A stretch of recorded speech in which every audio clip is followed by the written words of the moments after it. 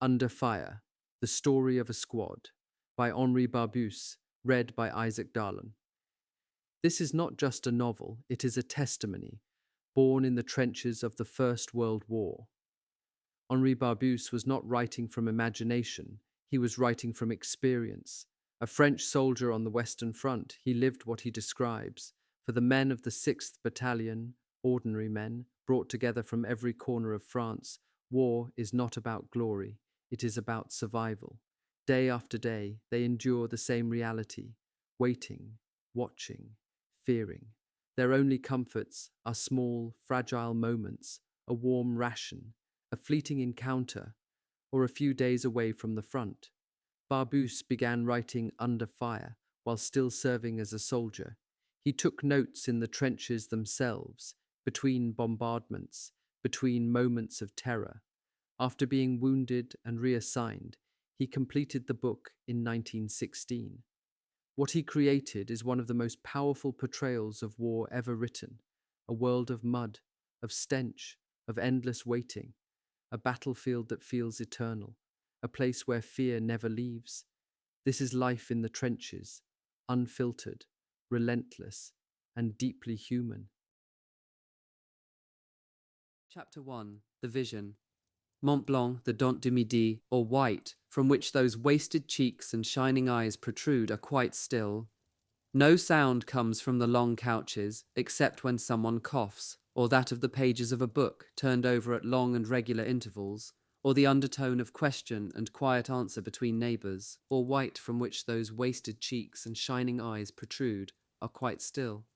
No sound comes from the long couches, except when someone coughs, or that of the pages of a book turned over at long and regular intervals, or the undertone of question and quiet answer between neighbours, or now and again the crescendo disturbance of a daring crow, escaped to the balcony from those flocks that seem threaded across the immense transparency like chaplets of black pearls. Silence is obligatory. Besides, the rich and high-placed, who have come here from all the ends of the earth, smitten by the same evil, lost the habit of talking. They have withdrawn into themselves to think of their life and of their death. A servant appears in the balcony, dressed in white and walking softly. She brings newspapers and hands them about.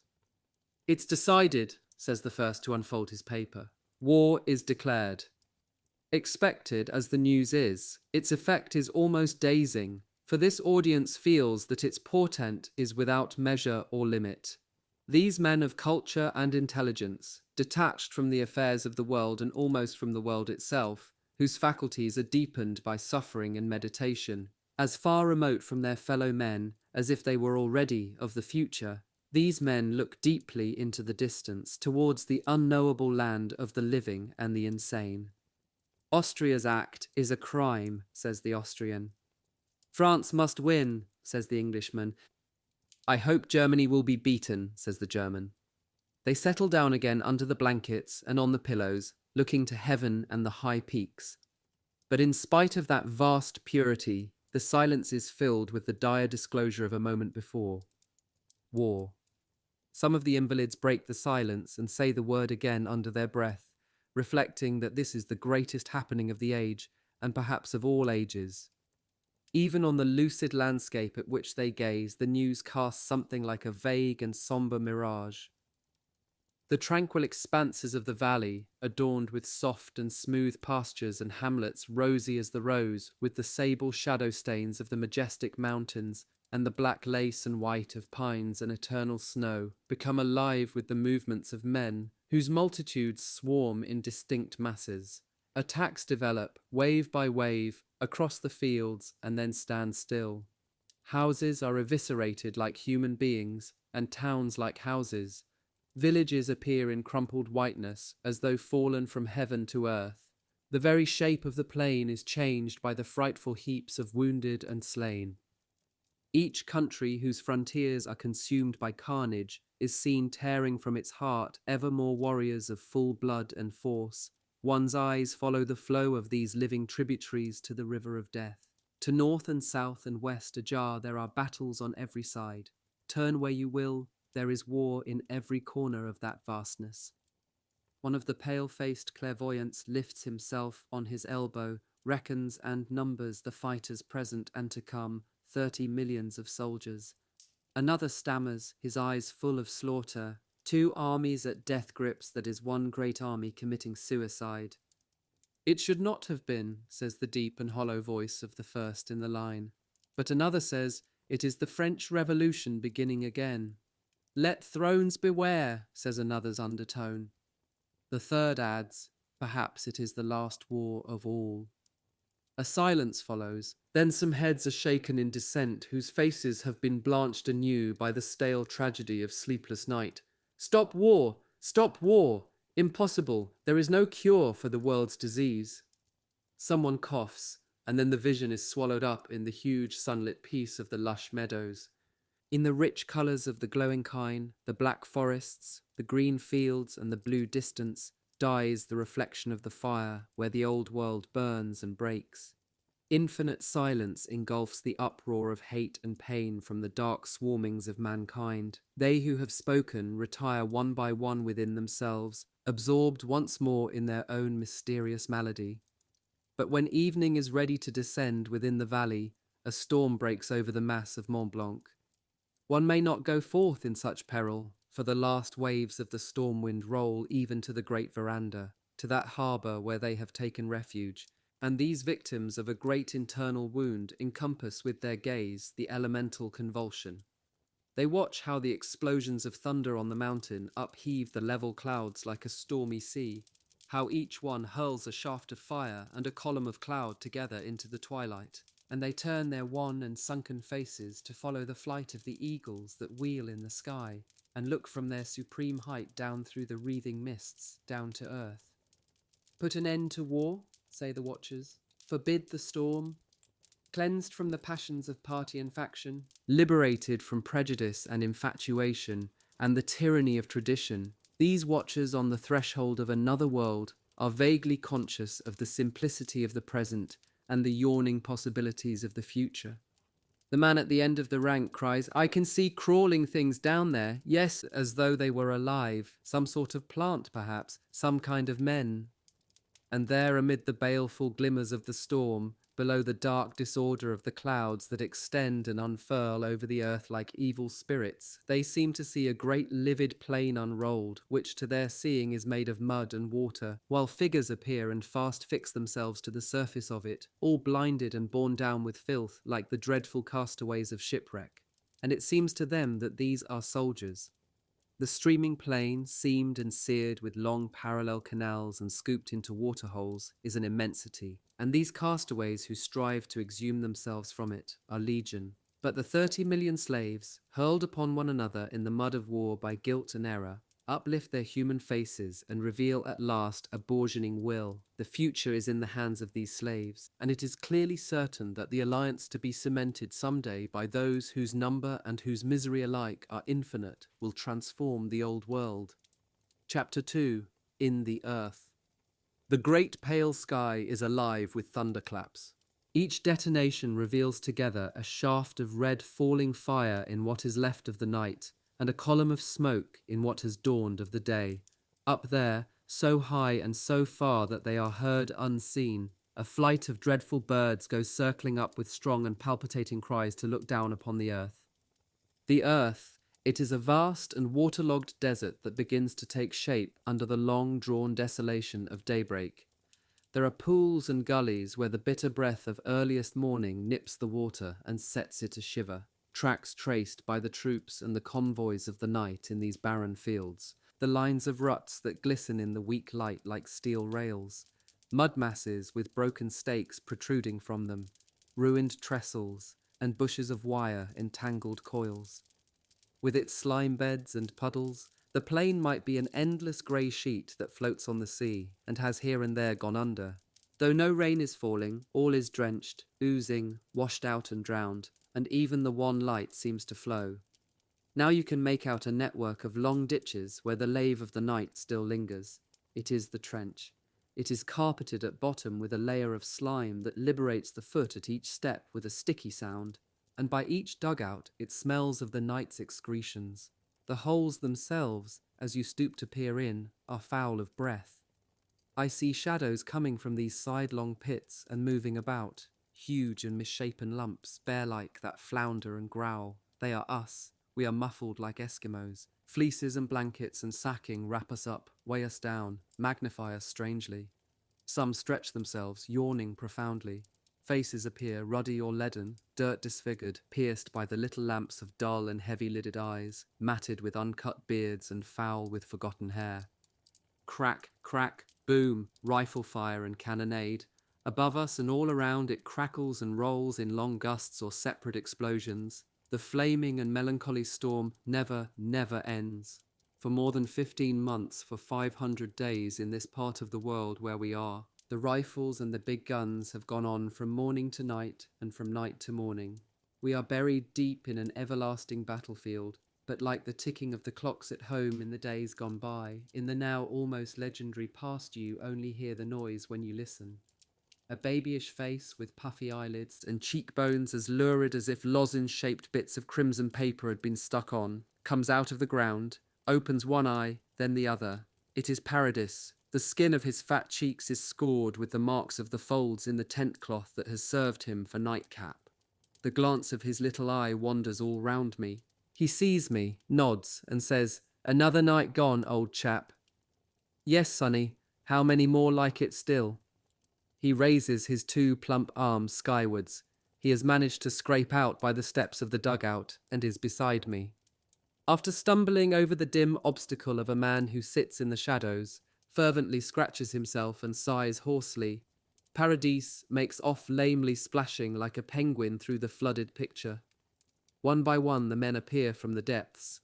In the corners, heavy shadows are seen forming, human clouds that move and break up. One by one they become recognizable. There is one who comes out hooded with his blanket, a savage, you would say, or rather the tent of a savage, which walks and sways from side to side. Nearby, and heavily framed in knitted wool, a square face is disclosed, yellow-brown as though iodized and patterned with blackish patches, the nose broken, the eyes of Chinese restriction and red-circled, a little coarse and moist moustache like a greasing brush. "There's Volpat. How goes it, Firman?" It goes, and it comes," says Volpat.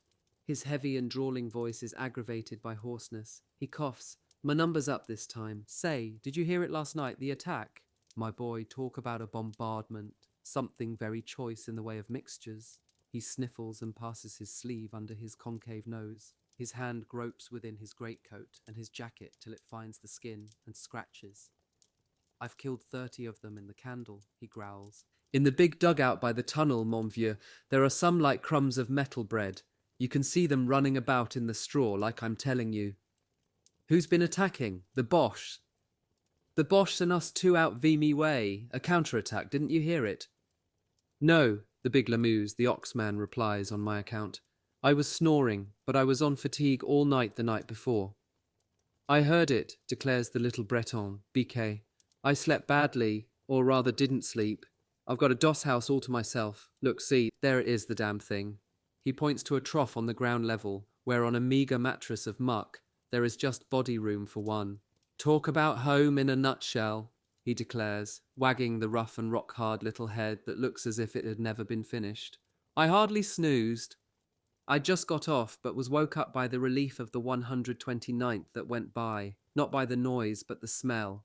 Ah, all those chaps with their feet on the level with my nose. It woke me up. It gave me noseache so. I knew it. I have often been wakened in the trench myself by the trail of heavy smell in the wake of marching men." "It was all right, at least, if it killed the vermin," said Tirette. "On the contrary, it excites them," says Lamuse. "The worse you smell, the more you have of them." "And it's lucky," Biquet went on, "that their stink woke me up. As I was telling that great tub just now, I got my peepers open just in time to seize the tent cloth that shut my hole up. One of those muck heaps was going to pinch it off me. Dirty devils, the 129th. The human form from which the words came could now be distinguished down below at our feet, where the morning had not yet reached it. Grasping his abundant clothing by handsful, he squatted and wriggled. It was Papa Blair. His little eyes blinked among the dust that luxuriated on his face. Above the gap of his toothless mouth, his moustache made a heavy, sallow lump. His hands were horribly black, the top of them shaggy with dirt, the palms plastered in grey relief. Himself, shriveled and dirt-bedight, exhaled the scent of an ancient stew pan. Though busily scratching, he chatted with Big Bark, who leaned towards him from a little way off. "I wasn't as mucky as this when I was a civvy," he said. "Well, my poor friend, it's a dirty change for the worse," said Bark. "Lucky for you," says Tirette, going one better. "When it comes to kids, you'll present Madame with some little niggers." Blair took offence, and gathering gloom wrinkled his brow. "What have you got to give me lip about you? What next? It's wartime. As for you, Beanface, you think perhaps the war hasn't changed your physog and your manners? Look at yourself, monkey snout, buttock skin. A man must be a beast to talk as you do." He passed his hand over the dark deposit on his face, which the rains of those days had proved finally indelible, and added, "Besides, if I am as I am, it's my own choosing. To begin with, I have no teeth. The Major said to me a long time ago, 'You haven't a single tooth, it's not enough. At your next rest,' he says, 'take a turn round to the estomological ambulance.'" "The tomatological ambulance," corrected Bark. "Stomatological," Bertrand amended. "You have all the making of an army, cook you ought to have been one," said Bark. "My idea too," retorted Blair innocently. Someone laughed. The black man got up at the insult. "You give me bellyache," he said with scorn. "I'm off to the latrines." When his doubly dark silhouette had vanished, the others scrutinized once more the great truth that down here in the earth the cooks are the dirtiest of men.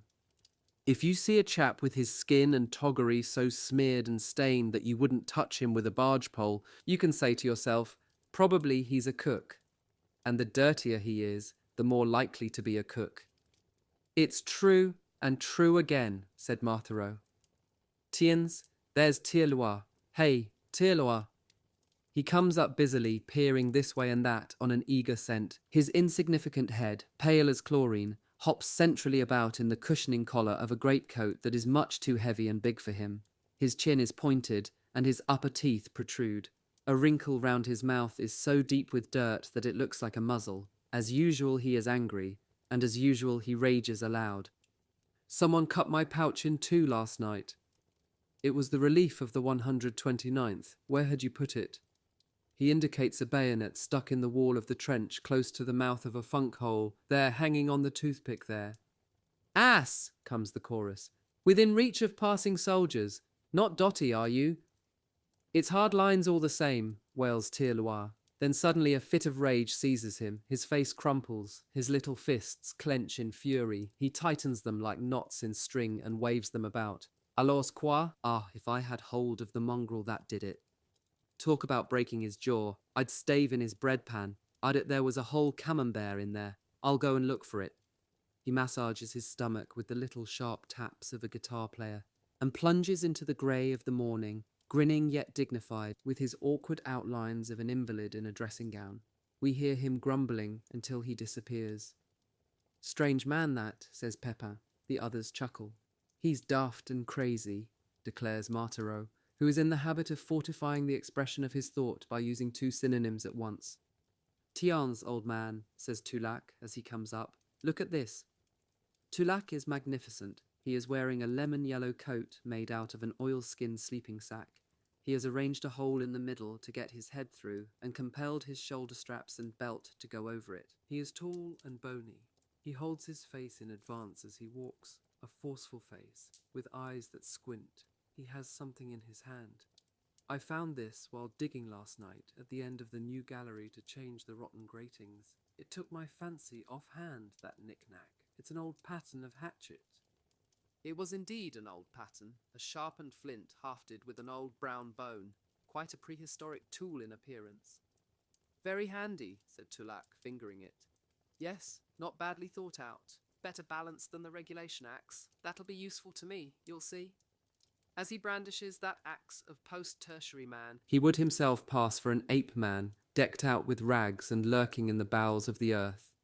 One by one we gathered, we of Bertrand's squad and the half-section, at an elbow of the trench. Just here it is a little wider than in the straight part, where when you meet another and have to pass, you must throw yourself against the side, rub your back in the earth, and your stomach against the stomach of the other. Our company occupies in reserve a second line parallel. No night watchman works here. At night we are ready for making earthworks in front, but as long as the day lasts we have nothing to do. Huddled up together and linked arm in arm, it only remains to await the evening as best we can. Daylight has at last crept into the interminable crevices that furrow this part of the earth, and now it finds the threshold of our holes. It is the melancholy light of the North Country, of a restricted and muddy sky, a sky which itself, one would say, is heavy with the smoke and smell of factories. In this leaden light, the uncouth array of these dwellers in the depths reveals the stark reality of the huge and hopeless misery that brought it into being. But that is like the rattle of rifles and the reverberation of artillery. The drama in which we are actors has lasted much too long for us to be surprised any more, either at the stubbornness we have evolved, or the garb we have devised against the rain that comes from above, against the mud that comes from beneath, and against the cold, that sort of infinity that is everywhere. The skins of animals, bundles of blankets, balaclava helmets, woolen caps, furs, bulging mufflers, sometimes worn turban-wise, paddings and quiltings, knittings and double knittings, coverings and roofings and cowls, tarred or oiled or rubbered, black or all the colours, once upon a time, of the rainbow. All these things mask and magnify the men, and wipe out their uniforms almost as effectively as their skins. One has fastened on his back a square of linoleum with a big draught board pattern in white and red that he found in the middle of the dining room of some temporary refuge. That is Pepin. We know him afar off by his harlequin placard sooner even than by his pale Apache face. Here is Bark's bulging chest protector, carven from an eiderdown quilt, formerly pink, but now fantastically bleached and mottled by dust and rain. There, Lemuse the Huge rises like a ruined tower to which tattered posters still cling.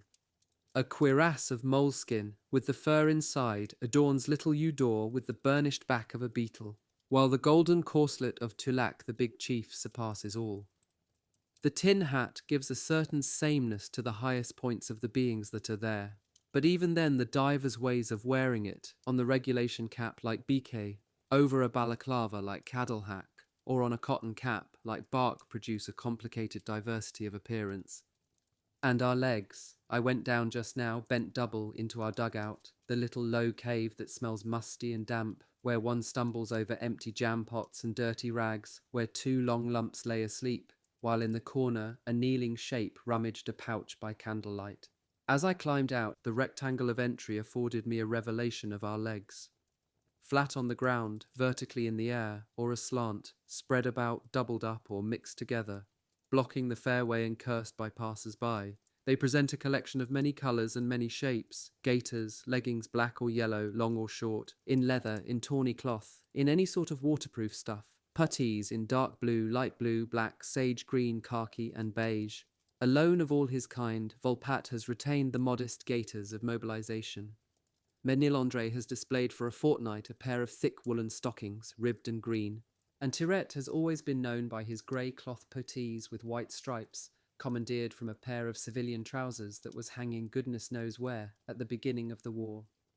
As for Marthereau's puttees, they are not both of the same hue, for he failed to find 2 fag ends of greatcoat equally worn and equally dirty to be cut up into strips.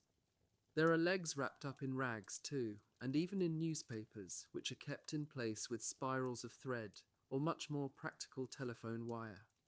Pepin fascinated his friends and the passers-by with a pair of fawn gaiters, borrowed from a corpse. Bark, who poses as a resourceful man, full of ideas, and heaven knows what a bore it makes of him at times, has white calves, for he wrapped surgical bandages round his leg cloths to preserve them, a snowy souvenir at his latter end of the cotton cap at the other, which protrudes below his helmet and is left behind in its turn by a saucy red tassel. Potelou has been walking about for a month in the boots of a German soldier, nearly new and with horseshoes on the heels. Karen entrusted them to Potelou when he was sent back on account of his arm. Karen had taken them himself from a Bavarian machine gunner knocked out near the Pylones road. I can hear Karen telling about it yet. Old man, he was there, his buttocks in a hole, doubled up, gaping at the sky with his legs in the air, and his pumps offered themselves to me with an air that meant they were worth my while. A tight fit, says I, but you talk about a job to bring those beetle crushers of his away. I worked on top of him, tugging, twisting and shaking, for half an hour, and no lie about it. With his feet gone quite stiff, the patient didn't help me a bit. Then at last the legs of it, they'd been pulled about, so came unstuck at the knees, and his breeks tore away, and all the lot came, flop. There was me, all of a sudden, with a full boot in each fist. The legs and feet had to be emptied out. You're going it a bit strong. Ask Euterpe the cyclist if it isn't true. I tell you he did it along of me too. We shoved our arms inside the boots and pulled out of them some bones and bits of sock and bits of feet, but look if they weren't worthwhile. So, until Karen returns, Potelou continues on his behalf the wearing of the Bavarian machine gunner's boots. Thus do they exercise their wits, according to their intelligence, their vivacity, their resources, and their boldness, in the struggle with the terrible discomfort. Each one seems to make the revealing declaration, "This is all that I knew, all I was able, all that I dared to do in the great misery which has befallen me." Menil Joseph drowses, Blair yawns, Marthereau smokes, eyes front. Lemuse scratches himself like a gorilla, and Eudore like a marmoset. Volpatte coughs and says, "I'm kicking the bucket." Menil Andre has got out his mirror and comb, and is tending his fine chestnut beard as though it were a rare plant. The monotonous calm is disturbed here and there by the outbreaks of ferocious resentment provoked by the presence of parasites endemic, chronic, and contagious. Bark, who is an observant man, sends an itinerant glance around, takes his pipe from his mouth, spits, winks, and says, "I say we don't resemble each other much." "Why should we?" says Lemuse. "It would be a miracle if we did." Our ages, we are of all ages. Ours is a regiment in reserve which successive reinforcements have renewed partly with fighting units and partly with territorials. In our half-section there are reservists of the territorial army, new recruits and demi-poils. Fouillard is 40, Blair might be the father of Biquet, who is a gosling of class 1913. The corporal calls Marthereau grandpa or old rubbish heap, according as in jest or in earnest. Menil Joseph would be at the barracks if there were no war. It is a comical effect when we are in charge of Sergeant Vigil, a nice little boy with a dab on his lip by way of moustache. When we were in quarters the other day, he played at skipping rope with the kiddies. In our ill-assorted flock, in this family without kindred, this home without a hearth at which we gather, there are 3 generations side by side, living, waiting, standing still, like unfinished statues, like posts. Our races, we are of all races, we come from everywhere. I look at the 2 men beside me. Potelou, the miner from the Calonne pit, is pink. His eyebrows are the colour of straw, his eyes flax blue. His great golden head involved a long search in the stores to find the vast steel-blue tureen that bonnets him. Fouillard, the boatman from Sète, rolls his wicked eyes in the long, lean face of a musketeer, with sunken cheeks and his skin the colour of a violin. In good sooth, my 2 neighbours are as unlike as day and night. Cocon, no less, a slight and desiccated person in spectacles, whose tint tells of corrosion in the chemical vapours of great towns, contrasts with Biquet, a Breton in the rough, whose skin is grey and his jaw like a paving stone, and Menil Andre, the comfortable chemist from a country town in Normandy, who has such a handsome and silky beard and who talks so much and so well. He has little in common with Lamuse, the fat peasant of Poitou, whose cheeks and neck are like underdone beef. The suburban accent of Bark, whose long legs have scoured the streets of Paris in all directions, alternates with the semi-Belgian cadence of those northerners who came from the 8th Territorial, with the sonorous speech rolling on the syllables as if over cobblestone that the 144th pours out upon us, with the dialect blown from those ant-like clusters that the Auvergnats so obstinately form among the rest. I remember the first words of that wag Tirette when he arrived. Mes enfants, I am from Clichy-la-Garenne. Can anyone beat that? And the first grievance that Paradis brought to me, they don't give a damn for me because I'm from Morvan. Our callings? A little of all in the lump. In those departed days when we had a social status, before we came to immure our destiny in the molehills that we must always build up again as fast as rain and scrap iron beat them down, what were we? Sons of the soil and artisans mostly. Lamuse was a farm servant, Paradis a carter. Cadilhac, whose helmet rides loosely on his pointed head, though it is a juvenile size like a dome on a steeple, says Tirette owns land. Papa Blair was a small farmer in La Brie. Bark, porter and messenger, performed acrobatic tricks with his carrier tricycle among the trains and taxis of Paris, with solemn abuse, so they say, for the pedestrians, fleeing like bewildered hens across the big streets and squares. Corporal Bertrand, who keeps himself always a little aloof, correct, erect, and silent, with a strong and handsome face and forthright gaze, was foreman in a case factory. Tirloir daubed carts with paint and without grumbling, they say. Toulac was barman at the Throne Tavern in the suburbs, and Eudore of the pale and pleasant face kept a roadside cafe not very far from the front lines. It has been ill-used by the shells naturally, for we all know that Eudore has no luck. Ménil André, who still retains a trace of well-kept distinction, sold bicarbonate and infallible remedies at his pharmacy in a Grande Place. His brother Joseph was selling papers and illustrated storybooks in a station on the state railways at the same time that, in far-off Lyons, Cocon, the man of spectacles and statistics, dressed in a black smock, busied himself behind the counters of an ironmongery, his hands glittering with plumbago, while the lamps of Becue Adolphe and Potelou, risen with the dawn, trailed about the coal pits of the north like weakling will-o'-the-wisps. And there are others amongst us whose occupations one can never recall, whom one confuses with one another, and the rural nondescripts who peddled 10 trades at once in their packs, without counting the dubious Pepin, who can have had none at all, while at the depot after sick leave 3 months ago, they say, he got married to secure the separation allowance. The liberal professions are not represented among those around me. Some teachers are subalterns in the company, or Red Cross men. In the regiment, a Maris brother is sergeant in the service de santé. A professional tenor is cyclist dispatch rider to the major. A gentleman of independent means is mess corporal to the CHR. But here there is nothing of all that. We are fighting men, we others, and we include hardly any intellectuals, or men of the arts, or of wealth, who during this war will have risked their faces only at the loopholes, unless in passing by or under gold-laced caps. Yes, we are truly and deeply different from each other, but we are alike all the same. In spite of this diversity of age, of country, of education, of position, of everything possible, in spite of the former gulfs that kept us apart, we are in the main alike. Under the same uncouth outlines we conceal and reveal the same ways and habits, the same simple nature of men who have reverted to the state primeval. The same language, compounded of dialect and the slang of workshop and barracks, seasoned with the latest inventions, blends us in the source of speech with the massed multitudes of men who, for seasons now, have emptied France and crowded together in the northeast. Here, too, linked by a fate from which there is no escape, swept willy-nilly by the vast adventure into one rank, we have no choice but to go as the weeks and months go alike.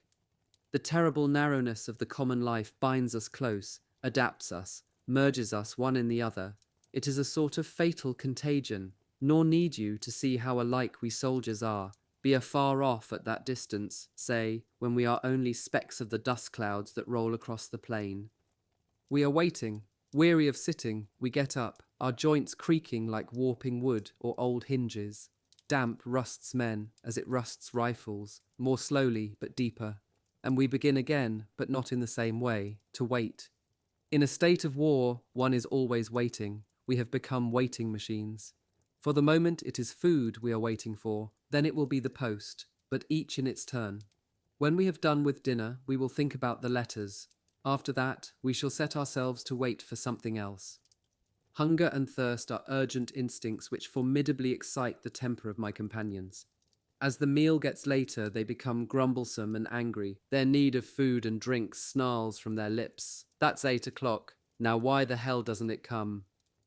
Just so, and me that's been pining since noon yesterday, sulks Lamuse, whose eyes are moist with longing, while his cheeks seem to carry great daubs of wine-coloured grease paint. Discontent grows more acute every minute. I'll bet Plummet has poured down his own gullet my wine ration that he's supposed to have, and others with it, and he's lying drunk over there somewhere. It's sure and certain, Marthereau seconds the proposition. Ah, the rotters, the vermin, these fatigue men, Tirlar bellows. An abominable race, all of 'em, mucky-nosed idlers. They roll over each other all day long at the rear, and they'll be damned before they'll be in time. Ah, if I were boss, they should damn quick take our places in the trenches, and they'd have to work for a change.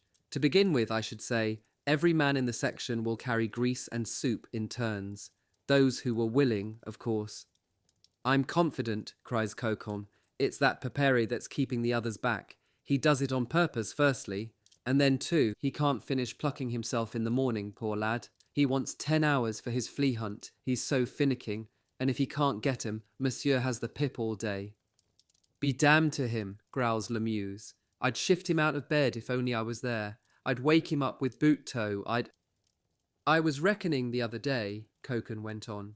It took him 7 hours, 47 minutes to come from 31 dugout. It should take him 5 good hours, but no longer. Cocon is the man of figures. He has a deep affection, amounting to rapacity, for accuracy in recorded computation. On any subject at all, he goes burrowing after statistics, gathers them with the industry of an insect, and serves them up on anyone who will listen. Just now, while he wields his figures like weapons, the sharp ridges and angles and triangles that make up the paltry face where perch the double discs of his glasses are contracted with vexation. He climbs to the firing step, made in the days when this was the first line, and raises his head angrily over the parapet.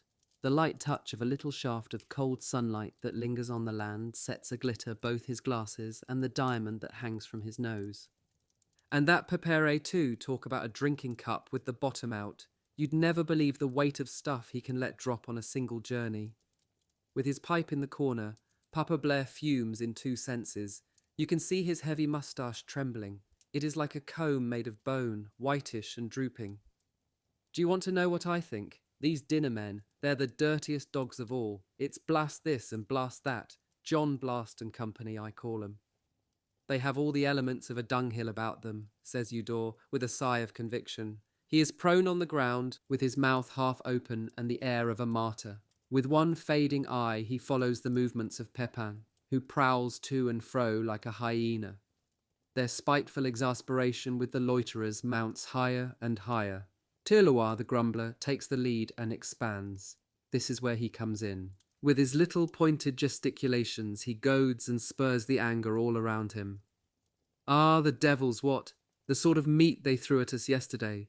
Talk about whetstones. Beef from an ox, that. Beef from a bicycle, yes, rather. I said to the boys, look here, you chaps, don't you chew it too quick or you'll break your front teeth on the nails. Tirloir's harangue, he was manager of a travelling cinema, it seems, would have made us laugh at other times, but in the present temper it is only echoed by a circulating growl.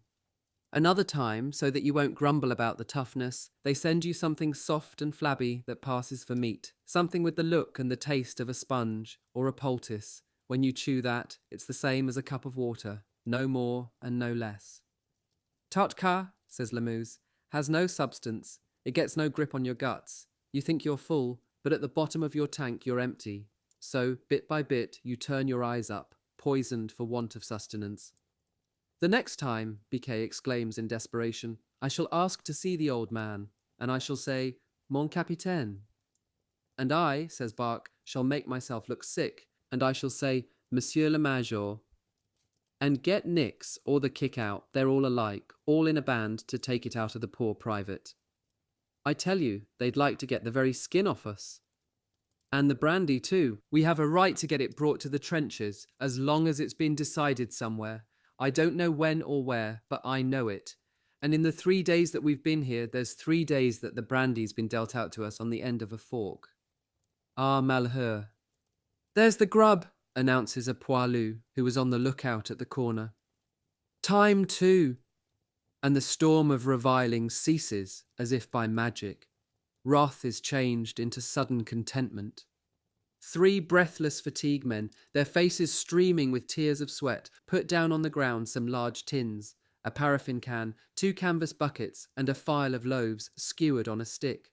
Leaning against the wall of the trench, they mop their faces with their handkerchiefs or sleeves, and I see Cocon go up to Pepere with a smile, and forgetful of the abuse he had been heaping on the other's reputation, he stretches out a cordial hand towards one of the cans in the collection that swells the circumference of Pepere. after the manner of a lifebelt. What is there to eat? It's there, is the evasive reply of the second fatigue man, whom experience has taught that a proclamation of the menu always evokes the bitterness of disillusion. So they set themselves to panting abuse of the length and the difficulties of the trip they have just accomplished. Some crowds about everywhere. It's a tough job to get along, got to disguise yourself as a cigarette paper sometimes. And there are people who say they're shirkers in the kitchens. As for him, he would 100,000 times rather be with the company in the trenches, to mount guard and dig, than earn his keep by such a job twice a day during the night. Paradis, having lifted the lids of the jars, surveys the recipients and announces, "Kidney beans in oil, bully, pudding, and coffee, that's all." "Nom de Dieu," bawls Toulac. "And wine?" He summons the crowd. "Come and look here, all of you. That's the limit. We're done out of our wine." Athirst and grimacing, they hurry up, and from the profoundest depths of their being wells up the chorus of despair and disappointment. "Oh, hell." "Then what's that in there?" says the fatigue man, still ruddily sweating and using his foot to point at a bucket. "Yes," says Paradis, "my mistake, there is some." The fatigue man shrugs his shoulders and hurls at Paradis a look of unspeakable scorn. "Now you're beginning. Get your gig lamps on if your sight's bad." He adds, "1 cup each, rather less perhaps some chucklehead bumped against me, coming through the Boyau du Bois, and a drop got spilled.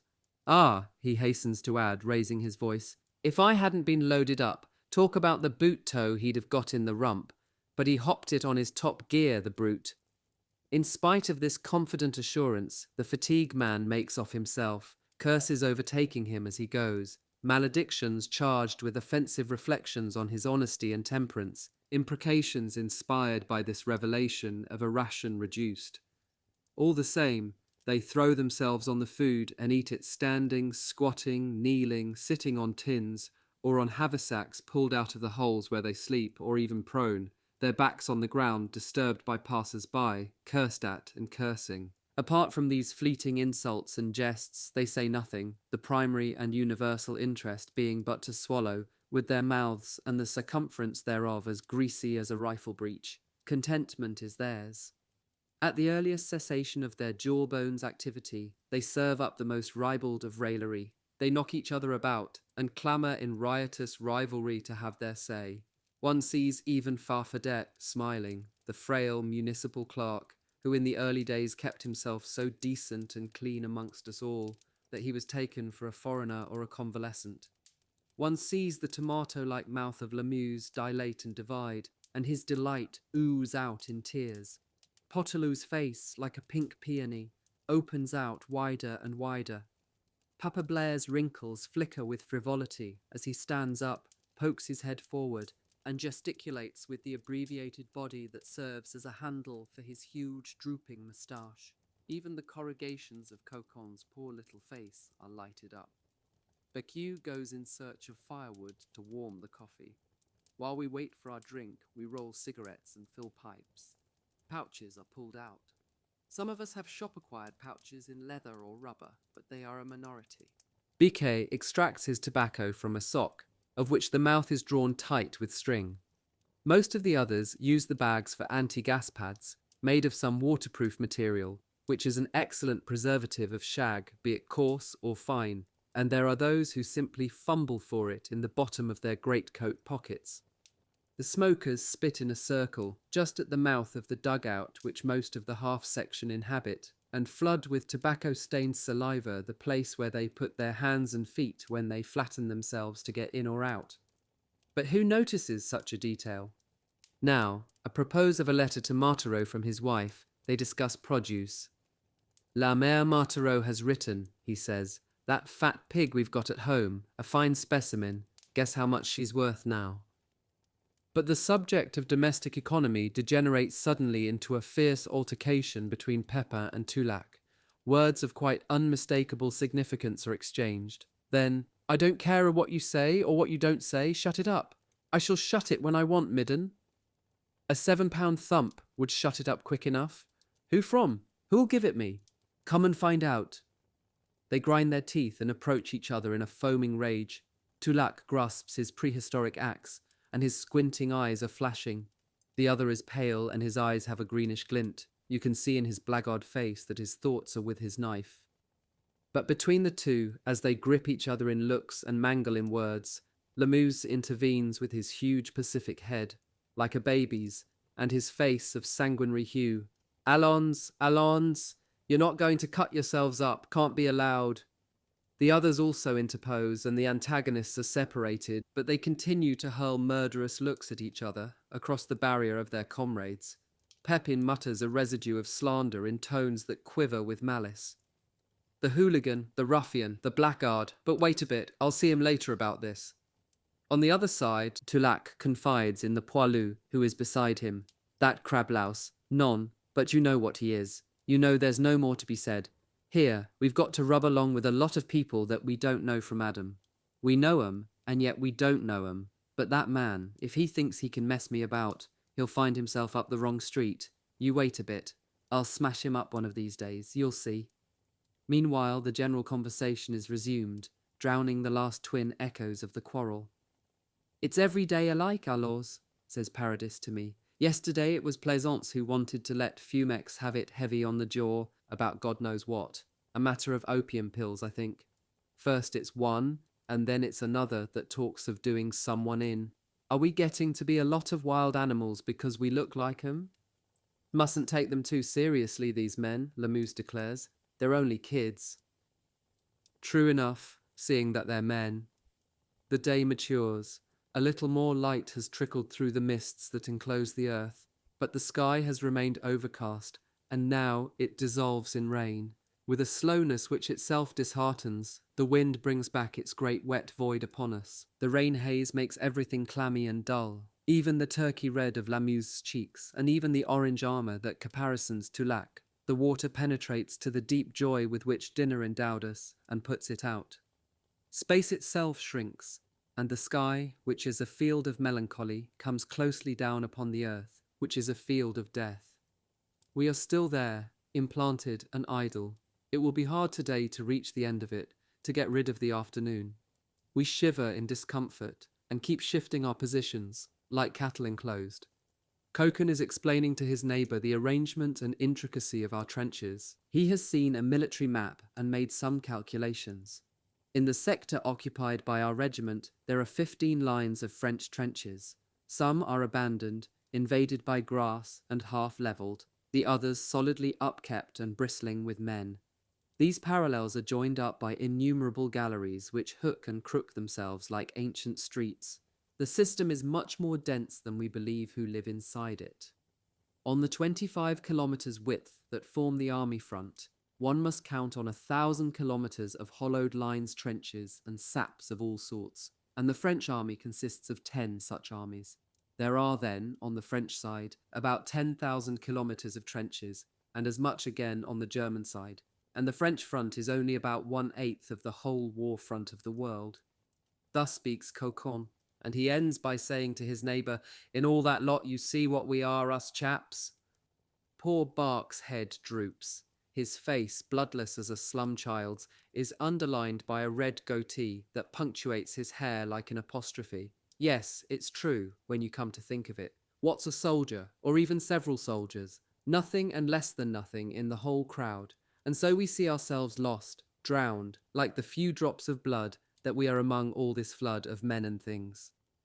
Bark sighs and is silent, and the end of his discourse gives a chance of hearing to a bit of jingling narrative, told in an undertone. He was coming along with 2 horses, F's a shell, and he's only 1 horse left.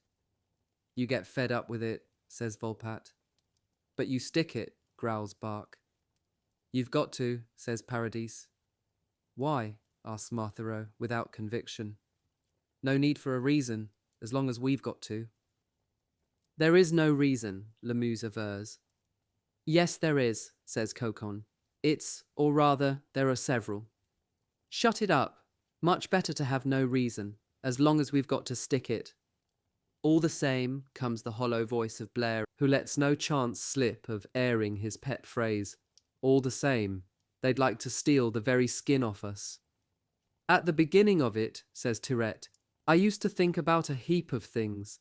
I considered and calculated. Now I don't think any more. Nor me either. Nor me. I've never tried to.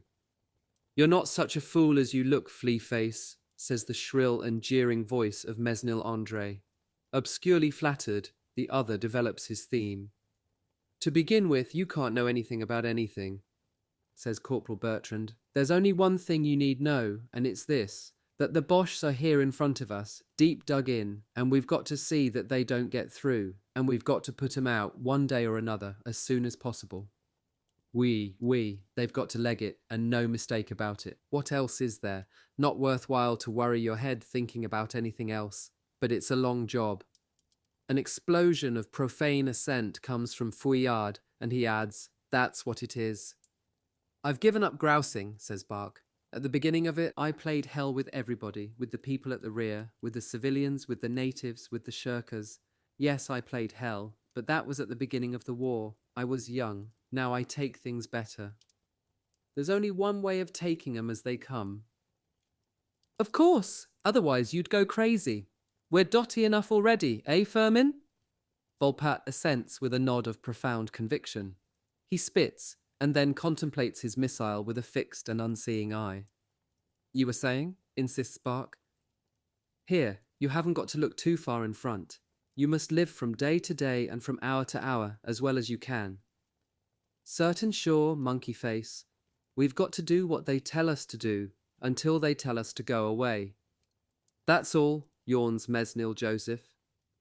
Silence follows the recorded opinions that proceed from these dried and tanned faces, inlaid with dust. This, evidently, is the credo of the men who, a year and a half ago, left all the corners of the land to mass themselves on the frontier. Give up trying to understand, and give up trying to be yourself. Hope that you will not die, and fight for life as well as you can. Do what you've got to do, but get out of your own messes yourself, says Bark as he slowly stirs the mud to and fro. No choice. Tulake backs him up. If you don't get out of 'em yourself, no one'll do it for you. He's not yet quite extinct, the man that bothers about the other fellow. Every man for himself in war. That's so, that's so. Silence. Then from the depth of their destitution, these men summon sweet souvenirs. All that, Bark goes on, isn't worth much compared with the good times we had at Soissons. Ah, the devil!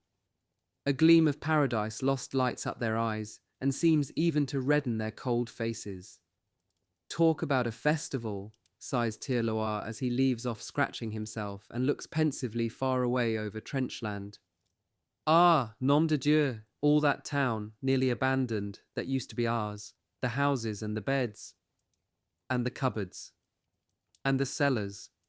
Lemuse's eyes are wet, his face like a nosegay, his heart full. Were you there long? Asks Cadilhac, who came here later, with the drafts from Auvergne. Several months. The conversation had almost died out, but it flames up again fiercely at this vision of the days of plenty. We used to see, said Paradis dreamily, the poilus pouring along and behind the houses on the way back to camp with fowls hung round their middles and a rabbit under each arm, borrowed from some good fellow or woman that they hadn't seen and won't ever see again. We reflect on the far-off flavour of chicken and rabbit. There were things that we paid for too. The spondulics just danced about. We held all the aces in those days. 100,000 francs went rolling round the shops.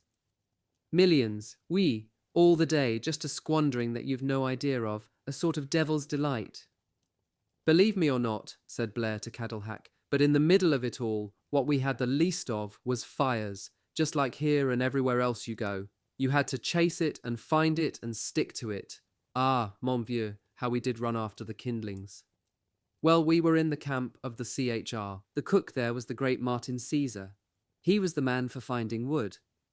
Ah, he was the ace of trumps. He got what he wanted without twisting himself. Always some fire in his kitchen, young fellow. You saw cooks chasing and gabbling about the streets in all directions, blubbering because they had no coal or wood. But he'd got a fire. When he hadn't any, he said, "Don't worry, I'll see you through," and he wasn't long about it either.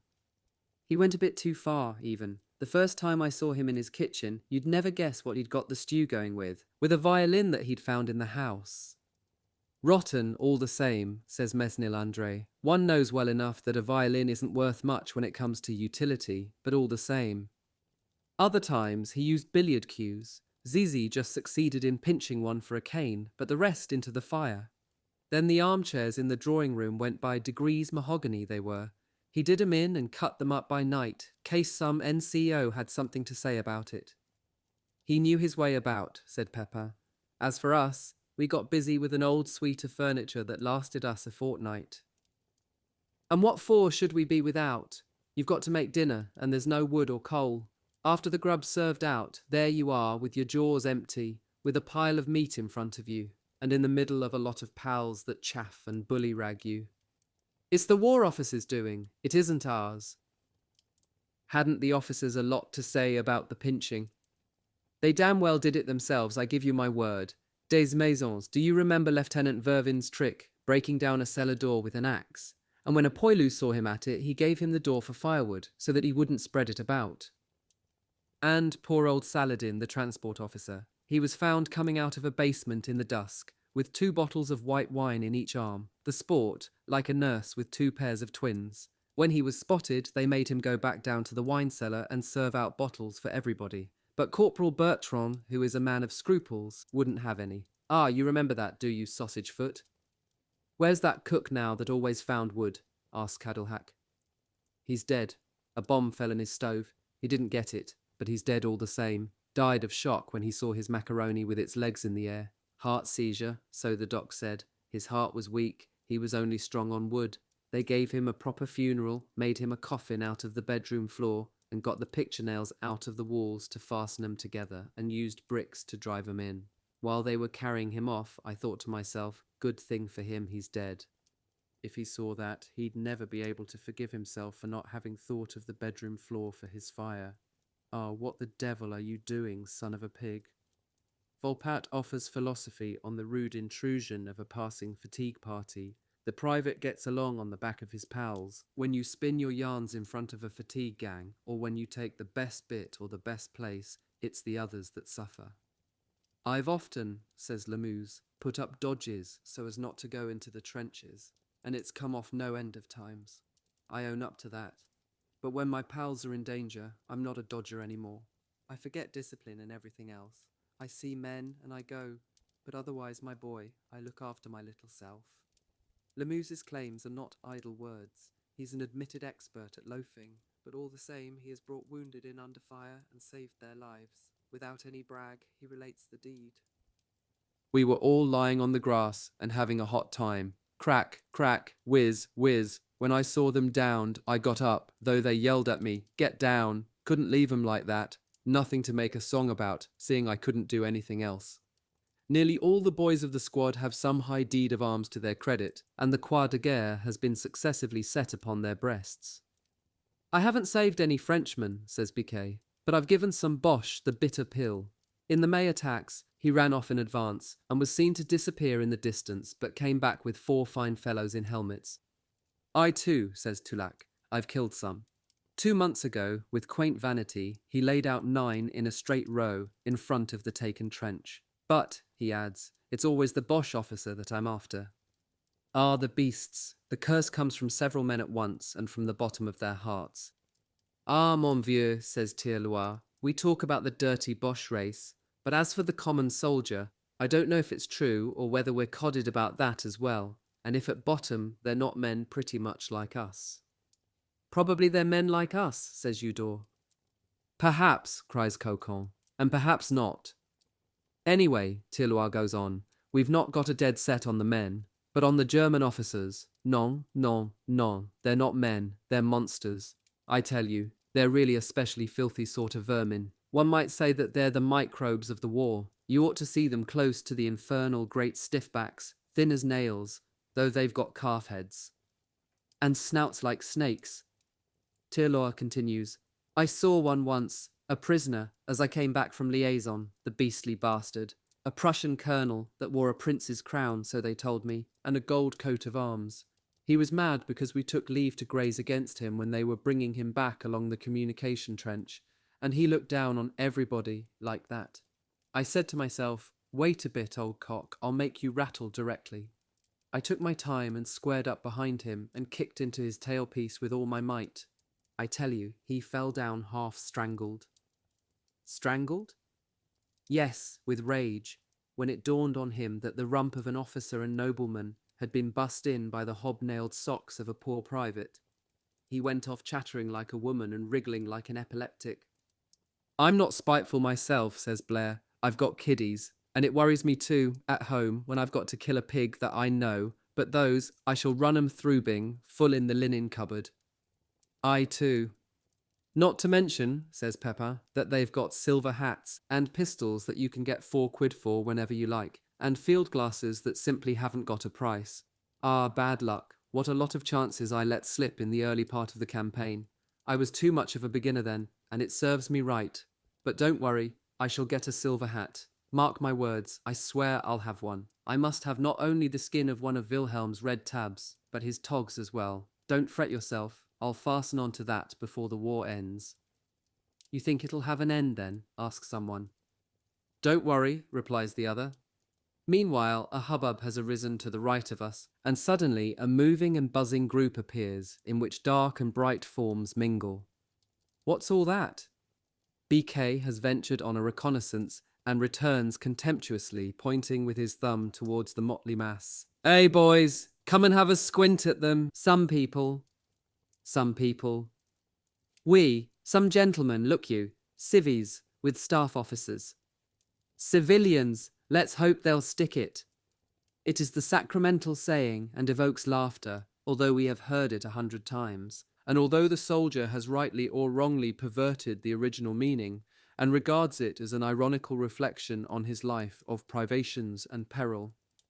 2 somebodies come up, 2 somebodies with overcoats and canes. Another is dressed in a sporting suit, adorned with a plush hat and binoculars.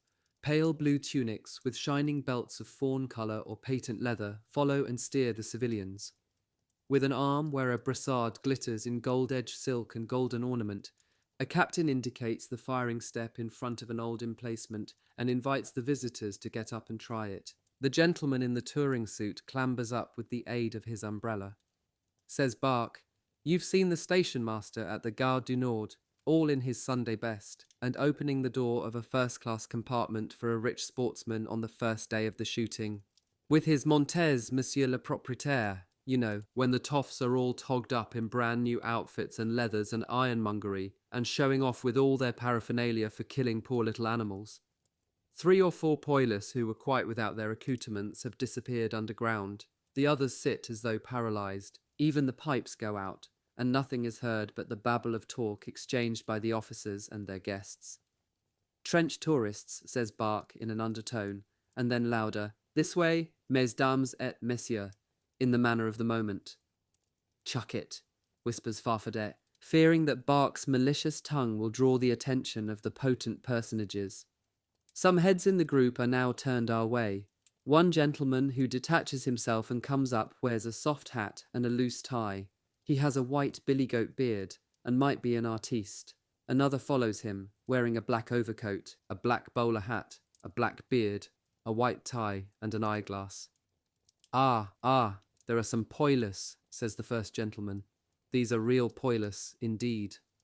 He comes up to our party a little timidly, as though in the zoological gardens, and offers his hand to the one who is nearest to him, not without awkwardness, as one offers a piece of bread to the elephant. He, they are drinking coffee, he remarks.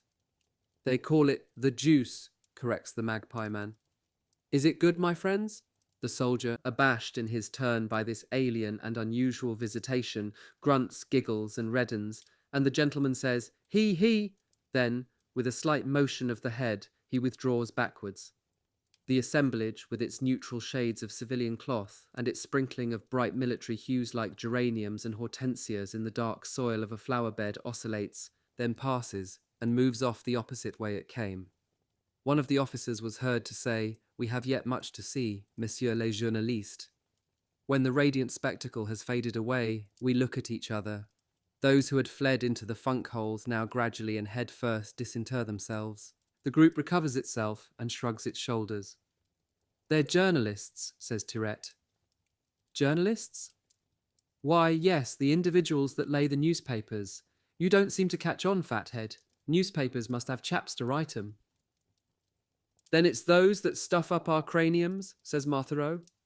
Bark assumes a shrill treble, and pretending that he has a newspaper in front of his nose, recites, "The Crown Prince is mad after having been killed at the beginning of the campaign, and meanwhile he has all the diseases you can name. William will die this evening and again tomorrow. The Germans have no more munitions and are chewing wood. They cannot hold out, according to the most authoritative calculations, beyond the end of the week. We can have them when we like, with their rifles slung.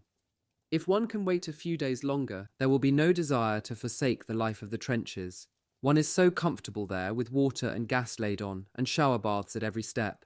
The only drawback is that it is rather too hot in winter. As for the Austrians, they gave in a long time since, and are only pretending. For 15 months now it's been like that, and you can hear the editor saying to his scribes, 'Now boys, get into it. Find some way of brushing that up again for me in 5 seconds and make it spin out all over those 4 damned white sheets that we've got to mucky.' 'Ah, yes,' says Fouillade. 'Look here, Corporal, you're making fun of it. Isn't it true what I said? There's a little truth in it, but you're too slashing on the poor boys, and you'd be the first to make a song about it if you had to go without papers. When the paperman's going by, why do you all shout, "Hear, hear"? And what good can you get out of them all?' cries Papa Blair. 'Read 'em by the tubful if you like, but do the same as me. Don't believe 'em. That's enough about them. Turn the page over, donkey nose.' The conversation is breaking up. Interest in it follows suit and is scattered. 4 poilus join in a game of manille that will last until night blacks out the cards. Volpatte is trying to catch a leaf of cigarette paper that has escaped his fingers and goes hopping and dodging in the wind along the wall of the trench like a fragile butterfly. Coquin and Tirette are recalling their memories of barrack life. The impressions left upon their minds by those years of military training are ineffaceable. Into that fund of abundant souvenirs, of abiding colour and instant service, they have been wont to dip for their subjects of conversation for 10, 15 or 20 years, so that they still frequent it, even after a year and a half of actual war in all its forms. I can hear some of the talk and guess the rest of it, for it is everlastingly the same sort of tale that they get out of their military past. The narrator once shut up a bad-tempered NCO with words of extreme appropriateness and daring. He wasn't afraid. He spoke out loud and strong. Some scraps of it reached my ears. Allers, do you think I flinched when Nenor said that to me? Not a bit, my boy. All the pals kept their jaws shut but me. I spoke up. "Mon adjudant," I says, "it's possible, but..." A sentence follows that I cannot secure. "Oh, tu sais, just like that, I said it. He didn't get shirty." "Good, that's good," he says as he hops it, and afterwards he was as good as all that with me. Just like me with Dodore, Jutant of the 13th, when I was on leave a mongrel. Now he's at the Pantheon as caretaker. He'd got it in for me, so each unpacks his own little load of historical anecdote. They are all alike, and not one of them but says, "As for me, I am not like the others." The post-orderly, he is a tall and broad man with fat calves, comfortable looking and as neat and tidy as a policeman. He is in a bad temper. There are new orders, and now he has to go every day as far as battalion headquarters. He abuses the order as if it had been directed exclusively against himself, and he continues to complain even while he calls up the corporals for the post and maintains his customary chat en passant with this man and that. And in spite of his spleen, he does not keep to himself all the information with which he comes provided. While removing the string from the letter packets, he dispenses his verbal news and announces first that according to rumour there is a very explicit ban on the wearing of hoods. "Hear that?" says Tirette to Tirloir. "Got to chuck your fine hood away." "Not likely, I'm not on. That's nothing to do with me," replies the hooded one, whose pride no less than his comfort is at stake. "Order of the general commanding the army." "Then let the general give an order that it's not to rain any more. I want to know nothing about it." The majority of orders, even when less peculiar than this one, are always received in this way and then carried out. "There's a reported order as well," says the man of letters, that beards have got to be trimmed and hair got to be clipped close. Talk on, my lad, says Bark, on whose head the threatened order directly falls. You didn't see me. You can draw the curtains. I'm telling you, do it or don't do it, doesn't matter a damn to me. Besides what is real and written, there is bigger news, but still more dubious and imaginative. The division is going to be relieved and sent either to real rest for 6 weeks, or to Morocco, or perhaps to Egypt. Divers exclamations. They listen and let themselves be tempted by the fascination of the new, the wonderful. But someone questions the post orderly. Who told you that? The adjutant commanding the territorial detachment that fatigues for the HQ of the AC. For the what? For headquarters of the Army Corps, and he's not the only one that says it. You know him. I've forgotten his name. He's like Gallet, but he isn't Gal. There's someone in his family who is someone. Anyway, he knows all about it. Then what? With hungry eyes, they form a circle around the storyteller. Egypt, you say we shall go to? Don't know it. I know there were pharaohs there at the time when I was a kid and went to school, but since... To Egypt? The idea finds unconscious anchorage in their minds. Ah, non, says Blair, for I get seasick. Still, it doesn't last, seasickness. Oui, but what would my good lady say? What about it? She'll get used to it. You see niggers and streets full of big birds, like we see sparrows here. But haven't we to go to Alsace? Yes, says the post orderly. There are some who think so at the pay office. That'd do me well enough. But common sense and acquired experience regain the upper hand and put the visions to flight.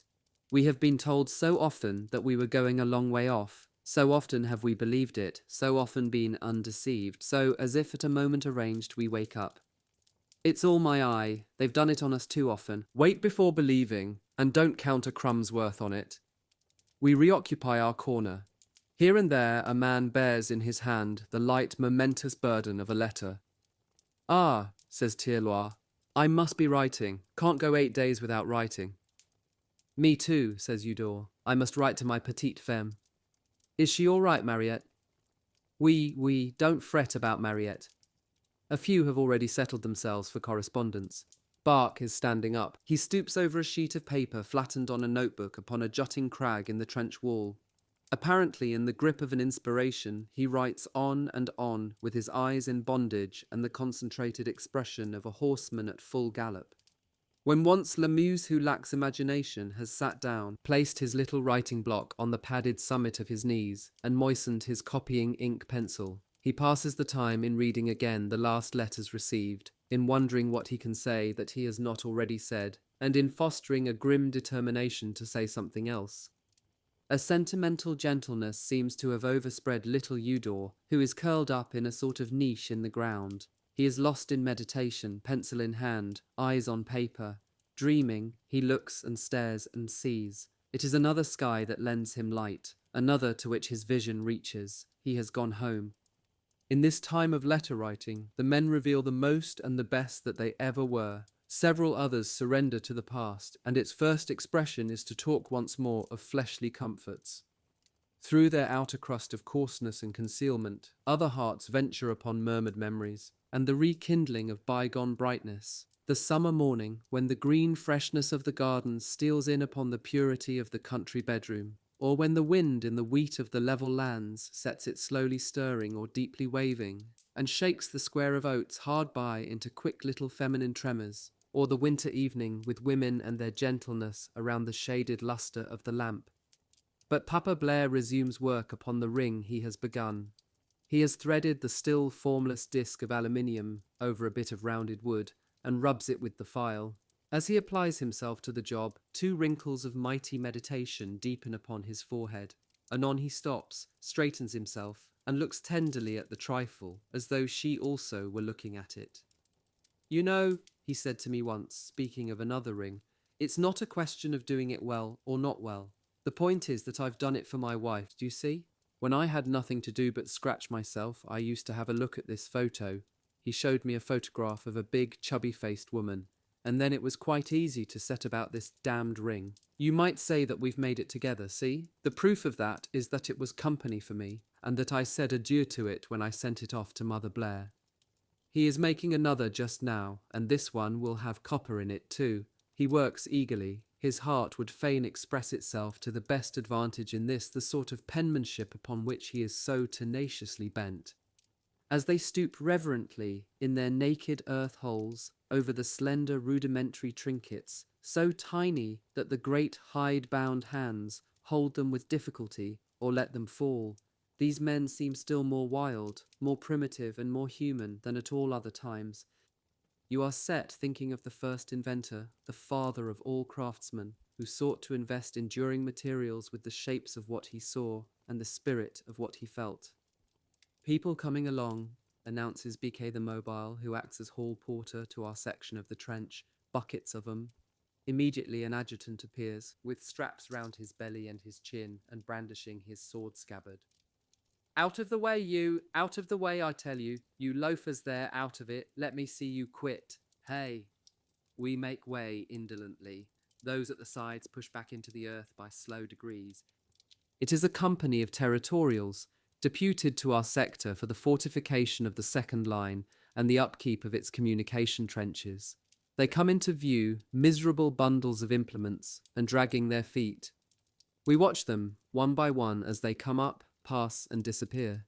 They are stunted and elderly, with dusty faces, or big and broken-winded, tightly enfolded in greatcoats stained and overworn, that yawn at the toothless gaps where the buttons are missing. Tirette and Bark, the twin wags, leaning close together against the wall, stare at them, at first in silence. Then they begin to smile. "March past of the Broom Brigade," says Tirette. "We'll have a bit of fun for 3 minutes," announces Bark. Some of the old toilers are comical. This one, whom the file brings up, has bottle-shaped shoulders. Although extremely narrow-chested and spindle-shanked, he is big-bellied. He is too much for Bark. "Hello, Sir Canteen," he says. When a more outrageously patched-up greatcoat appears than all the others can show, Tirette questions the veteran recruit. "Hey, Father Samples, hey you there," he insists. The other turns and looks at him open-mouthed. "Say there, Papa, if you will be so kind as to give me the address of your tailor in London." A chuckle comes from the antiquated and wrinkle-scrawled face, and then the poilu, checked for an instant by Bark's command, is jostled by the following flood and swept away. When some less striking figures have gone past, a new victim is provided for the jokers. On his red and wrinkled neck luxuriates some dirty sheep's wool. With knees bent, his body forward, his back bowed, this territorial's carriage is the worst. "Tiens," bawls Tirette with pointed finger, "the famous concertina man. It would cost you something to see him at the fair here. He's free gratis." The victim stammers responsive insults amid the scattered laughter that arises. No more than that laughter is required to excite the two comrades. It is the ambition to have their jests voted funny by their easy audience that stimulates them to mock the peculiarities of their old comrades in arms, of those who toil night and day on the brink of the great war to make ready and make good the fields of battle. And even the other watchers join in. Miserable themselves, they scoff at the still more miserable. "Look at that one, and that, look. Non, but take me a snapshot of that little rump end. Hey, earthworm. And that one that has no ending. Talk about a sky scratcher. Tiens la, he takes the biscuit. Yes, you take it, old chap." This man goes with little steps, and holds his pickaxe up in front like a candle. His face is withered, and his body borne down by the blows of lumbago. "Like a penny, Grandpa?" Bark asks him, as he passes within reach of a tap on the shoulder. The broken-down poilu replies with a great oath of annoyance, and provokes the harsh rejoinder of Bark. "Come now, you might be polite, filthy face, old muckmill." Turning right round in fury, the old one defies his tormentor. "Hello," cries Bark, laughing. "He's showing fight! The ruin! He's warlike, look you, and he might be mischievous if only he were 60 years younger." "And if he wasn't alone," wantonly adds Pepin, whose eye is in quest of other targets among the flow of new arrivals. The hollow chest of the last straggler appears, and then his distorted back disappears. The march past of the worn-out and trench-foul veterans comes to an end among the ironical and almost malevolent faces of these sinister troglodytes, whom their caverns of mud but half reveal. Meanwhile, the hours slip away, and evening begins to veil the sky and darken the things of earth. It comes to blend itself at once with the blind fate and the ignorant dark minds of the multitude there enshrouded. Through the twilight comes the rolling hum of tramping men, and another throng rubs its way through. Africans. They march past with faces red-brown, yellow, or chestnut, their beards scanty and fine or thick and frizzled, their greatcoats yellowish-green, and their muddy helmets sporting the crescent in place of our grenade. Their eyes are like balls of ivory or onyx that shine from faces like new pennies, flattened or angular. Now and again comes swaying along above the line the coal-black mask of a Senegalese sharpshooter. Behind the company goes a red flag with a green hand in the center. We watch them in silence. These are asked no questions. They command respect, and even a little fear. All the same, these Africans seem jolly and in high spirits. They are going, of course, to the first line. That is their place, and their passing is the sign of an imminent attack. They are made for the offensive. Those and the 75 gun we can take our hats off to.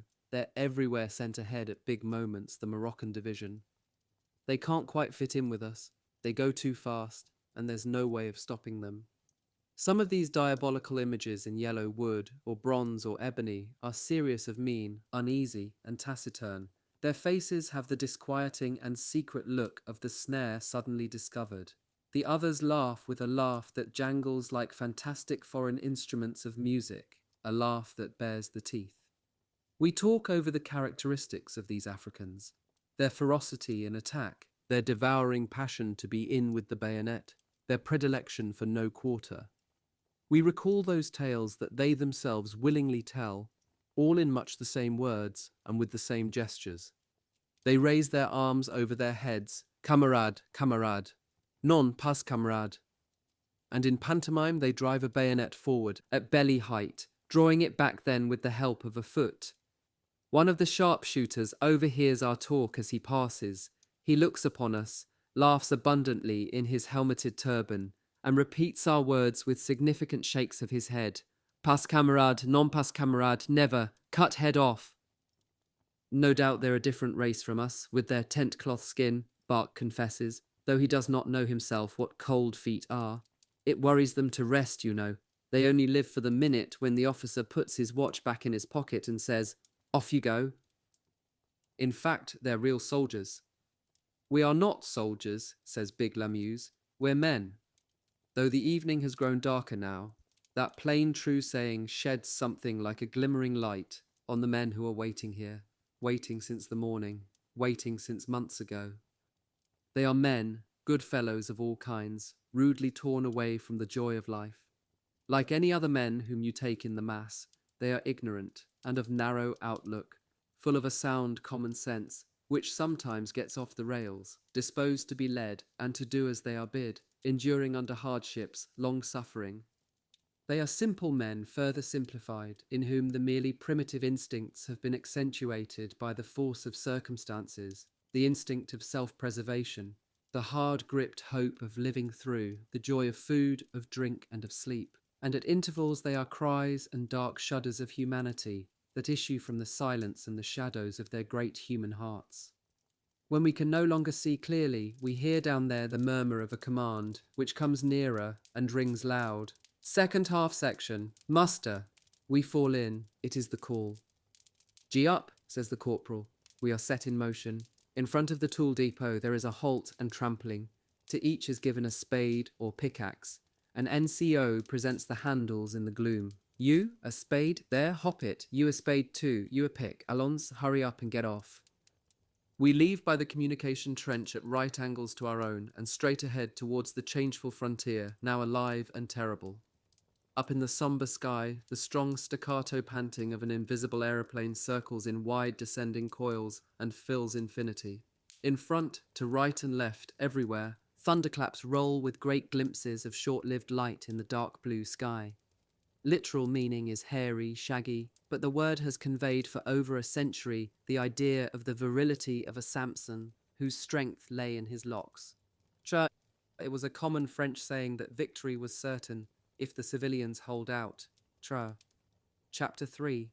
The Return. Reluctantly, the ashen dawn is bleaching the still, dark, and formless landscape. Between the declining road on the right that falls into the gloom and the black cloud of the Alu wood, where we hear the convoy teams assembling and getting underway, a field extends. We have reached it, we of the 6th Battalion, at the end of the night. We have piled arms, and now, in the centre of this circle of uncertain light, our feet in the mist and mud, we stand in dark clusters, that yet are hardly blue, or as solitary phantoms, and the heads of all are turned towards the road that comes from down there. We are waiting for the rest of the regiment, the 5th Battalion, who were in the first line and left the trenches after us. Noises, there they are. A long and shapeless mass appears in the west and comes down out of the night upon the dawning road. At last, it is ended, the accursed shift that began at 6 o'clock yesterday evening and has lasted all night, and now the last man has stepped from the last communication trench. This time, it has been an awful sojourn in the trenches. The 18th Company was foremost and has been cut up, 18 killed and 50 wounded, 1 in 3 less in 4 days, and this without attack by bombardment alone. This is known to us, and as the mutilated battalion approaches down there, and we join them in trampling the muddy field and exchanging nods of recognition, we cry, "What about the 18th? We are thinking as we put the question, if it goes on like this, what is to become of all of us? What will become of me?" The 17th, the 19th, and the 20th arrive in turn and pile arms. There's the 18th. It arrives after all the others. Having held the first trench, it has been last relieved. The light is a little cleaner, and the world is paling. We can make out, as he comes down the road, the company's captain, ahead of his men and alone. He helps himself along with a stick, and walks with difficulty, by reason of his old wound of the Marne battle that rheumatism is troubling. And there are other pangs, too. He lowers his hooded head, and might be attending a funeral. We can see that in his mind he is indeed following the dead, and his thoughts are with them. Here is the company, debauching in dire disorder, and our hearts are heavy. It is obviously shorter than the other 3 in the march past of the battalion. I reach the road and confront the descending mass of the 18th. The uniforms of these survivors are all earth-yellowed alike, so that they appear to be clad in khaki. The cloth is stiff with the ochreous mud that has dried underneath. The skirts of their greatcoats are like lumps of wood, jumping about on the yellow crust that reaches to their knees. Their faces are drawn and blackened. Dust and dirt have wrinkled them anew. Their eyes are big and fevered. And from these soldiers whom the depths of horror have given back there rises a deafening din. They talk all at once and loudly. They gesticulate, they laugh and sing. You would think, to see them, that it was a holiday crowd pouring over the road. These are the 2nd section and its big sub-lieutenant, whose greatcoat is tightened and strapped around a body as stiff as a rolled umbrella. I elbow my way along the marching crowd as far as Marchal's squad, the most sorely tried of all. Out of 11 comrades that they were, and had been without a break for a year and a half, there were 3 men only with Corporal Marchal. He sees me, with a glad exclamation and a broad smile. He lets go his rifle sling and offers me his hands, from one of which hangs his trench stick. "Eh, vieux frère, still going strong? What's become of you lately?"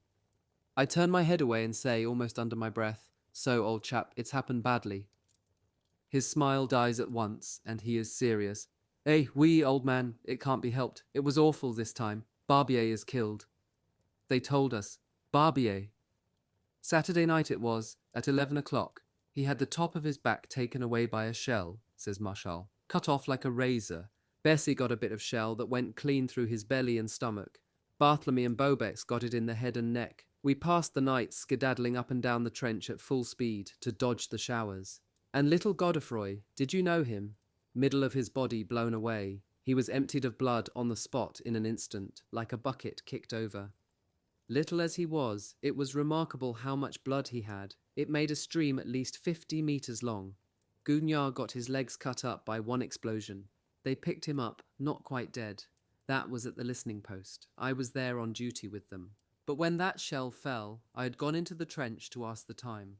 I found my rifle that I'd left in my place, bent double, as if someone had folded it in his hands, the barrel like a corkscrew, and half of the stock in sawdust. The smell of fresh blood was enough to bring your heart up. And Mondaine him too. Mondaine, that was the day after, yesterday in fact, in a dugout that a shell smashed in. He was lying down, and his chest was crushed. Have they told you about Franco, who was alongside Mondaine? The fall of earth broke his spine. He spoke again after they got him out and set him down. He said with his head falling to one side, "I'm dying," and he was gone. Vigile was with them too. His body wasn't touched, but they found him with his head completely flattened out, flat as a pancake, and huge as big as that. To see it spread out on the ground, black and distorted, it made you think of his shadow, the shadow one gets on the ground sometimes when one walks with a lantern at night. Vigile only, class 1913, a child, and Mondaine and Franco such good sorts in spite of their stripes. We're so many old special pals the less, mon vieux Marshal. Yes, says Marshal, but he is swallowed up in a crowd of his friends who worry and catechize him. He bandies jests with them and answers their raillery, and all hustle each other and laugh.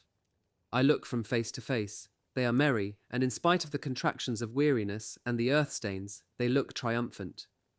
What does it mean? If wine had been possible during their stay in the first line, I should have said, all these men are drunk. I single out one of the survivors, who hums as he goes and steps in time with it flippantly, as hussars of the stage do.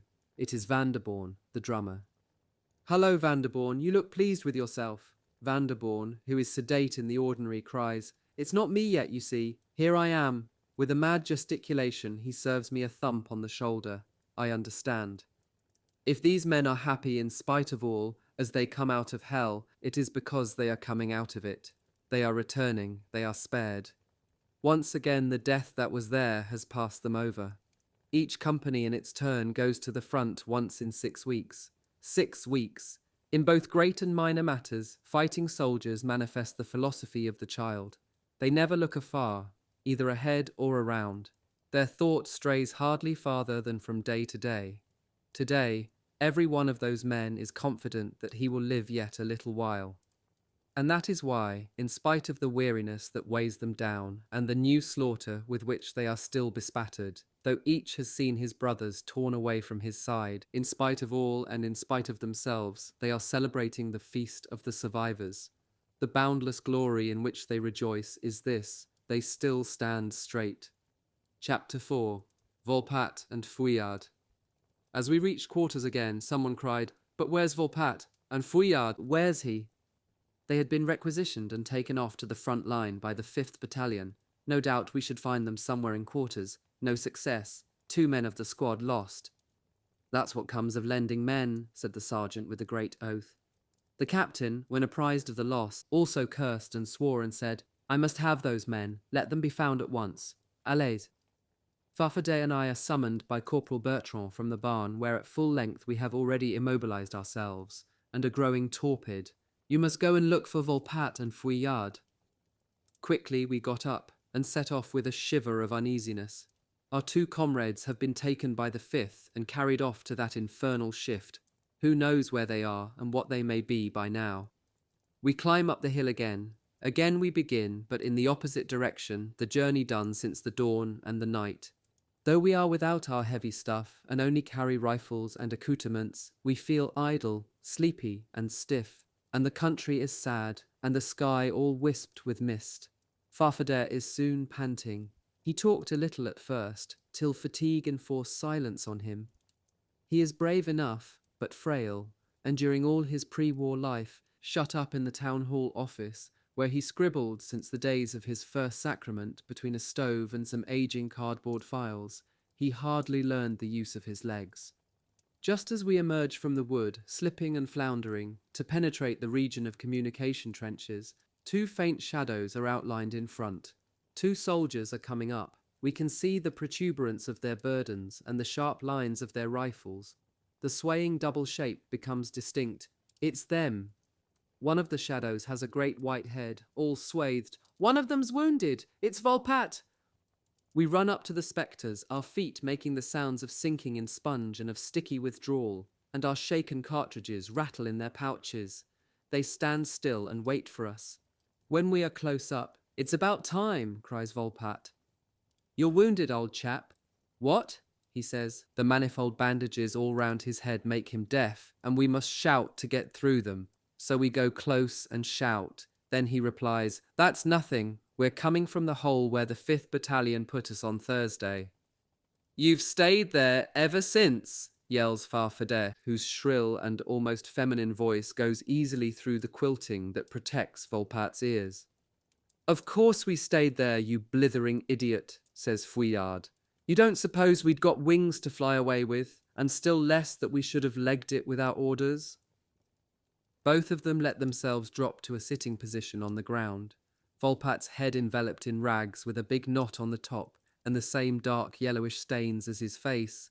Looks like a bundle of dirty linen. "They forgot you then, poor devils." "Rather," cries Fouillade, "I should say they did. 4 days and 4 nights in a shell hole with bullets raining down, a hole that stunk like a cesspool." "That's right," says Volpat. "It wasn't an ordinary listening post hole where one comes and goes regularly. It was just a shell hole like any other old shell hole, neither more nor less. They said to us on Thursday, 'Station yourselves in there and keep on firing,' they said. Next day, a liaison chap of the 5th Battalion came and showed his neb.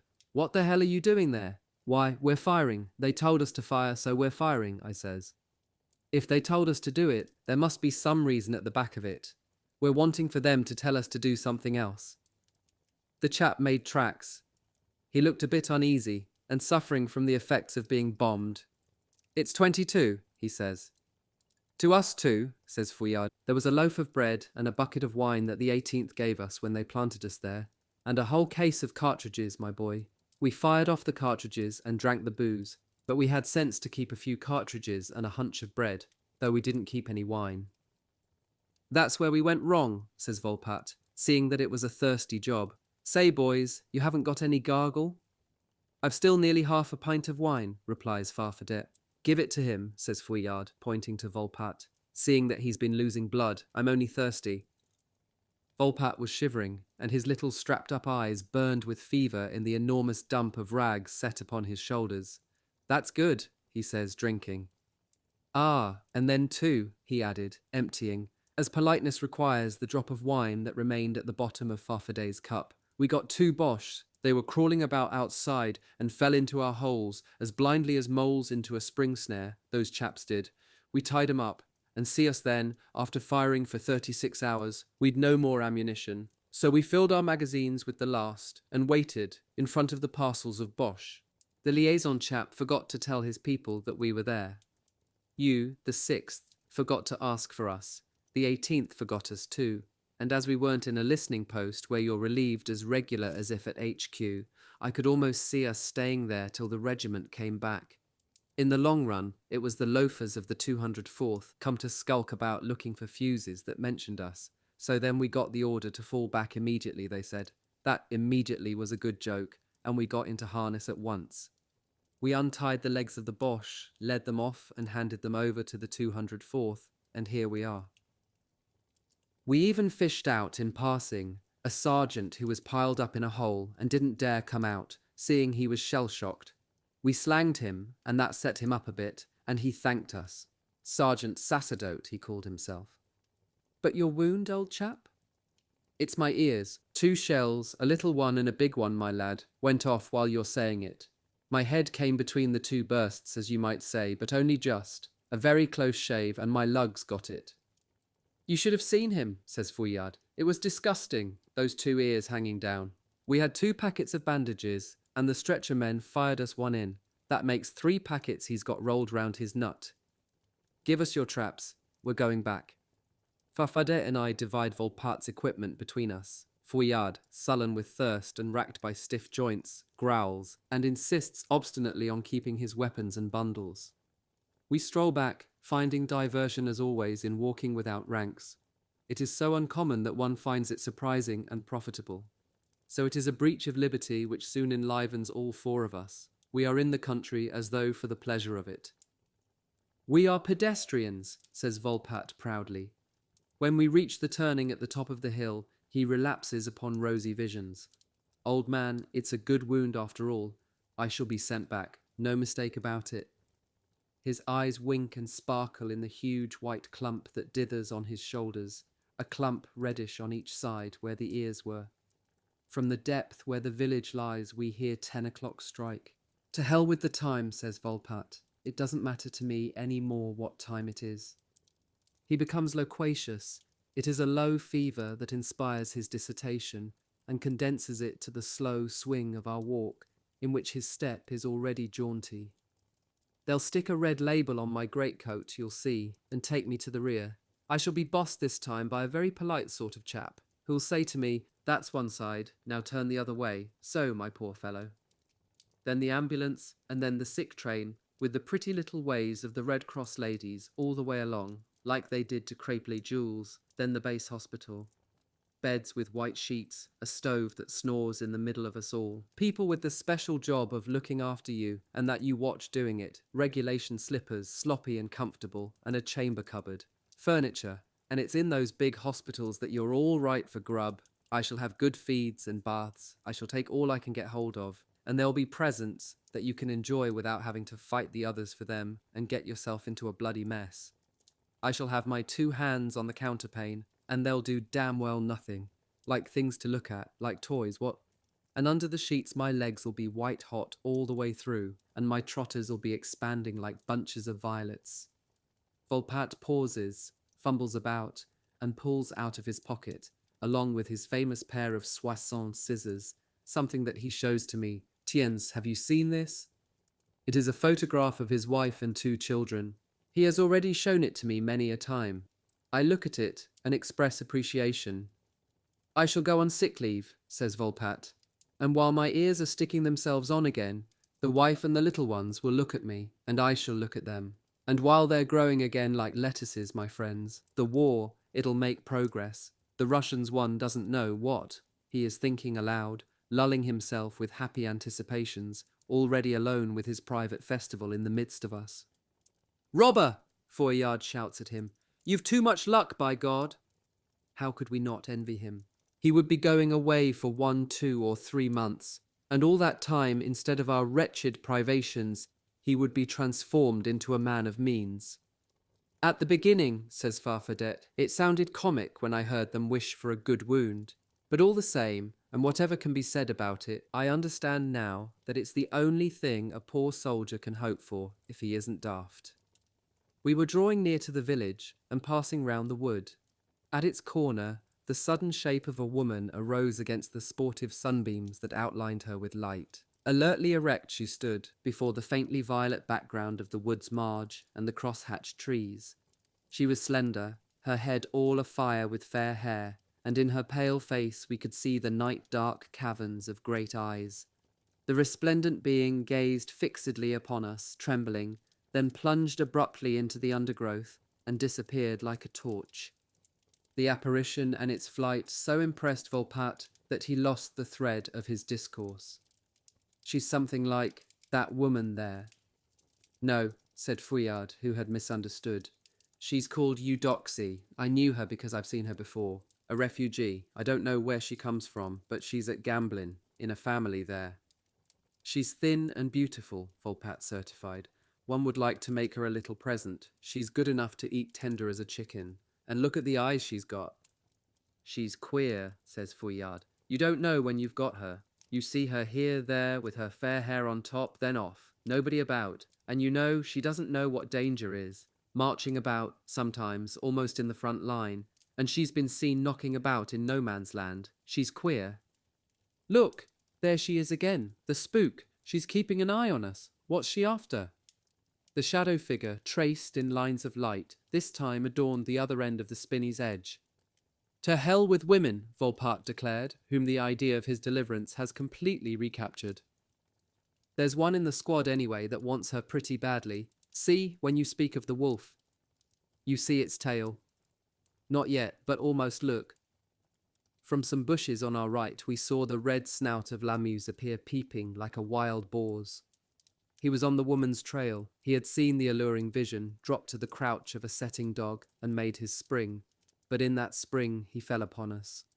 Recognizing Volpatte and Fouillade, big Lamuse gave shouts of delight. At once he had no other thought than to get possession of the bags, rifles, and haversacks. "Give me all of it. I'm resting. Come on, give it up." He must carry everything. Farfadet and I willingly gave up Volpatte's equipment, and Fouillade, now at the end of his strength, agreed to surrender his pouches and his rifle. Lamuse became a moving heap. Under the huge burden he disappeared, bent double, and made progress only with shortened steps. But we felt that he was still under the sway of a certain project, and his glances went sideways. He was seeking the woman after whom he had hurled himself. Every time he halted, the better to trim some detail of the load, or puffingly to mop the greasy flow of perspiration, he furtively surveyed all the corners of the horizon and scrutinized the edges of the wood. He did not see her again. I did see her again, and got a distinct impression this time that it was one of us she was after. She half arose on our left from the green shadows of the undergrowth. Steadying herself with one hand on a branch, she leaned forward and revealed the night-dark eyes and pale face, which showed so brightly lighted was one whole side of it, like a crescent moon. I saw that she was smiling, and following the course of the look that smiled, I saw Farfadet a little way behind us, and he was smiling too. Then she slipped away into the dark foliage, carrying the twin smile with her. Thus was the understanding revealed to me between this lissom and dainty gypsy, who was like no one at all, and Farfadet, conspicuous among us all, slender, pliant, and sensitive as lilac, evidently. Lamuse saw nothing, blinded and borne down as he was by the load he had taken from Farfadet and me, occupied in the poise of them, and in finding where his laden and leaden feet might tread. But he looks unhappy, he groans. A weighty and mournful obsession is stifling him. In his harsh breathing it seems to me that I can hear his heart beating and muttering. Looking at Volpatte, hooded in bandages, and then at the strong man, muscular and full-blooded, with that profound and eternal yearning whose sharpness he alone can gauge, I say to myself that the worst wounded man is not he whom we think. We go down at last to the village. "Let's have a drink," says Fouillade. "I'm going to be sent back," says Volpatte. Lamuse puffs and groans. Our comrades shout and come running, and we gather in the little square where the church stands with its twin towers, so thoroughly mutilated by a shell that one can no longer look it in the face. Chapter 5. Sanctuary. The dim road which rises through the middle of the night-bound wood is so strangely full of obstructing shadows that the deep darkness of the forest itself might by some magic have overflowed upon it. It is the regiment on the march, in quest of a new home. The weighty ranks of the shadows, burdened both high and broad, hustle each other blindly. Each wave, pushed by the following, stumbles upon the one in front, while alongside and detached are the evolutions of those less bulky ghosts, the NCOs. A clamour of confusion, compound of exclamations, of scraps of chat, of words of command, of spasms of coughing and of song, goes up from the dense mob enclosed between the banks.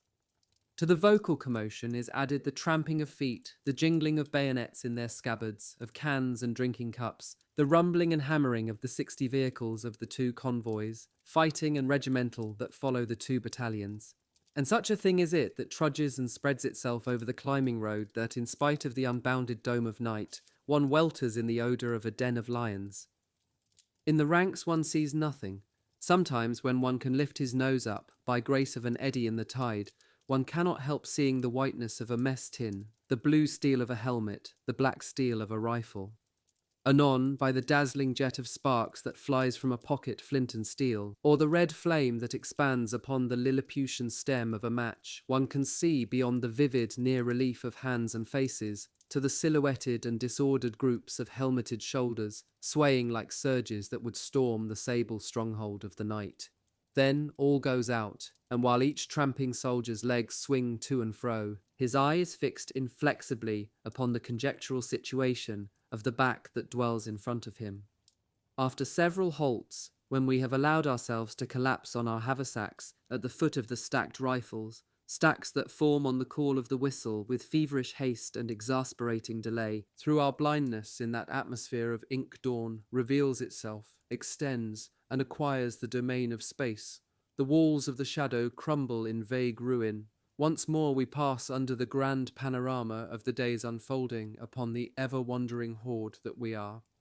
We emerge at last from this night of marching, across concentric circles, as it seems, of darkness less dark, then of half-shadow, then of gloomy light. Legs have a wooden stiffness, backs are benumbed, shoulders bruised.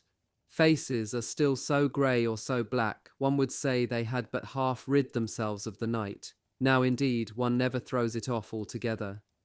It is into new quarters that the great company is going this time to rest.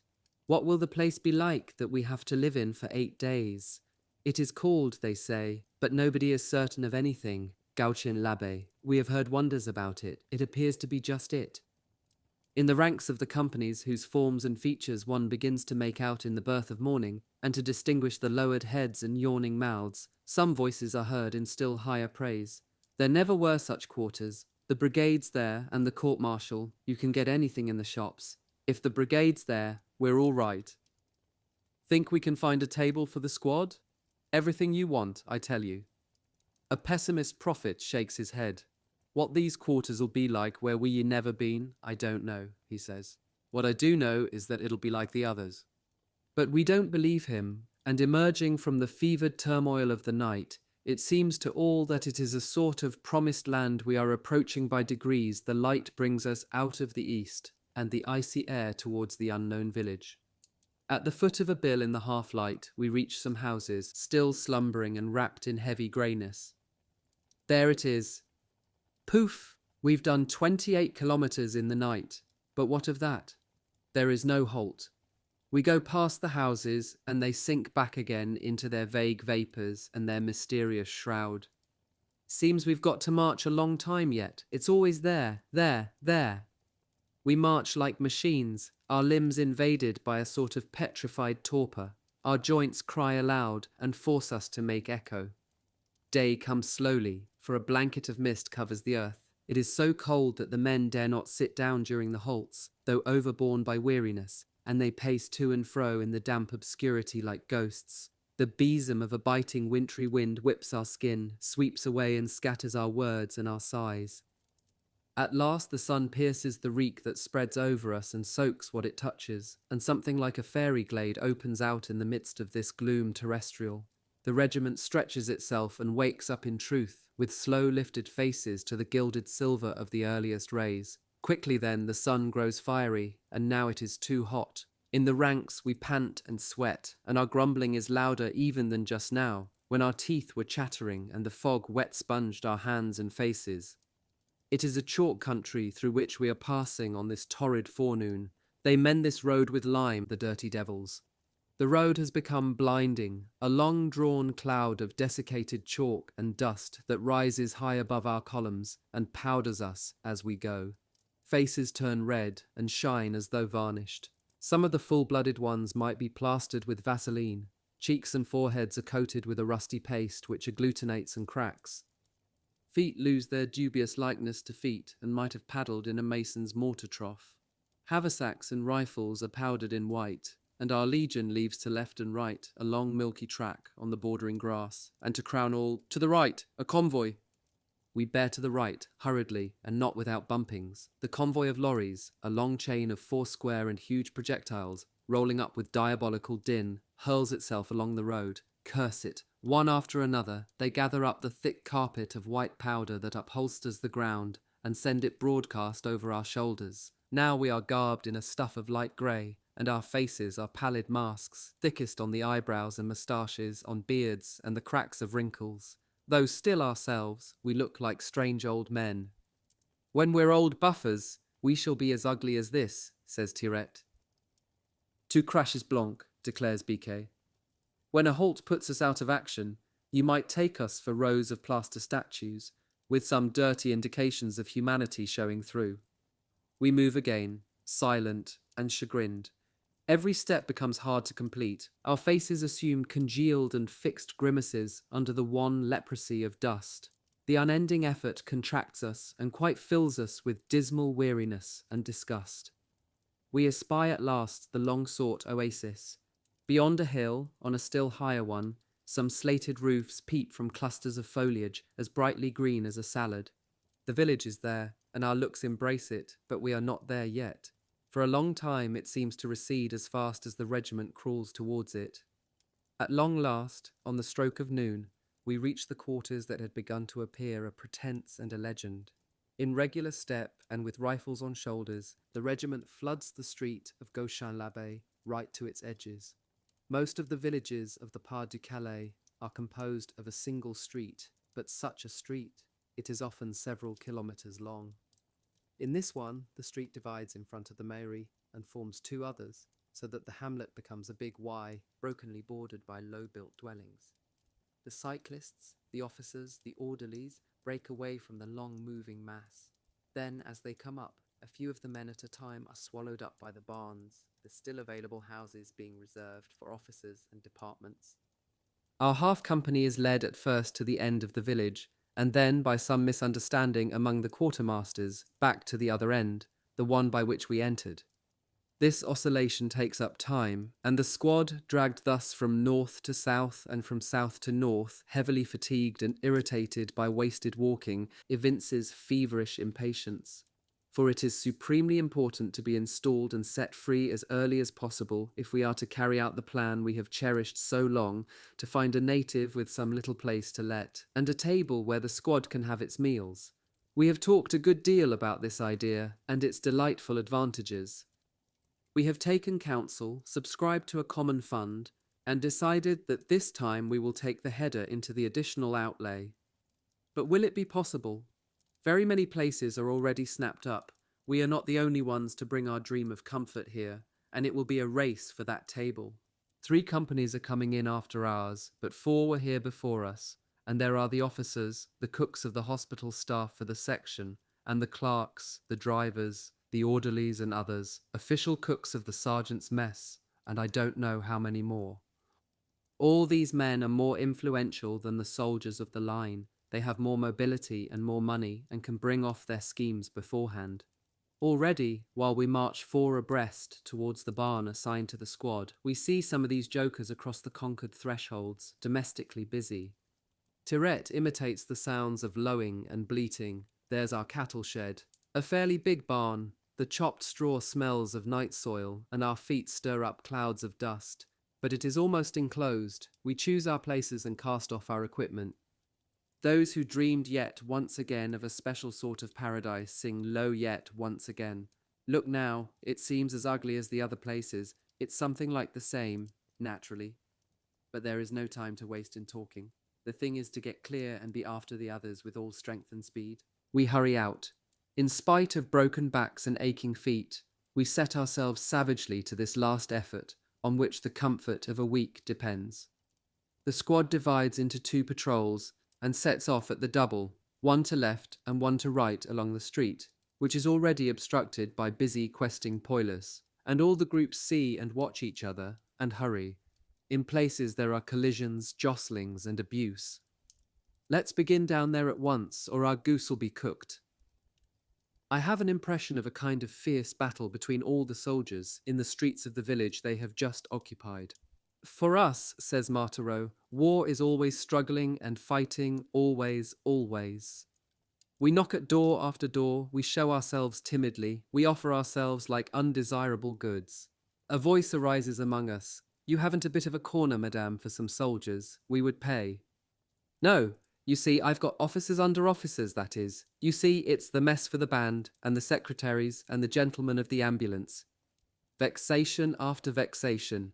We close again, one after the other, all the doors we had half opened, and look at each other, on the wrong side of the threshold, with dwindling hope in our eyes. Bon Dieu, you'll see that we shan't find anything, growls Bark. Damn those chaps that got on the midden before us. The human flood reaches high water mark everywhere. The 3 streets are all growing dark as each overflows into another. Some natives cross our path, old men or ill-shapen, contorted in their walk, stunted in the face, and even young people too, over whom hovers the mystery of secret disorders or political connections. As for the petticoats, there are old women and many young ones fat, with well-padded cheeks and equal to geese in their whiteness. Suddenly, in an alley between two houses, I have a fleeting vision of a woman who crossed the shadowy gap Eudoxie. Eudoxie, the fairy woman whom Lamuse hunted like a satyr away back in the country that morning we brought back Volpat wounded, and Fouillade, the woman I saw leaning from the spinney's edge and bound to Farfadet in a mutual smile. It is she whom I just glimpsed like a gleam of sunshine in that alley. But the gleam was eclipsed by the tail of a wall, and the place thereof relapsed upon gloom.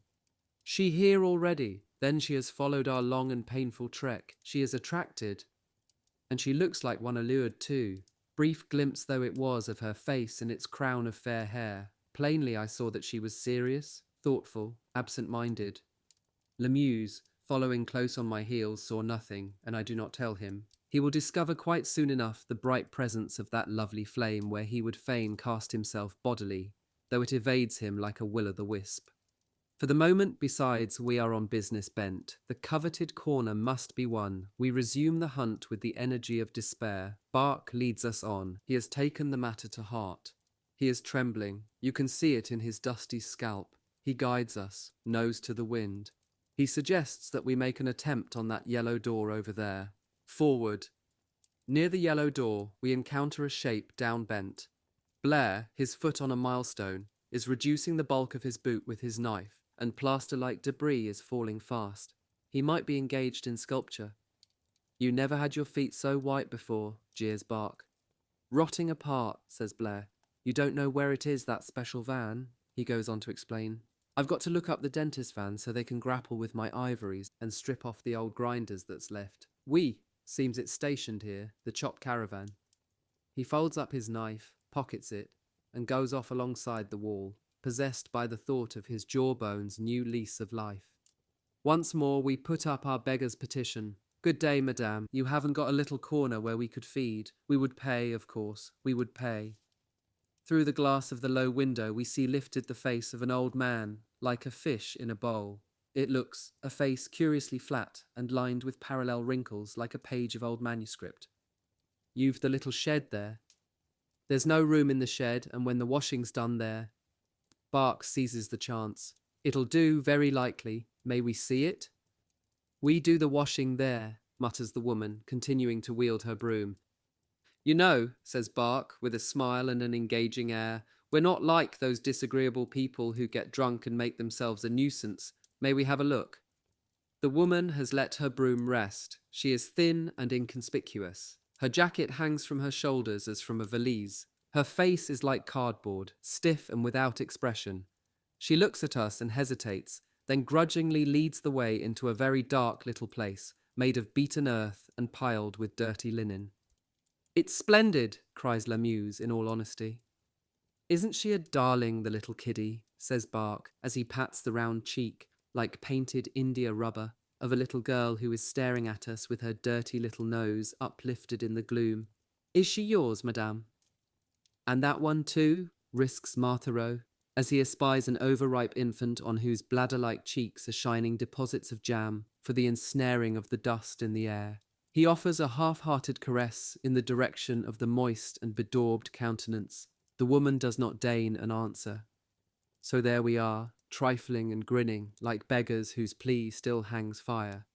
Lamuse whispers to me in a torment of fear and cupidity, "Let's hope she'll catch on, the filthy old slut. It's grand here, and you know, everything else is pinched." "There's no table," the woman says at last. "Don't worry about the table," Bark exclaims. "Tenez! There, put away in that corner the old door. That would make us a table." "You're not going to trail me about and upset all my work," replies the cardboard woman suspiciously, and with obvious regret that she had not chased us away immediately. "Don't worry, I tell you. Look, I'll show you. Hey, Lamuse, old cock, give me a hand." Under the displeased glances of the virago, we place the old door on a couple of barrels. "With a bit of a rub-down," says I, "that will be perfect." "Eh, oui, maman, a flick with a brush'll do us, instead of tablecloth." The woman hardly knows what to say. She watches us spitefully. "There's only 2 stools, and how many are there of you?" "About a dozen." "A dozen? Jesus Maria." "What does it matter? That'll be all right, seeing there's a plank here, and that's a bench ready-made, eh, Lamuse? Course, says Lamuse. I want that plank, says the woman. Some soldiers that were here before you have tried already to take it away. But us, we're not thieves, suggests Lamuse gently, so as not to irritate the creature that has our comfort at her disposal.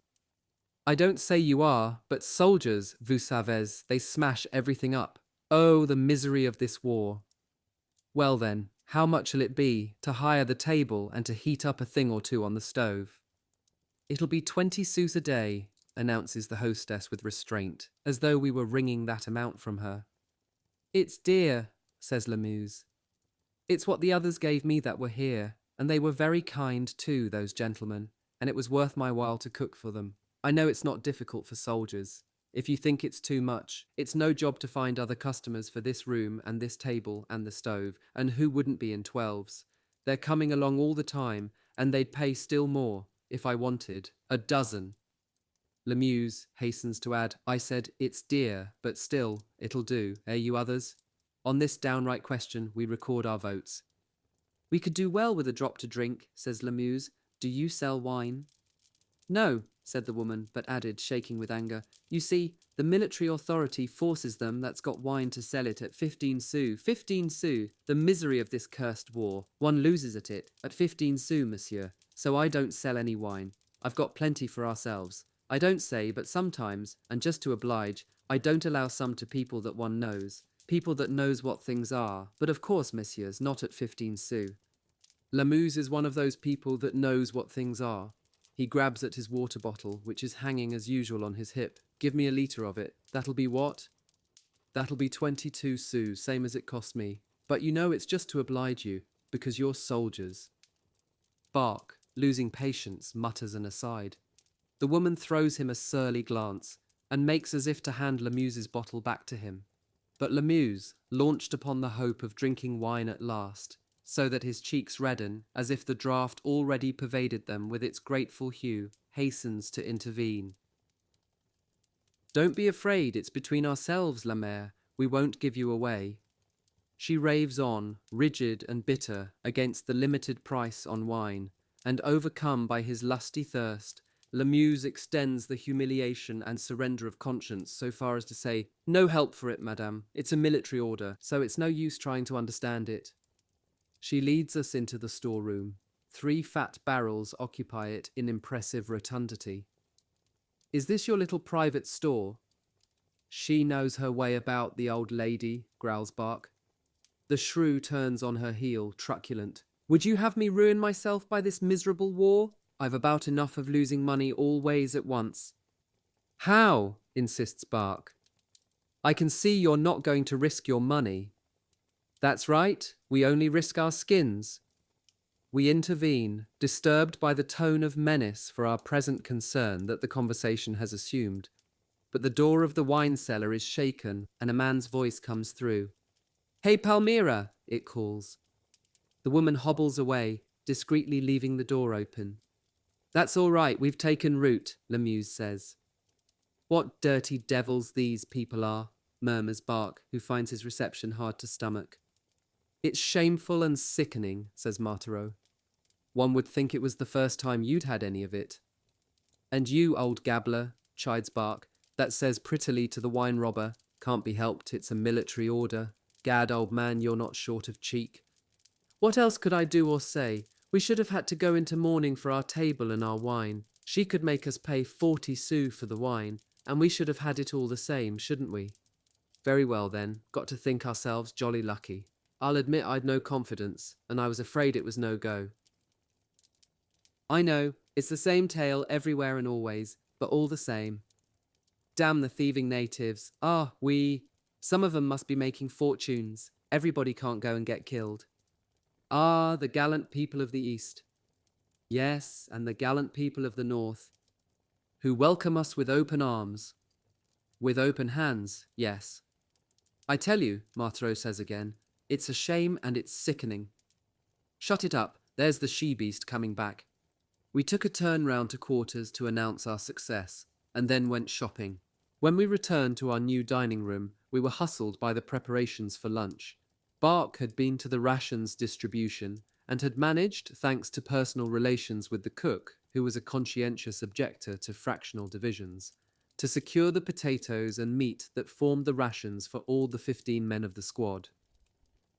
He had bought some lard a little lump for 14 sous, and someone was frying. He had also acquired some green peas in tins, 4 tins. Mesnil André's tin of veal in jelly would be a hors d'oeuvre. And not a dirty thing in all the lot, said Lamuse, enchanted. We inspected the kitchen. Bark was moving cheerfully about the iron Dutch oven, whose hot and steaming bulk furnished all one side of the room. I've added a stew pan on the quiet for the soup, he whispered to me, lifting the lid of the stove. Fire isn't too hot. It's half an hour since I chucked the meat in, and the water's clean yet. A minute later, we heard someone arguing with the hostess. This extra stove was the matter in dispute. There was no more room left for her on her stove. They had told her they would only need a casserole, and she had believed them. If she had known they were going to make trouble, she would not have let the room to them. Bark, the good fellow, replied jokingly, and succeeded in soothing the monster. One by one, the others arrived. They winked and rubbed their hands together, full of toothsome anticipation, like the guests at a wedding breakfast. As they break away from the dazzling light outside and penetrate this cube of darkness, they are blinded and stand like bewildered owls for several minutes. It's not too brilliant in here, says Mesnil Joseph. Come, old chap, what do you want? The others exclaim in chorus. We're damned well off here. And I can see heads nodding assent in the cavern's twilight. An incident. Farfadet, having by accident rubbed against the damp and dirty wall, his shoulder has brought away from it a smudge so big and black that it can be seen even here. Farfadet, so careful of his appearance, growls, and in avoiding a second contact with the wall, knocks the table so that his spoon drops to the ground. Stooping, he fumbles among the loose earth, where dust and spiders' webs for years have silently fallen. When he recovers his spoon, it is almost black, and webby threads hang from it. Evidently, it is disastrous to let anything fall on the ground. One must live here with great care. Lamuse brings down his fat hand, like a pork pie, between two of the places at table. Allons, a table! We fall to. The meal is abundant and of excellent quality. The sound of conversation mingles with those of emptying bottles and filling jaws. While we taste the joy of eating at a table, a glimmer of light trickles through a vent hole and wraps in dusty dawn a piece of the atmosphere and a patch of the table, while its reflex lights up a plate, a cap's peak, an eye. Secretly, I take stock of this gloomy little celebration that overflows with gaiety. Biquet is telling about his suppliant sorrows in quest of a washerwoman who would agree to do him the good turn of washing some linen, but it was too damn dear. Zulac describes the queue outside the grocer's. One might not go in. Customers were herded outside, like sheep. And although you were outside, if you weren't satisfied and groused too much, they chased you off. Any news yet? It is said that severe penalties have been imposed on those who plunder the population, and there is already a list of convictions. Volpat has been sent down. Men of class 93 are going to be sent to the rear, and Pepera is one of them. When Bark brings in the harvest of the fry pan, he announces that our hostess has soldiers at her table, ambulance men of the machine guns. They thought they were the best off, but it's us that's that, says Fouillard with decision, lolling grandly in the darkness of the narrow and tainted hole, where we are just as confusedly heaped together as in a dugout.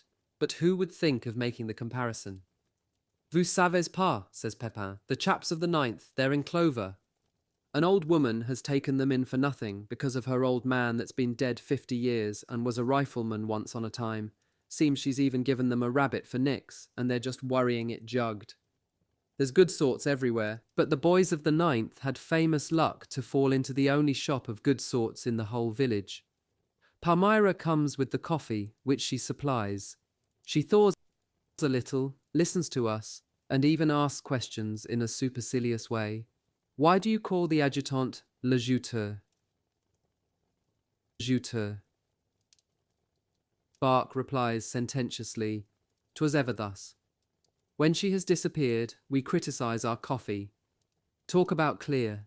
You can see the sugar ambling round the bottom of the glass. She charges 6 sous for it. It's filtered water. The door half opens and admits a streak of light. The face of a little boy is defined in it. We entice him in like a kitten and give him a bit of chocolate. Then, "My name's Charlie," chirps the child. "Our house, that's close by. We've got soldiers too. We always had them, We sell them everything they want. Only voila, sometimes they get drunk." "Tell me, little one, come here a bit," says Kokon, taking the boy between his knees. "Listen now. Your papa, he says, doesn't he? Let's hope the war goes on, eh?" "Of course," says the child, tossing his head, "because we're getting rich. He says by the end of May we shall have got 50,000 francs. 50,000 francs? Impossible!" "Yes, yes," the child insists, stamping. "He said it to Mama. Papa wished it could be always like that. Mama, sometimes she isn't sure, because my brother Adolphe is at the front. But we're going to get him sent to the rear, and then the war can go on." These confidences are disturbed by sharp cries coming from the rooms of our hosts. Biquet the mobile goes to inquire. "It's nothing," says he, coming back. "It's the good man slanging the woman because she doesn't know how to do things," he says, "because she's made the mustard in a tumbler, and he never heard of such a thing," he says. We get up and leave the strong odour of pipes, wine, and stale coffee in our cave. As soon as we have crossed the threshold, a heaviness of heat puffs in our faces, fortified by the mustiness of frying that dwells in the kitchen and emerges every time the door is opened. We pass through legions of flies which, massed on the walls in black hordes, fly abroad in buzzing swarms as we pass. It's beginning again like last year. Flies outside, lice inside. And microbes still farther inside. In a corner of this dirty little house and its litter of old rubbish, its dusty debris of last year, and the relics of so many summers gone by, among the furniture and household gear, something is moving. It is an old simpleton with a long bald neck, pink and rough, making you think of a fowl's neck which has prematurely molted through disease. His profile is that of a hen, too, no chin and a long nose. A grey overlay of beard felts his receded cheek, and you see his heavy eyelids, rounded and horny, move up and down like shutters on the dull beads of his eyes. Bark has already noticed him. Watch him, he's a treasure seeker. He says there's one somewhere in this hovel that he's stepfather to. You'll see him directly go on all fours and push his old physog in every corner there is. Tiens, watch him. With the aid of his stick, the old man proceeded to take methodical soundings. He tapped along the foot of the walls and on the floor tiles. He was hustled by the coming and going of the occupants of the house, by callers, and by the swing of Palmyra's broom. But she let him alone and said nothing, thinking to herself, no doubt, that the exploitation of the national calamity is a more profitable treasure than problematical caskets. Two gossips are standing in a recess and exchanging confidences in low voices, hard by an old map of Russia that is peopled with flies. But it's with the pecan bitters that you've got to be careful. If you haven't got a light touch, you can't get your 16 glasses out of a bottle, and so you lose too much profit. I don't say but what one's all right in one's purse, even so, but one doesn't make enough. To guard against that, the retailers ought to agree among themselves, but the understanding's so difficult to bring off, even when it's in the general interest. Outside there is torrid sunshine, riddled with flies. The little beasts, quite scarce but a few days ago, multiply everywhere the murmur of their minute and innumerable engines. I go out in the company of Lamuse. We are going for a saunter. One can be at peace today. It is complete rest by reason of the overnight march. We might sleep, but it suits us much better to use the rest for an extensive promenade. Tomorrow, the exercise and fatigues will get us again. There are some, less lucky than we, who are already caught in the cogwheels of fatigue. To Lamuse, who invites him to come and stroll with us, Corvisart replies, screwing up the little round nose that is laid flatly on his oblong face like a cork. "Can't, I'm on manure." He points to the shovel and broom by whose help he is performing his task of scavenger and night soil man. We walk languidly. The afternoon lies heavy on the drowsy land and on stomachs richly provided and embellished with food. The remarks we exchange are infrequent. Over there we hear noises. Bark has fallen a victim to a menagerie of housewives, and the scene is pointed by a pale little girl, her hair tied behind in a pencil of tow, and her mouth embroidered with fever spots, and by women who are busy with some unsavory job of washing in the meagre shade before their doors. 6 men go by, led by a quartermaster corporal. They carry heaps of new greatcoats and bundles of boots. Lamuse regards his bloated and horny feet. I must have some new sheds, and no mistake. A bit more, and you'll see my splay feet through these ones. Can't go marching on the skin of my tongs, eh? An aeroplane booms overhead. We follow its evolutions with our faces skyward, our necks twisted, our eyes watering at the piercing brightness of the sky. Lamuse declares to me, when we have brought our gaze back to earth, those machines will never become practical, never. How can you say that? Look at the progress they've made already, and the speed of it. Yes, but they'll stop there. They'll never do any better, never. This time I do not challenge the dull and obstinate denial that ignorance opposes to the promise of progress, and I let my big comrade alone in his stubborn belief that the wonderful effort of science and industry has been suddenly cut short. Having thus begun to reveal to me his inmost thoughts, Lamuse continues. Coming nearer and lowering his head, he says to me, "You know she's here, Eudoxie." "Ah," said I. "Yes, old chap, you never notice anything, you don't, but I noticed," and Lamuse smiles at me indulgently. "Now, do you catch on? If she's come here, it's because we interest her, eh? She's followed us for one of us, and don't you forget it." He gets going again. "My boy, do you want to know what I say? She's come after me." "Are you sure of it, old chap?" "Yes," says the Oxman in a hollow voice. "First, I want her. Then, twice, old man, I've found her exactly in my path, in mine. Do you understand? You may tell me that she ran away. That's because she's timid, that yes." He stopped dead in the middle of the street and looked straight at me. The heavy face, greasily moist on the cheeks and nose, was serious. His rotund fist went up to the dark, yellow moustache so carefully pointed and smoothed it tenderly. Then he continued to lay bare his heart to me. "I want her, but you know, I shall marry her all right, I shall. She's called Eudoxie Dumail. At first I wasn't thinking of marrying her, but since I've got to know her family name, it seems to me that it's different, and I should get on all right. Ah, nom de Dieu, she's so pretty, that woman, and it's not only that she's pretty. Ah." The huge child was overflowing with sentiment and emotion, and trying to make them speak to me.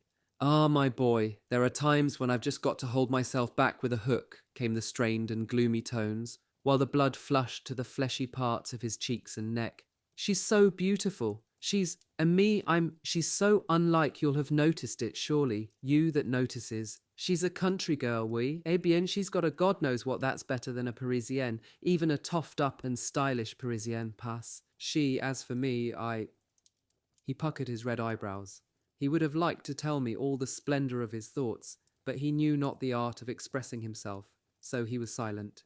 He remained alone in his voiceless emotion, as always alone.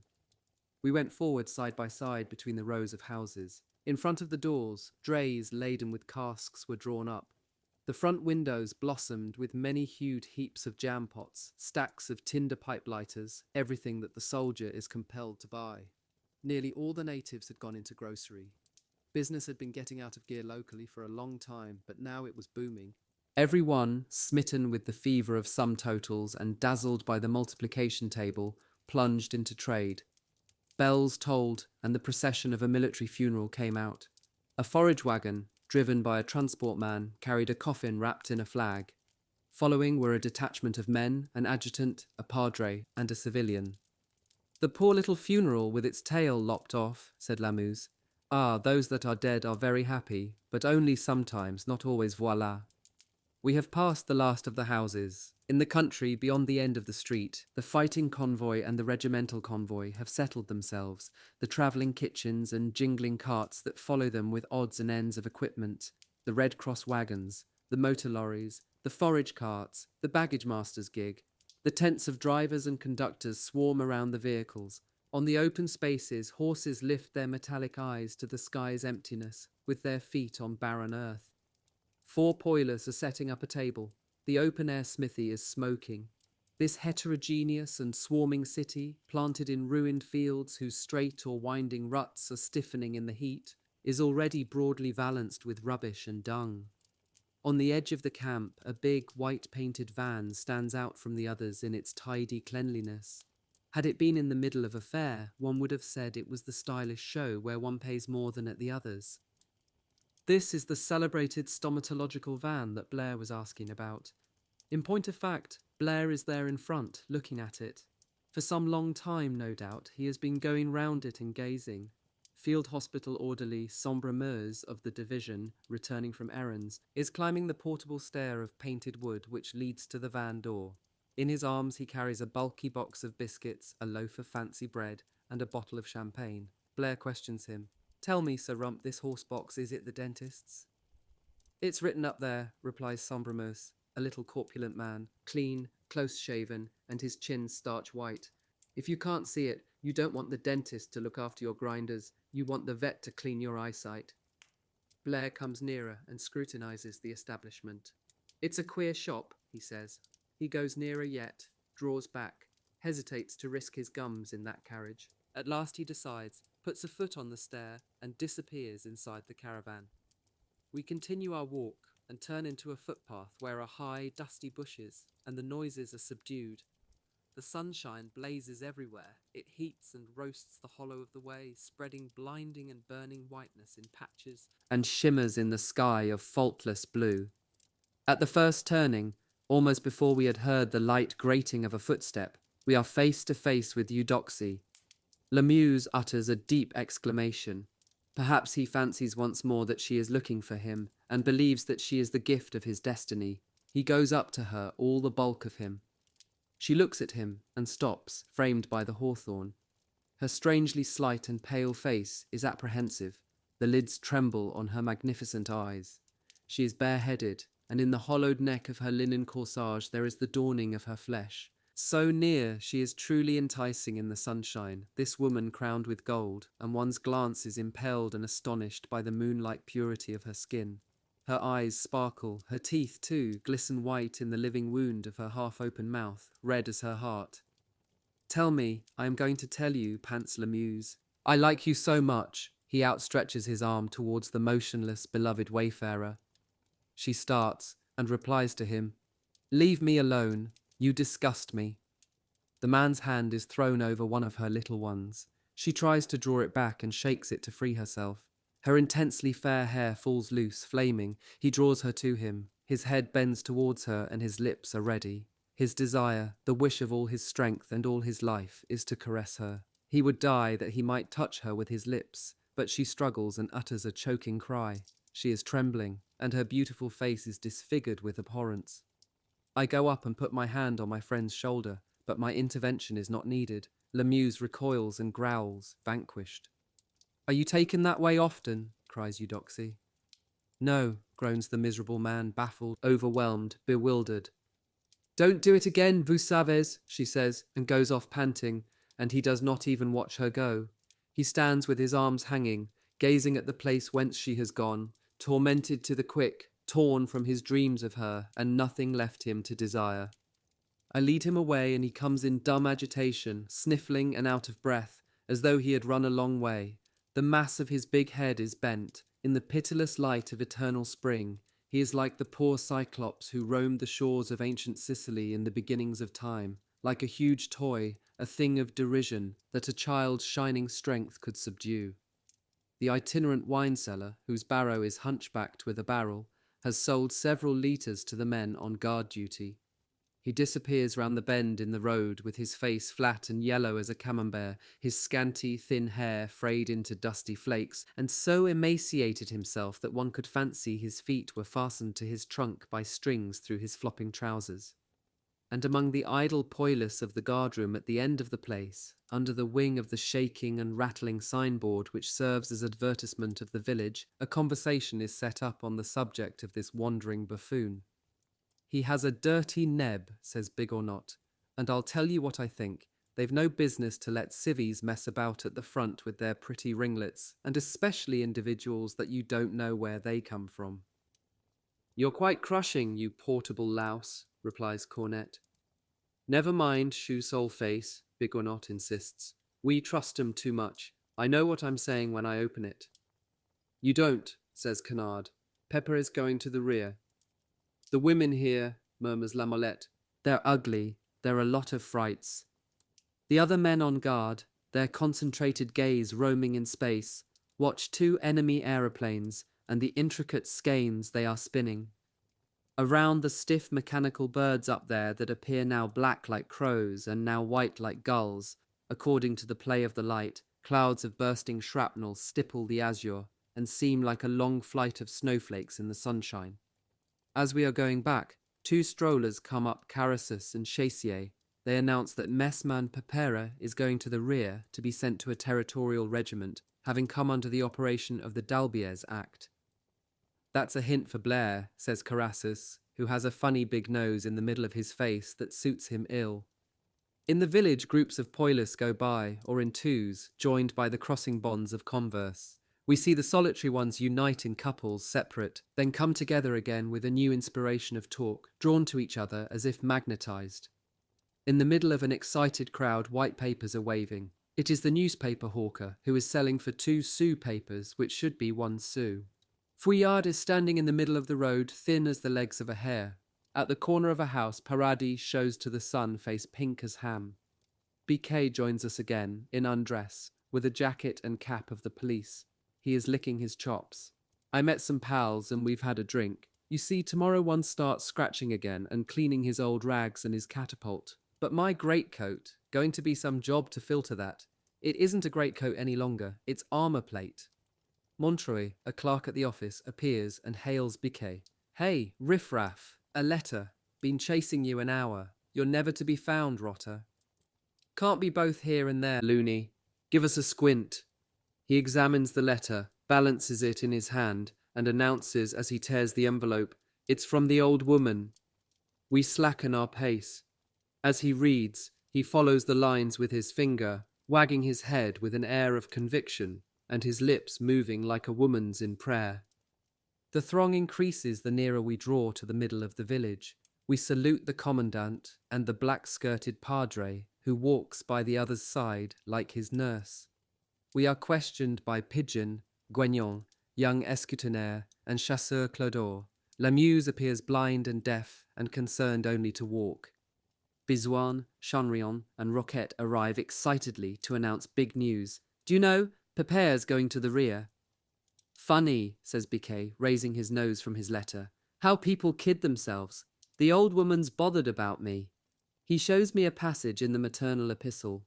When you get my letter, he spells out, no doubt you will be in the cold and mud, deprived of everything, mon pauvre Eugène. He laughs. It's 10 days since she put that down for me, and she's clean off it.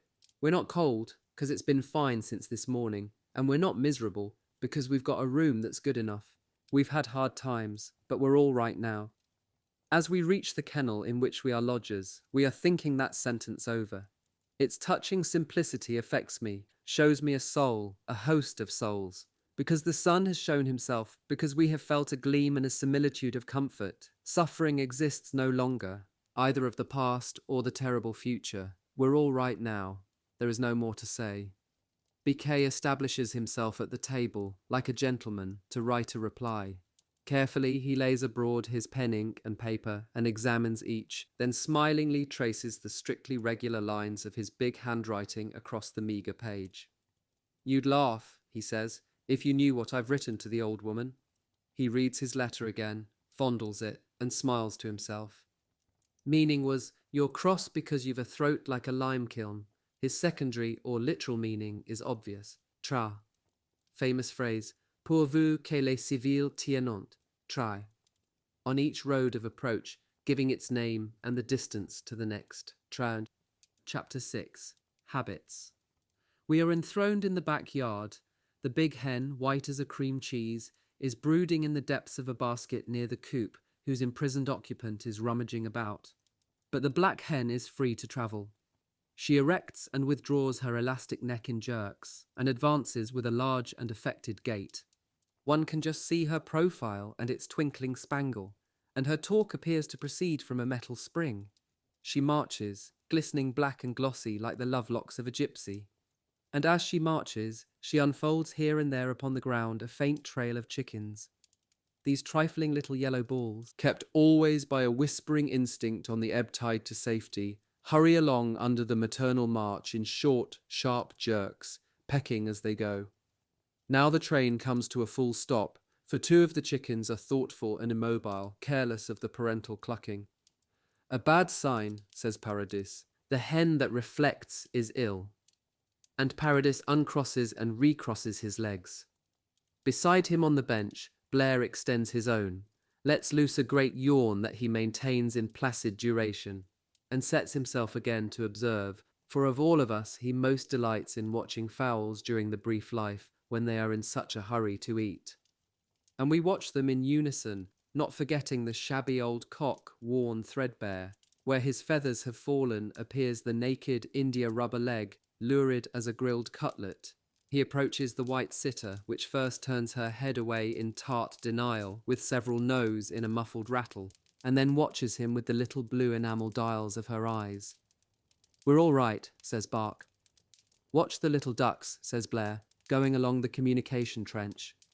We watch a single file of all golden ducklings go past, still almost eggs on feet, their big heads pulling their little lame bodies along by the string of their necks, and that quickly. From his corner, the big dog follows them also with his deeply dark eye, on which the slanting sun has shaped a fine, tawny ring. Beyond this rustic yard and over the scalloping of the low wall, the orchard reveals itself, where a green carpet, moist and thick, covers the rich soil and is topped by a screen of foliage with a garniture of blossom, some white as statuary, others pied and glossy as knots in neckties. Beyond again is the meadow, where the shadowed poplars throw shafts of dark or golden green. Still farther again is a square patch of upstanding hops, followed by a patch of cabbages, sitting on the ground and dressed in line. In the sunshine of air and of earth we hear the bees, as they work and make music, in deference to the poets, and the cricket which, in defiance of the fable, sings with no humility and fills space by himself. Over yonder there falls eddying from a poplar's peak a magpie half white, half black, like a shred of partly burned paper. The soldiers outstretch themselves luxuriously on the stone bench, their eyes half closed, and bask in the sunshine that warms the basin of the big yard till it is like a bath. "That's 17 days we've been here, after thinking we were going away day after day." "One never knows," said Paradis, wagging his head and smacking his lips. Through the yard gate that opens onto the road we see a group of poilus strolling, nose in air, devouring the sunshine, and then, all alone, Tellerure. In the middle of the street he oscillates the prosperous abdomen of which he is proprietor, and rocking on legs arched like basket handles, he expectorates in wide abundance all around him. We thought too that we should be as badly off here as in the other quarters, but this time it's real rest, both in the time it lasts and the kind it is. You're not given too many exercises and fatigues. And between whiles you come in here to loll about. The old man huddled up at the end of the seat, no other than the treasure-seeking grandfather whom we saw the day of our arrival, came nearer and lifted his finger. "When I was a young man, I was thought a lot of by women," he asserted, shaking his head. "I have led young ladies astray." "Ah," said we, heedless, our attention taken away from his senile prattle by the timely noise of a cart that was passing, laden and labouring. "Nowadays," the old man went on, "I only think about money." "Ah, oui, the treasure you're looking for, Papa." "That's it," said the old rustic, though he felt the scepticism around him. He tapped his cranium with his forefinger, which he then extended towards the house.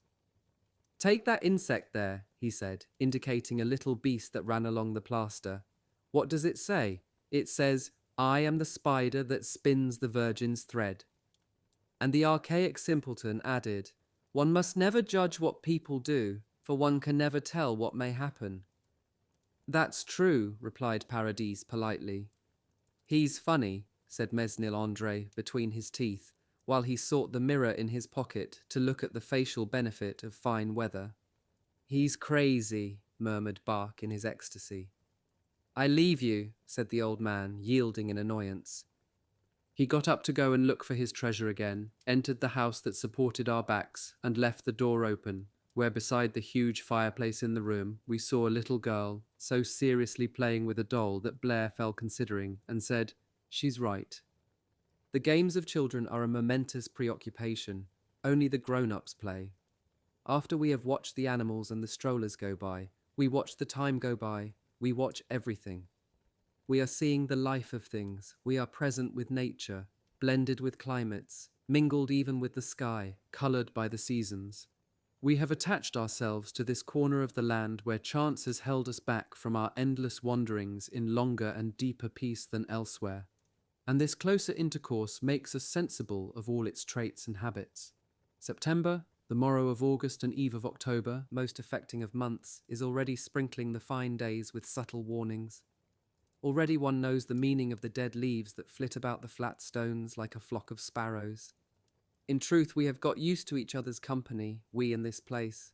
So often transplanted, we are taking root here, and we no longer actually think of going away, even when we talk about it. The 11th Division jolly well stayed a month and a half resting, says Blair.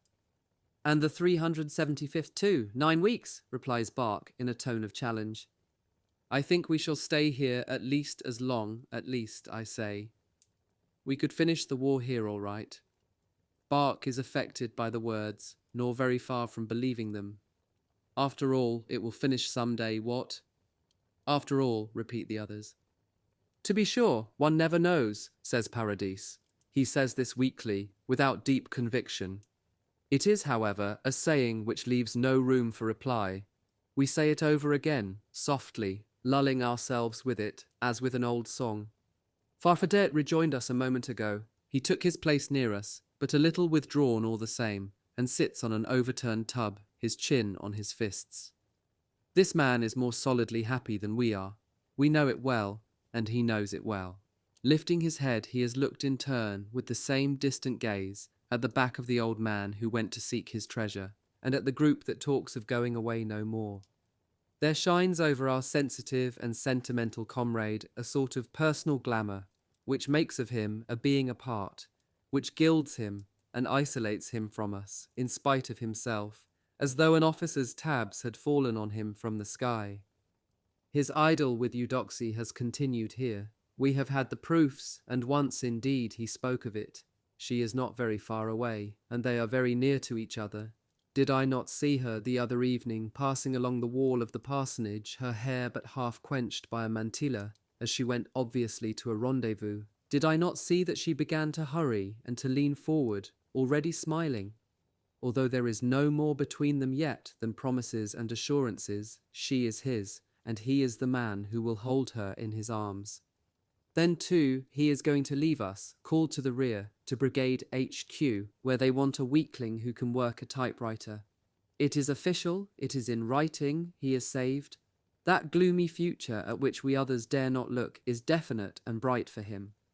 He looks at an open window, and the dark gap behind it of some room or other over there, a shadowy room that bemuses him. His life is twofold in hope. He is happy, for the imminent happiness that does not yet exist is the only real happiness down here. So a scanty spirit of envy grows around him. One never knows, murmurs Paradis again, but with no more confidence than when before, in the straitened scene of our life today, he uttered those immeasurable words. Chapter 7. In Training. The next day, Bark began to address us and said, "I'll just explain to you what it is. There are some A ferocious whistle cut his explanation off short, on the syllable. We were in a railway station, on a platform. A night alarm had torn us from our sleep in the village, and we had marched here. The rest was over. Our sector was being changed. They were throwing us somewhere else. We had disappeared from Gauchin under cover of darkness, without seeing either the place or the people, without bidding them goodbye even in a look, without bringing away a last impression. A locomotive was shunting, near enough to elbow us, and screaming full-lunged. I saw Bark's mouth, stoppered by the clamour of our huge neighbour, pronounce an oath, and I saw the other faces grimacing in deafened impotence, faces helmeted and chin-strapped, for we were sentries in the station. "After you!" yelled Bark furiously, addressing the white-plumed whistle. But the terrible mechanism continued more imperiously than ever to drive his words back in his throat. When it ceased, and only its echo rang in our ears, the thread of the discourse was broken forever, and Bark contented himself with the brief conclusion, "We." Then we looked around us. We were lost in a sort of town. Interminable strings of trucks, trains of 40 to 60 carriages were taking shape like rows of dark-fronted houses, low-built, all alike and divided by alleys. Before us, alongside the collection of moving houses, was the main line, the limitless street where the white rails disappeared at both ends, swallowed up in distance.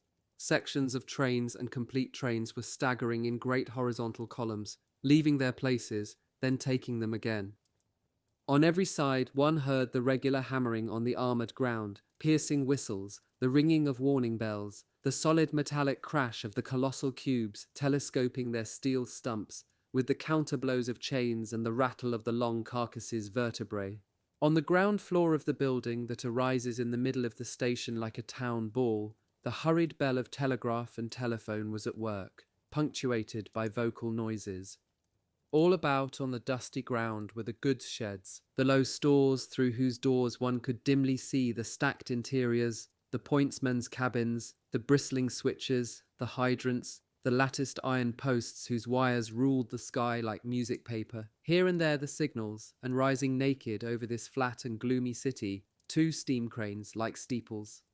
Farther away, on waste ground and vacant sites in the environs of the labyrinth of platforms and buildings, military carts and lorries were standing idle, and rows of horses, drawn out farther than one could see. "Talk about the job this is going to be! A whole army corps beginning to entrain this evening. Tiens, they're coming now!" A cloud which overspread a noisy vibration of wheels, and the rumble of horses' hooves was coming near and getting bigger in the approach to the station, formed by converging buildings. There are already some guns on board. On some flat trucks down there, between 2 long pyramidal dumps of chests, we saw indeed the outline of wheels and some slender muzzles. Ammunition wagons, guns and wheels were streaked and blotched with yellow, brown and green. "They're camouflages. Down there are even horses painted. Look, spot that one there with the big feet as if he had trousers on. Well, he was white, and they've slapped some paint on to change his colour." The horse in question was standing apart from the others, which seemed to mistrust it, and displayed a greyish-yellow tone, obviously with intent to deceive. "Poor devil," said Toulac.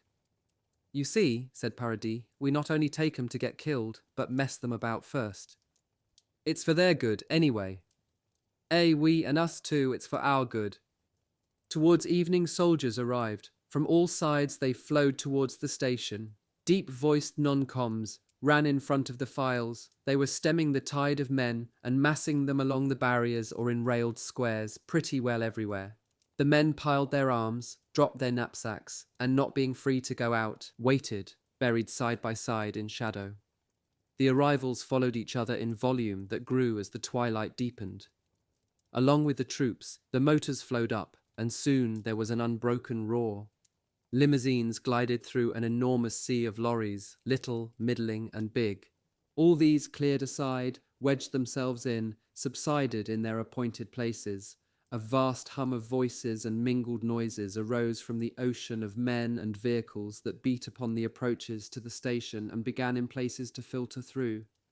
"That's nothing yet," said Cocon, the man of figures.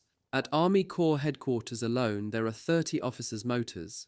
And you don't know," he added, "how many trains of 50 trucks it takes to entrain all the corpsmen and all the box of tricks, except, of course, the lorries that'll join the new sector on their feet. Don't guess, Fiat Face, it takes 90. "Great Scott, and there are 33 corps?" "There are 39, lousy one." The turmoil increases. The station becomes still more populous. As far as the eye can make out a shape or the ghost of a shape, there is a hurly-burly of movement as lively as a panic. All the hierarchy of the non-coms expand themselves and go into action, pass and repass like meteors, wave their bright striped arms, and multiply the commands and counter-commands that are carried by the worming orderlies and cyclists, the former tardy, the latter manoeuvring in quick dashes, like fish in water. Here now is evening, definitely. The blots made by the uniforms of the poilus grouped about the hillocks of rifles become indistinct, and blend with the ground, and then their mass is betrayed only by the glow of pipes and cigarettes. In some places on the edge of the clusters, the little bright points festoon the gloom like illuminated streamers in a merrymaking street. Over this confused and heaving expanse, an amalgam of voices rises like the sea breaking on the shore, and above this unending murmur, renewed commands, shouts, the din of a shotload or of one transferred, the crash of steam hammers redoubling their dull endeavours, and the roaring of boilers. In the immense obscurity, surcharged with men and with all things, lights begin everywhere to appear. These are the flash lamps of officers and detachment leaders, and the cyclists' acetylene lamps, whose intensely white points zigzag hither and thither and reveal an outer zone of pallid resurrection. An acetylene searchlight blazes blindingly out and depicts a dome of daylight. Other beams pierce and rend the universal grey. Then does the station assume a fantastic air. Mysterious shapes spring up and adhere to the sky's dark blue. Mountains come into view, rough-modelled and vast as the ruins of a town. One can see the beginning of unending rows of objects, finally plunged in night. One guesses what the great bulks may be whose outermost outlines flash forth from a black abyss of the unknown. On our left, detachments of cavalry and infantry move ever forward like a ponderous flood. We hear the diffused obscurity of voices. We see some ranks delineated by a flash of phosphorescent light or a ruddy glimmering, and we listen to long-drawn trails of noise. Up the gangways of the vans, whose grey trunks and black mouths one sees by the dancing and smoking flame of torches, artillerymen are leading horses. There are appeals and shouts, a frantic trampling of conflict, and the angry kicking of some restive animal, insulted by its guide against the panels of the van where he is cloistered. Not far away, they are putting wagons onto railway trucks. Swarming humanity surrounds a hill of trusses of fodder. A scattered multitude furiously attacks great strata of bales. "That's 3 hours we've been on our pins," sighs Paradis. "And those there, what are they?" In some snatches of light we see a group of goblins, surrounded by glowworms and carrying strange instruments, come out and then disappear. "That's the searchlight section," says Kokon. "You've got your considering cap on, camarade. What's it about?" "There are 4 divisions at present in an army corps," replies Kokon. "The number changes, sometimes it is 3, sometimes 5. Just now, it's 4. And each of our divisions," continues the mathematical one, whom our squad glories in owning, "includes 3 R1 regiments of infantry, 2 BCP battalions of chasseurs pied, 1 RTI regiment of territorial infantry, without counting the special regiments, artillery, engineers, transport, etc., and not counting either headquarters of the D1, and the departments not brigaded but attached directly to the DI. A regiment of the line of 3 battalions occupies 4 trains, 1 for HQ, the machine gun company, and the CHR, Compagnie Orang, and 1 to each battalion. All the troops won't entrain here. They'll entrain in echelons along the line according to the position of the quarters and the period of reliefs." "I'm tired," says Tulak. "We don't get enough solids to eat, mark you.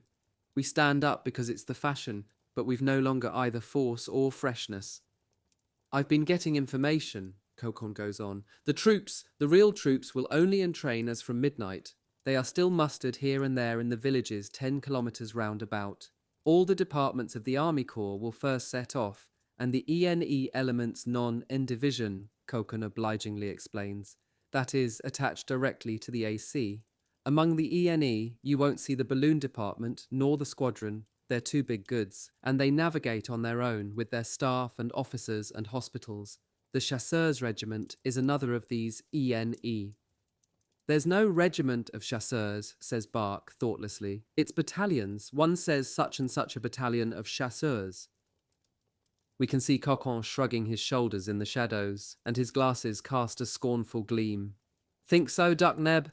Then I'll tell you, since you're so clever, there are 2-foot chasseurs and horse chasseurs." "Gad, I forgot the horsemen," says Bark. "Only them," Kokon said. "In the E&E of the Army Corps, there's the Corps Artillery, that is to say, the central artillery that's additional to that of the divisions. It includes the HA Heavy Artillery, the TA Trench Artillery, the AD Artillery Depot, the armoured cars, the anti-aircraft batteries, do I know or don't I?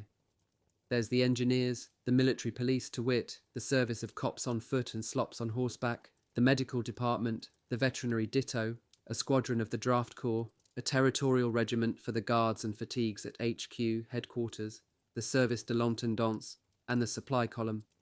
There's also the drove of cattle, the remount depot, the motor department. Talk about the swarm of soft jobs I could tell you about in an hour if I wanted to. The paymaster that controls the pay offices and the post, the council of war, the telegraphists, and all the electrical lot. All those have chiefs, commandants, sections and subsections, and they're rotten with clerks and orderlies of sorts, and all the bally-box of tricks. You can see from here the sort of job the CO of a corps got. At this moment we were surrounded by a party of soldiers carrying boxes in addition to their equipment, and parcels tied up in paper that they bore reluctantly and anon placed on the ground, puffing. Those are the staff secretaries. They are a part of the HQ headquarters, that is to say, a sort of general's suite. When they're flitting, they lug about their chests of records, their tables, their registers, and all the dirty oddments they need for their writing. Tiens, see that there? It's a typewriter those two are carrying, the old papa and the little sausage, with a rifle threaded through the parcel. They're in 3 offices, and there's also the dispatch riders section, the chancellery, the ACTS Army Corps topographical section that distributes maps to the divisions and makes maps and plans from the aviators and the observers and the prisoners. It's the officers of all the departments who, under the orders of 2 colonels, form the staff of the Army Corps. But the HQ, properly so called, which also includes orderlies, cooks, storekeepers, work people, electricians, police, and the horsemen of the escort, is bossed by a commandant. At this moment, we receive collectively a tremendous bump. "Hey, look out of the way," cries a man by way of apology, who is being assisted by several others to push a cart towards the wagons. The work is hard, for the ground slopes up, and so soon as they cease to buttress themselves against the cart and adhere to the wheels, it slips back. The sullen men crush themselves against it in the depth of the gloom, grinding their teeth and growling as though they fell upon some monster. Bark, all the while rubbing his back, questions one of the frantic gang. "Think you're going to do it, old duckfoot?" "Nom de Dieu," roars he, engrossed in his job. "Mind these sets, you're going to wreck the show." With a sudden movement, he jostles Bark again, and this time turns round on him. "What are you doing there, dung guts, numbskull?" "Nom, it can't be that you're drunk," Bark retorts. "What am I doing here? It's good that. Tell me, you lousy gang, wouldn't you like to do it too?" "Out of the way!" cries a new voice, which precedes some men doubled up under burdens incongruous, but apparently overwhelming. One can no longer remain anywhere. Everywhere we are in the way. We go forward, we scatter, we retire in the turmoil.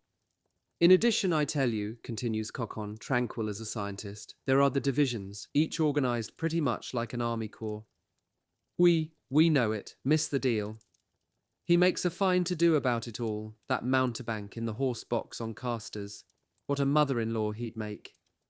I'll bet that's the Major's wrong-headed horse, the one that the vet said was a calf in process of becoming a cow.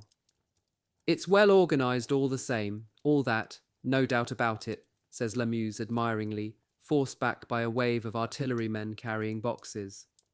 "That's true," Martha O admits. "To get all this lot on the way, you've not got to be a lot of turnip heads, nor a lot of custards. Bon Dieu, look where you're putting your damned boots, you black-livered beast." Talk about a flitting. When I went to live at Marcoussis with my family, there was less fuss than this. But then, I'm not built that way myself. We are silent, and then we hear Cocon saying, "For the whole French army that holds the lines to go by, I'm not speaking of those who are fixed up at the rear, where there are twice as many men again, and services like the ambulance that cost 9 million francs and can clear you 7,000 cases a day, to see them go by in trains of 60 coaches each, following each other without stopping at intervals of a quarter of an hour, it would take 40 days and 40 nights. Ah, they say, it is too much effort for their imagination. They lose interest and sicken of the magnitude of these figures. They yawn, and with watering eyes they follow, in the confusion of haste and shouts and smoke, of roars and gleams and flashes, the terrible line of the armoured train that moves in the distance, with fire in the sky behind it. for the use of paint in blotches of different colours, and of branches and other things to disguise almost any object that may be visible to hostile aircraft. Tree. Chapter 8. On Leave. Eudor sat down a while, there by the roadside well, before taking the path over the fields that led to the trenches, his hands crossed over one knee, his pale face uplifted. He had no moustache under his nose, only a little flat smear over each corner of his mouth. He whistled, and then yawned in the face of the morning till the tears came. An artilleryman who was quartered on the edge of the wood over there, where a line of horses and carts looked like a gypsy's bivouac, came up, with the well in his mind, and 2 canvas buckets that danced at the end of his arms in time with his feet. In front of the sleepy, unarmed soldier with a bulging bag, he stood fast. On leave? Yes, said Eudor, just back.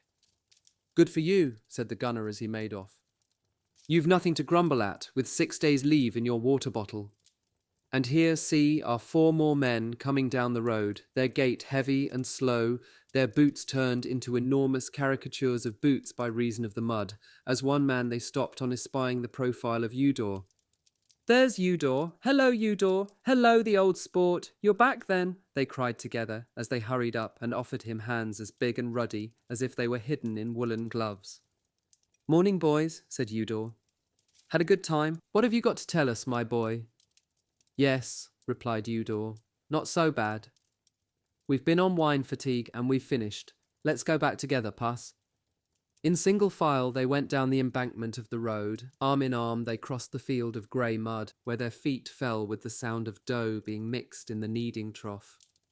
Well, you've seen your wife, your little Mariette, the only girl for you, that you could never open your jaw without telling us a tale about her, eh?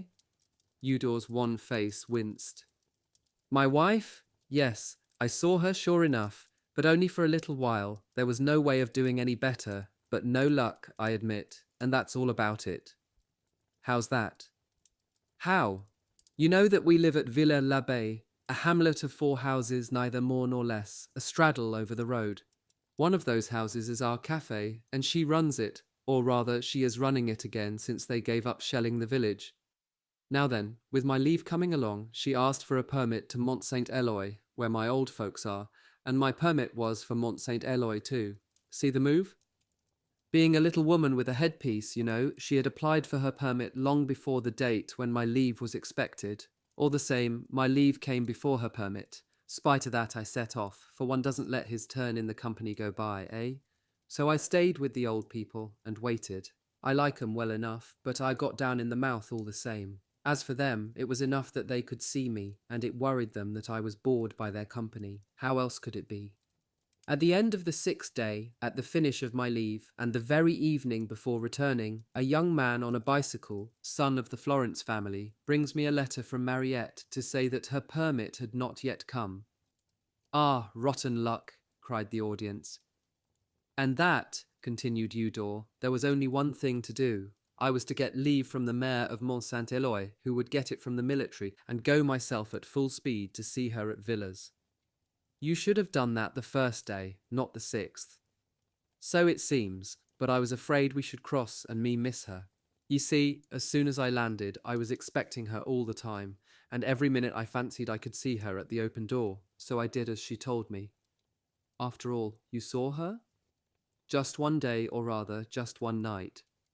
Quite sufficient, merrily said Lamuse, and Eudor, the pale and serious, shook his head under the shower of pointed and perilous jests that followed.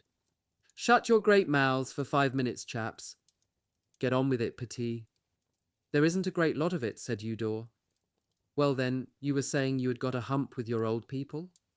Ah, yes. They had tried their best to make up for Mariette with lovely rashers of our own ham, and plum brandy, and patching up my linen, and all sorts of little spoiled kid tricks, and I noticed they were still slanging each other in the old familiar way. But you talk about a difference. I always had my eye on the door to see if some time or other it wouldn't get a move on and turn into a woman.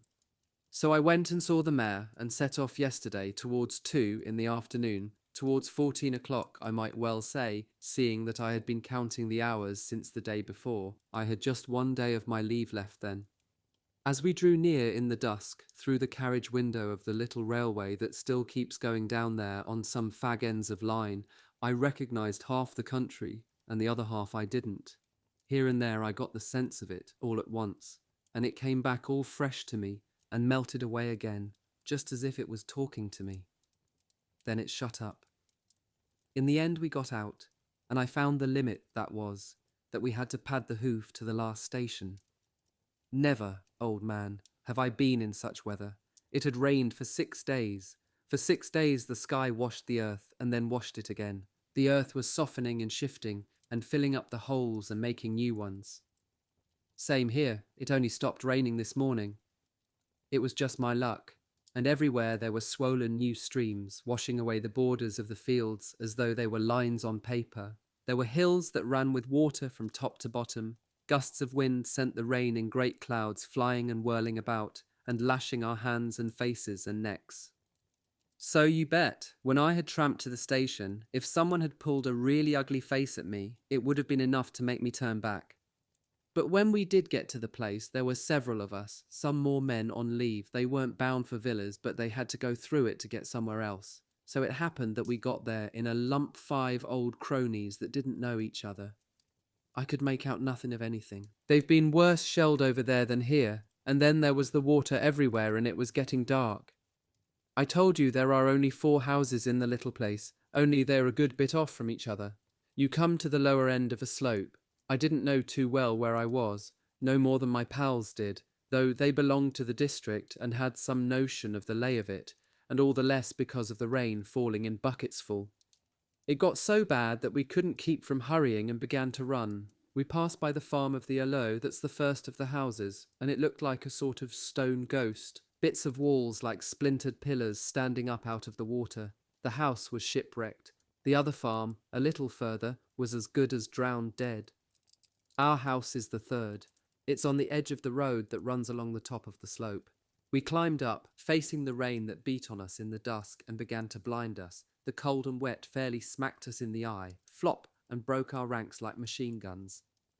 The house! I ran like a greyhound, like an African attacking. Mariette! I could see her with her arms raised high in the doorway behind that fine curtain of night and rain of rain so fierce that it drove her back and kept her shrinking between the doorposts like a statue of the Virgin in its niche. I just threw myself forward but remembered to give my pals the sign to follow me. The house swallowed the lot of us. Mariette laughed a little to see me, with a tear in her eye. She waited till we were alone together and then laughed and cried all at once. I told the boys to make themselves at home and sit down, some on the chairs and the rest on the table. Where are they going, say, monsieur? Asked Manette. We are going to Vauvel's. Jesus, she said, you'll never get there. You can't do those 2 miles and more in the night, with the roads washed away and swamps everywhere. You mustn't even try to. Well, we'll go on tomorrow then, only we must find somewhere to pass the night. I'll go with you, I said, as far as the Pendu farm. They're not short of room in that shop. You'll snore in there all right, and you can start at daybreak. Right, let's get a move on so far. We went out again. What a downpour. We were wet past bearing. The water poured into our socks through the boot soles and by the trouser bottoms, and they too were soaked through and through up to the knees. Before we got to this Pendu, we meet a shadow in a big black cloak with a lantern. The lantern is raised and we see a gold stripe on the sleeve and then an angry face. What the hell are you doing there? Says the shadow, drawing back a little and putting one fist on his hip while the rain rattled like hail on his hood. They're men on leave for Vauvel's. They can't set off again tonight. They would like to sleep in the Pendu farm. What do you say? Sleep here? This is the police station. I am the officer on guard, and there are Boche prisoners in the buildings. And I'll tell you what he said as well. I must see you hop it from here in less than 2 seconds, bonsoir. So we right about face and started back again, stumbling as if we were boozed, slipping, puffing, splashing and bespattering ourselves. One of the boys cried to me through the wind and rain, "We'll go back with you as far as your home all the same. If we haven't a house, we've time enough." "Where will you sleep?" "Oh, we'll find somewhere, don't worry, for the little time we have to kill here." "Yes, we'll find somewhere all right," I said. Come in again for a minute. Meanwhile, I won't take no, and Mariette sees us enter once more in single file, all 5 of us soaked like bread in soup. So there we all were, with only one little room to go round in, and go round again, the only room in the house, seeing that it isn't a palace. Tell me, madame, says one of our friends, isn't there a cellar here? There's water in it, says Mariette. You can't see the bottom step, and it's only got 2. Damn, says the man, for I see there's no loft either. After a minute or 2, he gets up. Good night, old pal, he says to me, and they get their hats on. What, are you going off in weather like this, boys? Do you think, says the old sport, that we're going to spoil your stay with your wife? But my good man, but me no buts. It's 9 o'clock, and you've got to take your hook before day. So good night. Coming, you others? Rather, say the boys. Good night, all.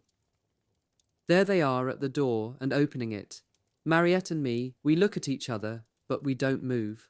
Once more we look at each other, and then we sprang at them. I grabbed the skirt of a coat, and she a belt, all wet enough to wring out. Never, we won't let you go, it can't be done. But me no buts, I reply, while she locks the door.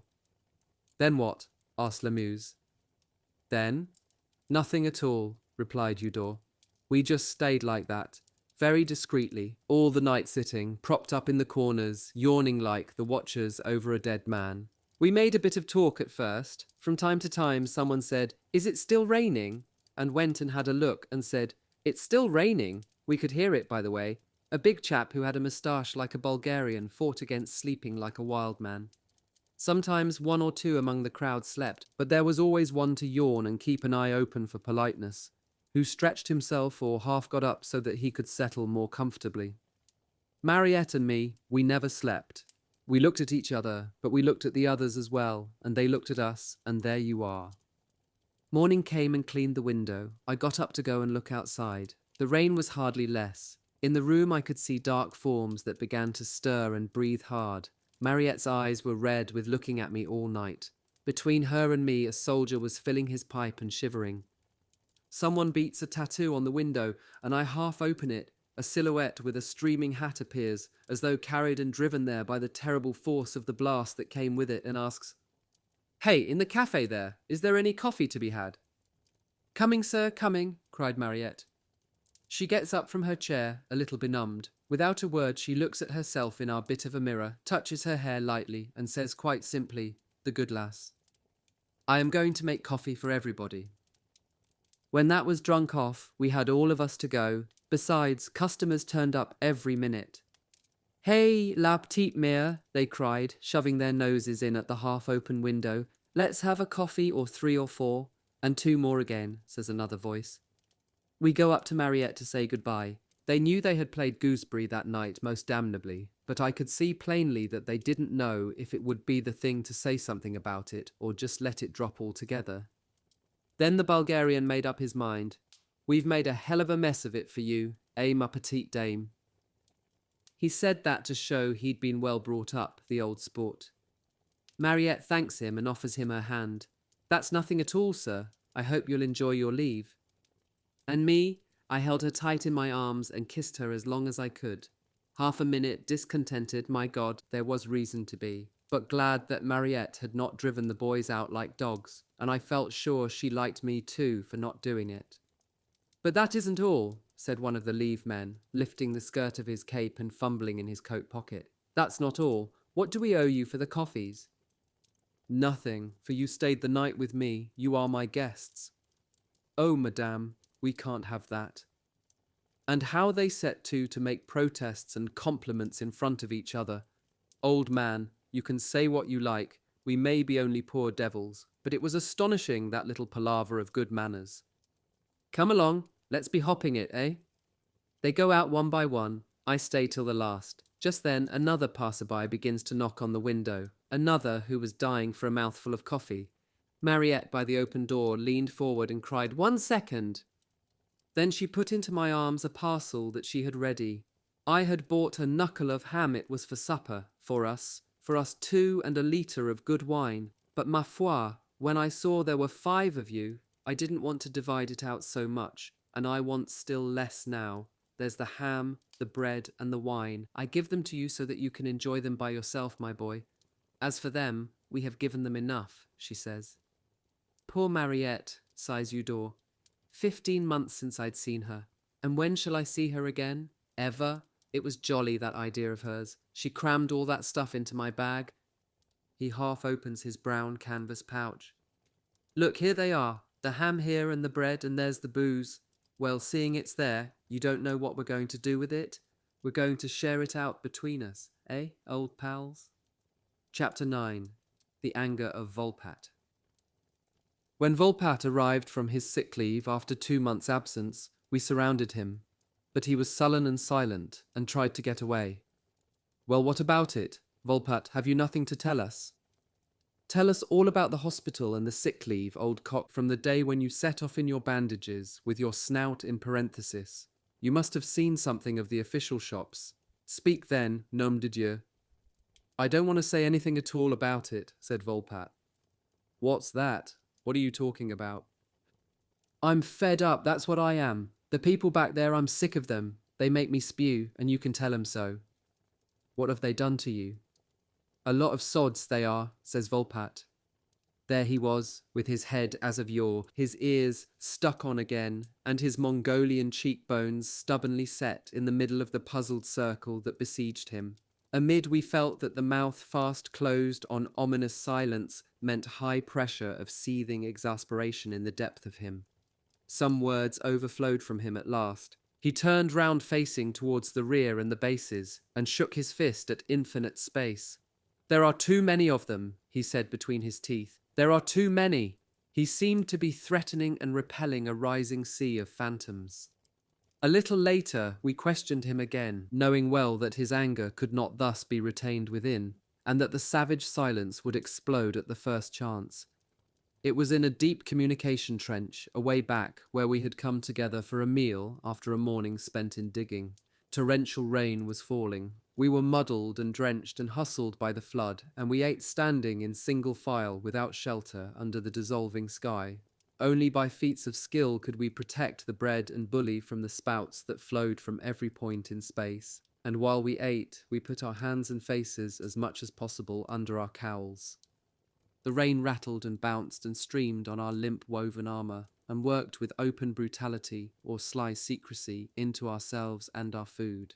Our feet were sinking farther and farther, taking deep root in the stream that flowed along the clayey bottom of the trench. Some faces were laughing, though their moustaches dripped. Others grimaced at the spongy bread and flabby meat, or at the missiles which attacked their skin from all sides at every defect in their heavy and miry armour plate. Bark, who was hugging his mess tin to his heart, bawled at Volpatte, "Well then, a lot of sods you say that you've seen down there where you've been." "For instance," cried Blair, while a redoubled squall shook and scattered his words, "what have you seen in the way of sods?" "There are," Volpatte began, "and then there are too many of them, nom de Dieu. There are—" He tried to say what was the matter with him, but could only repeat, "There are too many of them," oppressed and panting. He swallowed a pulpy mouthful of bread, as if there went with it the disordered and suffocating mass of his memories. "Is it the shirkers you want to talk about?" By God, he had thrown the rest of his beef over the parapet, and this cry, this gasp, escaped violently from his mouth as if from a valve. "Don't worry about the soft job brigade, old crosspatch," advised Bark, banteringly, but not without some bitterness. "What good does it do?" Concealed and huddled up under the fragile and unsteady roof of his oiled hood, while the water poured down its shining slopes, and holding his empty mess tin out for the rain to clean it, Volpatte snarled, "I'm not daft, not a bit of it, and I know very well there've got to be these individuals at the rear. Let them have their dead heads for all I care, but there's too many of them, and they're all alike, and all rotters, voila." Relieved by this affirmation, which shed a little light on the gloomy farrago of fury he was loosing among us, Volpatte began to speak in fragments across the relentless sheets of rain. "At the very first village they sent me to, I saw duds and duds galore, and they began to get on my nerves. All sorts of departments and sub-departments and managements and centres and offices and committees. You're no sooner there than you meet swarms of fools, swammums of different services that are only different in name enough to turn your brain. I tell you, the man that invented the names of all those committees, he was wrong in his head. So could I help but be sick of it?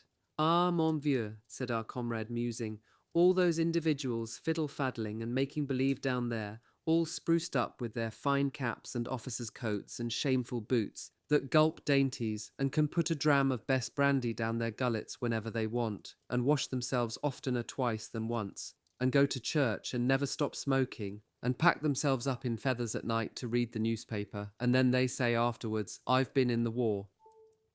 One point above all had got hold of Volpatte and emerged from his confused and impassioned vision.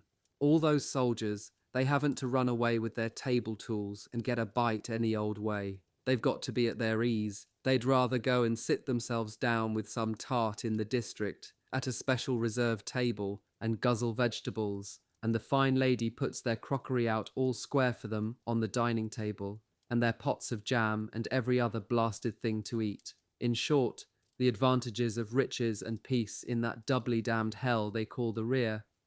Volpatte's neighbour shook his head under the torrents that fell from heaven and said, so much the better for them. I'm not crazy, Volpatte began again. Perhaps, but you're not fair. Volpatte felt himself insulted by the word. He started and raised his head furiously, and the rain, that was waiting for the chance, took him plump in the face. Not fair, me? Not fair to those dunghills? Exactly, monsieur, the neighbour replied. I tell you that you play hell with them, and yet you jolly well like to be in the rotter's place. Very likely, but what does that prove, rump-face? To begin with, we've been in danger, and it ought to be our turn for the other. But they're always the same, I tell you. And then there's young men there, strong as bulls and poised like wrestlers. And then there are too many of them. Do you hear? It's always too many, I say, because it is so. Too many? What do you know about it, villain? These departments and committees, do you know what they are? I don't know what they are, Volpatte set off again, but I know. Don't you think they need a crowd to keep all the army's affairs going? I don't care a damn, but you wish it was you, eh? Chaffed the invisible neighbour, who concealed in the depth of the hood on which the reservoirs of space were emptying either a supreme indifference or a cruel desire to take a rise out of Volpatte. I can't help it, said the other simply. There's those that can help it for you, interposed the shrill voice of Bark. I knew one of them. I too, I've seen him, Volpatte yelled with a desperate effort through the storm. Tiens, not far from the front, don't know where exactly, where there's an ambulance clearing station and a Sue's intendance. I met the reptile there. The wind, as it passed over us, tossed him the question, what was it? At that moment there was a lull, and the weather allowed Volpatte to talk after a fashion. He said, he took me round all the jumble of the depot as if it was a fair, although he was one of the sights of the place. He led me along the passages and into the dining rooms of houses and supplementary barracks. He half opened doors with labels on them and said, look here, and here too, look. I went inspecting with him, but he didn't go back, like I did, to the trenches. Don't fret yourself. And he wasn't coming back from them either. Don't worry, the reptile, the first time I saw him, he was walking nice and leisurely in the yard. I'm in the expenses department, he says. We talked a bit, and the next day he got an orderly job so as to dodge getting sent away, seeing it was his turn to go since the beginning of the war. On the step of the door, where he'd laid all night on a feather bed, he was polishing the pumps of his monkey master, beautiful yellow pumps, rubbing 'em with paste, fairly glazing 'em, my boy. I stopped to watch him, and the chap told me all about himself. Mon vieux, I don't remember much more of the stuffing that came out of his crafty skull than I remember of the history of France and the dates we whined at school. Never, I tell you, bad be been sent to the front, although he was class 1903, and a lusty devil at that he was. Danger and dog-tiredness and all the ugliness of war, not for him, but for the others, we. He knew damned well that if he set foot in the firing line, the line would see that the beast got it, so he ran like hell from it and stopped where he was. He said they'd tried all ways to get him, but he'd given the slip to all the captains, all the colonels, all the majors, and they were all damnably mad with him. He told me about it. How did he work it? He'd sit down all of a sudden, put on a stupid look, do the scrimshanker stunt, and flop like a bundle of dirty linen. I've got a sort of general fatigue, he'd blubber. They didn't know how to take him, and after a bit they just let him drop. Everybody was fit to spew on him. And he changed his tricks according to the circumstances. Do you catch on? Sometimes he had something wrong with his foot. He was damned clever with his feet. And then he contrived things, and he knew one head from another, and how to take his opportunities. He knew what's what, he did. You could see him go and slip in like a pretty poilu among the depot chaps, where the soft jobs were, and stay there, and then he'd put himself out no end to be useful to the pals. He'd get up at 3 o'clock in the morning to make the juice, go and fetch the water while the others were getting their grub.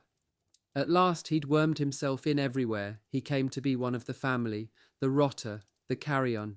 He did it so he wouldn't have to do it. He seemed to me like an individual that would have earned 5 quid honestly with the same work and bother that he puts into forging a £1 note. But there, he'll get his skin out of it all right, he will. At the front he'd be lost sight of in the throng of it, but he's not so stupid. Be damned to them, he says, that take their grub on the ground, and be damned to them still more when they're under it. When we've all done with fighting, he'll go back home and he'll say to his friends and neighbours, "Here I am safe and sound," and his pals'll be glad, because B's a good sort, with engaging manners, contemptible creature that he is. And this is the most stupid thing of all, but he takes you in and you swallow him whole, the son of a bug. And then, those sort of beings, don't you believe there's only one of them? There are barrels of 'em in every depot that hang on and writhe when their time comes to go, and they say, "I'm not going," and they don't go, and they never succeed in driving them as far as the front. "Nothing new in all that," said Bark. "We know it, we know it." Then there are the offices, Volpatte went on, engrossed in his story of travel. Whole houses and streets and districts. I saw that my little corner in the rear was only a speck, and I had full view of them. No, I'd never have believed there'd be so many men on chairs while war was going on. A hand protruded from the rank and made trial of space. No more sauce falling. Then we're going out. Bet your life on it. So, march, was the cry. The storm held its peace. We filed off in the long, narrow swamp, stagnating in the bottom of the trench, where the moment before it had shaken under slabs of rain. Volpatte's grumbling began again amidst our sorry stroll and the eddies of floundering feet. I listened to him as I watched the shoulders of a poverty-stricken overcoat swaying in front of me, drenched through and through. This time, Volpatte was on the track of the police. The farther you go from the front, the more you see of them. Their battlefield is not the same as ours. Tulac had an ancient grudge against them.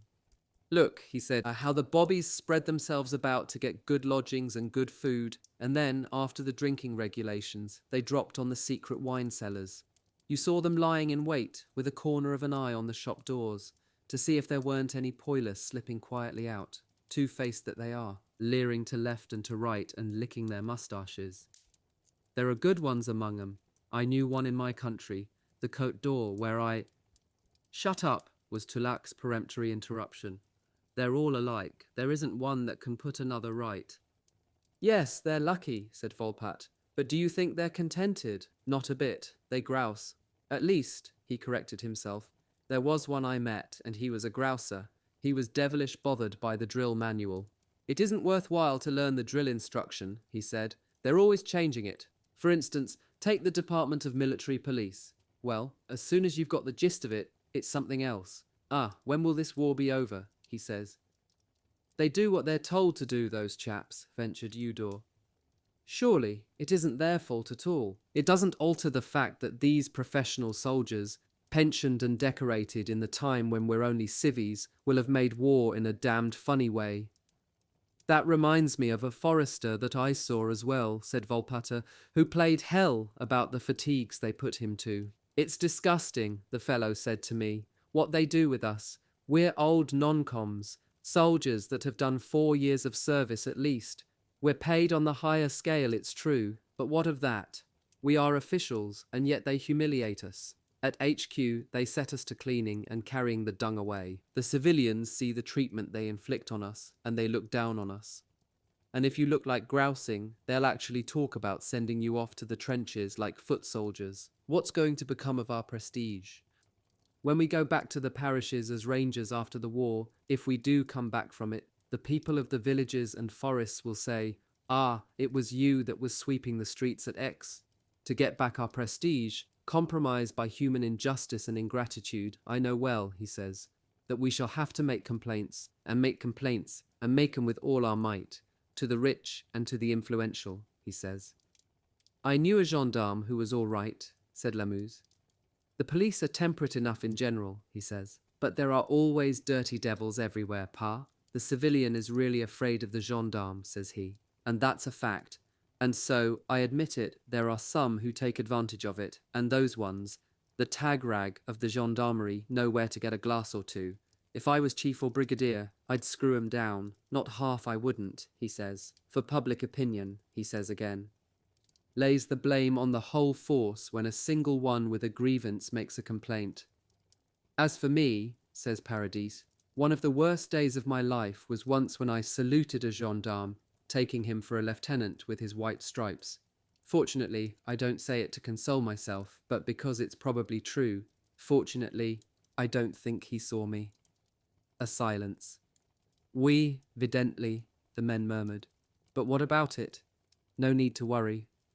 A little later, when we were seated along a wall, with our backs to the stones, and our feet plunged and planted in the ground, Volpatte continued unloading his impressions. I went into a big room that was a depot office bookkeeping department, I believe. It swarmed with tables, and people in it like in a market. Clouds of talk, all along the walls on each side and in the middle, personages sitting in front of their spread-out goods like waste paper merchants. I put in a request to be put back into my regiment, and they said to me, "Take your damned hook and get busy with it." I lit on a sergeant, a little chap with airs, spick as a daisy, with a gold-rimmed spyglass eyeglasses with a tape on them. He was young, but being a re-enlisted soldier, he had the right not to go to the front. I said to him, "Sergeant," but he didn't hear me, being busy slanging a secretary. "It's unfortunate, mon garçon," he was saying. "I've told you 20 times that you must send one notice of it to be carried out by the squadron commander, provost of the CA, and one by way of advice, without signature, but making mention of the signature, to the provost of the Force Publique d'Amiens, and of the centres of the district, of which you have the list in envelopes, of course, of the general commanding the district." It's very simple, he says. I'd drawn back 3 paces to wait till he'd done withdrawing. 5 minutes after, I went up to the sergeant. He said to me, "My dear sir, I have not the time to bother with you. I have many other matters to attend to." As a matter of fact, he was all in a flummox in front of his typewriter, the chump, because he'd forgotten, he said, to press on the capital letter lever. And so, instead of underlining the heading of his page, he damn well scored a line of 8s in the middle of the top. So he couldn't hear anything, and he played hell with the Americans, seeing the machine came from there. After that, he growled against another woolly leg, because on the memorandum of the distribution of maps, they hadn't put the names of the ration department, the cattle department, and the administrative convoy of the 328th D1. Alongside, a fool was obstinately trying to pull more circulars off a jellygraph than it would print, doing his damnedest to produce a lot of ghosts that you could hardly read. Others were talking. "Where are the Parisian fasteners?" asked a toff. "And they don't call things by their proper names. Tell me now, if you please, what are the elements quartered at X?" "The elements? What's all that sort of babble?" asked Volpatte. At the end of the big table where these fellows were that I've mentioned and that I'd been to, and the sergeant floundering about behind a hillock of papers at the top of it and giving orders, a simpleton was doing nothing but tap on his blotting pad with his hands. His job, the mug, was the department of leave papers, and as the big push had begun and all leave was stopped, he hadn't anything to do. "Capital," he says. "And all that's one table in one room in one department in one depot. I've seen more, and then more, and more, and more again. I don't know, but it's enough to drive you off your nut, I tell you." "Have they got brisks?" Not many there, but in the department of the second line, everyone had 'em. You had museums of 'em there, whole zoological gardens of stripes. Prettiest thing I've seen in the way of stripes, said Tulak, was a motorist dressed in cloth that you'd have said was satin with new stripes, and the leathers of an English officer, though a second-class soldier as he was. With his finger on his cheek, he leaned with his elbows on that fine carriage adorned with windows that he was the valet de chambre of. He'd have made you sick, the dainty beast. He was just exactly the poilu that you see pictures of in the ladies' papers, the pretty little naughty papers. Each has now his memories, his tirade on this much excogitated subject of the shirkers, and all begin to overflow and to talk at once. A hubbub surrounds the foot of the mean wall, where we are heaped like bundles, with a grey, muddy, and trampled spectacle lying before us, laid waste by rain. Orderly in waiting to the road department, then at the bakery, then cyclist to the revictualling department of the 11th Battery. Every morning he had a note to take to the Service de l'Intendance, to the gunnery school, to the bridges department, and in the evening to the AD and the AT, that was all. When I was coming back from leave, said that orderly, the women cheered us at all the level crossing gates that the train passed. They took you for soldiers, I said. Ah, I said, you're called up then, are you? Certainly, he says to me, considering that I've been a round of meetings in America with a ministerial deputation. Perhaps it's not exactly being called up, that. Anyway, mon ami, he says, I don't pay any rent, so I must be called up. And me? To finish, cries Volpatte, silencing the hum with his authority of a traveller returned from down there.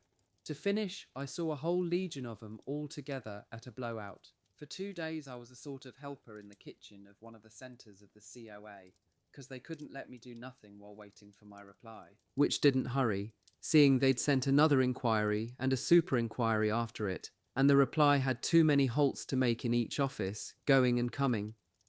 In short, I was cook in the shop. Once I waited at table, seeing that the head cook had just got back from leave for the 4th time and was tired. I saw and I heard those people every time I went into the dining room that was in the prefecture, and all that hot and illuminated row got into my head. They were only auxiliaries in there, but there were plenty of the armed service among the number too. They were almost all old men, with a few young ones besides, sitting here and there. I'd begun to get about enough of it when one of the broomsticks said, "The shutters must be closed. It's more prudent." My boy, they were a lump of 125 miles from the firing line, but that pockmarked puppy he wanted to make believed there was danger of bombardment by aircraft. And there's my cousin, said Tulak, fumbling, who wrote to me, "Look, here's what he says. Mon cher Adolphe, here I am definitely settled in Paris as attaché to guardroom 60, while you are down there. I must stay in the capital at the mercy of a Taube or a Zeppelin." The phrase sheds a tranquil delight abroad, and we assimilate it like a titbit, laughing. After that, Volpatte went on, those layers of soft jobbers fed me up still more. As a dinner it was all right cod, seeing it was Friday, but prepared like soles à la marguerite. I know all about it. But the talk! They call the bayonet Rosalie, don't they? Yes, the padded loonies. But during dinner these gentlemen talked above all about themselves, every one, so as to explain why he wasn't somewhere else, as good as said, but all the while saying something else and gorging like an ogre. I'm ill, I'm feeble, look at me, ruin that I am. Me, I'm in my dotage. They were all seeking inside themselves to find diseases to wrap themselves up in. I wanted to go to the war, but I've a rupture, 2 ruptures, 3 ruptures. Ah, non, that feast.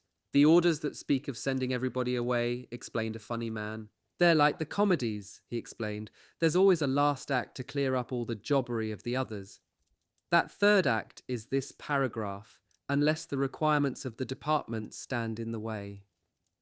There was one that told this tale. I had 3 friends that I counted on to give me a lift up. I was going to apply to them, but one after another, a little before I put my request, they were killed by the enemy. Look at that, he says. I've no luck. Another was explaining to another that, as for him, he would very much have liked to go, but the surgeon major had taken him round the waist to keep him by force in the depot with the auxiliary. Eh bien, he says, I resigned myself. After all, I shall be of greater value in putting my intellect to the service of the country than in carrying a knapsack. And him that was alongside said, "Oui," with his headpiece feathered on top. He'd jolly well consented to go to Bordeaux at the time when the Boches were getting near Paris, and then Bordeaux became the stylish place. But afterwards, he returned firmly to the front to Paris, and said something like this: "My ability is of value to France. It is absolutely necessary that I guard it for France." They talked about other people that weren't there, of the commandant who was getting an impossible temper, and they explained that the more imbecile he got, the harsher he got, and the general that made unexpected inspections with the idea of kicking all the soft jobbers out, but who'd been laid up for 8 days, very ill. He's certainly going to die. His condition no longer gives rise to any uneasiness, they said, smoking the cigarettes that society swells send to the depots for the soldiers at the front. "Do you know," they said, "little Frazee, who is such a nice boy, the cherub, he's at last found an excuse for staying behind. They wanted some cattle slaughterers for the abattoir, and he's enlisted himself in there for protection, although he's got a university degree, and in spite of being an attorney's clerk. As for Flandrin's son, he's succeeded in getting himself attached to the roadmenders. Roadmender him. Do you think they'll let him stop so?" "Certain sure," replies one of the cowardly milksops. "A roadmender's job is for a long time." "Talk about idiots," Martha O growls. And they were all jealous, I don't know why, of a chap called Burin. Formerly he moved in the best Parisian circles. He lunched and dined in the city. He made 18 calls a day and fluttered about the drawing rooms from afternoon tea till daybreak. He was indefatigable in leading cotillons, organizing festivities, swallowing theatrical shows, without counting the motoring parties, and all the lot running with champagne. Then the war came. So he's no longer capable, the poor boy, of staying on the lookout a bit late at an embrasure or of cutting wire. He must stay peacefully in the warm. And then him, a Parisian, to go into the provinces and bury himself in the trenches. Never in this world. "I realize too," replied an individual, "that at 37 I've arrived at the age when I must take care of myself." And while the fellow was saying that, I was thinking of Dumont, the gamekeeper, who was 42, and was done in close to me on Hill 132, so near that after he got the handful of bullets in his head, my body shook with the trembling of his.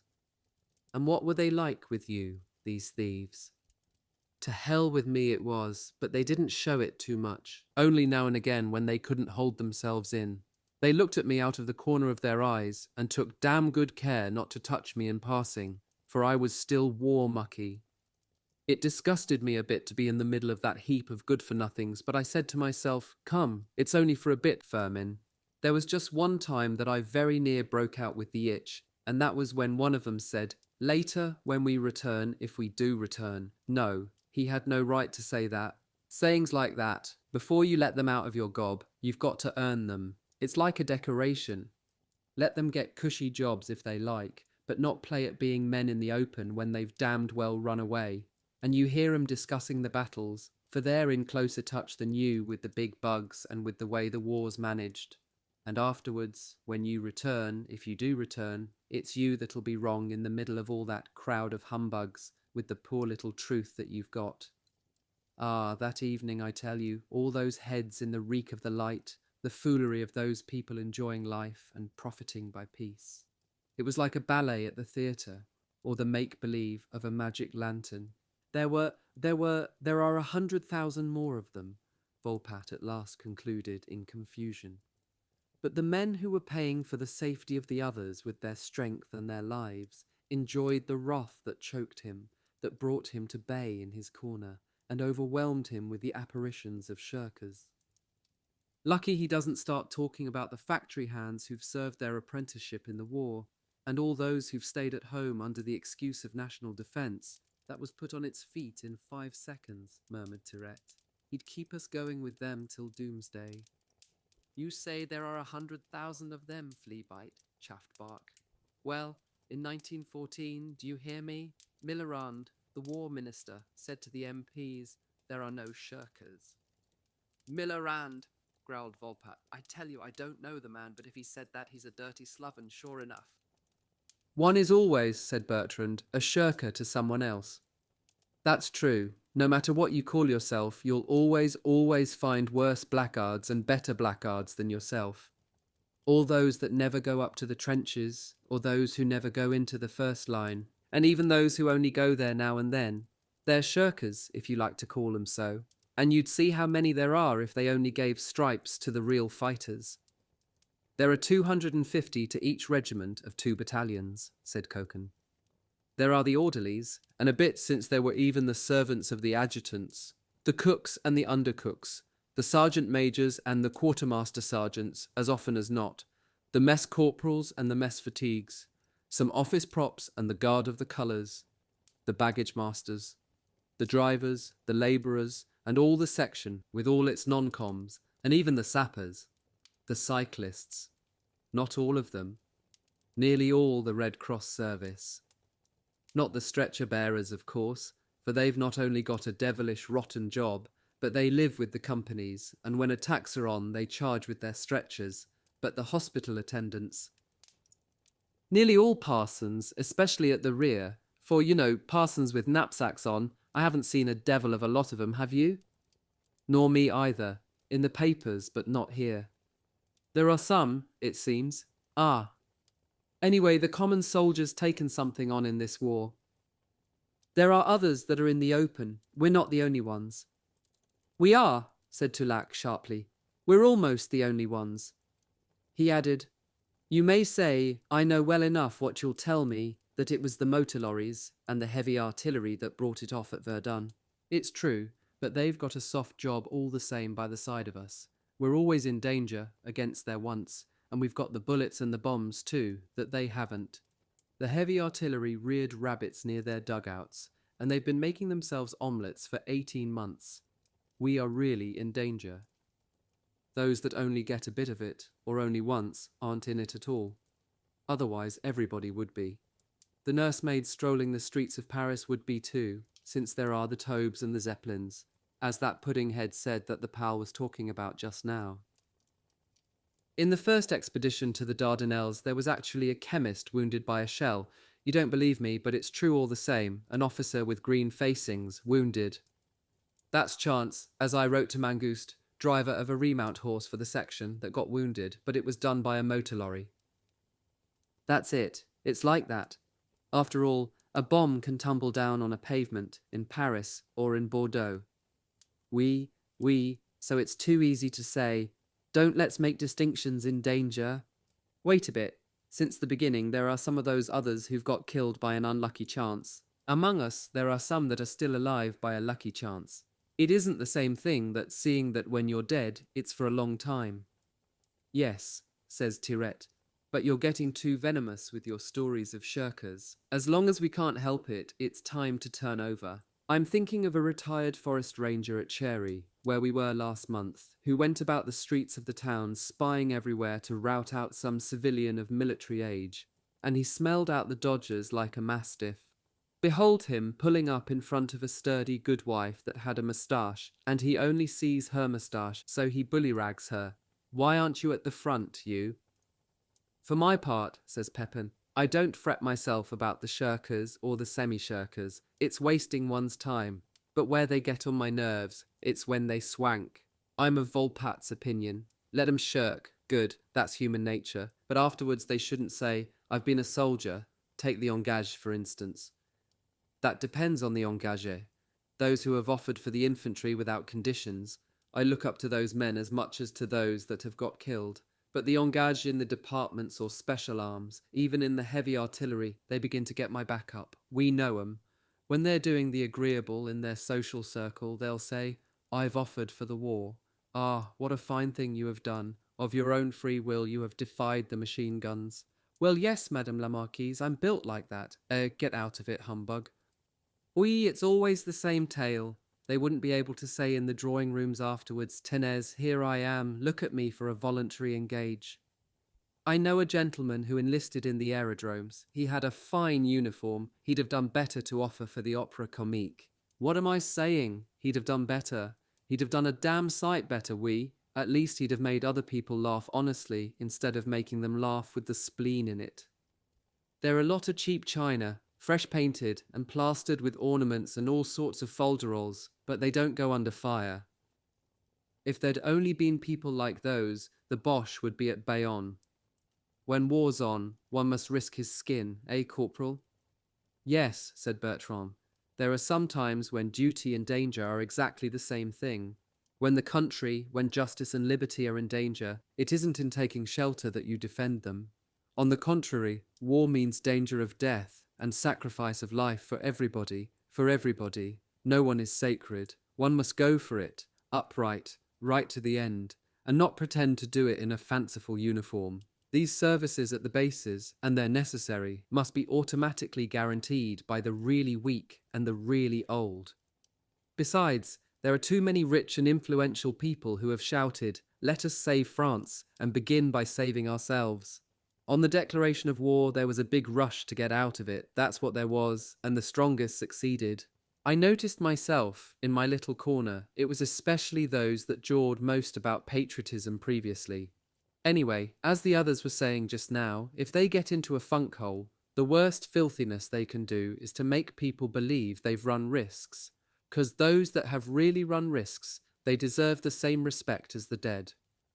Well, what then? It's always like that, old man. You can't change human nature. It can't be helped. Grouse, complain, tiens. Talking about complaining, did you know Margoulin? Margoulin?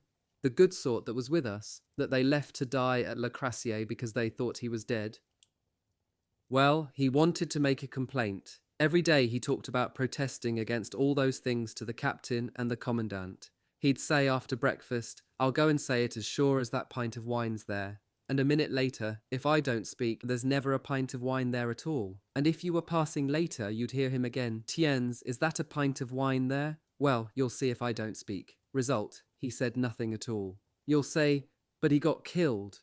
True, but previously he had God's own time to do it 2,000 times if he dared. All that, it makes me ill, growled Blair, sullen, but with a flash of fury. We others, we've seen nothing, seeing that we don't see anything, but if we did see... Old chap, Volpatte cried, those depots take notice of what I say. You'd have to turn the Seine, the Garonne, the Rhône and the Loire into them to clean them. In the interval, they're living, and they live well, and they go to doze peacefully every night, every night. The soldier held his peace. In the distance he saw the night as they would pass it, cramped up, trembling with vigilance in the deep darkness. At the bottom of the listening hole, whose ragged jaws showed in black outline all around whenever a gun hurled its dawn into the sky. Bitterly said Kokun, all that, it doesn't give you any desire to die. Yes, it does, someone replies tranquilly. Yes, it does. Don't exaggerate, old Kipperskin. Of service at the front, 4 or 5 years, those enlisted for 4 or 5 years have the right to choose their arm of the service, subject to conditions. Chapter 10, Argoval. The twilight of evening was coming near from the direction of the country, and a gentle breeze, soft as a whisper, came with it. In the houses alongside this rural way, a main road, garbed for a few paces like a main street, the rooms whose pallid windows no longer fed them with the limpidity of space found their own light from lamps and candles, so that the evening left them and went outside, and one saw light and darkness gradually changing places. On the edge of the village, towards the fields, some unladen soldiers were wandering, facing the breeze. We were ending the day in peace, and enjoying that idle ease whose happiness one only realizes when one is really weary. It was fine weather, we were at the beginning of rest, and dreaming about it. Evening seemed to make our faces bigger before it darkened them, and they shone with the serenity of nature. Sergeant Soulhard came to me, took my arm, and led me away. Come, he said, and I'll show you something. The approaches to the village abounded in rows of tall and tranquil trees, and we followed them along. Under the pressure of the breeze, their vast verdure yielded from time to time in slow, majestic movements. Soulhard went in front of me. He led me into a deep lane, which twisted about between high banks, and on each side grew a border of bushes, whose tops met each other. For some moments we walked in a bower of tender green. A last gleam of light falling aslant across the lane made points of bright yellow among the foliage, and round as gold coins. This is pretty, I said. He said nothing, but looked aside and hard. Then he stopped. It must be there. He made me climb up a bit of a track to a field, a great quadrangle within tall trees and full of the scent of hay. Tiens, I said, looking at the ground. It's all trampled here. There's been something to do. Come, said Suilhard to me. He led me into the field, not far from its gate. There was a group of soldiers there, talking in low voices. My companion stretched out his hand. It's there, he said. A very short post, hardly a yard high, was implanted a few paces from the hedge, composed just there of young trees. It was there, he said, that they shot a soldier of the 204th this morning. They planted that post in the night. They brought the chap here at dawn, and these are the fellows of his squad who killed him. He tried to dodge the trenches. During relief he stayed behind, and then went quietly off to quarters. He did nothing else. They meant, no doubt, to make an example of him. We came near to the conversation of the others. No, not at all, said one. He wasn't a ruffian. He wasn't one of those toughs that we all know. We all enlisted together. He was a decent sort, like ourselves, no more, no less. A bit funky, that's all. He was in the front line from the beginning, he was, and I've never seen him boozed, I haven't. Yes, but all must be told, unfortunately for him, there was a previous conviction. There were two, that did the trick. The other got 2 years.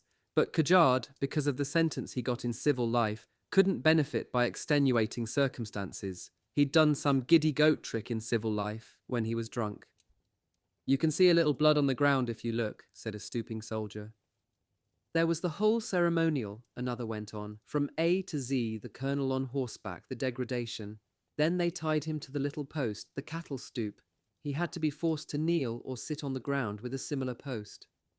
It's past understanding, said a third, after a silence, if it wasn't for the example the sergeant spoke about.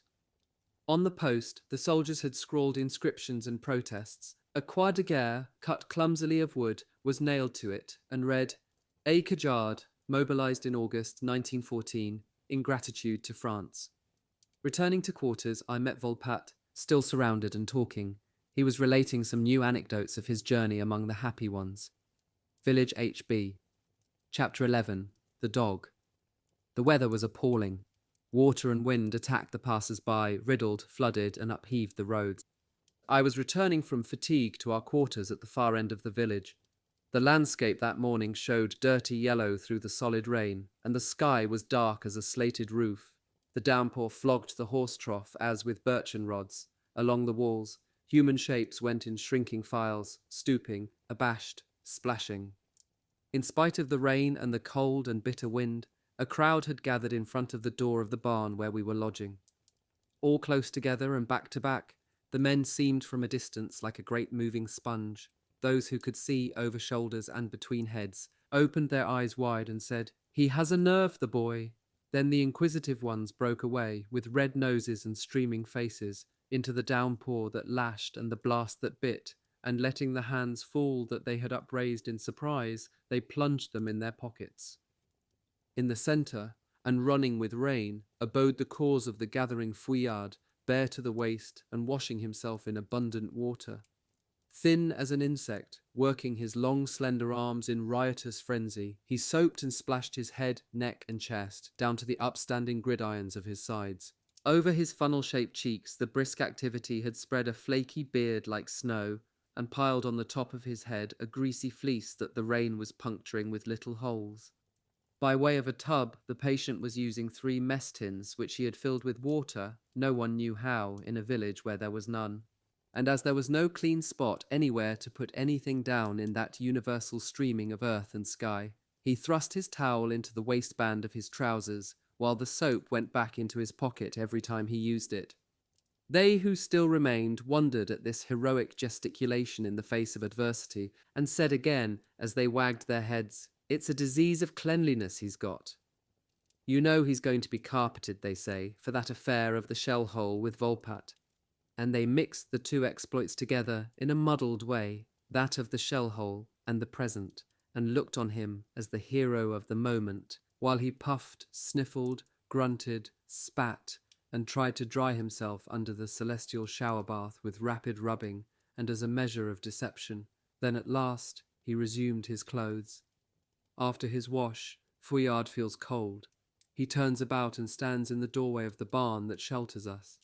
The Arctic blast discolors and disparages his long face, so hollow and sunburned. It draws tears from his eyes and scatters them on the cheeks once scorched by the mistral. His nose, too, weeps increasingly, yielding to the ceaseless bite of the wind that grips his ears in spite of the muffler knotted round his head, and his calves in spite of the yellow puttees with which his cockerel legs are enwound. He re-enters the barn, but comes out of it again at once, rolling ferocious eyes and muttering oaths with the accent one hears in that corner of the land over 600 miles from here, whence he was driven by war.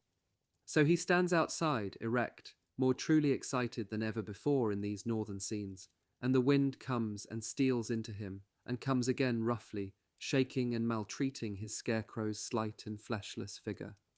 Ye gods, it is almost uninhabitable, the barn they have assigned to us to live in during this period of rest.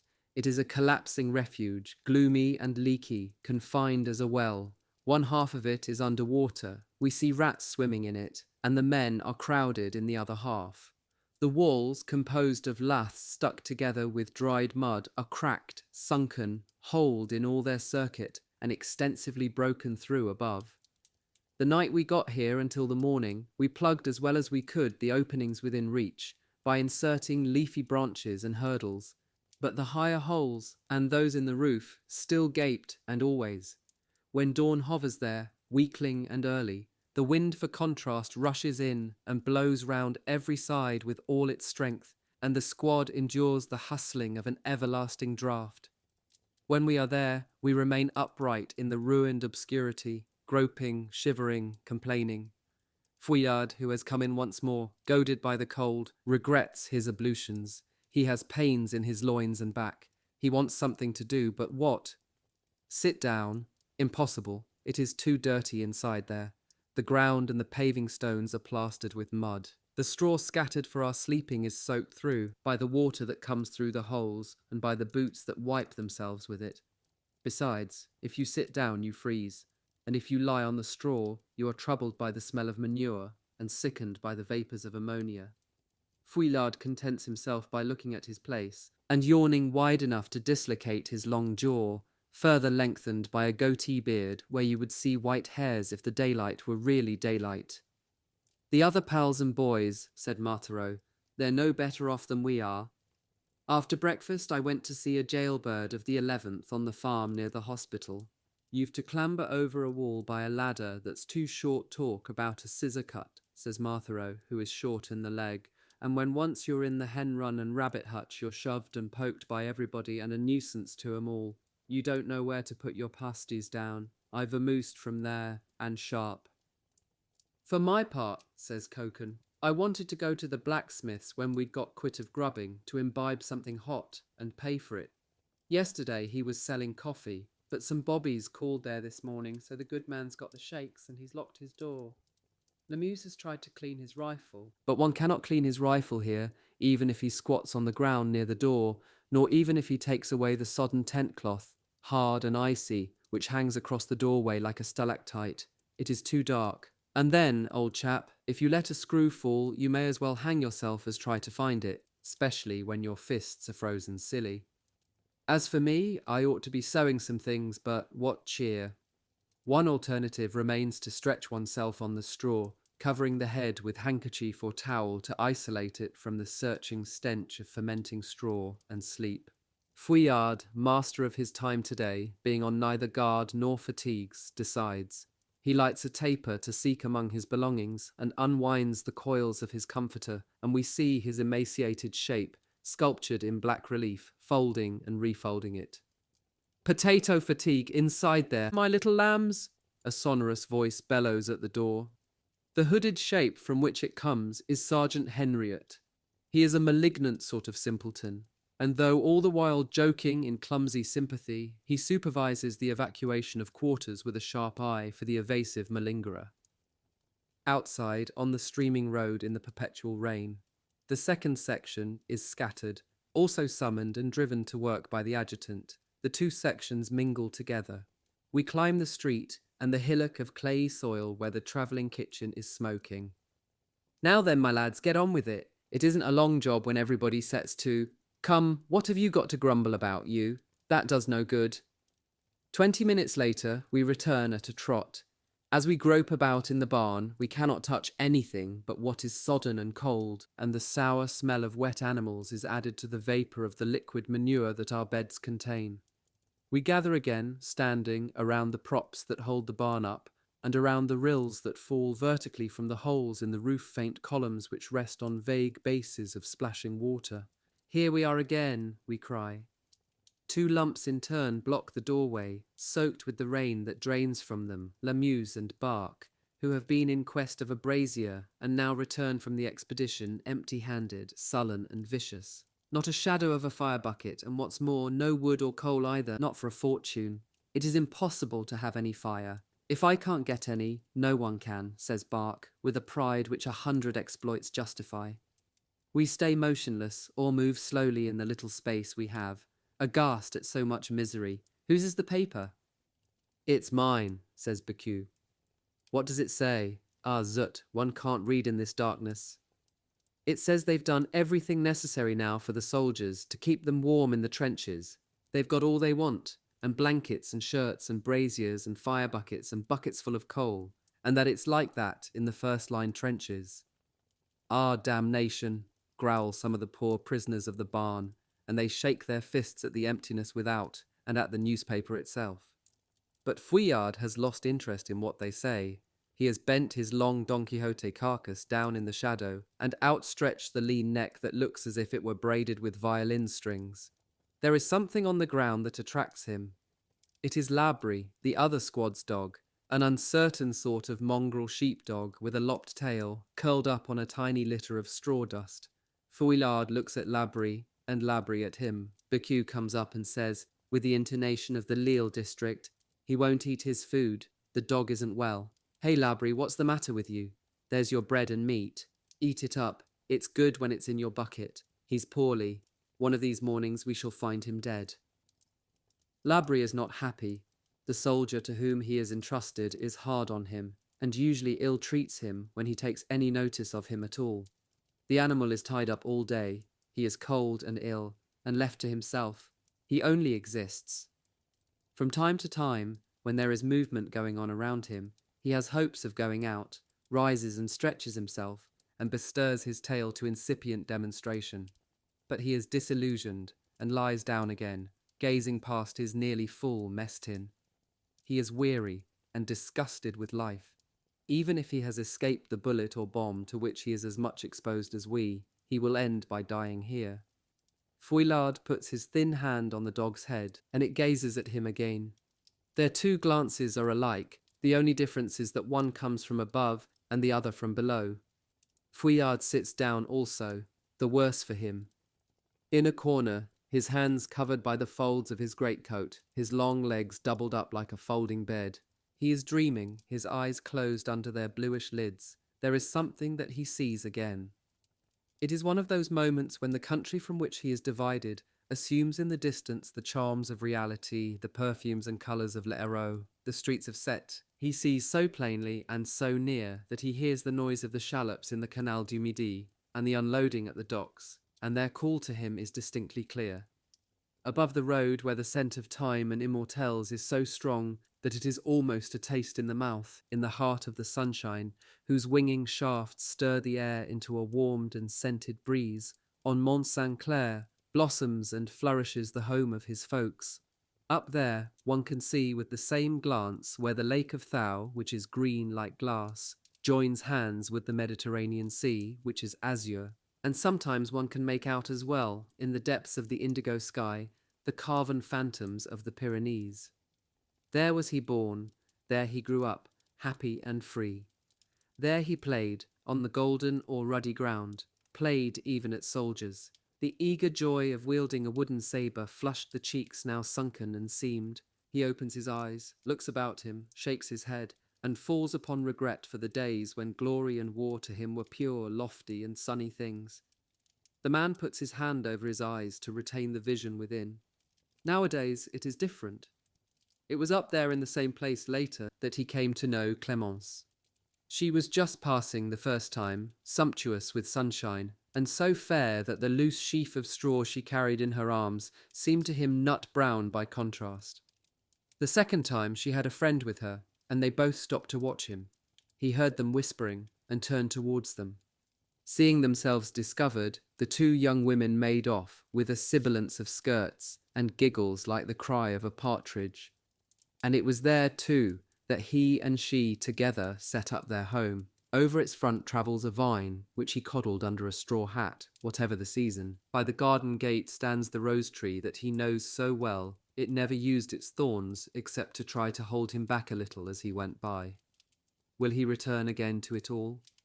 Ah, he has looked too deeply into the profundity of the past, not to see the future in appalling accuracy. He thinks of the regiment decimated at each shift, of the big knocks and hard he has had and will have, of sickness and of wear.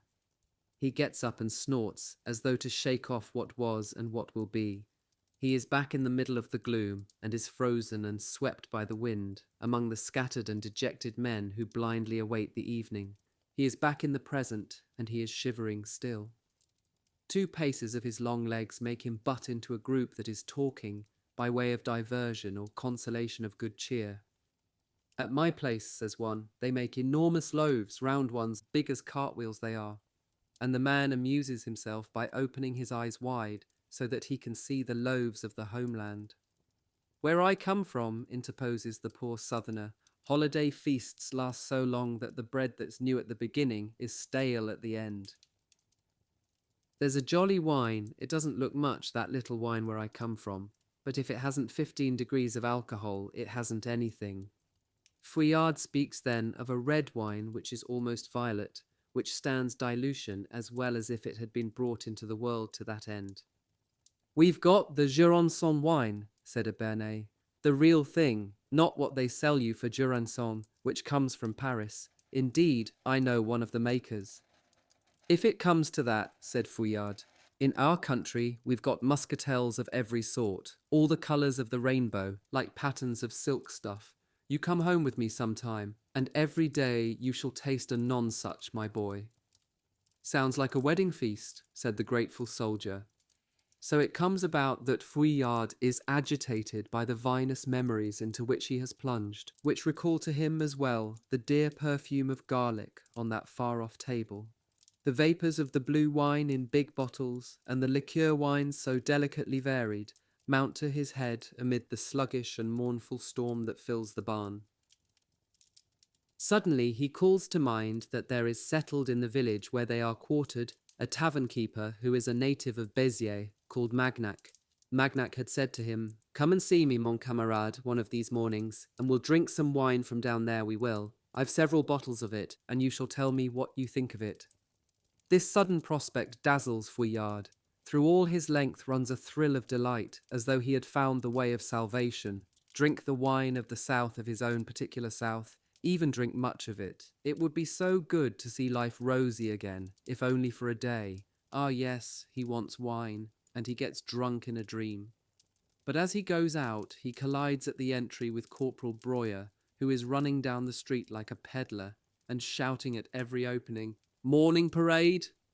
The company assembles and forms in squares on the sticky mound where the travelling kitchen is sending soot into the rain. "I'll go and have a drink after parade," says Fouillade to himself. And he listens listlessly, full of his plan, to the reading of the report. But carelessly as he listens, he hears the officer read, "It is absolutely forbidden to leave quarters before 5 p.m. and after 8 p.m. And he hears the captain, without noticing the murmur that runs round the poilus, add this comment on the order: "This is divisional headquarters. However many there are of you, don't show yourselves. Keep under cover. If the general sees you in the street, he will have you put to fatigues at once. He must not see a single soldier. Stay where you are all day in your quarters. Do what you like as long as no one sees you. No one." We go back into the barn. 2 o'clock. It is 3 hours yet, and then it will be totally dark, before one may risk going outside without being punished. Shall we sleep while waiting? Fouillade is sleepy no longer. The hope of wine has shaken him up. And then, if one sleeps in the day, he will not sleep at night. No, to lie with your eyes open is worse than a nightmare. The weather gets worse. Wind and rain increase, without and within. Then what? if one may not stand still, nor sit down, nor lie down, nor go for a stroll, nor work, what? Deepening misery settles on the party of benumbed and tired soldiers. They suffer to the bone, nor know what to do with their bodies. Nom de Dieu, we're badly off, is the cry of the derelicts, a lamentation, an appeal for help. Then by instinct they give themselves up to the only occupation possible to them in there, to walk up and down on the spot, and thus ward off ankylosis. So they begin to walk quickly to and fro in the scanty place that 3 strides might compass. They turn about and cross and brush each other, bent forward, hands pocketed, tramp, tramp. These human beings, whom the blast cuts even among their straw, are like a crowd of the wretched wrecks of cities who await, under the lowering sky of winter, the opening of some charitable institution. But no door will open for them, unless it le 4 days hence, one evening at the end of the rest, to return to the trenches. Alone in a corner, Cocon cowers. He is tormented by lice, but weakened by the cold and wet. He has not the pluck to change his linen, and he sits there sullen, unmoving, and devoured. As 5 o'clock draws near, in spite of all, Fouillade begins again to intoxicate himself with his dream of wine, and he waits, with its gleam in his soul. What time is it? 5:15. 5 minutes to 5. Now. He is outside in black night. With great splashing skips, he makes his way towards the tavern of Magnac, the generous and communicative Biterrois. Only with great trouble does he find the door in the dark and the inky rain. By God, there is no light. Great God again, it is closed. The gleam of a match that his great lean hand covers like a lampshade shows him the fateful notice. Out of bounds, Magnac, guilty of some transgression, has been banished into gloom and idleness. Fouillade turns his back on the tavern that has become the prison of its lonely keeper. He will not give up his dream. He will go somewhere else and have vin ordinaire and pay for it, that's all. He puts his hand in his pocket to sound his purse. It is there. There ought to be 37 sous in it, which will not run to the wine of Preux, but suddenly he starts, stops dead, and smites himself on the forehead. His long-drawn face is contracted in a frightful grimace, masked by the night. No, he no longer has 37 sous. Fool that he is. He has forgotten the tin of sardines that he bought the night before. So disgusting did he find the dark macaroni of the soldiers' mess, and the drinks he stood to the cobbler who put him some nails in his boots. Misery. There could not be more than 13 sous left. To get as elevated as one ought, and to avenge himself on the life of the moment, he would certainly need damnation 1.5 litres. In this place, a litre of red ordinary costs 21 sous. It won't go. His eyes wander around him in the darkness, looking for someone. Perhaps there is a pal somewhere who will lend him money, or stand him a litre. But who? Not Becue, he has only a Moraine who sends him tobacco and notepaper every fortnight. Not Barque, who would not toe the line. Nor Blair, the miser, he wouldn't understand. Not Biquet, who seems to have something against him. Nor Pepin, who himself begs and never pays, even when he is host. Ah, if Volpatte were there. There is Menil André, but he is actually in debt to Fouillade on account of several drinks round. Corporal Bertrand. Following on a remark of Fouillarde's, Bertrand told him to go to the devil, and now they look at each other sideways. Farfadet? Fouillade hardly speaks a word to him in the ordinary way. No, he feels that he cannot ask this of Farfadet. And then 1,000 thunders. What is the use of seeking saviours in one imagination? Where are they, all these people at this hour? Slowly he goes back towards the barn. Then mechanically he turns and goes forward again, with hesitating steps. He will try, all the same. Perhaps he can find convivial comrades. He approaches the central part of the village just when night has buried the earth. The lighted doors and windows of the taverns shine again in the mud of the main street.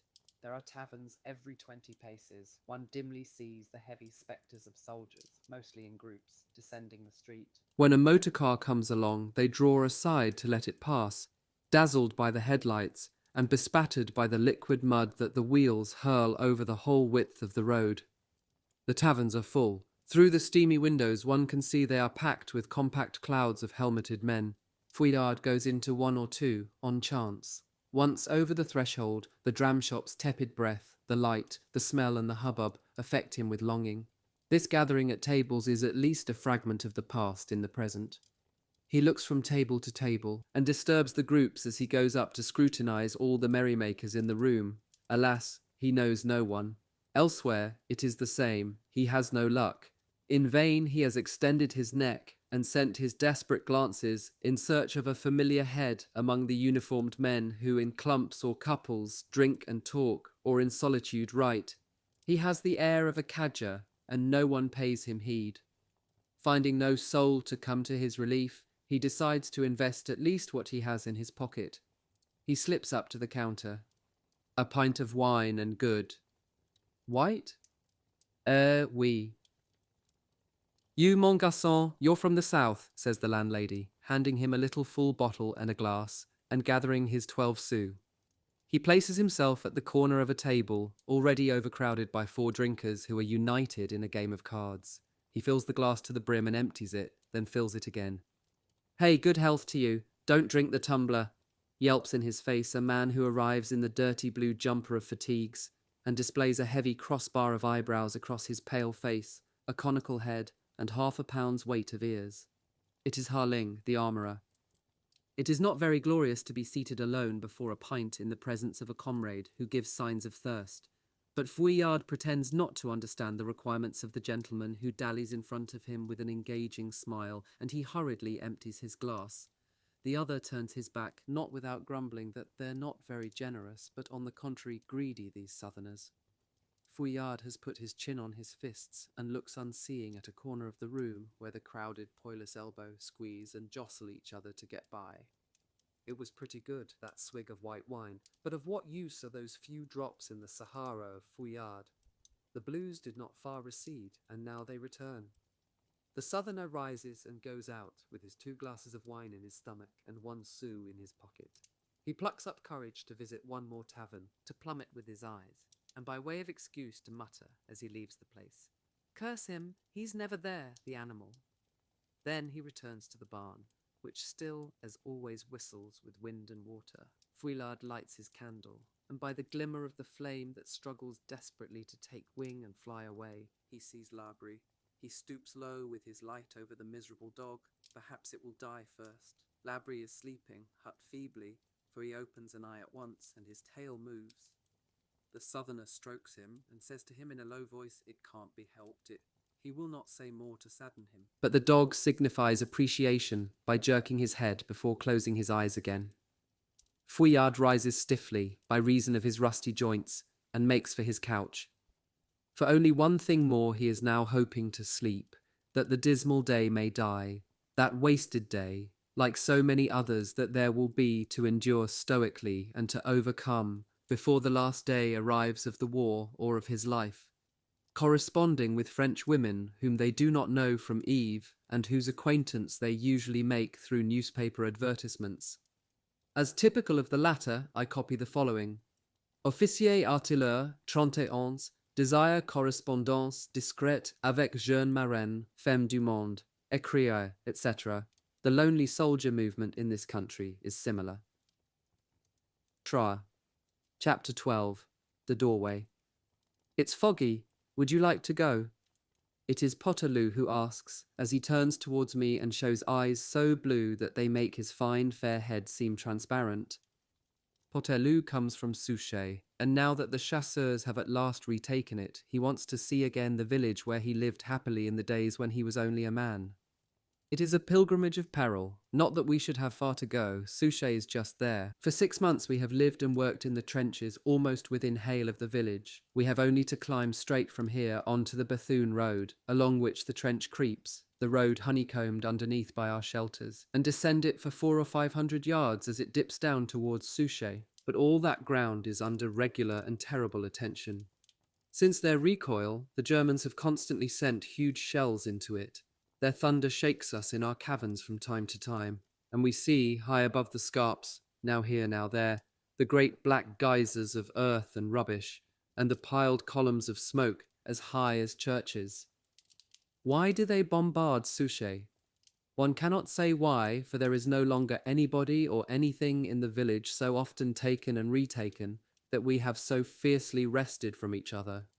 But this morning a dense fog enfolds us, and by favour of the great curtain that the sky throws over the earth, one might risk it. We are sure at least of not being seen. The fog hermetically closes the perfected retina of the sausage that must be somewhere up there, enshrouded in the white wadding that raises its vast wall of partition between our lines and those observation posts of Lens and Angres, whence the enemy spies upon us. Right you are, I say to Potelou. Adjutant Barter, informed of our project, wags his head up and down and lowers his eyelids in token that he does not see. We hoist ourselves out of the trench and behold us both upright on the Bethune road. It is the first time I have walked there during the day. I have never seen it except from afar, the terrible road that we have so often travelled or crossed in leaps, bowed down in the darkness and under the whistling of missiles. Well, are you coming, old man? After some paces, Potelou has stopped in the middle of the road, where the fog like cotton wool unravels itself into pendant fragments, and there he dilates his sky-blue eyes and half opens his scarlet mouth. Ah, la, he murmurs. When I turn to him, he points to the road, shakes his head and says, "This is it, bon Dieu, to think this is it. This bit where we are, I know it so well that if I shut my eyes, I can see it as it was. Exactly, old chap. It's awful to see it again like that. It was a beautiful road, planted all the way along with big trees. And now, what is it? Look at it, a sort of long thing without a soul sad. Look at these two trenches on each side, alive. This ripped up paving, bored with funnels. These trees uprooted, split, scorched, broken like faggots, thrown all ways, pierced by bullets. Look, this pock-marked pestilence here. Ah, my boy, you can't imagine how it has disfigured this road." And he goes forward, seeing some new amazement at every step. It is a fantastic road enough, in truth. On both sides of it are crouching armies, and their missiles have mingled on it for a year and a half. It is a great dishevelled highway, travelled only by bullets and by ranks and files of shells that have furrowed and upheaved it, covered it with the earth of the fields, scooped it and laid bare its bones. It might be under a curse. It is a way of no colour, burned and old, sinister and awful to see. "If you'd only known it, how clean and smooth it was," says Potelou. "All sorts of trees were there, and leaves and colours like butterflies, and there was always someone passing on it to give good day to some good woman rocking between two baskets, or people shouting to each other in a chaise, with the good wind ballooning their smocks. Ah, how happy life was once on a time." He dives down to the banks of the misty stream that follows the roadway towards the land of parapets. Stooping, he stops by some faint swellings of the ground on which crosses are fixed tombs, recessed at intervals into the wall of fog, like the stations of the cross in a church. I call him, we shall never get there at such a funeral pace, Allons. We come to a wide depression in the land, I in front and Potelou lagging behind, his head confused and heavy with thought as he tries in vain to exchange with inanimate things his glances of recognition. Just there the road is lower, a fold secretes it from the side towards the north. On this sheltered ground there is a little traffic. Along the hazy, filthy and unwholesome space, where withered grass is embedded in black mud, there are rows of dead. They are carried there when the trenches or the plain are cleared during the night. They are waiting. Some of them have waited long to be taken back to the cemeteries after dark. We approach them slowly. They are close against each other, and each one indicates with arms or legs some different posture of stiffened agony. There are some with half-mouldy faces, the skin rusted or yellow with dark spots. Of several, the faces are black as tar, the lips hugely distended, the heads of Negroes blown out in gold-beater's skin. Between two bodies, protruding uncertainly from one or the other, is a severed wrist, ending with a cluster of strings. Others are shapeless larvae of pollution, with dubious items of equipment pricking up, or bits of bone. Farther on, a corpse has been brought in such a state that they have been obliged, so as not to lose it on the way, to pile it on a lattice of wire, which was then fastened to the two ends of a stake. Thus was it carried in the hollow of its metal hammock and laid there. You cannot make out either end of the body. Alone in the heap that it makes, one recognizes the gape of a trouser pocket. An insect goes in and out of it. Around the dead flutter letters that have escaped from pockets or cartridge pouches while they were being placed on the ground. Over one of these bits of white paper, whose wings still beat though the mud ensnares them, I stoop slightly and read a sentence. My dear Henri, what a fine day it is for your birthday. The man is on his belly. His loins are rent from hip to hip by a deep furrow. His head is half turned round. We see a sunken eye, and on temples, cheek and neck a kind of green moss is growing.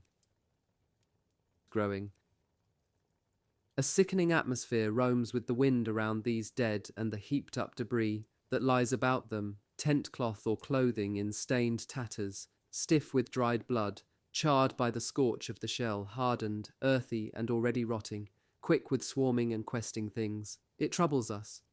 We look at each other and shake our heads, nor dare admit aloud that the place smells bad. All the same, we go away slowly. Now come breaking out of the fog the bowed backs of men who are joined together by something they are carrying. They are territorial stretcher-bearers with a new corpse. They come up with their old wan faces, toiling, sweating and grimacing with the effort. To carry a dead man in the lateral trenches when they are muddy is a work almost beyond human power. They put down the body, which is dressed in new clothes. It's not long since now that he was standing, says one of the bearers. It's 2 hours since he got his bullet in the head for going to look for a Bosch rifle in the plain. He was going on leave on Wednesday and wanted to take a rifle home with him. He is a sergeant of the 405th, class 1914, a nice lad too. He takes away the handkerchief that is over the face. It is quite young and seems to sleep, except that an eyeball has gone, the cheek looks waxen, and a rosy liquid has run over the nostrils, mouth and eyes. The body strikes a note of cleanliness in the charnel house, this still pliant body that lolls its head aside when it is moved as if to lie better. It gives a childish illusion of being less dead than the others. But being less disfigured, it seems more pathetic, nearer to one, more intimate as we look. And had we said anything in the presence of all that heap of beings destroyed, it would have been poor boy. We take the road again, which at this point begins to slope down to the depth where Souchez lies. Under our feet, in the whiteness of the fog, it appears like a valley of frightful misery. The piles of rubbish, of remains, and of filthiness accumulate on the shattered spine of the road's paving and on its miry borders in final confusion. The trees bestrew the ground or have disappeared, torn away, their stumps mangled. The banks of the road are overturned and overthrown by shell fire. All the way along, on both sides of this highway, where only the crosses remain standing, are trenches 20 times blown in and re-hollowed, cavities some with passages into them, hurdles on quagmires. The more we go forward, the more is everything turned terribly inside out, full of putrefaction, cataclysmic. We walk on a surface of shell fragments, and the foot trips on them at every step. We go among them as if they were snares, and stumble in the medley of broken weapons or bits of kitchen utensils, of water bottles, fire buckets, sewing machines, among the bundles of electrical wiring, the French and German accoutrements all mutilated and encrusted in dried mud, and among the sinister piles of clothing stuck together with a reddish-brown cement. And one must look out, too, for the unexploded shells, which everywhere protrude their noses or reveal their flanks or their bases, painted red, blue and tawny brown.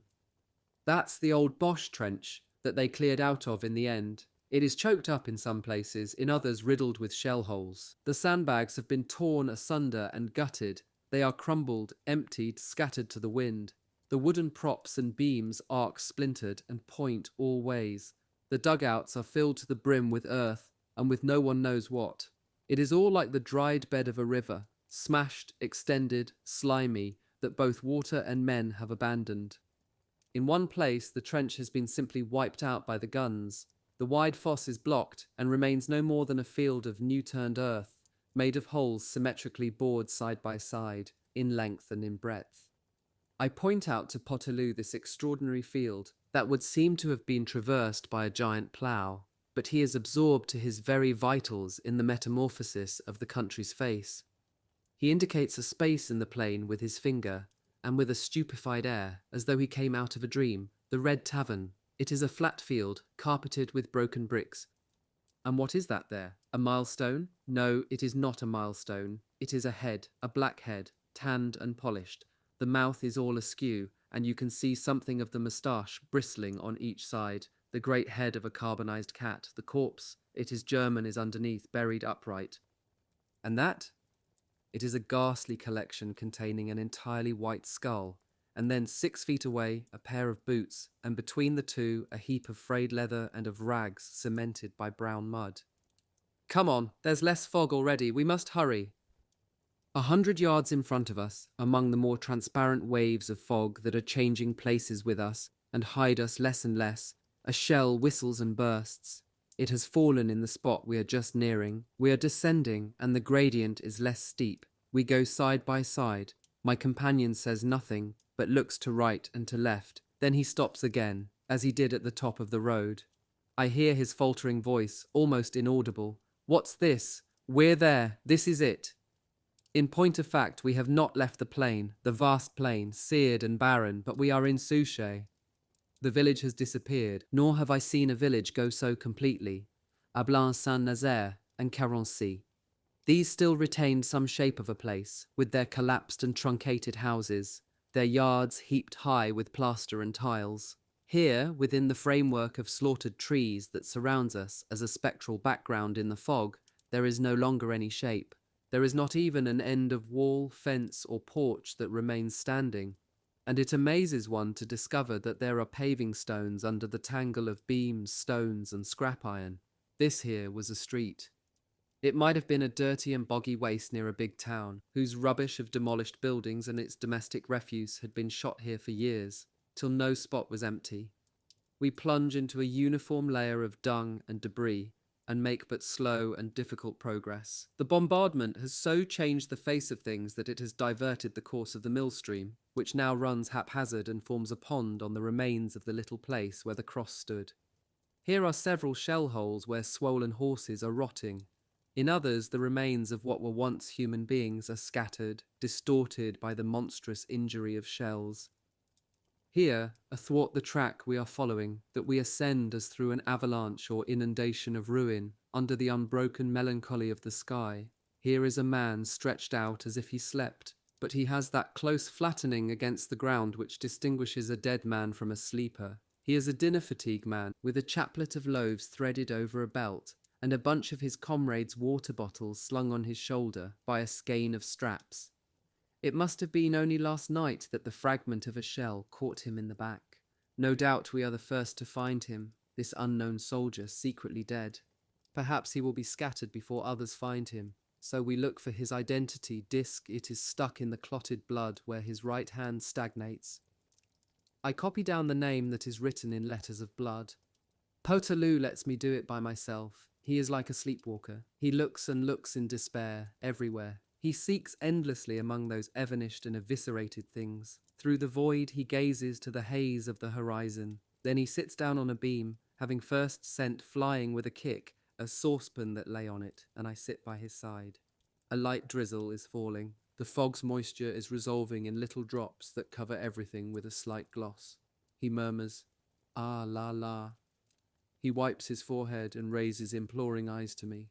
He is trying to make out and take in the destruction of all this corner of the earth and the mournfulness of it. He stammers disjointed remarks and interjections. He takes off his great helmet and his head is smoking. Then he says to me with difficulty, "Old man, you cannot imagine. You cannot. You cannot." He whispers, "The Red Tavern, where that Bosch's head is, and litters of beastliness all around, that sort of cesspool. It was on the edge of the road, a brick house and 2 outbuildings alongside. How many times, old man, on the very spot where we stood, how many times there, the good woman who joked with me on her doorstep, I've given her good day as I wiped my mouth and looked towards Souchez that I was going back to. And then after a few steps I've turned round to shout some nonsense to her. Oh, you cannot imagine, but that now, that." He makes an inclusive gesture to indicate all the emptiness that surrounds him. "We mustn't stay here too long, old chap. The fog's lifting, you know." He stands up with an effort. Allons. The most serious part is yet to come. His house. He hesitates, turns towards the east, goes. It's there. No, I've passed it. It's not there. I don't know where it is or where it was. Ah, misery, misery. He wrings his hands in despair and staggers in the middle of the medley of plaster and bricks. Then, bewildered by this encumbered plain of lost landmarks, he looks questioningly about in the air, like a thoughtless child, like a madman. He is looking for the intimacy of the bedrooms scattered in infinite space, for their inner form and their twilight now cast upon the winds. After several goings and comings, he stops at one spot and draws back a little. It was there. I'm right. Look, it's that stone there that I knew it by. There was a vent hole there. You can see the mark of the bar of iron that was over the hole before it disappeared. Sniffling, he reflects, and gently shaking his head as though he could not stop it. It is when you no longer have anything that you understand how happy you were. Ah, how happy we were. He comes up to me and laughs nervously. It's out of the common, that, eh? I'm sure you've never seen yourself like it. Can't find the house where you've always lived since always. He turns about, and it is he who leads me away. Well, let's leg it, since there is nothing.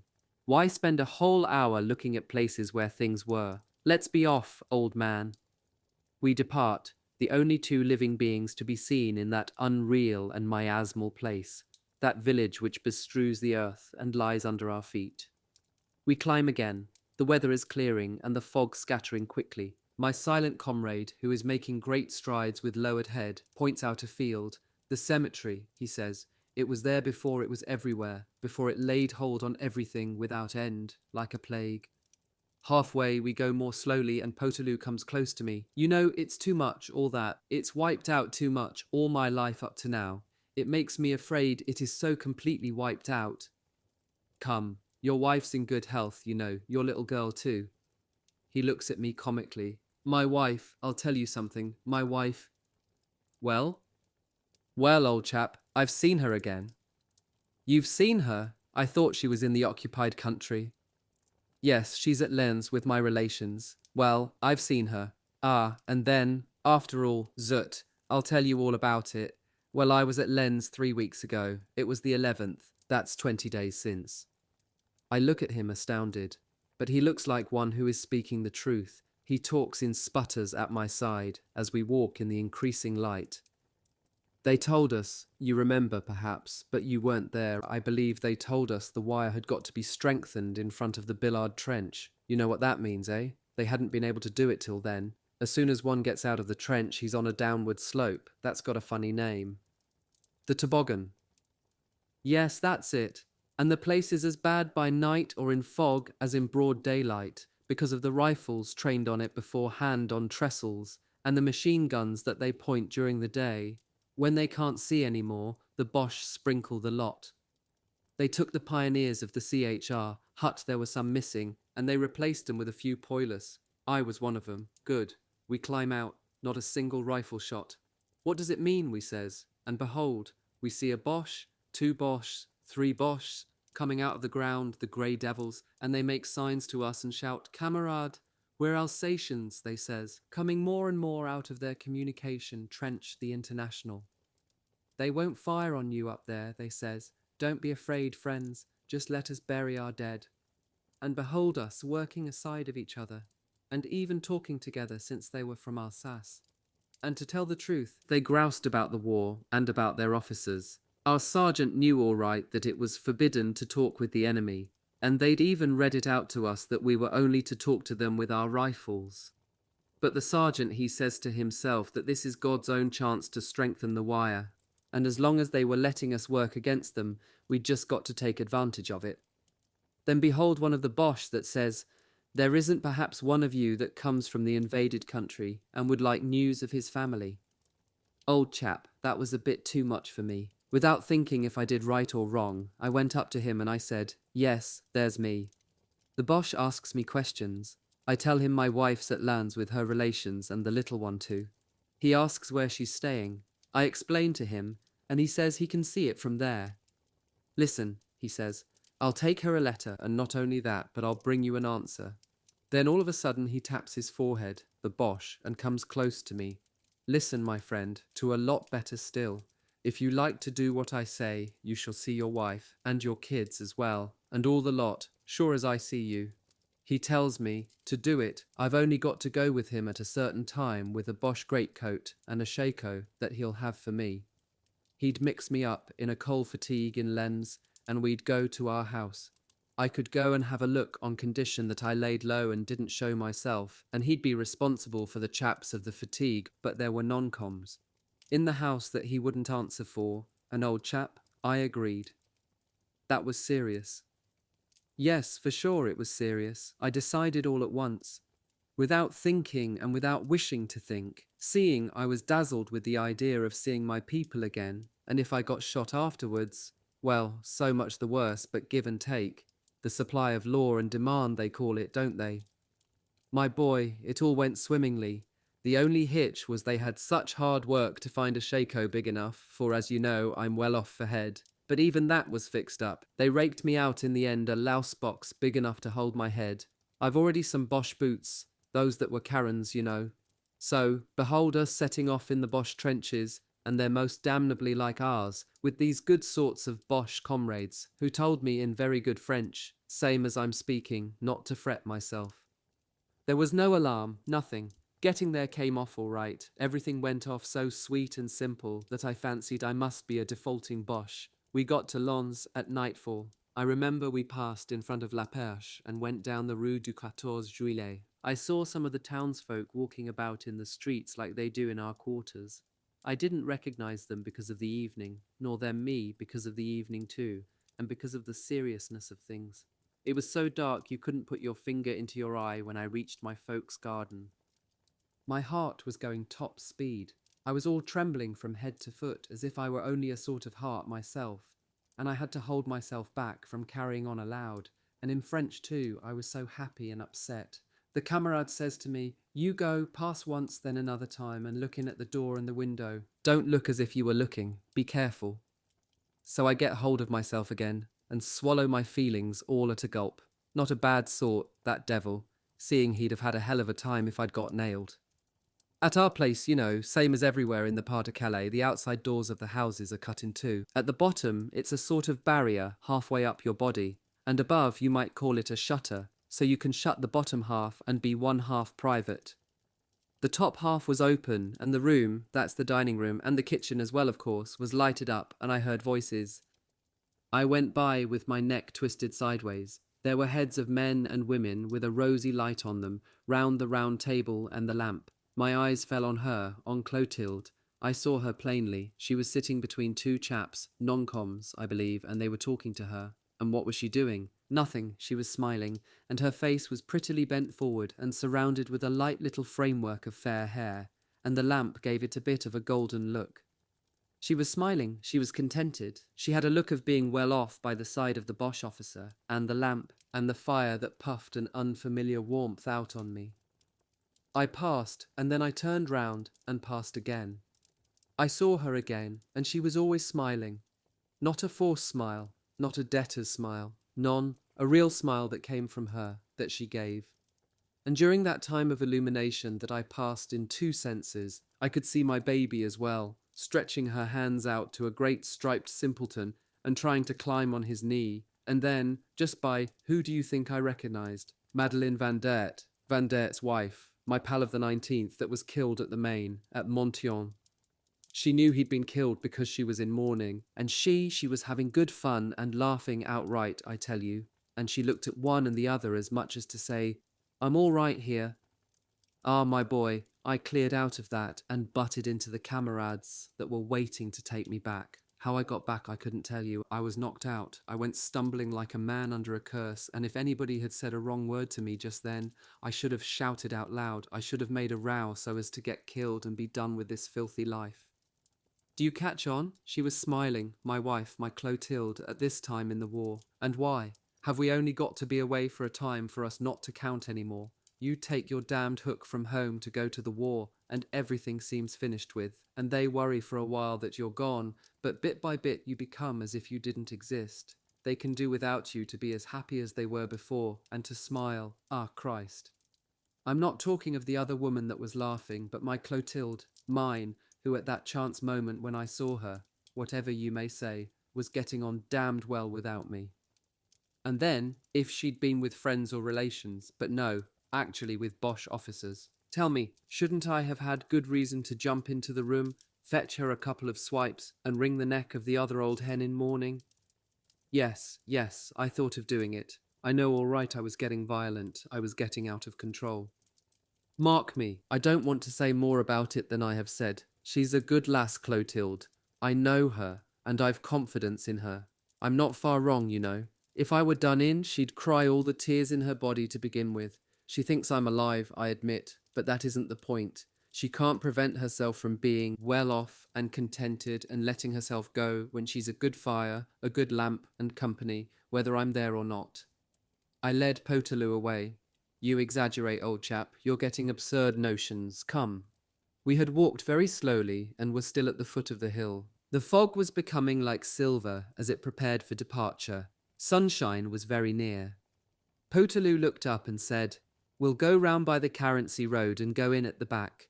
We struck off at an angle into the fields. At the end of a few minutes he said to me, "I exaggerate, you think? You say that I exaggerate." He reflected. "Ah." Then he added with the shaking of the head that had hardly left him all the morning, "What about it? All the same, it's a fact." We climbed the slope. The cold had become tepidity, arrived on a little plateau.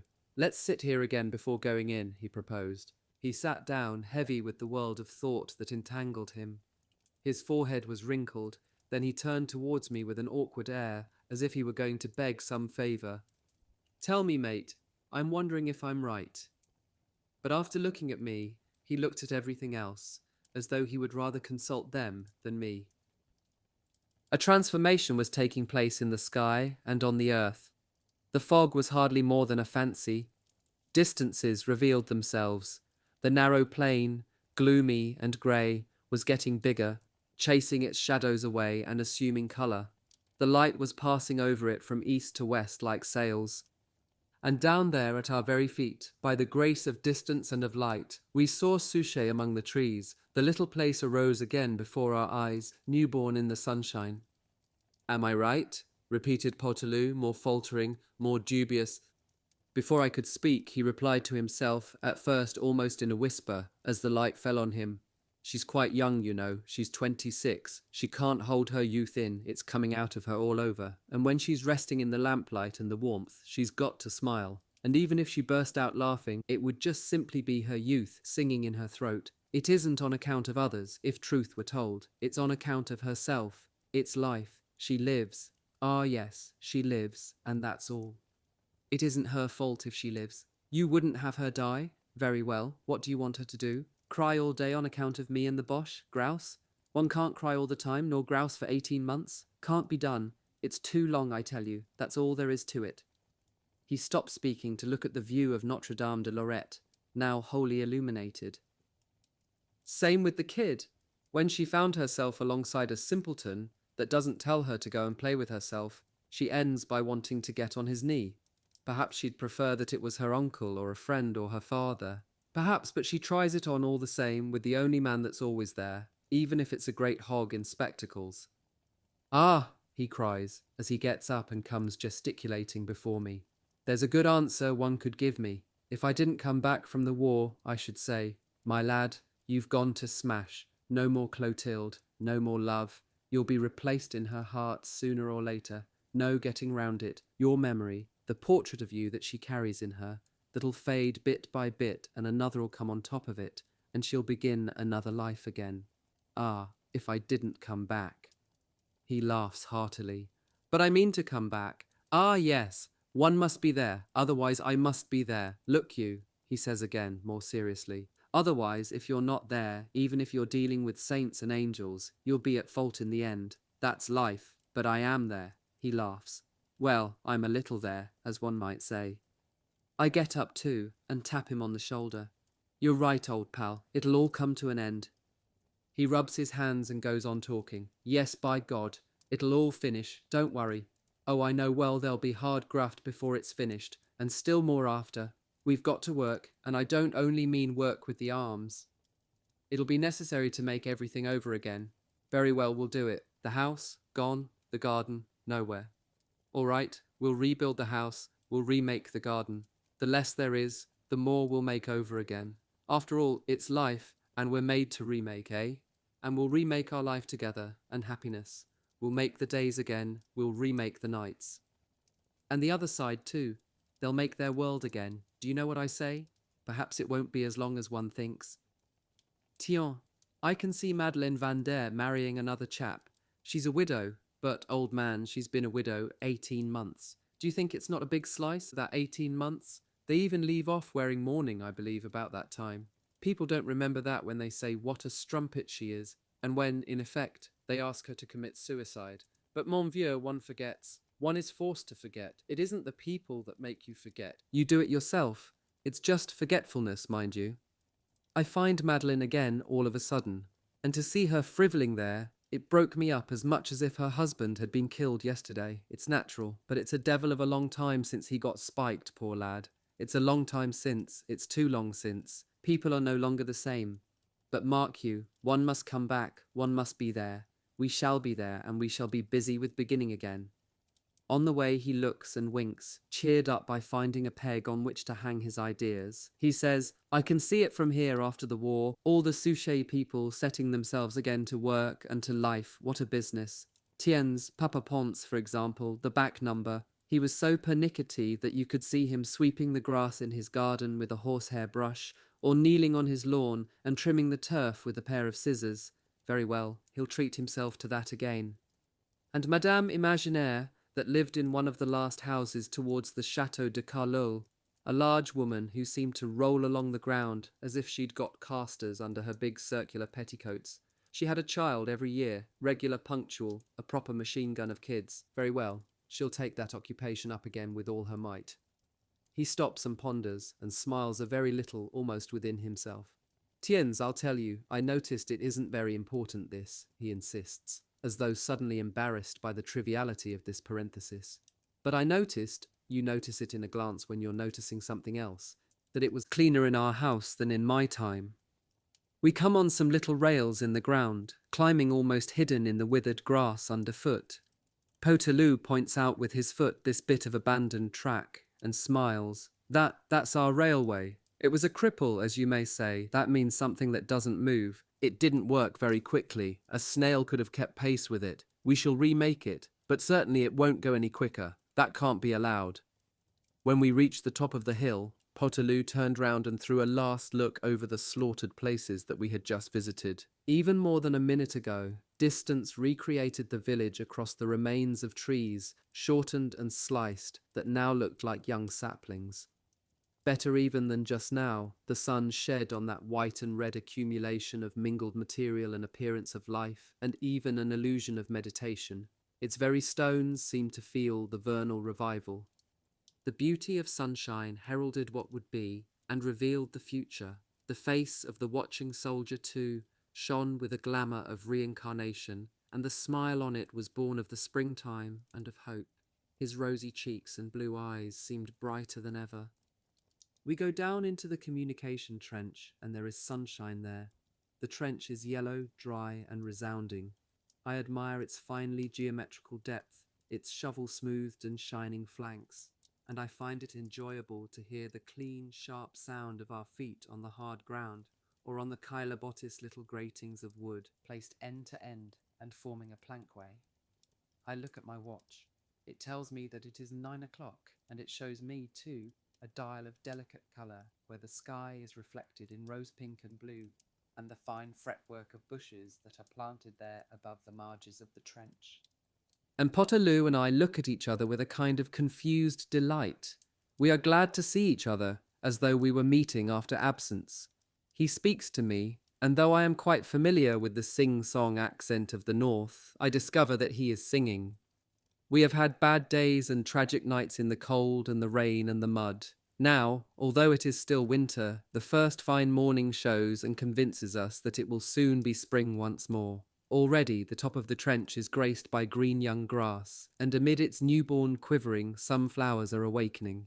It means the end of contracted and constricted days.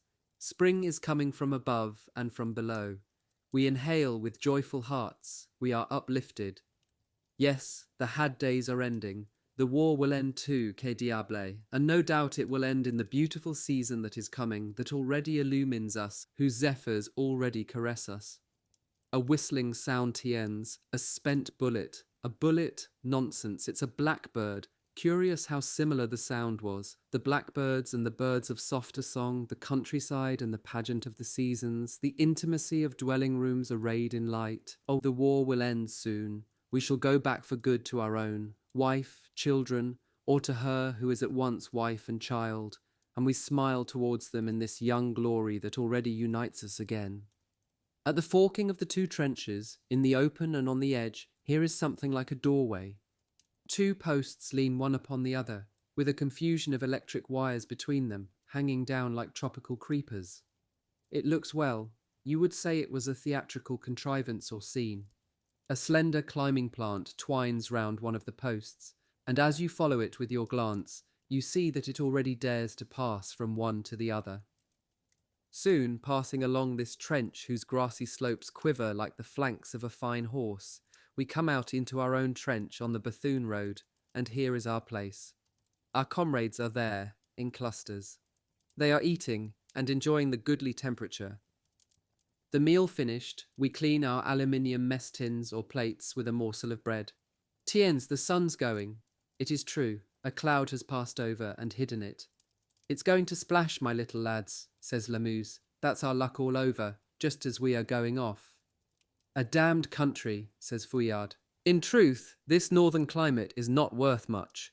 It drizzles and mizzles, reeks and rains, and when there is any sun, it soon disappears in the middle of this great damp sky. Our 4 days in the trenches are finished, and the relief will commence at nightfall. Leisurely, we get ready for leaving. We fill and put aside the knapsacks and bags. We give a rub to the rifles and wrap them up. It is already 4 o'clock. Darkness is falling quickly, and we grow indistinct to each other. Damnation! Here's the rain. A few drops and then the downpour. Oh la la la, we don our capes and tent cloths. We go back into the dugout, dabbling and gathering mud on our knees, hands and elbows, for the bottom of the trench is getting sticky. Once inside, we have hardly time to light a candle, stuck on a bit of stone, and to shiver all round. Come on, en route! We hoist ourselves into the wet and windy darkness outside. I can dimly see Potelou's powerful shoulders. In the ranks, we are always side by side. When we get going, I call to him. Are you there, old chap? Yes, in front of you, he cries to me, turning round. As he turns, he gets a buffet in the face from wind and rain. But he laughs. His happy face of the morning abides with him. No downpour shall rob him of the content that he carries in his strong and steadfast heart. No evil night put out the sunshine that I saw possess his thoughts some hours ago. We march and jostle each other and stumble. The rain is continuous, and water runs in the bottom of the trench. The floor gratings yield as the soil becomes soaked. Some of them slope to right or left, and we skid on them. In the dark, too, one cannot see them, so we miss them at the turnings and put our feet into holes full of water. Even in the greyness of the night, I will not lose sight of the slaty shine of Potelou's helmet, which streams like a roof under the torrent, nor of the broad back that is adorned with a square of glistening oilskin. I lock my step in his, and from time to time I question him, and he answers me, always in good humour, always serene and strong. When there are no more of the wooden floor gratings, we tramp in the thick mud. It is dark now. There is a sudden halt, and I am thrown on Potelou. Up higher we hear half-angry reproaches. What the devil will you get on? We shall get broken up. I can't get my trotters unstuck, replies a pitiful voice. The engulfed one gets clear at last, and we have to run to overtake the rest of the company. We begin to pant and complain, and bluster against those who are leading. Our feet go down haphazard. We stumble and hold ourselves up by the wales, so that our hands are plastered with mud. The march becomes a stampede, full of the noise of metal things and of oaths. In redoubled rain, there is a second halt. Someone has fallen, and the hubbub is general. He picks himself up, and we are off again.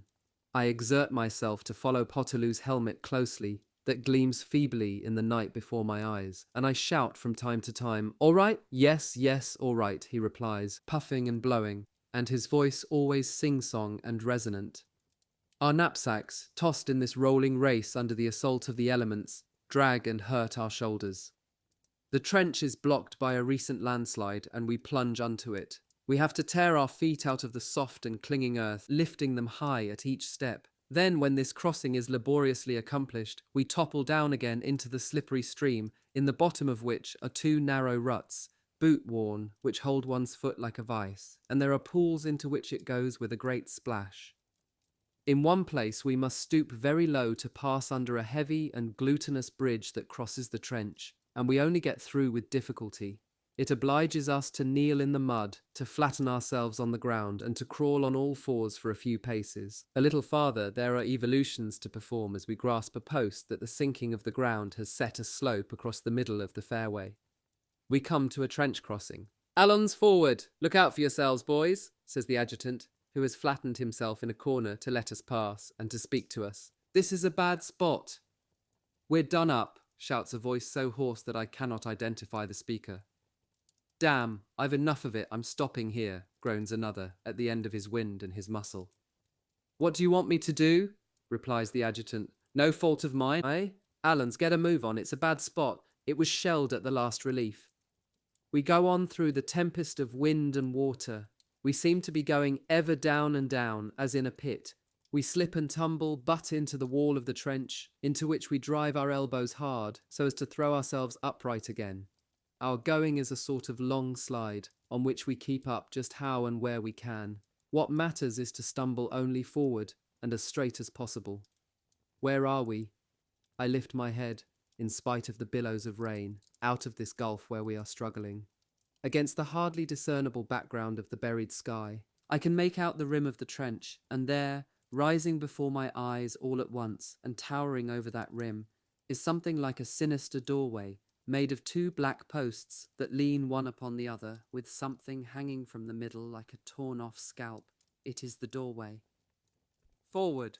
Forward!" I lower my head and see no more, but again I hear the feet that sink in the mud and come out again, the rattle of the bayonets, the heavy exclamations, and the rapid breathing. Once more there is a violent back-eddy. We pull up sharply. And again I am thrown upon Potelou and lean on his back, his strong back and solid, like the trunk of a tree, like healthfulness and like hope. He cries to me, "Cheer up, old man, we're there." We are standing still. It is necessary to go hack a little, nom de Dieu. No, we are moving on again. Suddenly a fearful explosion falls on us. I tremble to my skull. A metallic reverberation fills my head. A scorching and suffocating smell of sulphur pierces my nostrils. The earth has opened in front of me. I feel myself lifted and hurled aside, doubled up, choked and half blinded by this lightning and thunder. But still my recollection is clear, and in that moment when I looked wildly and desperately for my comrade in arms, I saw his body go up, erect and black, both his arms outstretched to their limit, and a flame in the place of his head. Noisy. Tree. Chapter 13. The big words. Bark notices that I am writing. He comes towards me on all fours through the straw, and lifts his intelligent face to me, with its reddish forelock and the little quick eyes, over which circumflex accents fold and unfold themselves. His mouth is twisting in all directions, by reason of a tablet of chocolate that he crunches and chews, while he holds the moist stump of it in his fist. With his mouth full, and wafting me the odour of a sweet shop, he stammers, "Tell me, you writing chap, you'll be writing later about soldiers. You'll be speaking of us, eh?" "Why, yes, Sonny, I shall talk about you, and about the boys, and about our life." "Tell me then," he indicates with a nod the papers on which I have been making notes. With hovering pencil, I watch and listen to him. He has a question to put to me. "Tell me then, though you needn't, if you don't want. There's something I want to ask you. This is it. If you make the common soldiers talk in your book, are you going to make them talk like they do talk? Or shall you put it all straight into pretty talk? It's about the big words that we use.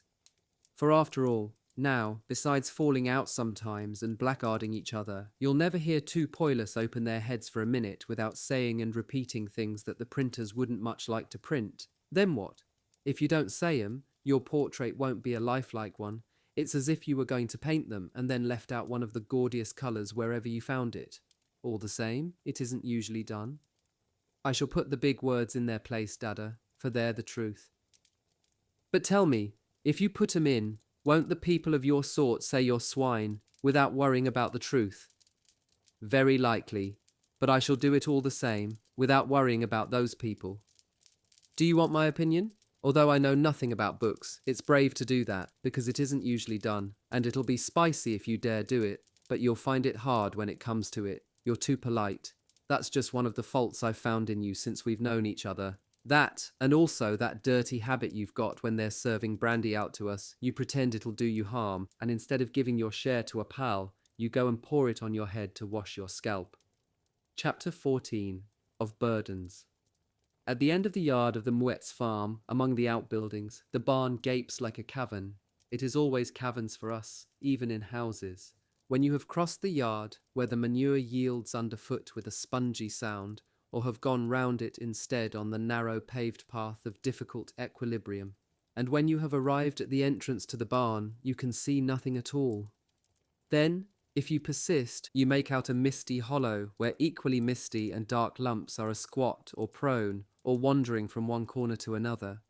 At the back, on the right and on the left, the pale gleams of 2 candles, each with the round halo of a distant moon, allow you at last to make out the human shape of these masses, whose mouths emit either steam or thick smoke.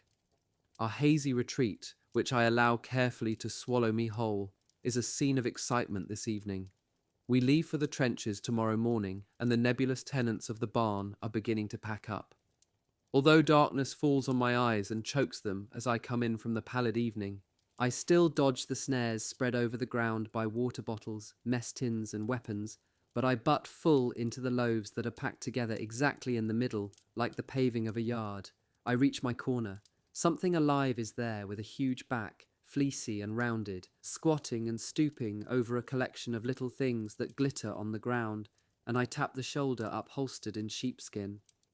The being turns round, and by the dull and fitful gleam of a candle which a bayonet stuck in the ground upholds, I see one half of a face, an eye, the end of a moustache, and the corner of a half-open mouth. It growls in a friendly way, and resumes the inspection of its possessions. What are you doing there? I'm fixing things and clearing up. The quasi-brigand who appears to be checking his booty is my comrade Volpat. He has folded his tent cloth in 4 and placed it on his bed, that is, on the truss of straw assigned to him, and on this carpet he has emptied and displayed the contents of his pockets. And it is quite a shop that he broods over with a housewife's solicitous eyes, watchful and jealous, lest someone walks over him. With my eye I tick off his copious exhibition. Alongside his handkerchief, pipe, tobacco pouch, which also contains a notebook, knife, purse, and pocket pipe lighter, which comprise the necessary and indispensable groundwork. Here are 2 leather laces twisted like earthworms round a watch enclosed in a case of transparent celluloid, which has curiously dulled and blanched with age. Then a little round mirror and another square one. This last, though broken, is of better quality and bevel-edged. A flask of essence of turpentine, a flask of mineral oil nearly empty, and a 3rd flask empty. A German belt plate bearing the device Gott mit uns, a dragoon's tassel of similar origin, half wrapped in paper, an aviator's arrow in the form of a steel pencil and pointed like a needle, folding scissors and a combined knife and fork of similar pliancy, a stump of pencil and one of candle, a tube of aspirin also containing opium tablets, and several tin boxes. Observing that my inspection of his personal possessions is detailed, Volpat helps me to identify certain items. That's a leather officer's glove. I cut the fingers off to stop up the mouth of my blunderbuss with. That's telephone wire, the only thing to fasten buttons on your greatcoat with if you want 'em to stay there. And here, inside here, do you know what that is? White thread, good stuff, not what you're put off with when they give you new things. A sort of macaroni au fromage that you pull out with a fork. And there's a set of needles on a postcard, the safety pins, they're there, separate. And here, that's the paper department, quite a library. There is indeed a surprising collection of papers among the things disgorged by Volpat's pockets.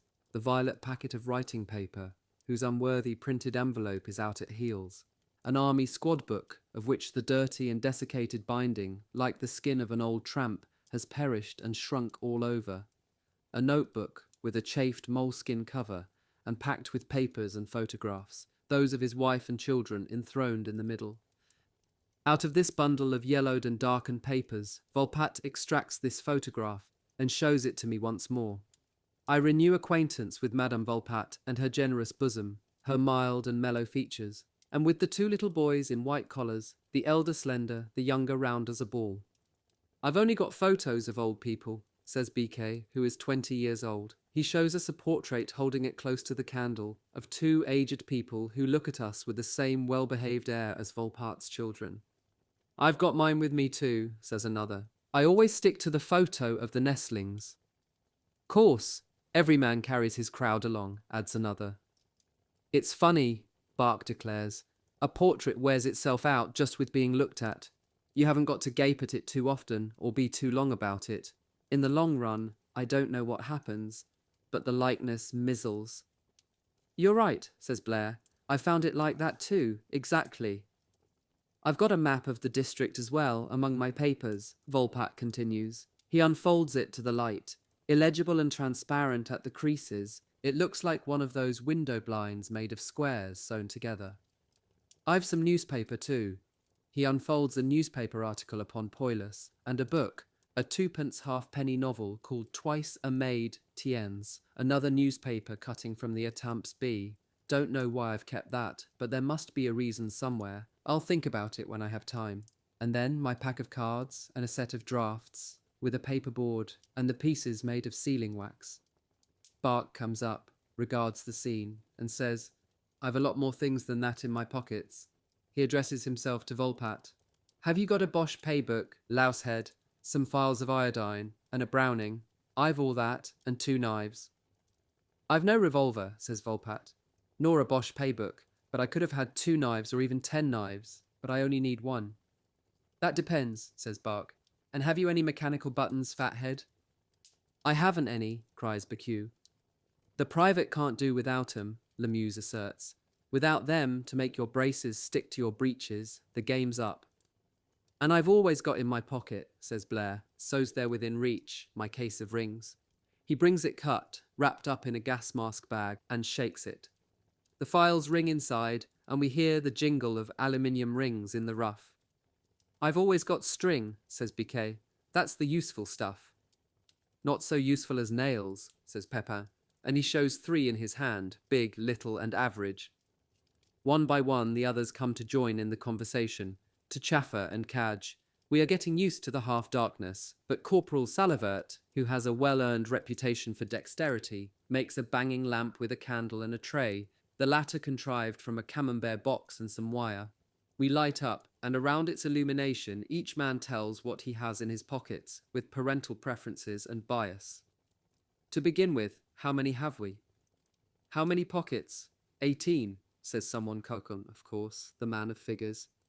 18 pocket, you're codding, rat nose, says Big Lemuse. Exactly 18, replies Cocon. Count them, if you're as clever as all that. Lemuse is willing to be guided by reason in the matter, and putting his 2 hands near the light so as to count accurately, he tells off his great brick-red fingers. 2 pockets in the back of the greatcoat, 1 for the first aid packet, which is used for tobacco, 2 inside the greatcoat in front, 2 outside it on each side, with flaps, 3 in the trousers, and even 3.5, counting the little one in front. I'll bet a compass on it, says Farfadet. And I, my bits of tinder. I, says Tirloir, I'll bet a teeny whistle that my wife sent me when she said, if you're wounded in the battle, you must whistle, so that your comrades will come and save your life.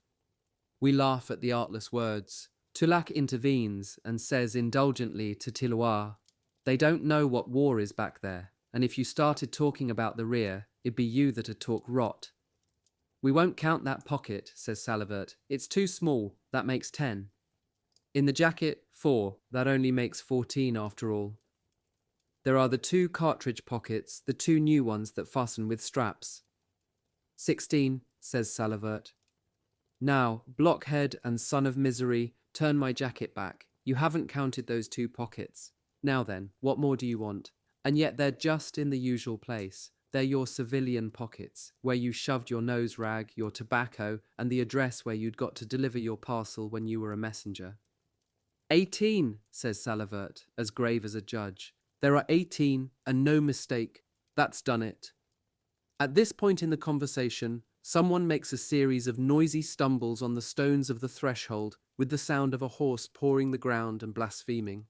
Then, after a silence, the barking of a sonorous and authoritative voice. Hey, inside there, getting ready. Everything must be fixed up this evening and packed tight and solid, you know.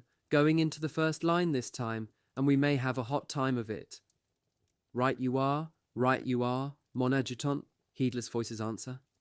How do you write Arnesse? Asked Spinach, who is on all fours, at work with a pencil and an envelope. While Cocon spells earnest for him, and the voice of the vanished adjutant is heard afar repeating his harangue, Blair picks up the thread and says, You should always, my children, listen to what I'm telling you. Put your drinking cup in your pocket. I've tried to stick it everywhere else, but only the pocket's really practical, you take my word. If you're in marching order, or if you've doffed your kit to navigate the trenches either, you've always got it under your fist when chances come, like when a pal who's got some gargle and feels good towards you says, Lend us your cup, or a peddling wine cellar either. My young bucks, listen to what I tell you. You'll always find it good. Put your cup in your pocket. No fear, says Lamuse. You won't see me put my cup in my pocket. Damned silly idea, no more or less. I'd a sight sooner sling it on a strap with a hook. Fasten it on a great coat button, like the gas helmet bag. That's a lot better. For suppose you take off your accoutrements and there's any wine passing, you look soft. I've got a Bosch drinking cup, says Bark. It's flat, so it goes into a side pocket if you like, or it goes very well into a cartridge pouch once you've fired the damn things off, or pitched them into a bag. A Bosch cup's nothing special, says Pepin. It won't stand up, it's just lumber. You wait and see, maggot snout, says Tourette, who is something of a psychologist. If we attack this time, same as the adjutant seemed to hint, perhaps you'll find a Bosch cup, and then it'll be something special. The adjutant may have said that, Eudor observes, but he doesn't know. It holds more than a half pint, the Bosch cup, remarks Cocon, seeing that the exact capacity of the half pint is marked in the cup 3/4 way up, and it's always good for you to have a big one, for if you've got a cup that only just holds a half pint, then so that you can get your half pint of coffee or wine or holy water or whatnot, it's get to be filled right up, and they don't ever do it at serving out, and if they do, you spill it. I believe you that they don't fill it, says Paradis, exasperated by the recollection of that ceremony. The quartermaster sergeant, he pours it with his blasted finger in your cup and gives it 2 raps on its bottom. Result, you get a third, and your cup's in mourning with 3 black bands on top of each other. Yes, says Bark, that's true, but you shouldn't have a cup too big either, because the chap that's pouring it out for you, he suspects you, and lets it go in damned drops, and so as not to give you more than your measure, he gives you less, and you can whistle for it, with your tureen in your fists. Volpatte puts back in his pockets, one by one, the items of his display. When he came to the purse, he looked at it with an air of deep compassion. He's damnably flat, poor chap, he counted the contents. 3 francs, my boy, I most set about feathering this nest again, or I shall be stony when we get back. You're not the only one that's broken-backed in the treasury. The soldier spends more than he earns, and don't you forget it. I wonder what had become of a man that only had his pay. Paradis replies with concise simplicity, he'd kick the bucket. And see here, look what I've got in my pocket and never let go of. Pepin, with merry eyes, shows us some silver table things. They belonged, he says, to the ugly trollop where we were quartered at Grand Rozoy. Perhaps they still belong to her. Pepin made an uncertain gesture, in which pride mingled with modesty. Then, growing bolder, he smiled and said, I knew her, the old sneak. Certainly she'll spend the rest of her life looking in every corner for her silver things. For my part, says Volpatte, I've never been able to rake in more than a pair of scissors. Some people have the luck. I haven't. So naturally I watch 'em close, though I admit I've no use for 'em. I've pinched a few bits of things here and there, but what of it? The sappers have always left me behind in the matter of pinching, so what about it? You can do what you like. You're always got at by someone in your turn, eh, my boy? Don't fret about it. I keep my wife's letters, says Blair, and I send mine back to her. And I keep them too. Here they are. Udor exposes a packet of worn and shiny paper, whose grimy condition the twilight modestly veils. I keep them. Sometimes I read them again. When I'm cold and humpy, I read them again. It doesn't actually warm you up, but it seems to. There must be a deep significance in the curious expression, for several men raise their heads and say, "Yes, that's so." By fits and starts, the conversation goes on in the bosom of this fantastic barn and the great moving shadows that cross it. Night is heaped up in its corners and pointed by a few scattered and sickly candles. I watch these busy and burdened flitters come and go, outline themselves strangely, then stoop and slide down to the ground. They talk to themselves and to each other. Their feet are encumbered by the litter. They are showing their riches to each other. "Tiens, look." "Great," they reply enviously. What they have not got, they want. There are treasures among the squad long coveted by all. The 2-litre water bottle, for instance, preserved by bark, that a skillful rifle shot with a blank cartridge has stretched to the capacity of 2.5 litres, and Bertrand's famous great knife with the horn handle. Among the heaving swarm there are sidelong glances that skim these curiosities, and then each man resumes eyes right, devotes himself to his belongings, and concentrates upon getting it in order. They are mournful belongings indeed. Everything made for the soldier is commonplace, ugly, and of bad quality, from his cardboard boots, attached to the uppers by a crisscross of worthless thread, to his badly cut, badly shaped, and badly sewn clothes, made of shoddy and transparent cloth blotting paper, that one day of sunshine fades and an hour of rain wets through, to his emaciated leathers, brittle as shavings and torn by the buckle spikes, to his flannel underwear that is thinner than cotton, to his straw-like tobacco. Marthereau is beside me, and he points to our comrades. "Look at them, these poor chaps gaping into their bags of tricks. You'd say it was a mother's meeting, ogling their kids. Hark to 'em. They're calling for their knickknacks. Teen's that one. The times he says 'my knife,' same as if B was calling Lon, or Charles, or Dolphus. And you know it's impossible for them to make their load any less. Can't be did. It isn't that they don't want, our job isn't one that makes us any stronger, eh? But they can't. Too proud of 'em."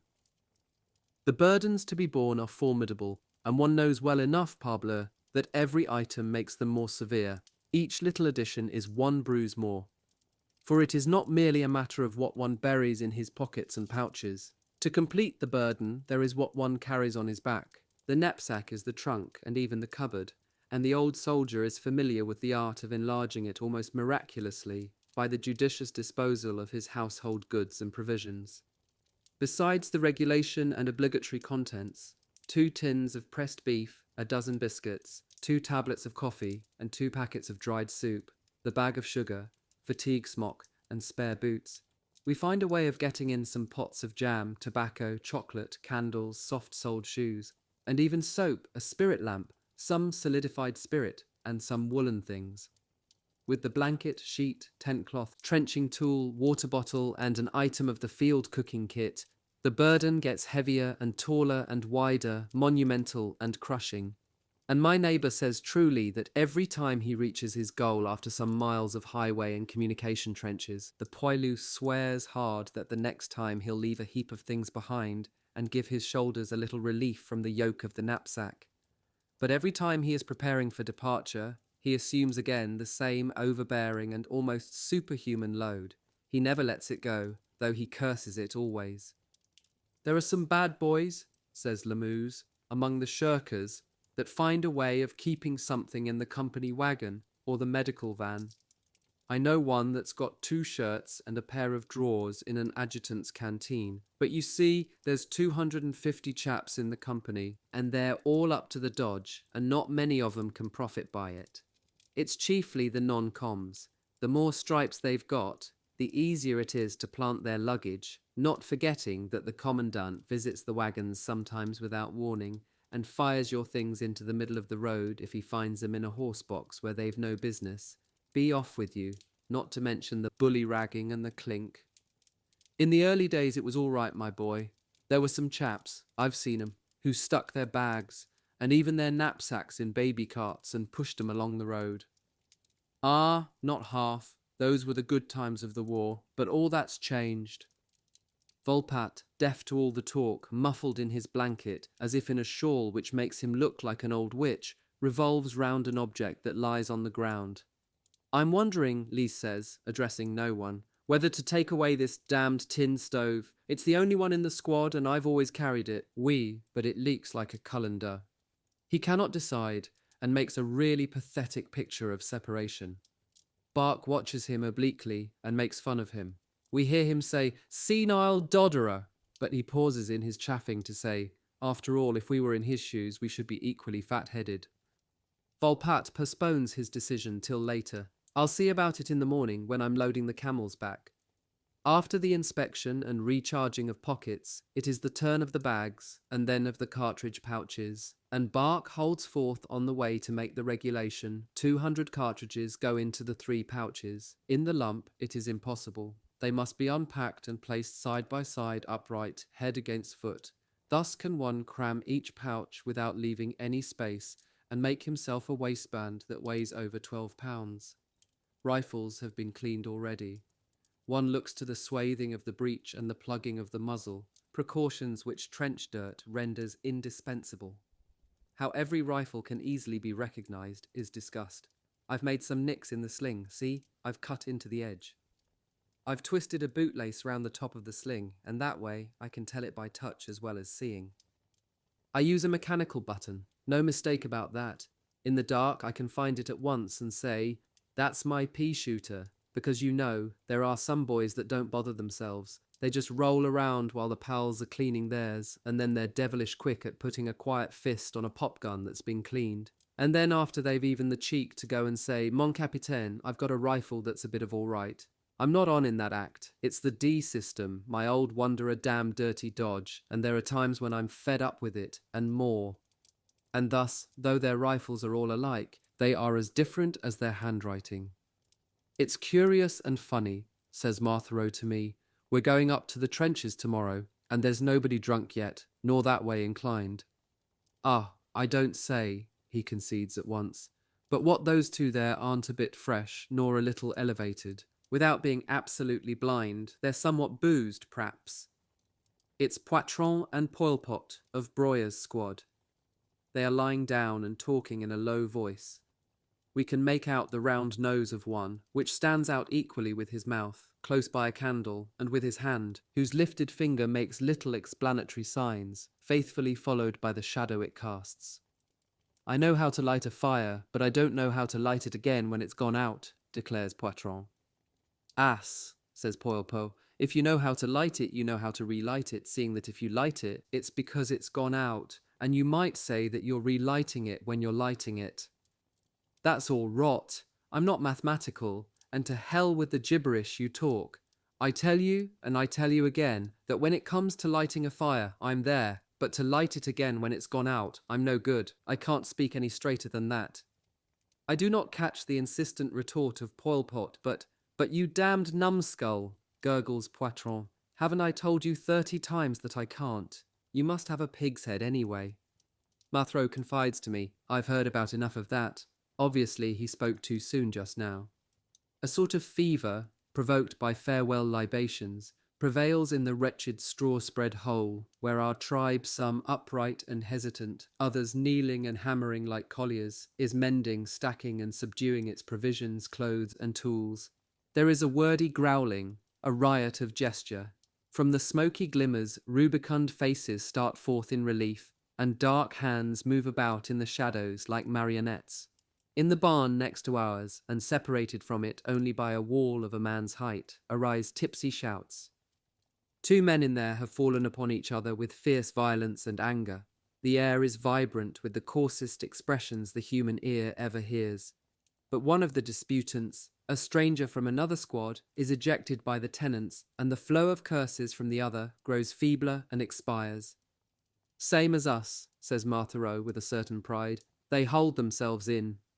It is true, thanks to Bertrand, who is possessed by a hatred of drunkenness, of the fatal poison that gambles with multitudes. Our squad is one of the least befouled by wine and brandy. They are shouting and singing and talking all around, and they laugh endlessly, for in the human mechanism, laughter is the sound of wheels that work, of deeds that are done. One tries to fathom certain faces that show up in provocative relief among this menagerie of shadows, this aviary of reflections, but one cannot. They are visible, but you can see nothing in the depth of them. 10 o'clock already, friends, says Bertrand. We'll finish the camel's humps off tomorrow. Time for bye-bye. Each one then slowly retires to rest, but the jabbering hardly pauses. Man takes all things easily when he is under no obligation to hurry. The men go to and fro, each with some object in his hand, and along the wall I watch Eudor's huge shadow gliding as he passes in front of a candle with 2 little bags of camphor hanging from the end of his fingers.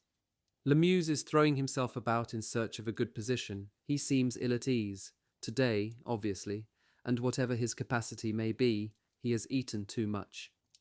Some of us want to sleep. Shut them up, you lot of louts, cries Mesnil Joseph from his litter. This entreaty has a subduing effect for a moment, but does not stop the burble of voices, nor the passing to and fro. We're going up tomorrow, it's true, says Paradis, and in the evening we shall go into the first line. But nobody's thinking about it. We know it, and that's all. Gradually each has regained his place. I have stretched myself on the straw, and Marthereau wraps himself up by my side. Enter an enormous bulk, taking great pains not to make a noise. It is the field hospital sergeant, a Marist brother, a huge bearded simpleton in spectacles. When he has taken off his greatcoat and appears in his jacket, you are conscious that he feels awkward about showing his legs. We see that it hurries discreetly, this silhouette of a bearded hippopotamus. He blows, sighs, and mutters. Marthereau indicates him with a nod of his bead and says to me, "Look at him, those chaps have always got to be talking fudge." When we ask him what he does in civil life, he won't say, "I'm a schoolteacher," he says, leering at you from under his specs with the half of his eyes. "I'm a professor." When he gets up very early to go to mass, he says, "I've got bellyache, I must go and take a turn round the corner, and no mistake." A little farther off, Papa Ramore is talking of his homeland. "Where I live, it's just a bit of a hamlet, no great shakes. There's my old man there, seasoning pipes all day long. Whether he's working or resting, he blows his smoke up to the sky or into the smoke of the stove." I listen to this rural idyll, and it takes suddenly a specialized and technical character. That's why he makes a pelon.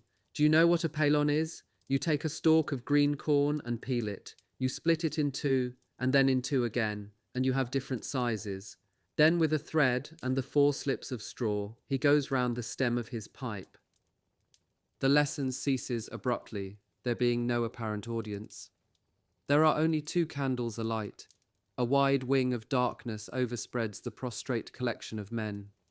Private conversation still flickers along the primitive dormitory, and some fragments of it reach my ears. Just now, Papa Ramure is abusing the commandant. "The commandant, old man, with his 4 bits of gold string, I've noticed he don't know how to smoke. He sucks all out at his pipes, and he burns them. It isn't a mouth he's got in his head, it's a snout. The wood splits and scorches, and instead of being wood, it's coal. Clay pipes, they'll stick it better, but he roasts them brown all the same. Talk about a snout. So, old man, mind what I'm telling you, he'll come to what doesn't ever happen often. Through being forced to get white hot and baked to the marrow, his pipe'll explode in his nose before everybody. You'll see." Little by little, peace, silence, and darkness take possession of the barn and enshroud the hopes and the sighs of its occupants.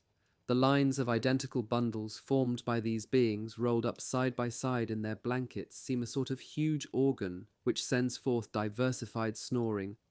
With his nose already in his blanket, I hear Marthereau talking to me about himself.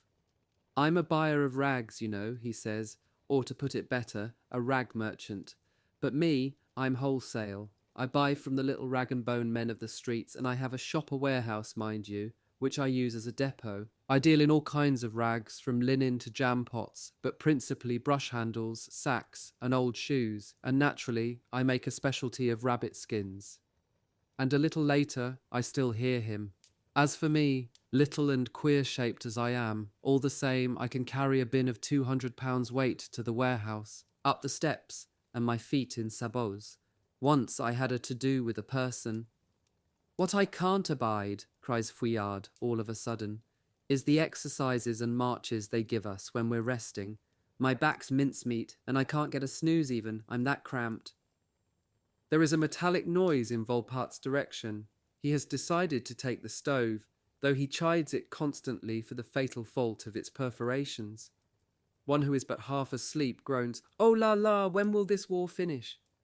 A cry of stubborn and mysterious rebellion bursts forth. They'd take the very skin off us. There follows a single, "Don't fret yourself," as darkly inconsequent as the cry of revolt. I wake up a long time afterwards as 2 o'clock is striking, and in a pallor of light which doubtless comes from the moon, I see the agitated silhouette of Pinegal. A cock has crowed afar. Pinegal raises himself halfway to a sitting position, and I hear his husky voice. Well now, it's the middle of the night and there's a cock loosing his jaw. He's blind drunk, that cock. He laughs and repeats, "He's blind, that cock," and he twists himself again into the woolens and resumes his slumber with a gurgle in which snores are mingled with merriment. Cocon has been wakened by Pinegal. The man of figures therefore thinks aloud and says, "The squad had 17 men when it set off for the war. It has 17 also at present with the stopgaps. Each man has already worn out 4 greatcoats, 1 of the original blue, and 3 cigar smoke blue, 2 pairs of trousers, and 6 pairs of boots. One must count 2 rifles to each man, but one can't count the overalls. Our emergency rations have been renewed 23 times. Among us 17, we've been mentioned 14 times in army orders, of which 2 were to the brigade, 4 to the division, and 1 to the army. Once we stayed 16 days in the trenches without relief. We've been quartered and lodged in 47 different villages up to now. Since the beginning of the campaign, 12,000 men have passed through the regiment, which consists of 2,000. A strange lisping noise interrupts him. It comes from Blair, whose new ivories prevent him from talking, as they also prevent him from eating. But he puts them in every evening and retains them all night with fierce determination. For he was promised that in the end he would grow accustomed to the object they have put into his head. I raise myself on my elbow, as on a battlefield, and look once more on the beings whom the scenes and happenings of the times have rolled up all together. I look at them all, plunged in the abyss of passive oblivion, some of them seeming still to be absorbed in their pitiful anxieties, their childish instincts, and their slave-like ignorance. The intoxication of sleep masters me, but I recall what they have done and what they will do, and with that consummate picture of a sorry human night before me, a shroud that fills our cavern with darkness, I dream of some great unknown light. There is a complete set for each squad: stoves, canvas buckets, coffee mill, pan, etc., and each man carries some item on march, tra cantine vivres, chest containing 2 days' rations and cooking utensils for 4 or 5 officers. Tra. Chapter 15. The Egg. We were badly off, hungry and thirsty, and in these wretched quarters there was nothing.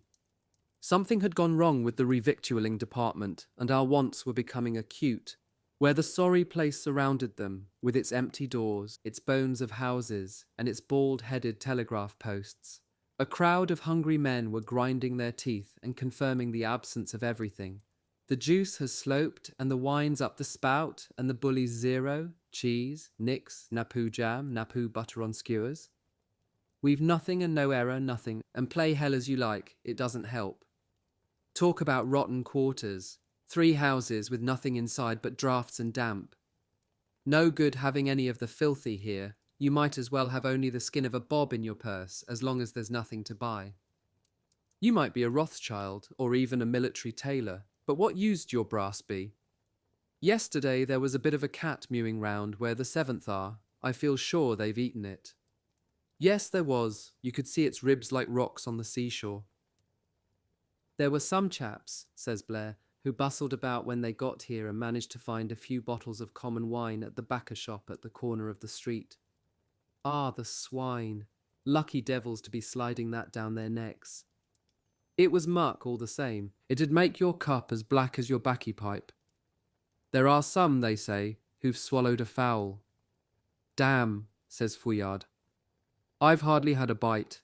I had a sardine left and a little tea in the bottom of a bag that I chewed up with some sugar. You can't even have a bit of a drunk, it's off the map. And that isn't enough either, even when you're not a big eater and you've got a communication trench as flat as a pancake. 1 meal in 2 days, a yellow mess shining like gold, no broth and no meat, everything left behind. And worst of all, we've nothing to light a pipe with. True, and that's misery. I haven't a single match. I had several bits of ends, but they've gone. I've hunted in vain through all the pockets of my flea case nicks. As for buying them, it's hopeless, as you say. I've got the head of a match that I'm keeping. It is a real hardship indeed, and the sight is pitiful of the poilus who cannot light pipe or cigarette, but put them away in their pockets, and stroll in resignation. By good fortune, Tirloir has his petrol pipe lighter, and it still contains a little spirit. Those who are aware of it gather round him, bringing their pipes packed and cold. There is not even any paper to light, and the flame itself must be used until the remaining spirit in its tiny insect's belly is burned. As for me, I've been lucky, and I see Paradis wandering about, his kindly face to the wind, grumbling and chewing a bit of wood. Tiens, I say to him, take this. A box of matches, he exclaims amazed, looking at it as one looks at a jewel. Egad, that's capital. Matches. A moment later, we see him lighting his pipe, his face saucily sideways and splendidly crimsoned by the reflected flame, and everybody shouts, Paradis got some matches. Towards evening I meet Paradis, near the ruined triangle of a house front, at the corner of the 2 streets of this most miserable among villages. He beckons to me. Hist! He has a curious and rather awkward air. I say, he says to me affectionately, but looking at his feet, a bit since you chucked me a box of flamers. Well, you're going to get a bit of your own back for it. Here. He puts something in my hand. Be careful, he whispers. It's fragile. Dazzled by the resplendent purity of his present, hardly even daring to believe my eyes, I see an egg. Chapter 16. An Idyll. Really and truly, said Paradis, my neighbour in the ranks. Believe me or not, I'm knocked out. I've never before been so paid on a march as I have been with this one. This evening. His feet were dragging, and his square shoulders bowed under the burden of the knapsack, whose height and big, irregular outline seemed almost fantastic. Twice he tripped and stumbled. Paradis is tough, but he had been running up and down the trench all night as liaison man while the others were sleeping, so he had good reason to be exhausted and to growl, Quoi? These kilometres must be made of India rubber, there's no way out of it. Every 3 steps he hoisted his knapsack roughly up with a hitch of his hips and panted under its dragging, and all the heap that he made with his bundles tossed and creaked like an overloaded wagon. We're there, said a non-commissioned officer. Non-coms always say that on every occasion. But in spite of the non-com's declaration, we were really arriving in a twilight village which seemed to be drawn in white chalk and heavy strokes of black upon the blue paper of the sky, where the sable silhouette of the church, a pointed tower flanked by 2 turrets more slender and more sharp, was that of a tall cypress. But the soldier, even when he enters the village where he is to be quartered, has not reached the end of his troubles. It rarely happens that either the squad or the section actually lodges in the place assigned to them, and this by reason of misunderstandings and cross-purposes which tangle and disentangle themselves on the spot, and it is only after several quarter hours of tribulation that each man is led to his actual shelter of the moment. So after the usual wanderings we were admitted to our night's lodging, a roof supported by 4 posts, and with the 4 quarters of the compass for its walls. But it was a good roof and advantage which we could appreciate. It was already sheltering a cart and a plough, and we settled ourselves by them. Paradis, who had fumed and complained without ceasing during the hour we had spent in tramping to and fro, threw down his knapsack, and then himself, and stayed there a while, weary to the utmost, protesting that his limbs were benumbed, that the soles of his feet were painful, and indeed all the rest of him. But now the house to which our hanging roof was subject, the house which stood just in front of us, was lighted up. Nothing attracts a soldier in the grey monotony of evening so much as a window whence beams the star of a lamp. Shall we have a squint? Proposed Volpatte. So be it, said Paradis. He gets up gradually, and hobbling with weariness, steers himself towards the golden window that has appeared in the gloom, and then towards the door. Volpatte follows him, and I Volpatte. We enter, and ask the old man who has let us in, and whose twinkling head is as threadbare as an old hat, if he has any wine to sell. No, replies the old man, shaking his head, where a little white fluff crops out in places. No beer, no coffee, anything at all? No, mes amis, nothing of anything. We don't belong here. We're refugees, you know. Then seeing there's nothing, we'll be off, we write about face. At least we have enjoyed for a moment the warmth which pervades the house and a sight of the lamp. Already Volpatte has gained the threshold and his back is disappearing in the darkness. But I espy an old woman, sunk in the depths of a chair in the other corner of the kitchen, who appears to have some busy occupation. I pinch Paradise's arm. There's the bell of the house. Shall we pay our addresses to her? Paradise makes a gesture of lordly indifference. He has lost interest in women. All those he has seen for a year and a half were not for him, and moreover, even when they would like to be his, he is equally uninterested. Young or old Pooh, he says to me, beginning to yawn. For want of something to do and to lengthen the leaving, he goes up to the good wife. Good evening, Grandma, he mumbles, finishing his yawn. Good evening, mes enfants, quavers the old dame. So near we see her in detail. She is shriveled, bent and bowed in her old bones, and the whole of her face is white as the dial of a clock. And what is she doing? Wedged between her chair and the edge of the table, she's trying to clean some boots. It is a heavy task for her infantile hands. Their movements are uncertain, and her strokes with the brush sometimes go astray. The boots, too, are very dirty indeed.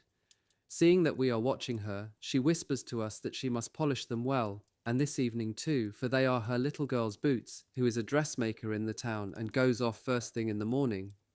Paradise has stooped to look at the boots more closely, and suddenly he puts his hand out towards them. Drop it, Grandma. I'll spruce up your lass's trotter cases for you in 3 seconds. The old woman lodges an objection by shaking her head and her shoulders. But Paradise takes the boots with authority, while the grandmother, paralyzed by her weakness, argues the question and opposes us with shadowy protest. Paradise has taken a boot in each hand. He holds them gingerly and looks at them for a moment, and you would even say that he was squeezing them a little. Aren't they small? He says in a voice which is not what we hear in the usual way. He has secured the brushes as well, and sets himself to wielding them with zealous carefulness. I notice that he is smiling, with his eyes fixed on his work. Then, when the mud has gone from the boots, he takes some polish on the end of the double-pointed brush, and caresses them with it intently. They are dainty boots, quite those of a stylish young lady. Rows of little buttons shine on them. Not a single button missing, he whispers to me, and there is pride in his tone. He is no longer sleepy, he yawns no more. On the contrary, his lips are tightly closed. A gleam of youth and springtime lights up his face, and he who was on the point of going to sleep seems just to have woke up. And where the polish has bestowed a beautiful black, his fingers move over the body of the boot, which opens widely in the upper part and betrays ever such a little the lower curves of the leg. His fingers, so skilled in polishing, are rather awkward all the same as they turn the boots over and turn them again, as he smiles at them and ponders profoundly and afar, while the old woman lifts her arms in the air and calls me to witness what a very kind soldier he is. It is finished. The boots are cleaned and finished off in style. They are like mirrors. Nothing is left to do. He puts them on the edge of the table very carefully, as if they were saintly relics. Then at last his hands let them go, but his eyes do not at once leave them. He looks at them, and then lowering his head, he looks at his own boots. I remember that while he made this comparison, the great ladder hero by destiny, a bohemian, a monk, smiled once more with all his heart. The old woman was showing signs of activity in the depths of her chair. She had an idea. I'll tell her. She shall thank you herself, monsieur. Hey, Josephine, she cried, turning towards a door. But Paradise stopped her with an expansive gesture, which I thought magnificent. No, it's not worthwhile, Grandma. Leave her where she is. We're going. We won't trouble her, Allez. Such decision sounded in his voice that it carried authority, and the old woman obediently sank into inactivity and held her peace. We went away to our bed under the wall-less roof between the arms of the plough that was waiting for us, and then Paradis began again to yawn, but by the light of the candle in our crib, a full minute later, I saw that the happy smile remained yet on his face. Chapter 17. In the Sap.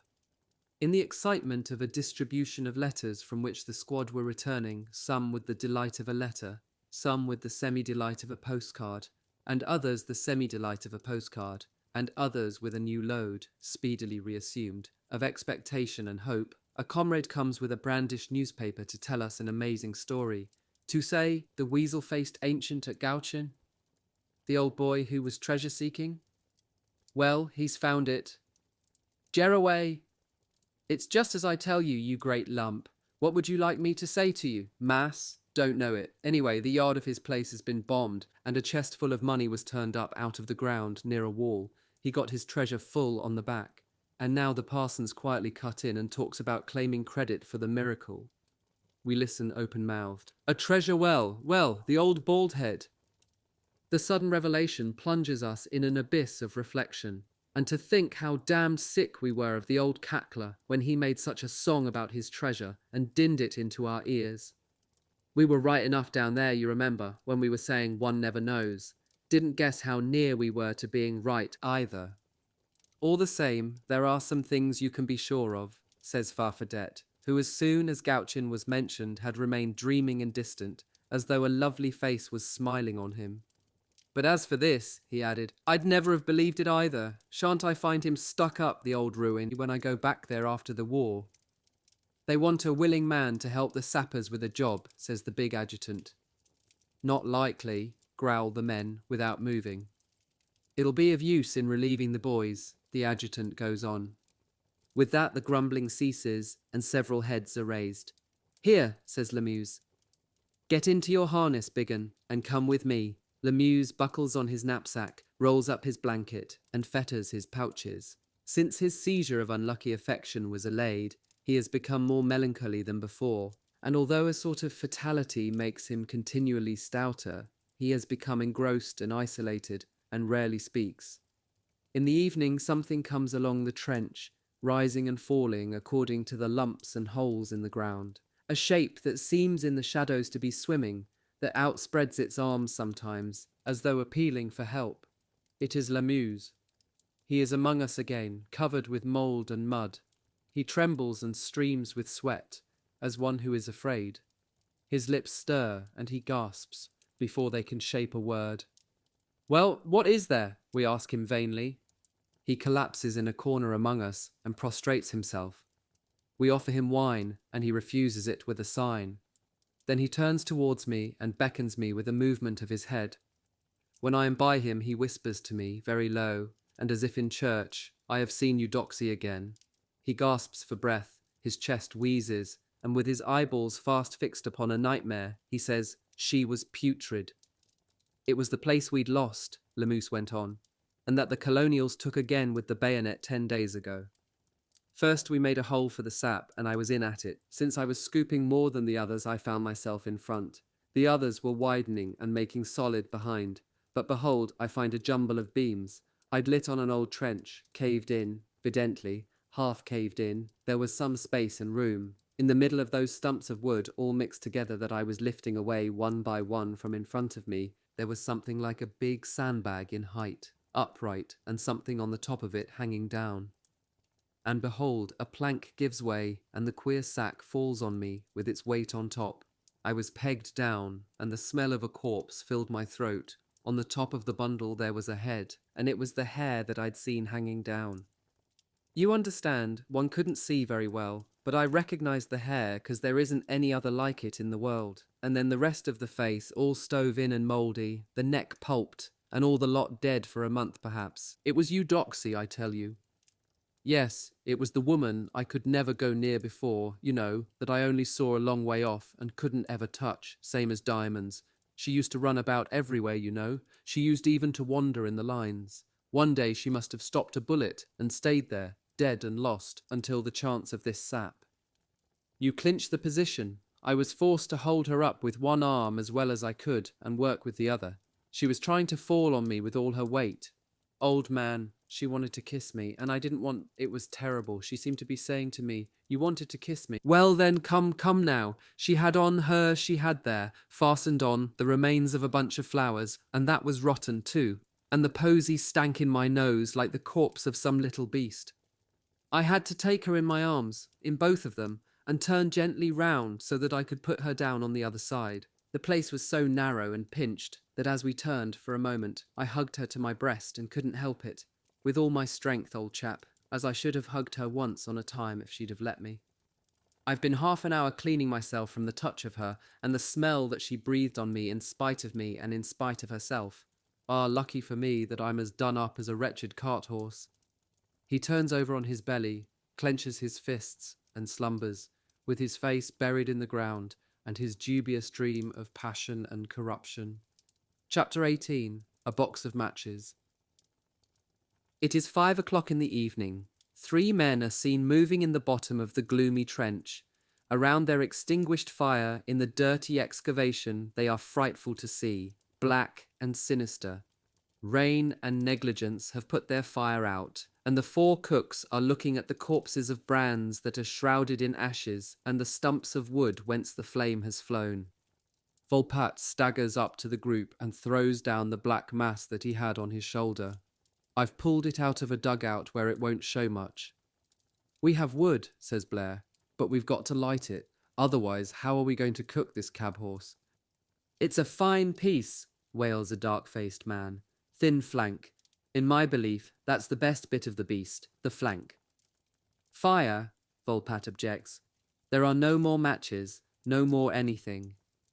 We must have fire, growls Poupardin, whose indistinct bulk has the proportions of a bear as he rolls and sways in the dark depths of our cage. No 2 ways about it, we've got to have it, Pepin agrees. He is coming out of a dugout like a sweep out of a chimney. His grey mass emerges and appears like night upon evening. Don't worry, I shall get some, declares Blair in a concentrated tone of angry decision. He has not been cook long and is keen to show himself quite equal to adverse conditions in the exercise of his functions. He spoke as Martin Caesar used to speak when he was alive.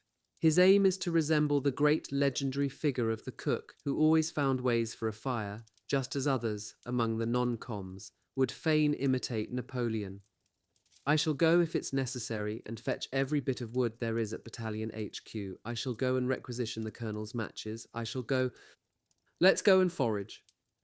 Poupardin leads the way. His face is like the bottom of a saucepan that the fire has gradually befouled. As it is cruelly cold, he is wrapped up all over. He wears a cape which is half goatskin and half sheepskin, half brown and half whitish. And this 2-fold skin of tints geometrically cut makes him like some strange occult animal. Pepin has a cotton cap so soiled and so shiny with grease that it might be made of black silk. Volpatte, inside his balaclava and his fleeces, resembles a walking tree trunk. A square opening betrays a yellow face at the top of the thick and heavy bark of the mass he makes, which is bifurcated by a couple of legs. Let's look up the 10th. They've always got the needful. They're on the Pylones Road, beyond the Boyau Neuf. The 4 alarming objects get under way, cloud shape, in the trench that unwinds itself sinuously before them like a blind alley, unsafe, unlighted, and unpaved. It is uninhabited, too, in this part, being a gangway between the second lines and the first lines. In the dusty twilight, 2 Moroccans meet the fire-questing cooks.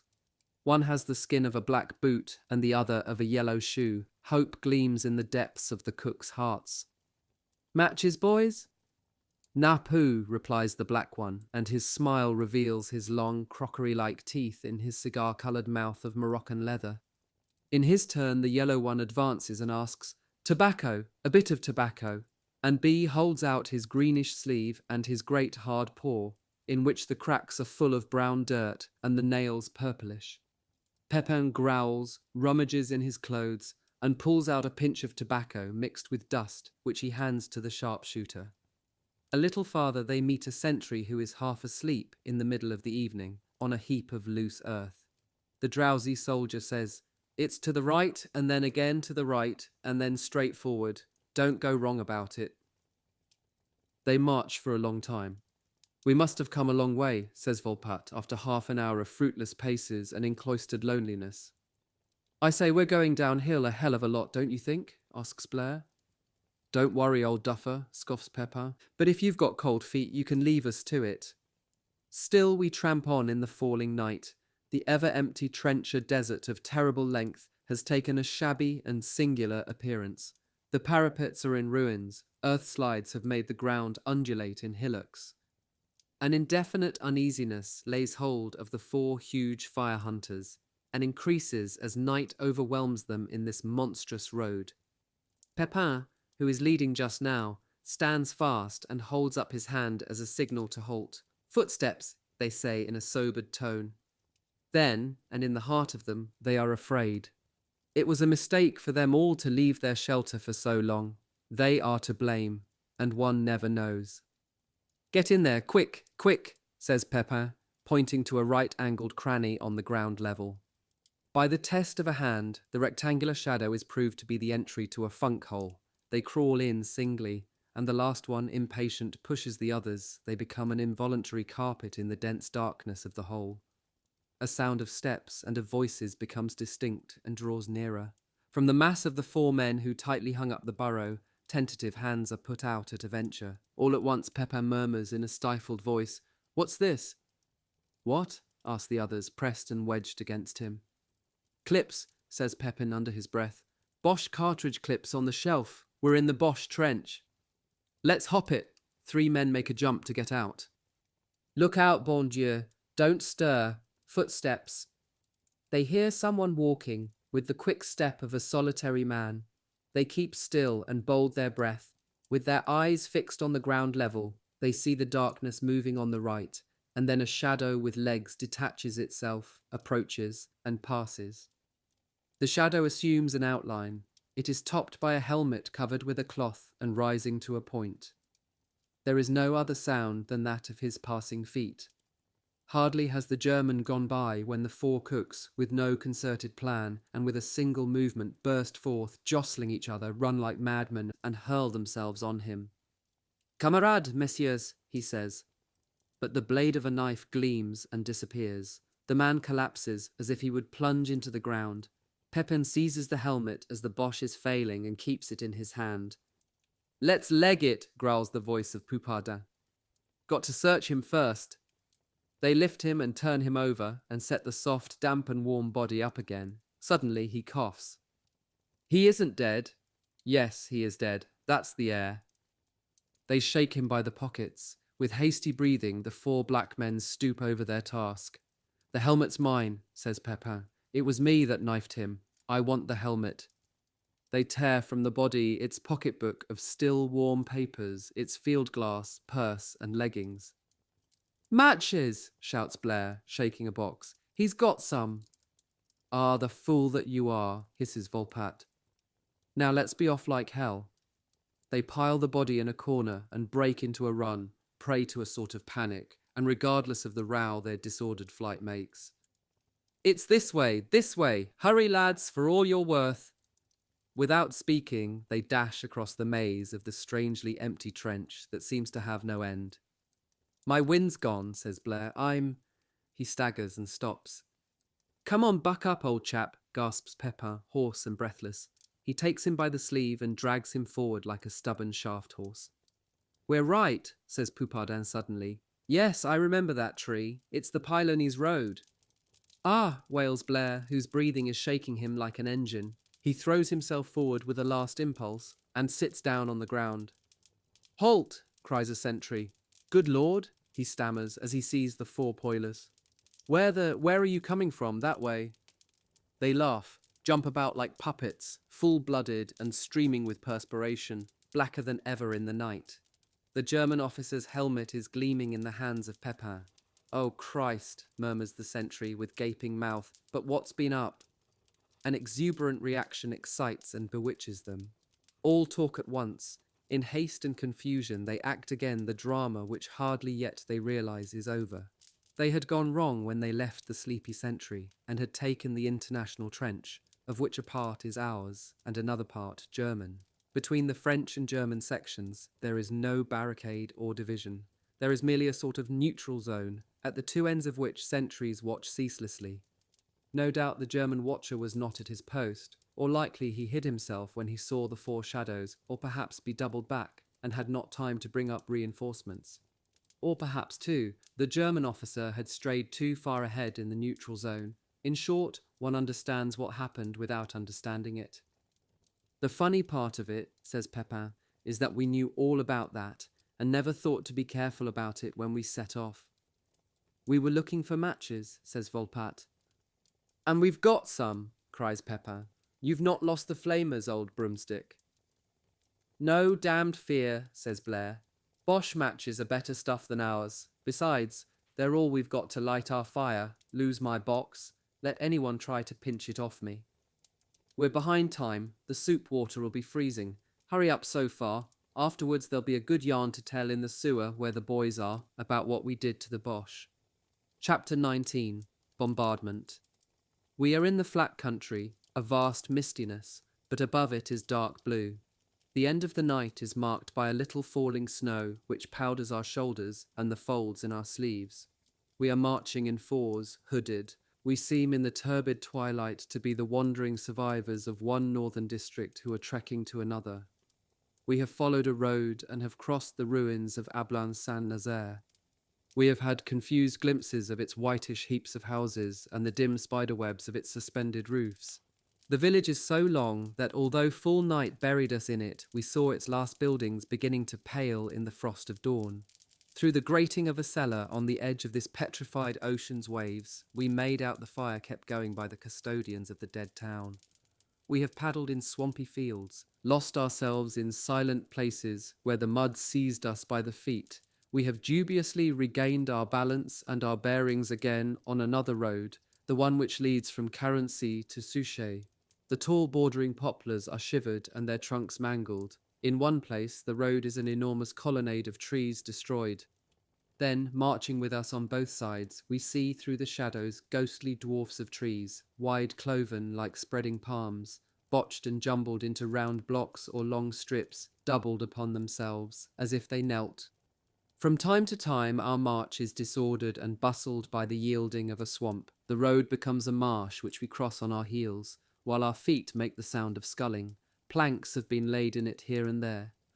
Where they have so far sunk in the mud as to proffer their edges to us, we slip on them. Sometimes there is enough water to float them, and then under the weight of a man they splash and go under, and the man stumbles or falls with frenzied imprecations. It must be 5 o'clock. The stark and affrighting scene unfolds itself to our eyes, but it is still encircled by a great fantastic ring of mist and of darkness. We go on and on without pause, and come to a place where we can make out a dark hillock, at the foot of which there seems to be some lively movement of human beings. "Advance by twos," says the leader of the detachment. "Let each team of 2 take alternately a plank and a hurdle." We load ourselves up. One of the 2 in each couple assumes the rifle of his partner as well as his own. The other with difficulty shifts and pulls out from the pile a long plank, muddy and slippery, which weighs full 80 pounds, or a hurdle of leafy branches as big as a door, which he can only just keep on his back as he bends forward with his hands aloft and grips its edges. We resume our march, very slowly and very ponderously, scattered over the now greying road, with complaints and heavy curses which the effort strangles in our throats. After about 100 yards, the 2 men of each team exchange loads, so that after 200 yards, in spite of the bitter blenching breeze of early morning, all but the non-coms are running with sweat. Suddenly, a vivid star expands down yonder in the uncertain direction that we are taking, a rocket. Widely, it lights a part of the sky with its milky nimbus, blots out the stars, and then falls gracefully, fairy-like. There is a swift light opposite us over there, a flash and a detonation. It is a shell. By the flat reflection that the explosion instantaneously spreads over the lower sky, we see a ridge clearly outlined in front of us from east to west, perhaps half a mile away.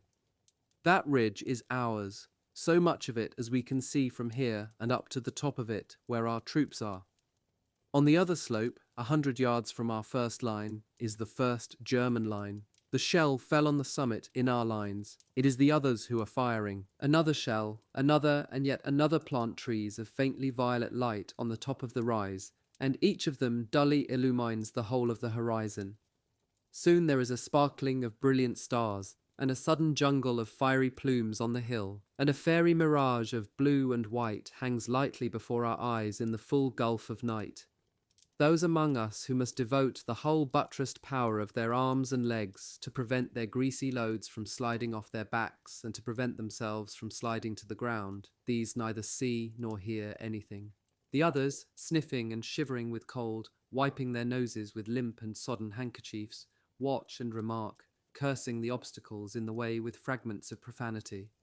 It's like watching fireworks, they say. And to complete the illusion of a great operatic scene, fairy-like but sinister, before which our bent and black party crawls and splashes, behold a red star, and then a green, then a sheaf of red fire, very much tardier. In our ranks, as the available half of our pairs of eyes watch the display, we cannot help murmuring in idle tones of popular admiration, "Ah, a red one! Look, a green one!" It is the Germans who are sending up signals, and our men as well, who are asking for artillery support. Our road turns and climbs again as the day at last decides to appear. Everything looks dirty. A layer of stickiness, pearl grey and white, covers the road, and around it the real world makes a mournful appearance. Behind us we leave ruined Souches, whose houses are only flat heaps of rubbish and her trees but humps of bramble-like slivers. We plunge into a hole on our left, the entrance to the communication trench. We let our loads fall in a circular enclosure prepared for them. And both hot and frozen we settled in the trench and wait our hands abraded, wet and stiff with cramp. Buried in our holes up to the chin, our chests heaving against the solid bulk of the ground that protects us, we watch the dazzling and deepening drama develop. The bombardment is redoubled. The trees of light on the ridge have melted into hazy parachutes in the pallor of dawn, sickly heads of medusae with points of fire. Then, more sharply defined as the day expands, they become bunches of smoke feathers, ostrich feathers, white and grey, which come suddenly to life on the jumbled and melancholy soil of Hill 119, 500 or 600 yards in front of us, and then slowly fade away. They are truly the pillar of fire and the pillar of cloud circling as one and thundering together. On the flank of the bill we see a party of men running to earth. One by one they disappear, swallowed up in the adjoining anthills. Now one can better make out the form of our guests.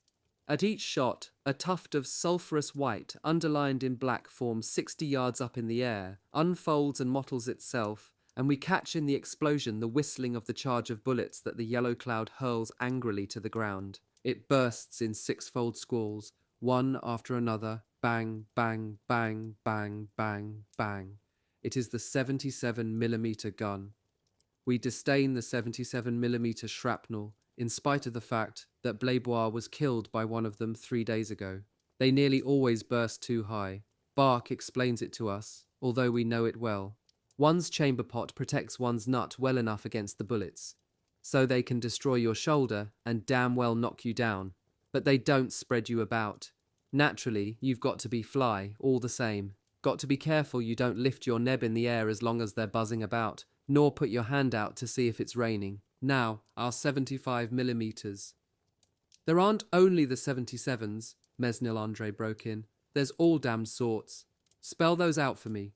Those are shrill and cutting whistles, trembling or rattling, and clouds of all shapes gather on the slopes yonder whose vastness shows through them, slopes where our men are in the depths of the dugouts. Gigantic plumes of faint fire mingle with huge tassels of steam, tufts that throw out straight filaments, smoky feathers that expand as they fall, quite white or greenish-grey, black or copper with gleams of gold, or as if blotched with ink. The two last explosions are quite near. Above the battered ground they take shape like vast balls of black and tawny dust, and as they deploy and leisurely depart at the wind's will, having finished their task, they have the outline of fabled dragons. Our line of faces on the level of the ground turns that way, and we follow them with our eyes from the bottom of the trench in the middle of this country, peopled by blazing and ferocious apparitions, these fields that the sky has crushed. They're the 150mm howitzers, They're the 210s, calf head. There go the regular guns too. The hogs. Look at that one. It was a shell that burst on the ground and threw up earth and debris in a fan-shaped cloud of darkness. Across the cloven land it looked like the frightful spitting of some volcano, piled up in the bowels of the earth. A diabolical uproar surrounds us. We are conscious of a sustained crescendo, an incessant multiplication of the universal frenzy, a hurricane of hoarse and hollow banging, of raging clamour, of piercing and beast-like screams fastens furiously with tatters of smoke upon the earth where we are buried up to our necks, and the wind of the shells seems to set it heaving and pitching. "Look at that," bawls Bark, "and me that said they were short of munitions."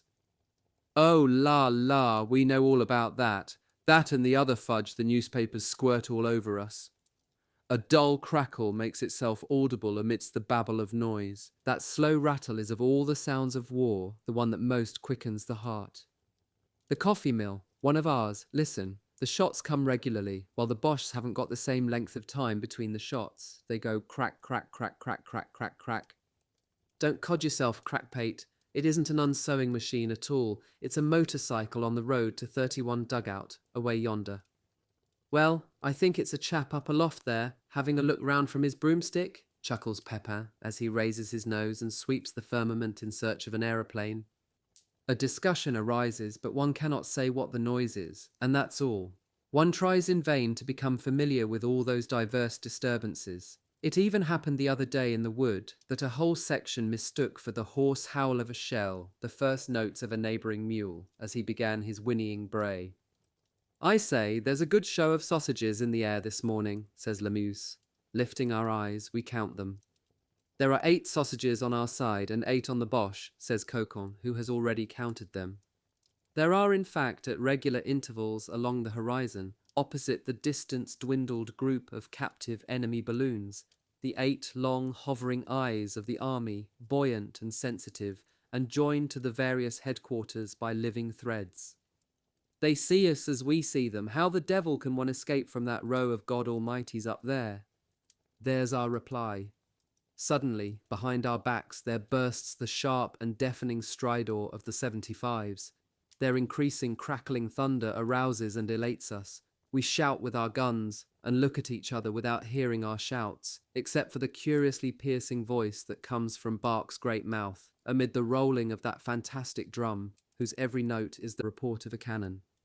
Then we turn our eyes ahead and outstretch our necks, and on the top of the hill we see the still higher silhouette of a row of black infernal trees, whose terrible roots are striking down into the invisible slope where the enemy cowers.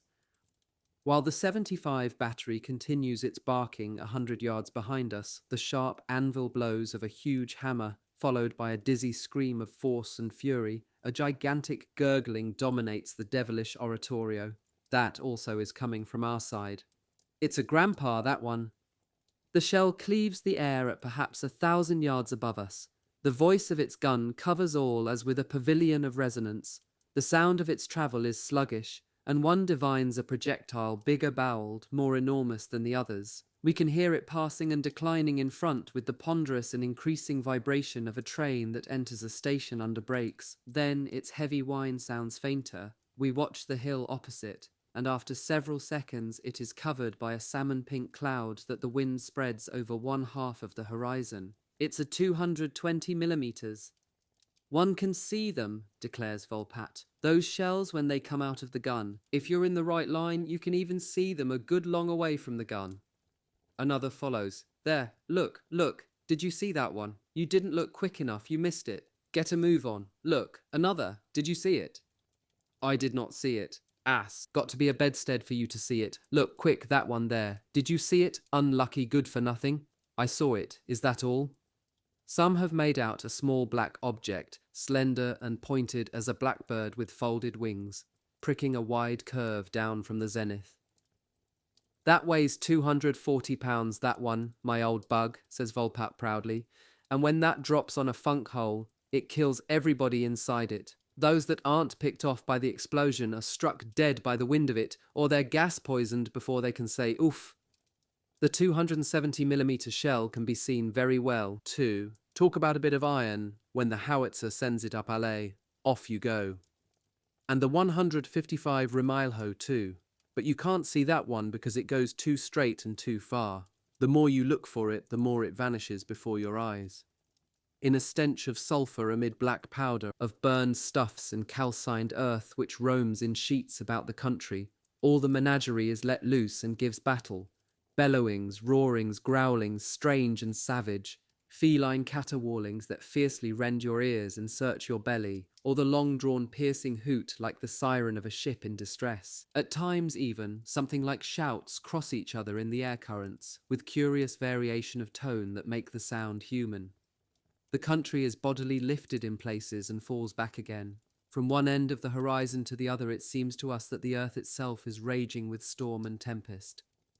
And the greatest guns, far away and still farther, diffuse growls much subdued and smothered, but you know the strength of them by the displacement of air which comes and raps you on the ear. Now behold a heavy mass of woolly green which expands and hovers over the bombarded region and draws out in every direction. This touch of strangely incongruous colour in the picture summons attention, and all we encaged prisoners turn our faces towards the hideous outcrop. Gas, probably. Let's have our masks ready, sir. The hogs. They're unfair tricks, those, says Farfadet. They're what? Asks Bark jeeringly. Why, yes, they're dirty dodges, those gases. You make me tired, retorts Bark, with your fair ways and your unfair ways. When you've seen men squashed, cut in two, or divided from top to bottom, blown into showers by an ordinary shell, bellies turned inside out and scattered anyhow, skulls forced bodily into the chest as if by a blow with a club, and in place of the head a bit of neck, oozing current jam of brains all over the chest and back. You've seen that, and yet you can say, there are clean ways. Doesn't alter the fact that the shell is allowed. It's recognized. Ah, la, la, I'll tell you what, you make me blubber just as much as you make me laugh. And he turns his back. Hey, look out, boys. We strain our eyes, and one of us has thrown himself flat on the ground. Others look instinctively and frowning towards the shelter that we have not time to reach. And during these 2 seconds, each one bends his head. It is a grating noise as of huge scissors which comes near and nearer to us, and ends at last with a ringing crash of unloaded iron. That oar fell not far from us, 200 yards away perhaps. We crouch in the bottom of the trench and remain doubled up, while the place where we are is lashed by a shower of little fragments. Don't want this in my tummy, even from that distance, says Paradis, extracting from the earth of the trench wall a morsel that has just lodged there. It is like a bit of coke, bristling with edged and pointed facets, and he dances it in his hand so as not to burn himself. There is a hissing noise. Paradis sharply bows his head, and we follow suit. The fuse, it has gone over. The shrapnel fuse goes up and then comes down vertically, but that of the percussion shell detaches itself from the broken mass after the explosion, and usually abides buried at the point of contact, but at other times it flies off at random like a big red-hot pebble. One must beware of it. It may hurl itself on you a very long time after the detonation, and by incredible paths, passing over the embankment and plunging into the cavities. Nothing so piggish as a fuse. It happened to me once. There's worse things, broke in Bags of the 11th, the Austrian shells, the 130s and the 74s. I'm afraid of them. They're nickel-plated, they say, but what I do know, seeing I've been there, is they come so quick you can't do anything to dodge them. You no sooner hear 'em snoring than they burst on you. The German 105s neither. You haven't hardly the time to flatten yourself. I once got the gunners to tell me all about them. I tell you, the shells from the naval guns, you haven't the time to hear 'em. Got to pack yourself up before they come. And there's that new shell, a dirty devil, that breaks wind after it's dodged into the earth and out of it again 2 or 3 times in the space of 6 yards. When I know there's one of them about, I want to go round the corner. I remember one time. That's all nothing, my lads, said the new sergeant, stopping on his way past. You ought to see what they chucked us at Verdun, where I've come from. Nothing but whoppers, 380s and 420s and 244s. When you've been shelled down there, you know all about it. The woods are sliced down like cornfields, the dugouts marked and burst in even when they've 3 thicknesses of beams, all the road crossings sprinkled, the roads blown into the air and changed into long heaps of smashed convoys and wrecked guns, corpses twisted together as though shoveled up. You could see 30 chaps laid out by one shot at the crossroads. You could see fellows whirling around as they went up, always about 15 yards, and bits of trousers caught and stuck on the tops of the trees that were left. You could see one of these 380s go into a house at Verdun by the roof, bore through 2 or 3 floors, and burst at the bottom, and all the damn lots got to go aloft. And in the fields, whole battalions would scatter and lie flat under the shower, like poor little defenceless rabbits. At every step on the ground in the fields, you'd got lumps as thick as your arm and as wide as that, and it'd take 4 poilers to lift the lump of iron. The fields looked as if they were full of rocks, and that went on without a halt for months on end, the sergeant repeated as he passed on, no doubt to tell again the story of his souvenirs somewhere else. Look, Corporal, those chaps over there, are they soft in the head? On the bombarded position, we saw dots of human beings emerge hurriedly and run towards the explosions. They're gunners, said Bertrand. As soon as the shells burst, they sprint and rummage for the fuse is the hole. For the position of the fuse gives the direction of its battery, you see, by the way it's dug itself in. And as for the distance, you've only got to read it. It's shown on the range figures cut on the time fuse, which is set just before firing. No matter, they're off their onions to go out under such shelling. Gunners, my boy, says a man of another company who was strolling in the trench, are either quite good or quite bad. Either they're trumps or they're trash. I tell you, that's true of all privates, what you're saying.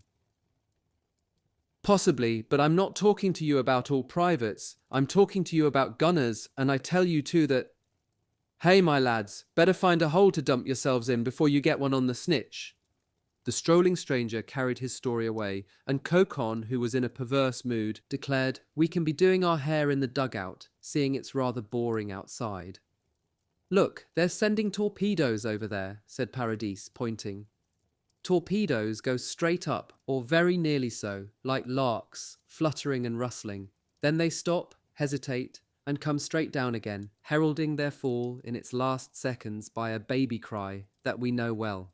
From here, the inhabitants of the ridge seem like invisible players, lined up for a game with a ball.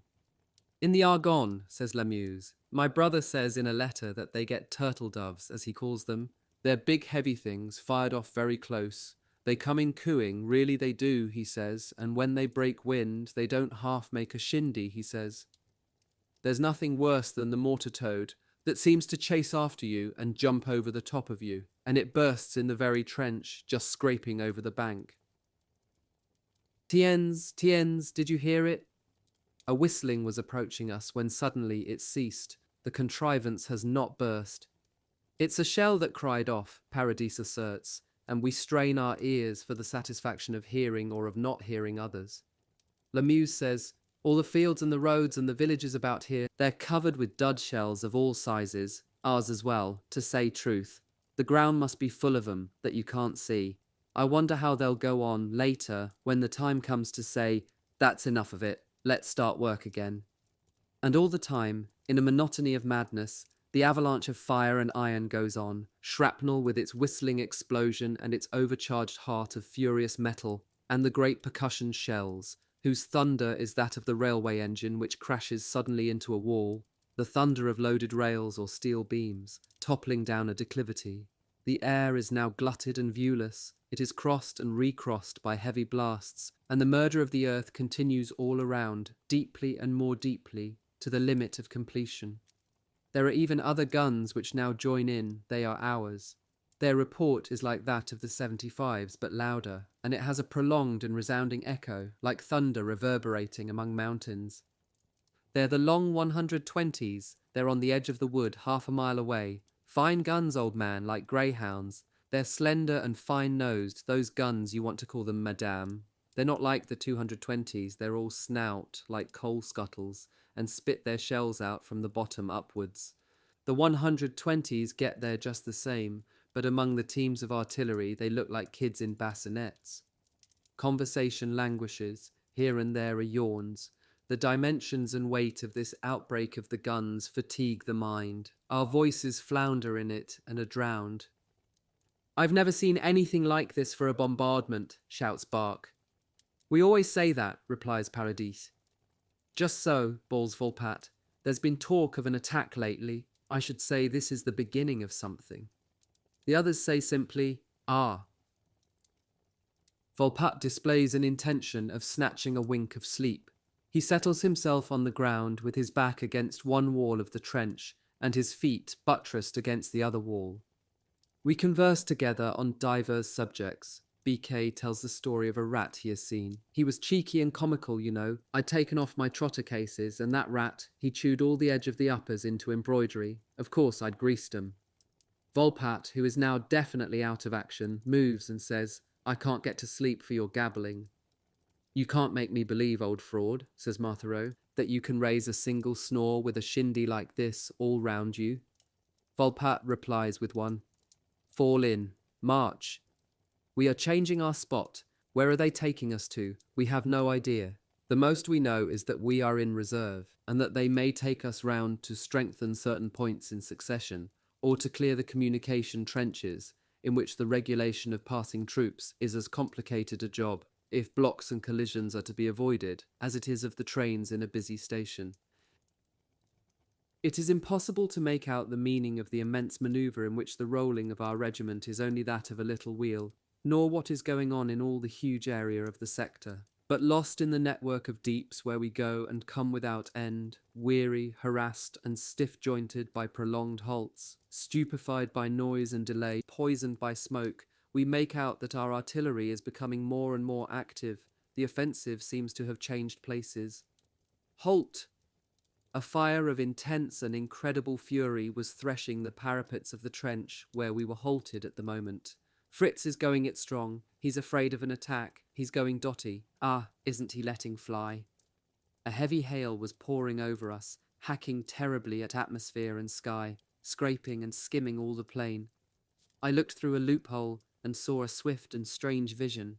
In front of us, a dozen yards away at most, there were motionless forms outstretched side by side, a row of mown-down soldiers, and the countless projectiles that hurtled from all sides were riddling this rank of the dead. The bullets that flayed the soil in straight streaks amid raised, slender stems of cloud were perforating and ripping the bodies so rigidly close to the ground, breaking the stiffened limbs, plunging into the wan and vacant faces, bursting and bespattering the liquefied eyes, and even did that file of corpses stir and budge out of line under the avalanche. We could hear the blunt sound of the dizzy copper points as they pierced cloth and flesh, the sound of a furious stroke with a knife, the harsh blow of a stick upon clothing. Above us rushed jets of shrill whistling, with the declining and far more serious hum of ricochets, and we bent our heads under the enormous flight of noises and voices. "Trench must be cleared. Gee up! We leave this most infamous corner of the battlefield where even the dead are torn, wounded, and slain anew." We turn towards the right and towards the rear. The communication trench rises, and at the top of the gully we pass in front of a telephone station and a group of artillery officers and gunners. Here there is a further halt. We mark time, and hear the artillery observer shout his commands, which the telephonist buried beside him picks up and repeats. First gun, same sight, 2 tenths to left, 3 a minute. Some of us have risked our heads over the edge of the bank and have glimpsed for the space of the lightning's flash all the field of battle round which our company has uncertainly wandered since the morning. I saw a limitless grey plain, across whose width the wind seemed to be driving faint and thin waves of dust, pierced in places by a more pointed billow of smoke. Where the sun and the clouds trail patches of black and of white, the immense space sparkles dully from point to point where our batteries are firing, and I saw it one moment entirely spangled with short-lived flashes.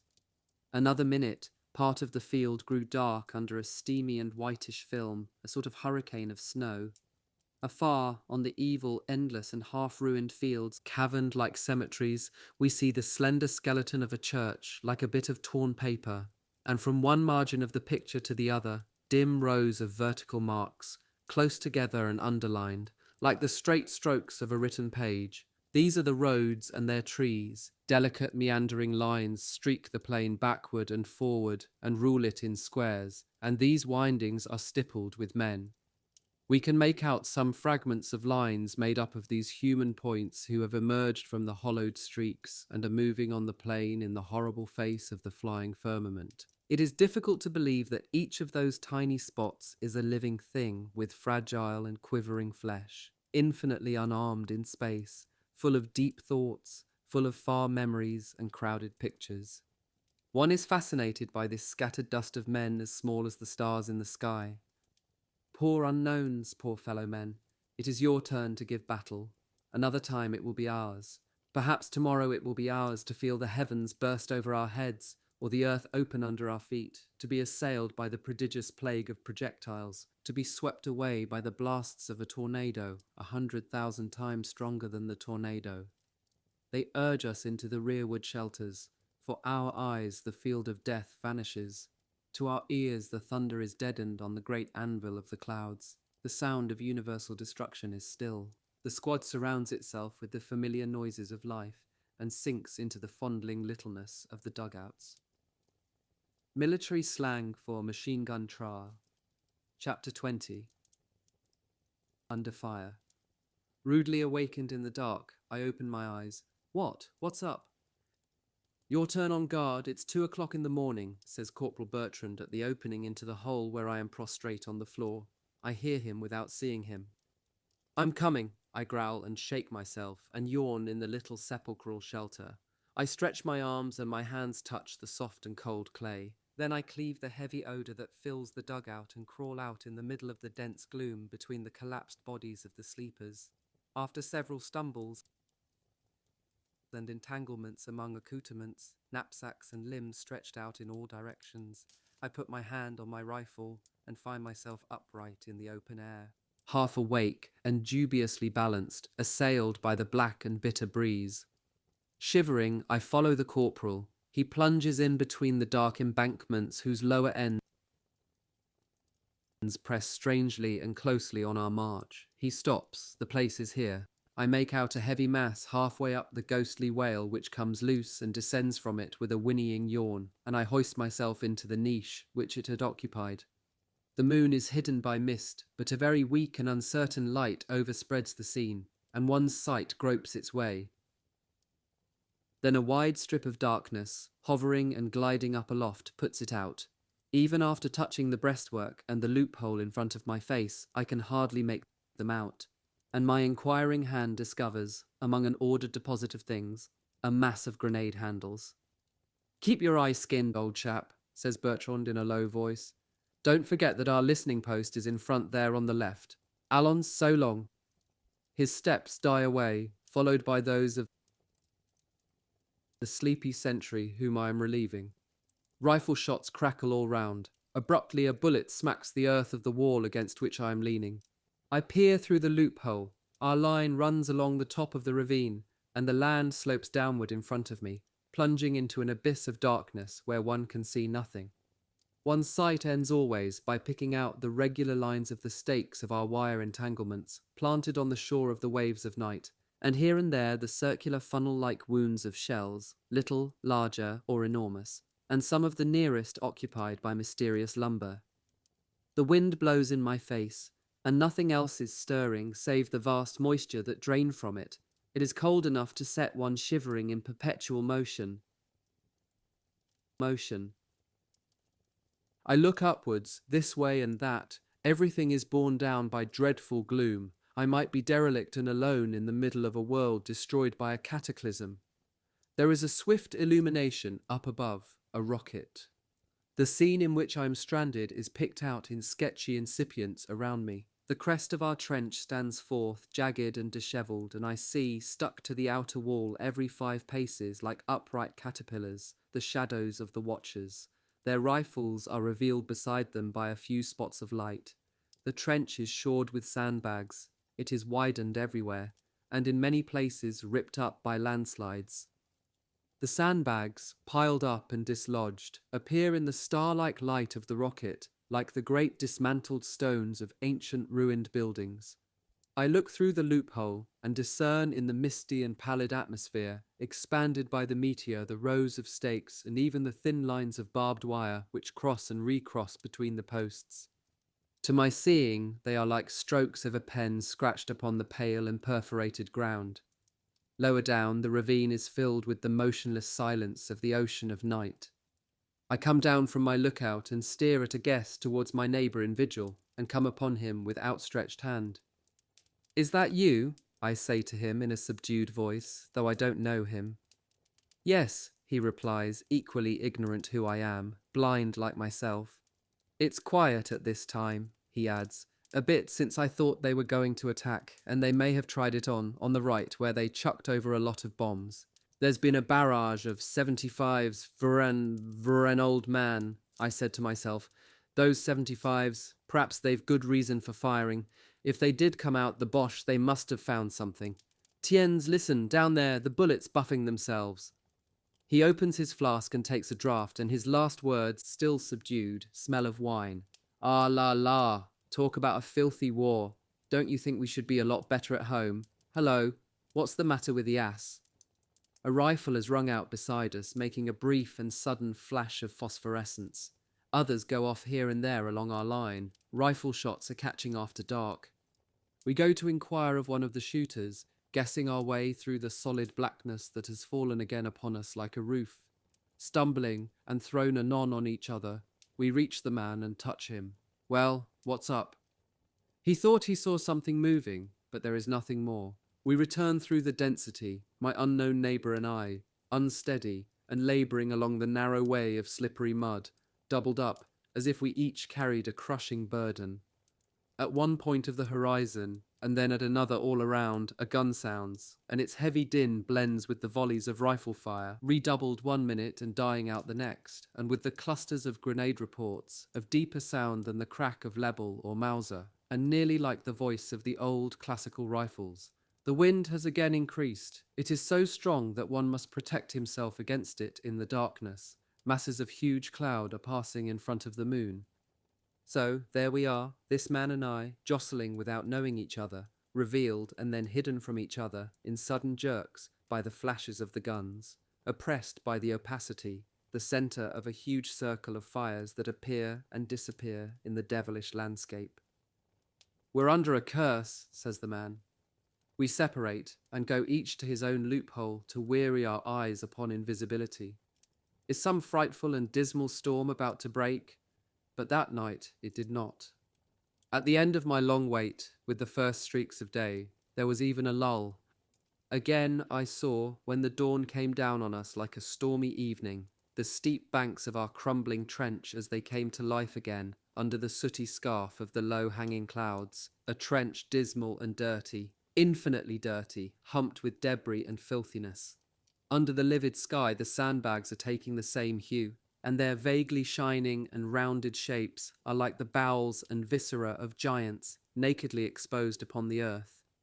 In the trench wall behind me, in a hollowed recess, there is a heap of horizontal things like logs, tree trunks. No, they are corpses. As the call of birds goes up from the furrowed ground, as the shadowy fields are renewed, and the light breaks and adorns each blade of grass, I look towards the ravine. Below the quickening field and its high surges of earth and burned hollows, beyond the bristling of stakes, there is still a lifeless lake of shadow, and in front of the opposite slope a wall of night still stands. Then I turn again and look upon these dead men, whom the day is gradually exhuming, revealing their stained and stiffened forms. There are 4 of them. They are our comrades, Lamuse, Bark, Biquet, and little Eudor. They rot there quite near us, blocking one half of the wide, twisting, and muddy furrow that the living must still defend. They have been laid there as well as may be, supporting and crushing each other. The topmost is wrapped in a tent cloth. Handkerchiefs had been placed on the faces of the others, but in brushing against them in the dark without seeing them, or even in the daytime without noticing them, the handkerchiefs have fallen, and we are living face to face with these dead, heaped up there like a woodpile. It was 4 nights ago that they were all killed together. I remember the night myself indistinctly. It is like a dream. We were on patrol, they, I, Mesnil André, and Corporal Bertrand. and our business was to identify a new German listening post marked by the artillery observers. We left the trench towards midnight and crept down the slope in line, 3 or 4 paces from each other. Thus we descended far into the ravine and saw, lying before our eyes, the embankment of their international trench. After we had verified that there was no listening post in this slice of the ground, we climbed back, with infinite care. Dimly, I saw my neighbours to right and left, like sacks of shadow, crawling, slowly sliding, undulating and rocking in the mud and the murk, with the projecting needle in front of a rifle. Some bullets whistled above us, but they did not know we were there. They were not looking for us. When we got within sight of the mound of our line, we took a breather for a moment. One of us let a sigh go, another spoke. Another turned round bodily, and the sheath of his bayonet rang out against a stone. Instantly a rocket shot redly up from the international trench. We threw ourselves flat on the ground, closely, desperately, and waited there motionless, with the terrible star hanging over us and flooding us with daylight, 25 or 30 yards from our trench. Then a machine gun on the other side of the ravine swept the zone where we were. Corporal Bertrand and I had had the luck to find in front of us, just as the red rocket went up, and before it burst into light, a shell hole where a broken trestle was steeped in the mud. We flattened ourselves against the edge of the hole, buried ourselves in the mud as much as possible, and the poor skeleton of rotten wood concealed us. The jet of the machine gun crossed several times. We heard a piercing whistle in the middle of each report, the sharp and violent sound of bullets that went into the earth, and dull and soft blows as well, followed by groans, by a little cry, and suddenly by a sound like the heavy snoring of a sleeper, a sound which slowly ebbed. Bertrand and I waited, grazed by the horizontal hail of bullets that traced a network of death an inch or so above us, and sometimes scraped our clothes, driving us still deeper into the mud, nor dared we risk a movement which might have lifted a little some part of our bodies. The machine gun at last held its peace in an enormous silence. A quarter of an hour later, we too slid out of the shell hole, and crawling on our elbows, we fell at last like bundles into our listening post. It was high time too, for at that moment the moon shone out. We were obliged to stay in the bottom of the trench till morning, and then till evening, for the machine guns swept the approaches without pause. We could not see the prostrate bodies through the loopholes of the post, by reason of the steepness of the ground, except, just on the level of our field of vision, a lump which appeared to be the back of one of them. In the evening, a sap was dug to reach the place where they had fallen. The work could not be finished in one night, and was resumed by the pioneers the following night, for, overwhelmed with fatigue, we could no longer keep from falling asleep.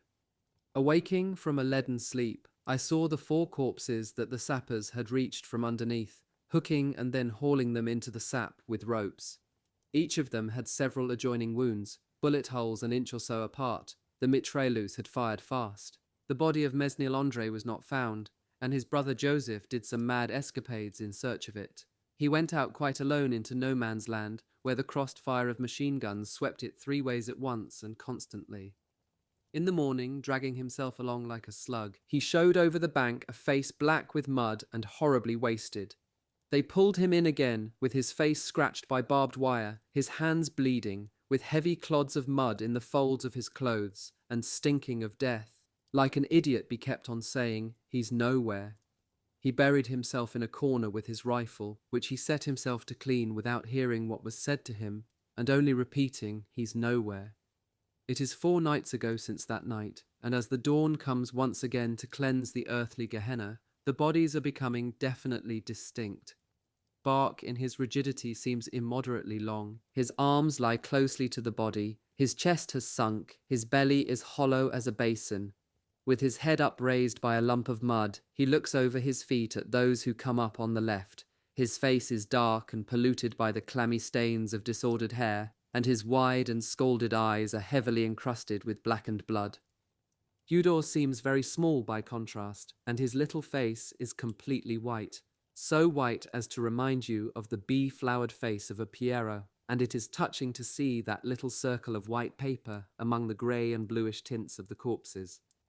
The Breton Biquet, squat and square as a flagstone, appears to be under the stress of a huge effort. He might be trying to uplift the misty darkness, and the extreme exertion overflows upon the protruding cheekbones and forehead of his grimacing face, contorts it hideously, sets the dried and dusty hair bristling, divides his jaws in a spectral cry, and spreads wide the eyelids from his lightless troubled eyes, his flinty eyes, and his hands are contracted in a clutch upon empty air.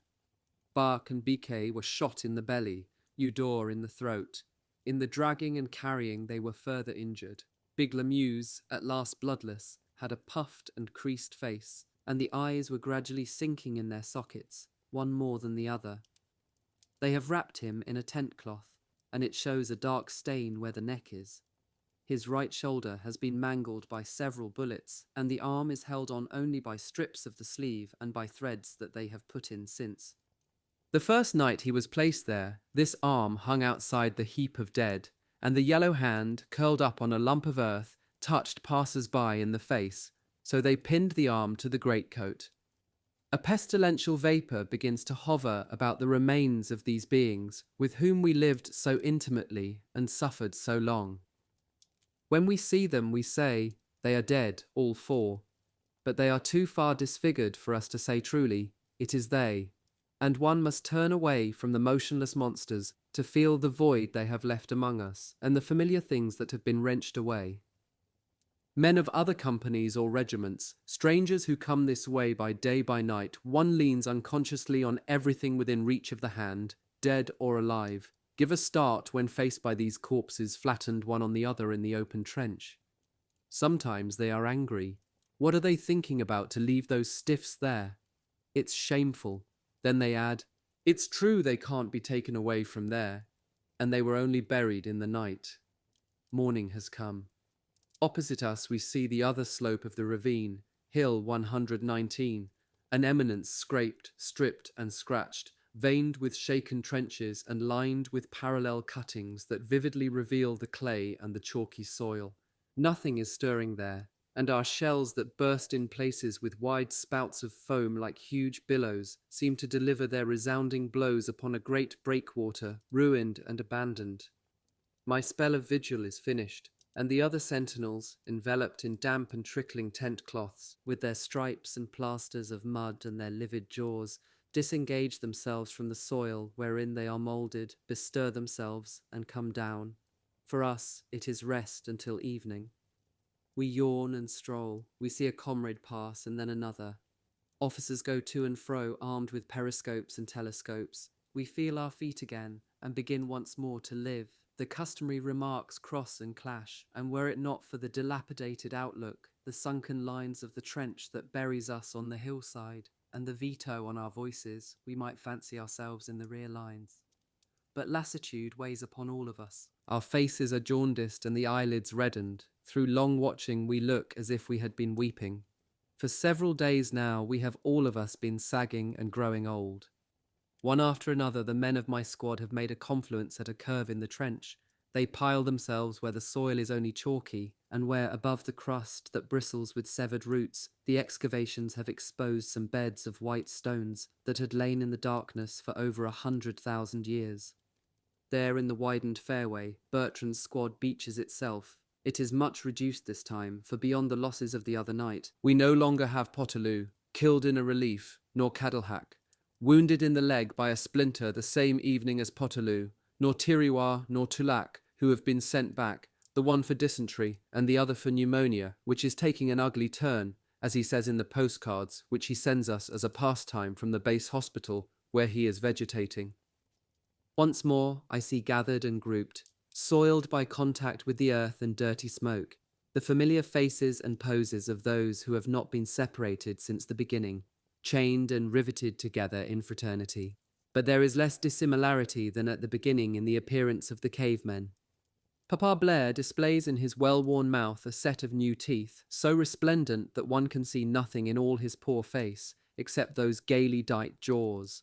The great event of these foreign teeth's establishment, which he is taming by degrees and sometimes uses for eating, has profoundly modified his character and his manners. He is rarely besmeared with grime, he is hardly slovenly. Now that he has become handsome, he feels it necessary to become elegant. For the moment he is dejected because, a miracle, he cannot wash himself. Deeply sunk in a corner, he half opens a lackluster eye, bites and masticates his old soldier's moustache, not long ago the only ornament on his face, and from time to time spits out a hair. Fouillard is shivering, cold-smitten, or yawns, depressed and shabby. Marthereau has not changed at all. He is still as always well-bearded, his eye round and blue, and his legs so short that his trousers seem to be slipping continually from his waist and dropping to his feet. Cocon is always Cocon, by the dried and parchment-like head, wherein sums are working. But a recurrence of lice, the ravages of which we see overflowing onto his neck and wrists, has isolated him for a week now in protracted tussles, which leave him surly when he returns among us. Paradis retains unimpaired the same quantum of good colour and good temper. He is unchanging, perennial. We smile when he appears in the distance, placarded on the background of sandbags like a new poster. Nothing has changed in Pepin either, whom we can just see taking a stroll. We can tell him behind by his red and white squares of an oilcloth draft-board, and in front by his blade-like face and the gleam of a knife in his cold grey look. Nor has Volpatte changed, with his leggings, his shouldered blanket, and his face of a Mongolian tattooed with dirt. Nor Tirette, although he has been worried for some time by blood-red streaks in his eyes, for some unknown and mysterious reason. Farfadet keeps himself aloof in pensive expectation. When the post is being given out, he awakes from his reverie to go so far, and then retires into himself. His clerkly hands indite numerous and careful postcards. He does not know of Eudoxie's end. Lamuse said no more to anyone of the ultimate and awful embrace in which he clasped her body. He regretted, I knew it, his whispered confidence to me that evening, and up to his death he kept the horrible affair sacred to himself, with tenacious bashfulness. So we see Farfadet continuing to live his airy existence with the living likeness of that fair hair, which he only leaves for the scarce monosyllables of his contact with us. Corporal Bertrand has still the same soldierly and serious mien among us. He is always ready with his tranquil smile to answer all questions with lucid explanations to help each of us to do his duty. We are chatting as of yore, as not long since, but the necessity of speaking in low tones distinguishes our remarks and imposes on them a lugubrious tranquillity. Something unusual has happened. For the last 3 months, the sojourn of each unit in the first-line trenches has been 4 days, yet we have now been 5 days here, and there is no mention of relief. Some rumours of early attack are going about, brought by the liaison men and those of the fatigue party that renews our rations every other night, without regularity or guarantee. Other portents are adding themselves to the whispers of offensive, the stopping of leave, the failure of the post, the obvious change in the officers, who are serious and closer to us. But talk on this subject always ends with a shrug of the shoulders. The soldier is never warned what is to be done with him. They put a bandage on his eyes and only remove it at the last minute. So we shall see. We can only wait. We detach ourselves from the tragic event foreboded. Is this because of the impossibility of a complete understanding, or a despondent unwillingness to decipher those orders that are sealed letters to us, or a lively faith that one will pass through the peril once more? Always, in spite of the premonitory signs and the prophecies that seem to be coming true, we fall back automatically upon the cares of the moment and absorb ourselves in them. Hunger, thirst, the lice whose crushing ensanguines all our nails, the great weariness that saps us all. Seen Joseph this morning? Says Volpatte. He doesn't look very grand, poor lad. He'll do something daft, certain sure. He's as good as a goner, that lad, mind you. First chance he has, he'll jump in front of a bullet. I can see he will. It'd give anyone the pip for the rest of his natural. There were 6 brothers of 'em, you know, 4 of 'em killed, 2 in Alsace, 1 in Champagne, 1 in Argonne. If Andre's killed, he's the 5th.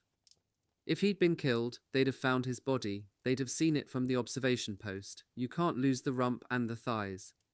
My idea is that the night they went on patrol, he went astray, coming back-crawled right round, poor devil, and fell right into the Boche lines. Perhaps he got sewn up in their wire.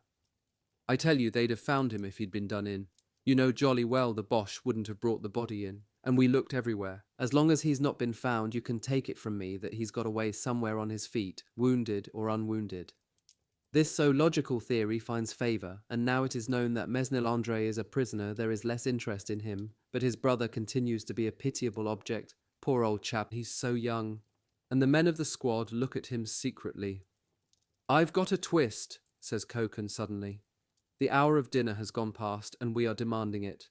There appears to be only the remains of what was brought the night before.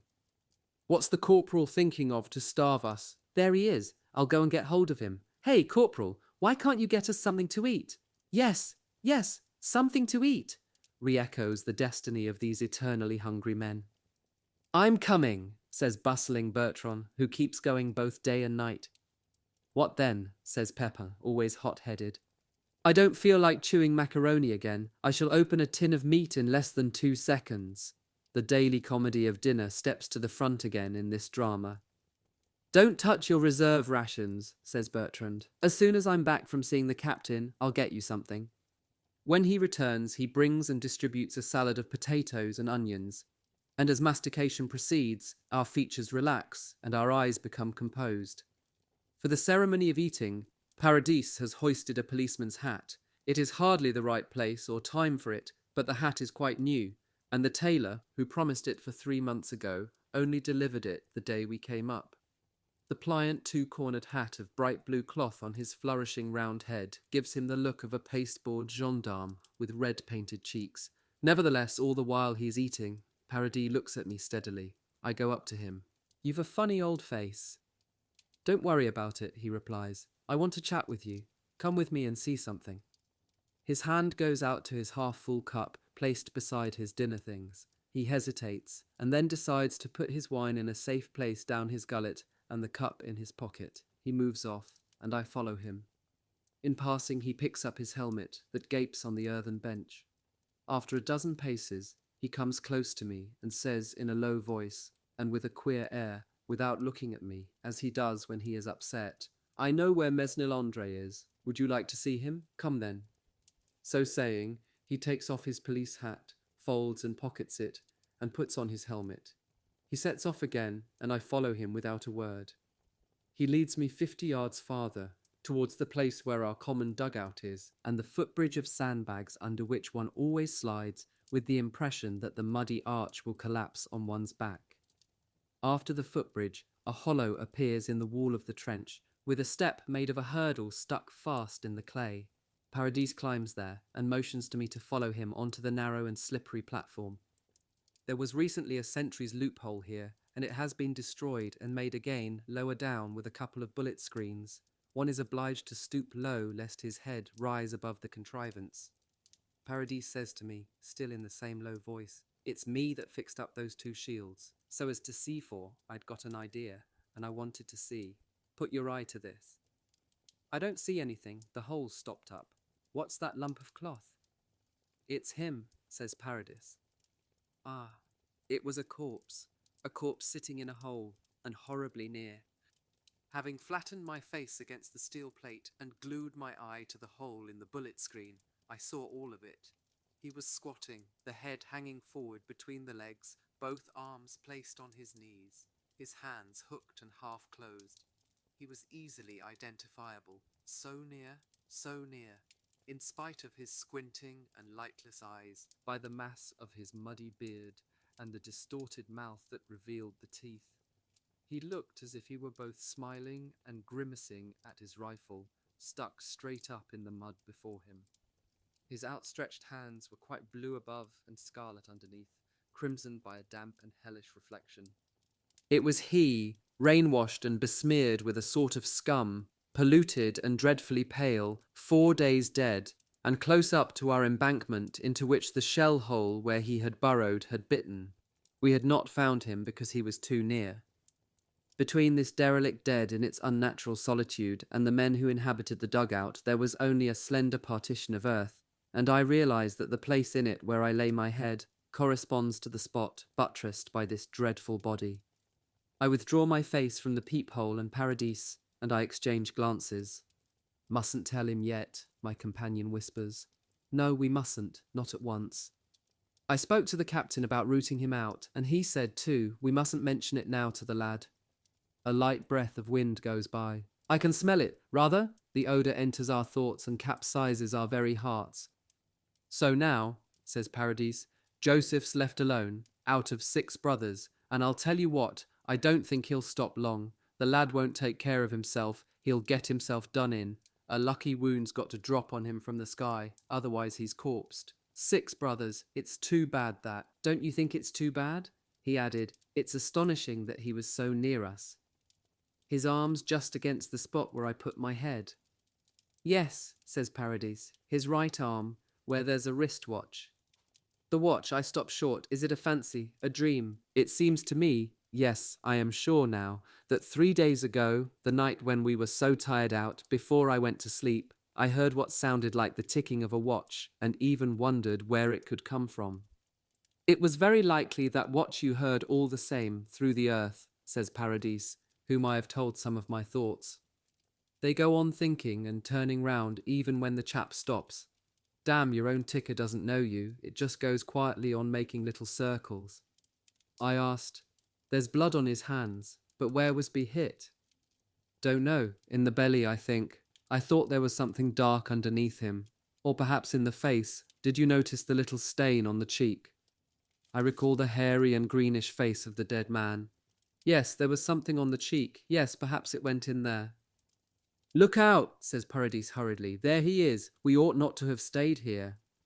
But we stay all the same, irresolutely wavering, as Mesnil Joseph comes straight up to us.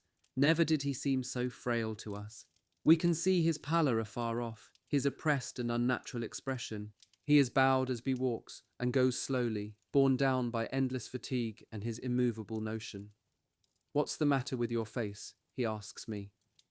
He has seen me point out to Paradis the possible entry of the bullet.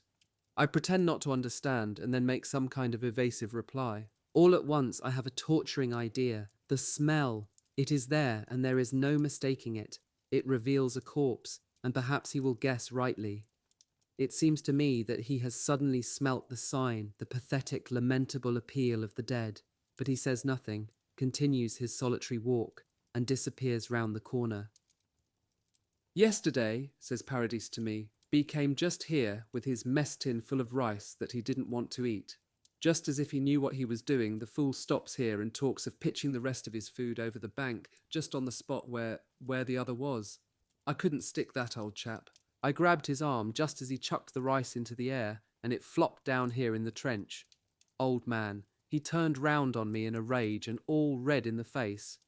What the hell's up with you now? He says. I looked as fat-headed as I could and mumbled some rot about not doing it on purpose. He shrugs his shoulders and looks at me, same as if I was dirt. He goes off saying to himself, "Did you see him, the blockhead?" He's bad-tempered, you know, the poor chap, and I couldn't complain. All right, he kept saying, and I didn't like it, you know, because I did wrong all the time, although I was right.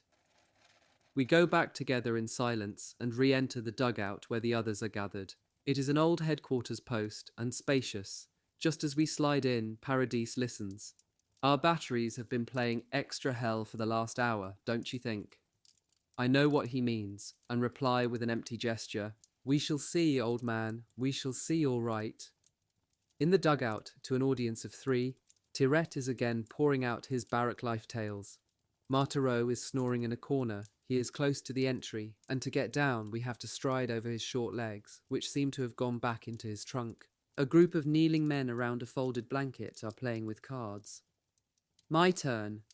40, 42 to 48 to 49. Good. Isn't he lucky, that game bird? It's imposters. I've got stumped 3 times. I want nothing more to do with you. You're skinning me this evening, and you robbed me the other day too, you infernal fritter. What did you revoke for, mugwump? I'd only the king, nothing else. All the same, murmurs someone who is eating in a corner, this camembert, it cost 25 sous, but you talk about muck. Outside there's a layer of sticky glue, and inside it's plaster that breaks. Meanwhile, Tirette relates the outrages inflicted on him during his 21 days of training, owing to the quarrelsome temper of a certain major. A great hog he was, my boy. Everything rotten on this earth. All the lot of us looked foul when he went by, or when we saw him in the officer's room spread out on a chair that you couldn't see underneath him, with his vast belly and huge cap, and circled round with stripes from top to bottom, like a barrel. He was hard on the private. They called him Lobe Abosh, you see. I knew him, cried Paradis. When war started, he was declared unfit for active service naturally. While I was doing my term, he was a dodger already, but he dodged round all the street corners to pinch you. You got a day's clink for an unbuttoned button, and he gave it you over and above if there was some bit of a thing about you that wasn't quite okay, and everybody laughed. He thought they were laughing at you, and you knew they were laughing at him, but you knew it in vain. You were in it up to your head for the clink. He had a wife, Tirette goes on. The old... I remember her too, Paradis exclaimed. You talk about a bitch. Some of 'em drag a little pug dog about with them, but him, he trailed that yellow minx about everywhere, with her broom-handle hips and her wicked look. It was her that worked the old sod up against us. He was more stupid than wicked, but as soon as she was there, he got more wicked than stupid, so you bet they were some nuisance. Just then, Marthereau wakes up from his sleep by the entry with a half-groan. He straightens himself up, sitting on his straw like a jailbird, and we see his bearded silhouette take the vague outline of a Chinese, while his round eye rolls and turns in the shadows. He is looking at his dreams of a moment ago. Then he passes his hand over his eyes, and as if it had some connection with his dream recalls the scene that night when we came up to the trenches. For all that, he says, in a voice weighty with slumber and reflection, there were some half-seas over that night. Ah, what a night! All those troops, companies and whole regiments yelling and surging all the way up the road. In the thinnest of the dark you could see the jumble of poilus that went on and up, like the sea itself, you'd say, and carrying on across all the convoys of artillery and ambulance wagons that we met that night. I've never seen so many convoys in the night, never. Then he deals himself a thump on the chest, settles down again in self-possession, groans, and says no more.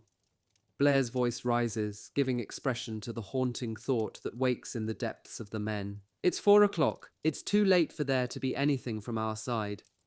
One of the gamesters in the other corner yelps a question at another. Now then, are you going to play or aren't you, Wormface?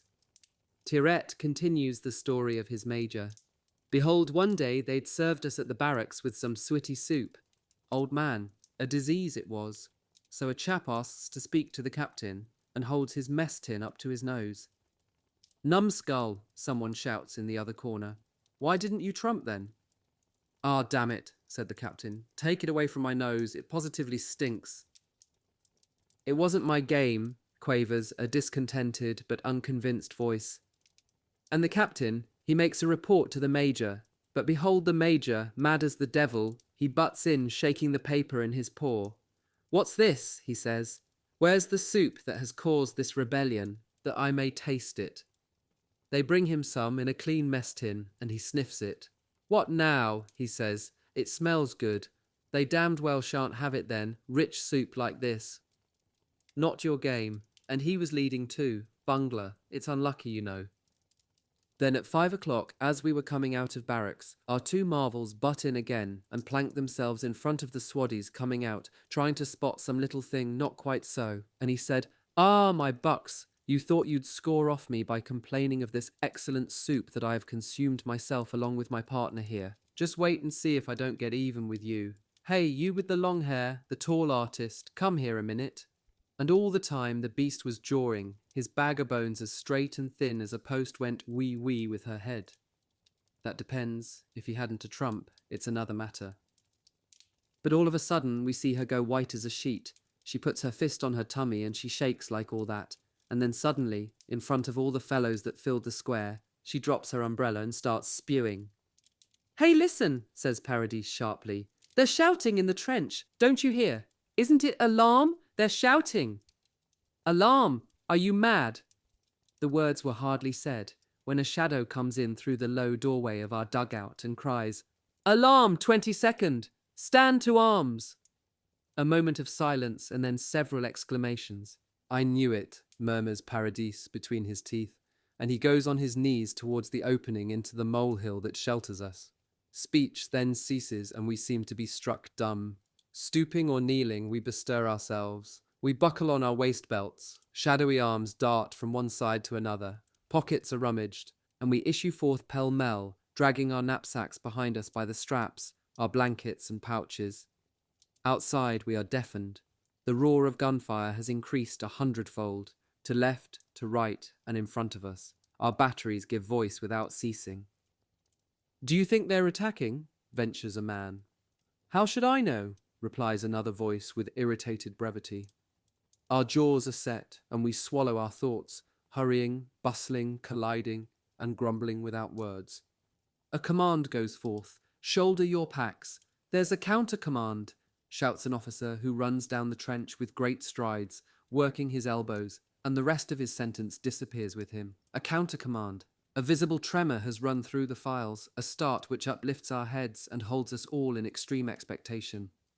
But no, the counter-order only concerns the knapsacks. No pack, but the blanket rolled round the body and the trenching tool at the waist.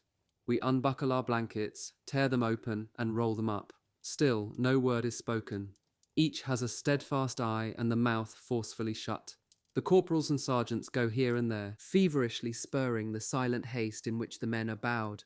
"Now then, hurry up. Come, come, what the hell are you doing? Will you hurry, yes or no?" A detachment of soldiers with a badge of crossed axes on their sleeves clear themselves a fairway and swiftly delve holes in the wall of the trench. We watch them sideways as we don our equipment. "What are they doing, those chaps?" "It's to climb up by." We are ready. The men marshal themselves, still silently, their blankets crosswise, the helmet strap on the chin, leaning on their rifles. I look at their pale, contracted, and reflective faces. They are not soldiers, they are men. They are not adventurers or warriors, or made for human slaughter, neither butchers nor cattle. They are laborers and artisans, whom one recognizes in their uniforms. They are civilians uprooted, and they are ready. They await the signal for death or murder, but you may see, looking at their faces between the vertical gleams of their bayonets, that they are simply men. Each one knows that he is going to take his head, his chest, his belly, his whole body, and all naked, up to the rifles pointed forward, to the shells, to the bombs piled and ready, and above all to the methodical and almost infallible machine guns, to all that is waiting for him yonder, and is now so frightfully silent before he reaches the other soldiers that he must kill. They are not careless of their lives like brigands, nor blinded by passion like savages. In spite of the doctrines with which they have been cultivated, they are not inflamed. They are above instinctive excesses. They are not drunk, either physically or morally.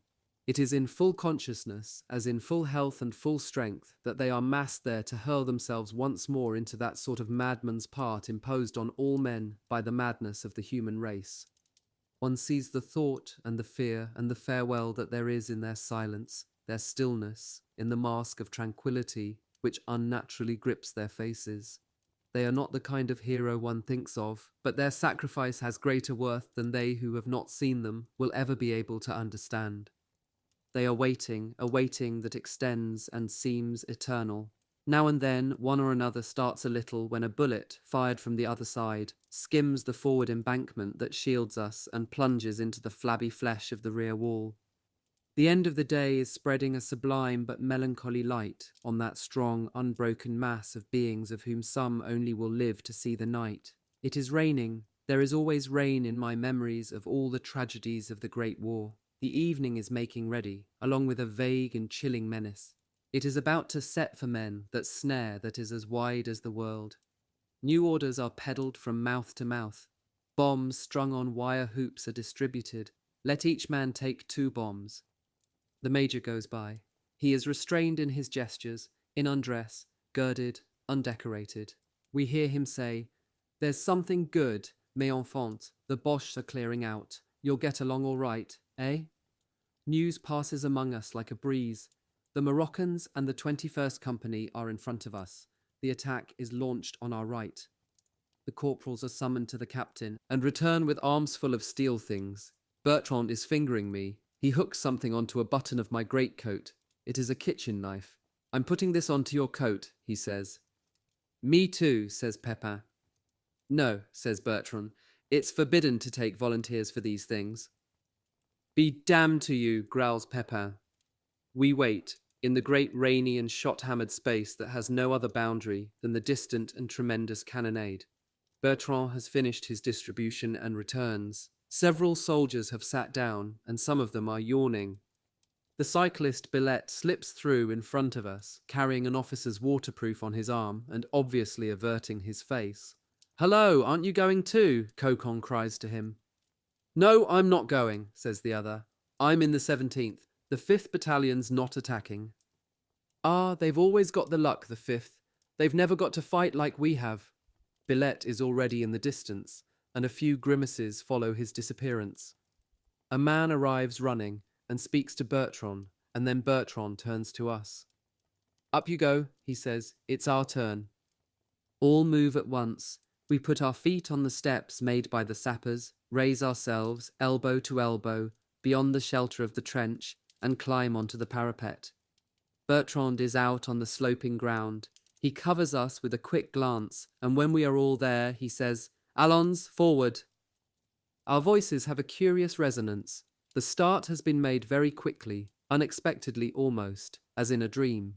There is no whistling sound in the air. Among the vast uproar of the guns, we discern very clearly this surprising silence of bullets around us. We descend over the rough and slippery ground with involuntary gestures, helping ourselves sometimes with the rifle. Mechanically, the eye fastens on some detail of the declivity, of the ruined ground, on the sparse and shattered stakes pricking up, at the wreckage in the holes. It is unbelievable that we are upright in full daylight on this slope where several survivors remember sliding along in the darkness with such care, and where the others have only hazarded furtive glances through the loopholes. No, there is no firing against us. The wide exodus of the battalion out of the ground seems to have passed unnoticed. This truce is full of an increasing menace, increasing. The pale light confuses us. On all sides the slope is covered by men who, like us, are bent on the descent. On the right, the outline is defined of a company that is reaching the ravine by Trench 97, an old German work in ruins. We cross our wire by openings. Still, no one fires on us. Some awkward ones who have made false steps are getting up again. We form up on the farther side of the entanglements and then set ourselves to topple down the slope rather faster. There is an instinctive acceleration in the movement. Several bullets arrive at last among us. Bertrand shouts to us to reserve our bombs and wait till the last moment. But the sound of his voice is carried away. Abruptly, across all the width of the opposite slope, lurid flames burst forth that strike the air with terrible detonations. In line from left to right, fires emerge from the sky and explosions from the ground. It is a frightful curtain which divides us from the world, which divides us from the past and from the future. We stop, fixed to the ground, stupefied by the sudden host that thunders from every side. Then a simultaneous effort uplifts our mass again and throws it swiftly forward. We stumble and impede each other in the great waves of smoke. With harsh crashes and whirlwinds of pulverized earth, towards the profundity into which we hurl ourselves pell-mell, we see craters opened here and there, side by side, and merging in each other.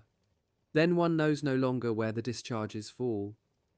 Volleys are let loose so monstrously resounding that one feels himself annihilated by the mere sound of the downpoured thunder of these great constellations of destruction that form in the sky. One sees and one feels the fragments passing close to one's head with their hiss of red-hot iron plunged in water. The blast of one explosion so burns my hands that I let my rifle fall. I pick it up again, reeling, and set off in the tawny, gleaming tempest with lowered head, lashed by spirits of dust and soot in a crushing downpour like volcanic lava.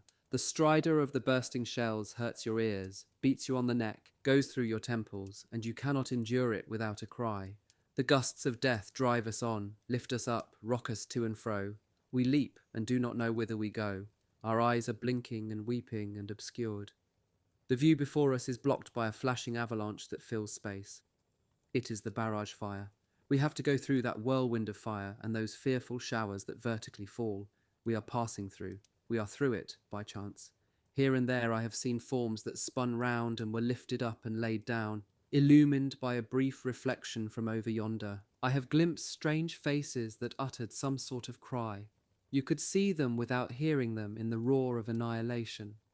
A brazier full of red and black masses, huge and furious, fell about me, excavating the ground, tearing it from under my feet, throwing me aside like a bouncing toy.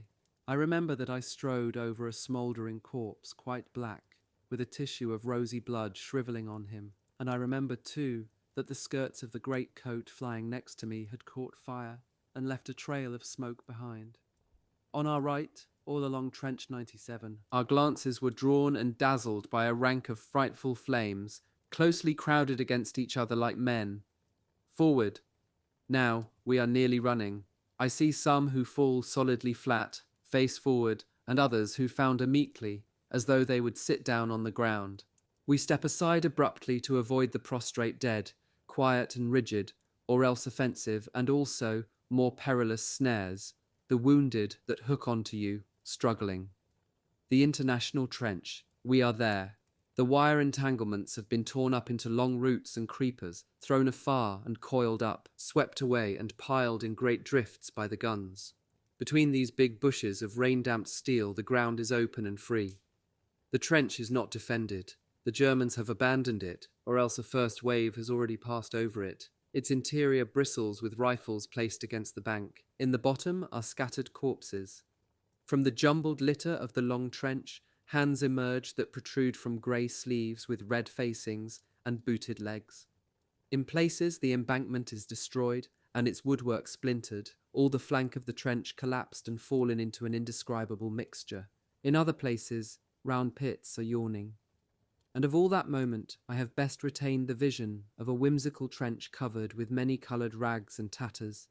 For the making of their sandbags, the Germans had used cotton and woolen stuffs of motley design pillaged from some house furnisher's shop, and all this hodgepodge of coloured remnants, mangled and frayed, floats and flaps and dances in our faces. We have spread out in the trench. The lieutenant, who has jumped to the other side, is stooping and summoning us with signs and shouts. Don't stay there. Forward, forward. We climb the wall of the trench with the help of the sacks of weapons and of the backs that are piled up there. In the bottom of the ravine, the soil is shot-churned, crowded with jetsam, swarming with prostrate bodies. Some are motionless as blocks of wood, others move slowly or convulsively. The barrage fire continues to increase its infernal discharge behind us on the ground that we have crossed. But where we are at the foot of the rise, it is a dead point for the artillery. A short and uncertain calm follows. We are less deafened and look at each other. There is fever in the eyes, and the cheekbones are blood red. Our breathing snores and our hearts drum in our bodies. In haste and confusion, we recognize each other, as if we had met again face to face in a nightmare on the uttermost shores of death. Some hurried words are cast upon this glade in hell. It's you. Where's Kokon? Don't know. Have you seen the captain? No. Going strong? Yes. The bottom of the ravine is crossed, and the other slope rises opposite. We climb in Indian file by a stairway, rough-hewn in the ground. Look out! The shout means that a soldier halfway up the steps has been struck in the loins by a shell fragment. He falls with his arms forward, bareheaded, like the diving swimmer. We can see the shapeless silhouette of the mass as it plunges into the gulf. I can almost see the detail of his blown hair over the black profile of his face. We debouch upon the height. A great colourless emptiness is outspread before us. At first one can see nothing but a chalky and stony plain, yellow and grey to the limit of sight. No human wave is preceding ours. In front of us there is no living soul, but the ground is peopled with dead recent corpses that still mimic agony or sleep, and old remains already bleached and scattered to the wind, half assimilated by the earth. As soon as our pushing and jolted file emerges, two men close to me are hit. Two shadows are hurled to the ground and roll under our feet, one with a sharp cry, and the other silently as a felled ox. Another disappears with the caper of a lunatic, as if he had been snatched away. Instinctively we close up as we hustle forward, always forward, and the wound in our line closes of its own accord. The adjutant stops, raises his sword, lets it fall, and drops to his knees. His kneeling body slopes backward in jerks, his helmet drops on his heels, and he remains there, bareheaded, face to the sky. Hurriedly, the rush of the rank has split open to respect his immobility. But we cannot see the lieutenant. No more leaders then. Hesitation checks the wave of humanity that begins to beat on the plateau. Above the trampling one hears the hoarse effort of our lungs. "Forward!" cries some soldier, and then all resume the onward race to perdition with increasing speed. "Where's Bertrand?" comes the laborious complaint of one of the foremost runners. "There, here." He had stooped in passing over a wounded man, but he leaves him quickly, and the man extends his arms towards him and seems to sob. It is just at the moment when he rejoins us that we hear in front of us, coming from a sort of ground swelling, the crackle of a machine gun. It is a moment of agony, more serious even than when we were passing through the flaming earthquake of the barrage. That familiar voice speaks to us across the plain, sharp and horrible, but we no longer stop. "Go on, go on." Our panting becomes hoarse groaning, yet still we hurl ourselves toward the horizon. "The Boche! I see them!" a man says suddenly.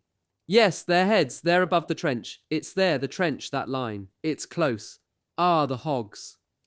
We can indeed make out little round grey caps, which rise and then drop on the ground level, 50 yards away, beyond a belt of dark earth, furrowed and humped.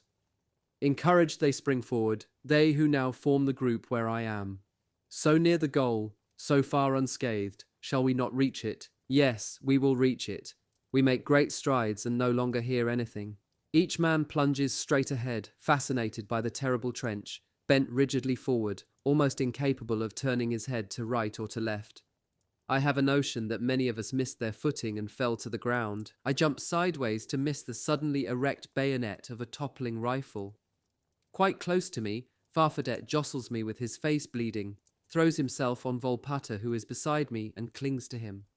Volpatte doubles up without slackening his rush and drags him along some paces, then shakes him off without looking at him and without knowing who he is, and shouts at him in a breaking voice, almost choked with exertion. Let me go, nom de Dieu, they'll pick you up directly, don't worry."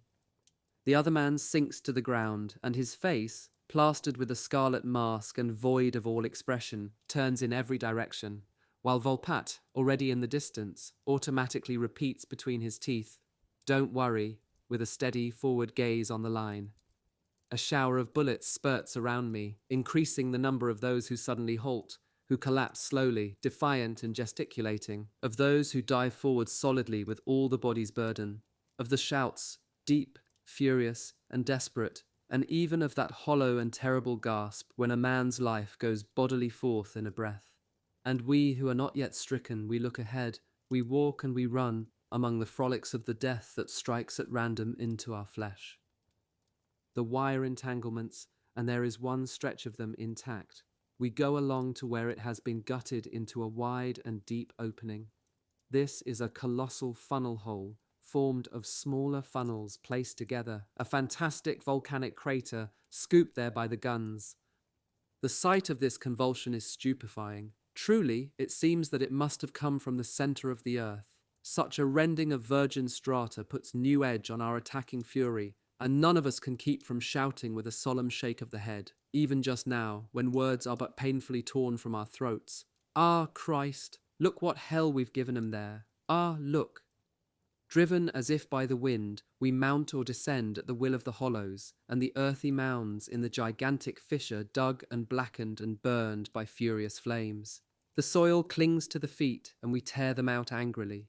The accoutrements and stuffs that cover the soft soil, the linen that is scattered about from sundered knapsacks, prevent us from sticking fast in it, and we are careful to plant our feet in this debris when we jump into the holes or climb the hillocks.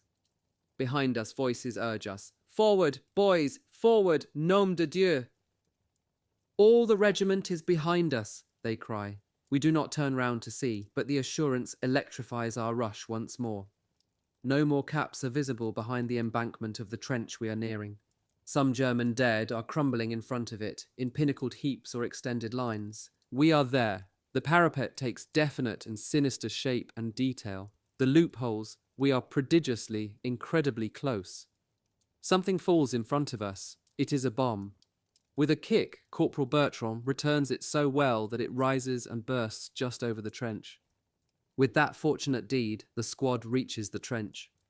Pepin has hurled himself flat on the ground and is involved with a corpse. He reaches the edge and plunges in, the first to enter. Fouillade. with great gestures and shouts, jumps into the pit, almost at the same moment that Pepin rolls down it. Indistinctly I see in the time of the lightning's flash a whole row of black demons stooping and squatting for the descent, on the ridge of the embankment, on the edge of the dark ambush. A terrible volley bursts point blank in our faces, flinging in front of us a sudden row of flames the whole length of the earthen verge. After the stunning shock, we shake ourselves and burst into devilish laughter. The discharge has passed too high, and at once, with shouts and roars of salvation, we slide and roll and fall alive into the belly of the trench. We are submerged in a mysterious smoke, and at first I can only see blue uniforms in the stifling gulf. We go one way and then another, driven by each other, snarling and searching. We turn about, and with our hands encumbered by knife, bombs, and rifle, we do not know at first what to do. "They're in their funk holes, the swine," is the cry.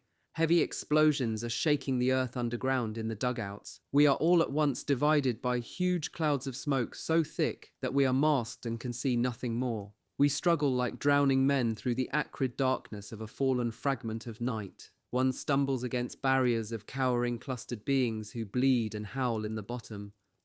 Hardly can one make out the trench walls, straight up just here and made of white sandbags, which are everywhere torn like paper. At one time the heavy adhesive reek sways and lifts, and one sees again the swarming mob of the attackers. Torn out of the dusty picture, the silhouette of a hand-to-hand struggle is drawn in fog on the wall. It droops and sinks to the bottom. I hear several shrill cries of "Kamerad" proceeding from a pale-faced and grey-clad group in the huge corner made by a rending shell. Under the inky cloud, the tempest of men flows back, climbs towards the right, eddying, pitching and falling along the dark and ruined mole. And suddenly one feels that it is over. We see and hear and understand that our wave, rolling here through the barrage fire, has not encountered an equal breaker. They have fallen back on our approach. The battle has dissolved in front of us. The slender curtain of defenders has crumbled into the holes, where they are caught like rats or killed. There is no more resistance, but a void, a great void. We advance in crowds like a terrible array of spectators. And here the trench seems all lightning-struck. With its tumbled white walls, it might be just here the soft and slimy bed of a vanished river that has left stony bluffs, with here and there the flat round hole of a pool, also dried up. And on the edges, on the sloping banks and in the bottom, there is a long trailing glacier of corpses, a dead river that is filled again to overflowing by the new tide and the breaking wave of our company. In the smoke vomited by dugouts and the shaking wind of subterranean explosions, I come upon a compact mass of men hooked onto each other who are describing a wide circle. Just as we reach them, the entire mass breaks up to make a residue of furious battle. I see Blair break away, his helmet hanging on his neck by the chin strap, and his face flayed and uttering a savage yell. I stumble upon a man who is crouching at the entry to a dugout. Drawing back from the black hatchway, yawning and treacherous, he steadies himself with his left hand on a beam. In his right hand, and for several seconds he holds a bomb which is on the point of exploding. It disappears in the hole, bursts immediately, and a horrible human echo answers him from the bowels of the earth. The man seizes another bomb. Another man strikes and shatters the posts at the mouth of another dugout with a pickaxe he has found there, causing a landslide, and the entry is blocked. I see several shadows trampling and gesticulating over the tomb. Of the living ragged band that has got so far and has reached this long-sought trench, after dashing against the storm of invincible shells and bullets launched to meet them, I can hardly recognize those whom I know, just as though all that had gone before of our lives had suddenly become very distant. There is some change working in them. A frenzied excitement is driving them all out of themselves. "What are we stopping here for?" says one, grinding his teeth. "Why don't we go on to the next?" a second asks me in fury. "Now we're here, we'd be there in a few jumps." I want to go on. Me too. Ah, the hogs. They shake themselves like banners. They carry the luck of their survival, as it were glory. They are implacable, uncontrolled, intoxicated with themselves. We wait and stamp about in the captured work. This strange demolished way that winds along the plain and goes from the unknown to the unknown. Advance to the right. We begin to flow again in one direction. No doubt it is a movement planned up there, back yonder, by the chiefs. We trample soft bodies underfoot, some of which are moving and slowly altering their position. Rivulets and cries come from them. Like posts and heaps of rubbish, corpses are piled anyhow on the wounded and press them down, suffocate them, strangle them, so that I can get by. I must push at a slaughtered trunk, of which the neck is a spring of gurgling blood. In the cataclysm of earth and of massive wreckage blown up and blown out, above the hordes of wounded and dead that stir together athwart the moving forest of smoke implanted in the trench and in all its environs, one no longer sees any face but what is inflamed, blood red with sweat, eyes flashing. Some groups seem to be dancing as they brandish their knives. They are elated, immensely confident, ferocious. The battle dies down imperceptibly. A soldier says, "Well, what's to be done now?" It flares up again suddenly at one point. 20 yards away in the plain, in the direction of a circle that the grey embankment makes, a cluster of rifle shots crackles and hurls its scattered missiles around a hidden machine gun that spits intermittently and seems to be in difficulties. Under the shadowy wing of a sort of yellow and bluish nimbus, I see men encircling the flashing machine and closing in on it. Near to me, I make out the silhouette of Mesnil Joseph, who is steering straight and with no effort of concealment for the spot whence the barking explosions come in jerky sequence. A flash shoots out from a corner of the trench between us two. Joseph halts, sways, stoops, and drops on one knee. I run to him, and he watches me coming. It's nothing, my thigh. I can crawl along by myself. He seems to have become quiet, childish, docile, and sways slowly towards the trench. I have still in my eyes the exact spot whence rang the shot that hit him, and I slip round there by the left, making a detour. No one there. I only meet another of our squad on the same errand paradis. We are bustled by men who are carrying on their shoulders pieces of iron of all shapes. They block up the trench and separate us. "The machine gun's taken by the 7th, they shout. "It won't bark any more. It was a mad devil, filthy beast. Filthy beast." What's there to do now? Nothing. We stay there, jumbled together, and sit down. The living have ceased to gasp for breath. The dying have rattled their last, surrounded by smoke and lights and the din of the guns that rolls to all the ends of the earth. We no longer know where we are. There is neither earth nor sky, nothing but a sort of cloud. The first period of inaction is forming in the chaotic drama, and there is a general slackening in the movement and the uproar. The cannonade grows less. It still shakes the sky, as a cough shakes a man, but it is farther off now.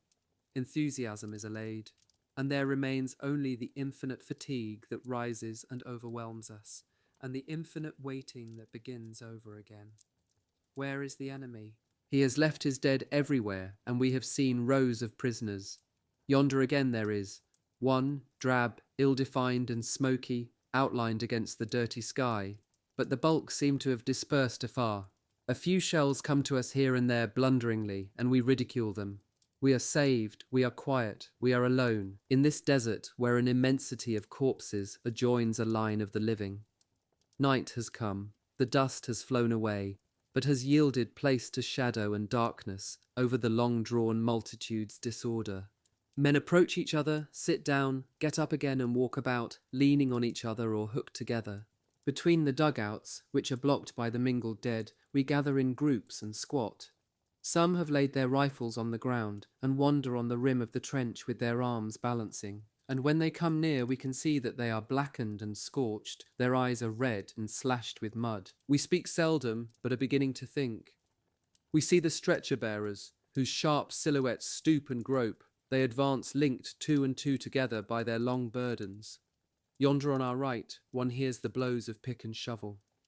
I wander into the middle of this gloomy turmoil. In a place where the embankment has crushed the embankment of the trench into a gentle slope, someone is seated. A faint light still prevails. The tranquil attitude of this man as he looks reflectively in front of him is sculptural and striking. Stooping, I recognize him as Corporal Bertrand. He turns his face towards me, and I feel that he is looking at me through the shadows with his thoughtful smile. "I was coming to look for you," he says.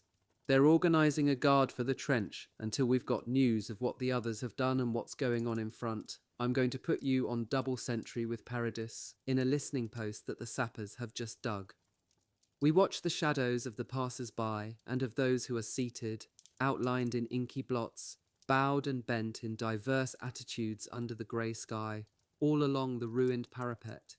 Dwarfed to the size of insects and worms, they make a strange and secret stirring among these shadow-hidden lands, where for 2 years war has caused cities of soldiers to wander or stagnate over deep and boundless cemeteries. 2 obscure forms pass in the dark, several paces from us. They are talking together in low voices. You bet, old chap. Instead of listening to him, I shoved my bayonet into his belly so that I couldn't haul it out. There were 4 in the bottom of the hole. I called to him to come out, and as soon as one came out, I stuck him. Blood ran down me up to the elbow and stuck up my sleeves. Ah, the first speaker went on, when we are telling all about it later, if we get back to the other people at home, by the stove and the candle, who's going to believe it? It's a pity, isn't it? I don't care a damn about that as long as we do get back, said the other. I want the end quickly, and only that. Bertrand was used to speak very little ordinarily, and never of himself. But he said, I've got 3 of them on my hands. I struck like a madman. Ah, we were all like beasts when we got here. He raised his voice, and there was a restrained tremor in it. It was necessary, he said. It was necessary for the future's sake. He crossed his arms and tossed his head. The future, he cried all at once, as a prophet might. How will they regard this slaughter? They who'll live after us, to whom progress, which comes as sure as fate will at last restore the poise of their conscience. How will they regard these exploits which even we who perform them don't know whether one should compare them with those of Plutarch's and Corneille's heroes, or with those of hooligans and Apaches? And for all that, mind you, Bertram went on, there is one figure that has risen above the war and will blaze with the beauty and strength of his courage. I listened, leaning on a stick and towards him, drinking in the voice that came in the twilight silence from the lips that so rarely spoke. He cried with a clear voice, Liebknecht! He stood up with his arms still crossed. His face, as profoundly serious as a statue's, drooped upon his chest. But he emerged once again from his marble muteness to repeat, the future, the future. The work of the future will be to wipe out the present, to wipe it out more than we can imagine, to wipe it out like something abominable and shameful. And yet this present, it had to be. It had to be. Shame on military glory, shame on armies, shame on the soldier's calling that changes men by turns into stupid victims or ignoble brutes. Yes, shame. That's the true word, but it's too true. It's true in eternity, but it's not yet true for us.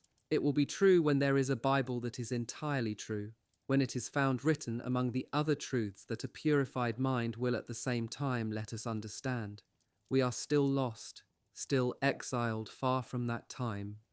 In our time of today, in these moments, this truth is hardly more than a fallacy. This sacred saying is only blasphemy. A kind of laugh came from him, full of echoing dreams. To think I once told them I believed in prophecies, just to kid them. I sat down by Bertrand's side. This soldier, who had always done more than was required of him, and survived notwithstanding, stood at that moment in my eyes for those who incarnate a lofty moral conception, who have the strength to detach themselves from the hustle of circumstances, and who are destined, however little their path may run through a splendour of events, to dominate their time. I have always thought all those things, I murmured. Ah, said Bertrand. We looked at each other without a word, with a little surprised self-communion. After this full silence, he spoke again. It's time to start duty. Take your rifle and come. From our listening post, we see towards the east a light spreading like a conflagration, but bluer and sadder than buildings on fire. It streaks the sky above a long black cloud, which extends suspended like the smoke of an extinguished fire, like an immense stain on the world. It is the returning morning. It is so cold that we cannot stand still in spite of our fettering fatigue. We tremble and shiver and shed tears, and our teeth chatter. Little by little, with dispiriting tardiness, day escapes from the sky into the slender framework of the black clouds. All is frozen, colourless and empty. A deathly silence reigns everywhere. There is rime and snow under a burden of mist. Everything is white. Paradise moves, a heavy, pallid ghost, for we too also are all white. I had placed my shoulder bag on the other side of the parapet, and it looks as if wrapped in paper. In the bottom of the hole, a little snow floats, fretted and grey in the black footbath. Outside the hole, on the piled-up things in the excavation upon the crowded dead, snow rests like muslin. Two stooping, protuberant masses are crayoned on the mist. They grow darker as they approach and hail us. They are the men who come to relieve us. Their faces are ruddy and tearful with cold, their cheekbones like enamelled tiles. But their greatcoats are not snow-powdered, for they have slept underground. Paradis hoists himself out. Over the plain I follow his Father Christmas back, and the duck-like waddle of the boots that pick up white felted soles. Bending deeply forward we regain the trench. The footsteps of those who replaced us are marked in black on the scanty whiteness that covers the ground. Watchers are standing at intervals in the trench, over which tarpaulins are stretched on posts here and there, figured in white velvet, or mottled with rime, and forming great irregular tents. And between the watchers are squatting forms who grumble and try to fight against the cold, to exclude it from the meagre fireside of their own chests, or who are simply frozen. A dead man has slid down, upright and hardly askew, with his feet in the trench and his chest and arms resting on the bank. He was clasping the earth when life left him. His face is turned skyward and is covered with a leprosy of ice. The eyelids are white as the eyes, the moustache caked with hard slime. Other bodies are sleeping, less white than that one. The snowy stratum is only intact on lifeless things. We must sleep. Paradis and I are looking for shelter, a hole where we may hide ourselves and shut our eyes. It can't be helped if there are stiffs in the dugouts, mutters Paradis. In a cold like this, they'll keep. They won't be too bad. We go forward, so weary that we can only see the ground. I am alone. Where is Paradis? He must have lain down in some hole, and perhaps I did not hear his call. I meet Marthereau. I'm looking where I can sleep. I've been on guard, he says. I too. Let's look together. What's all the row and to-do? Says Marthereau. A mingled hubbub of trampling and voices overflows from the communication trench that goes off here. The communication trenches are full of men. Who are you?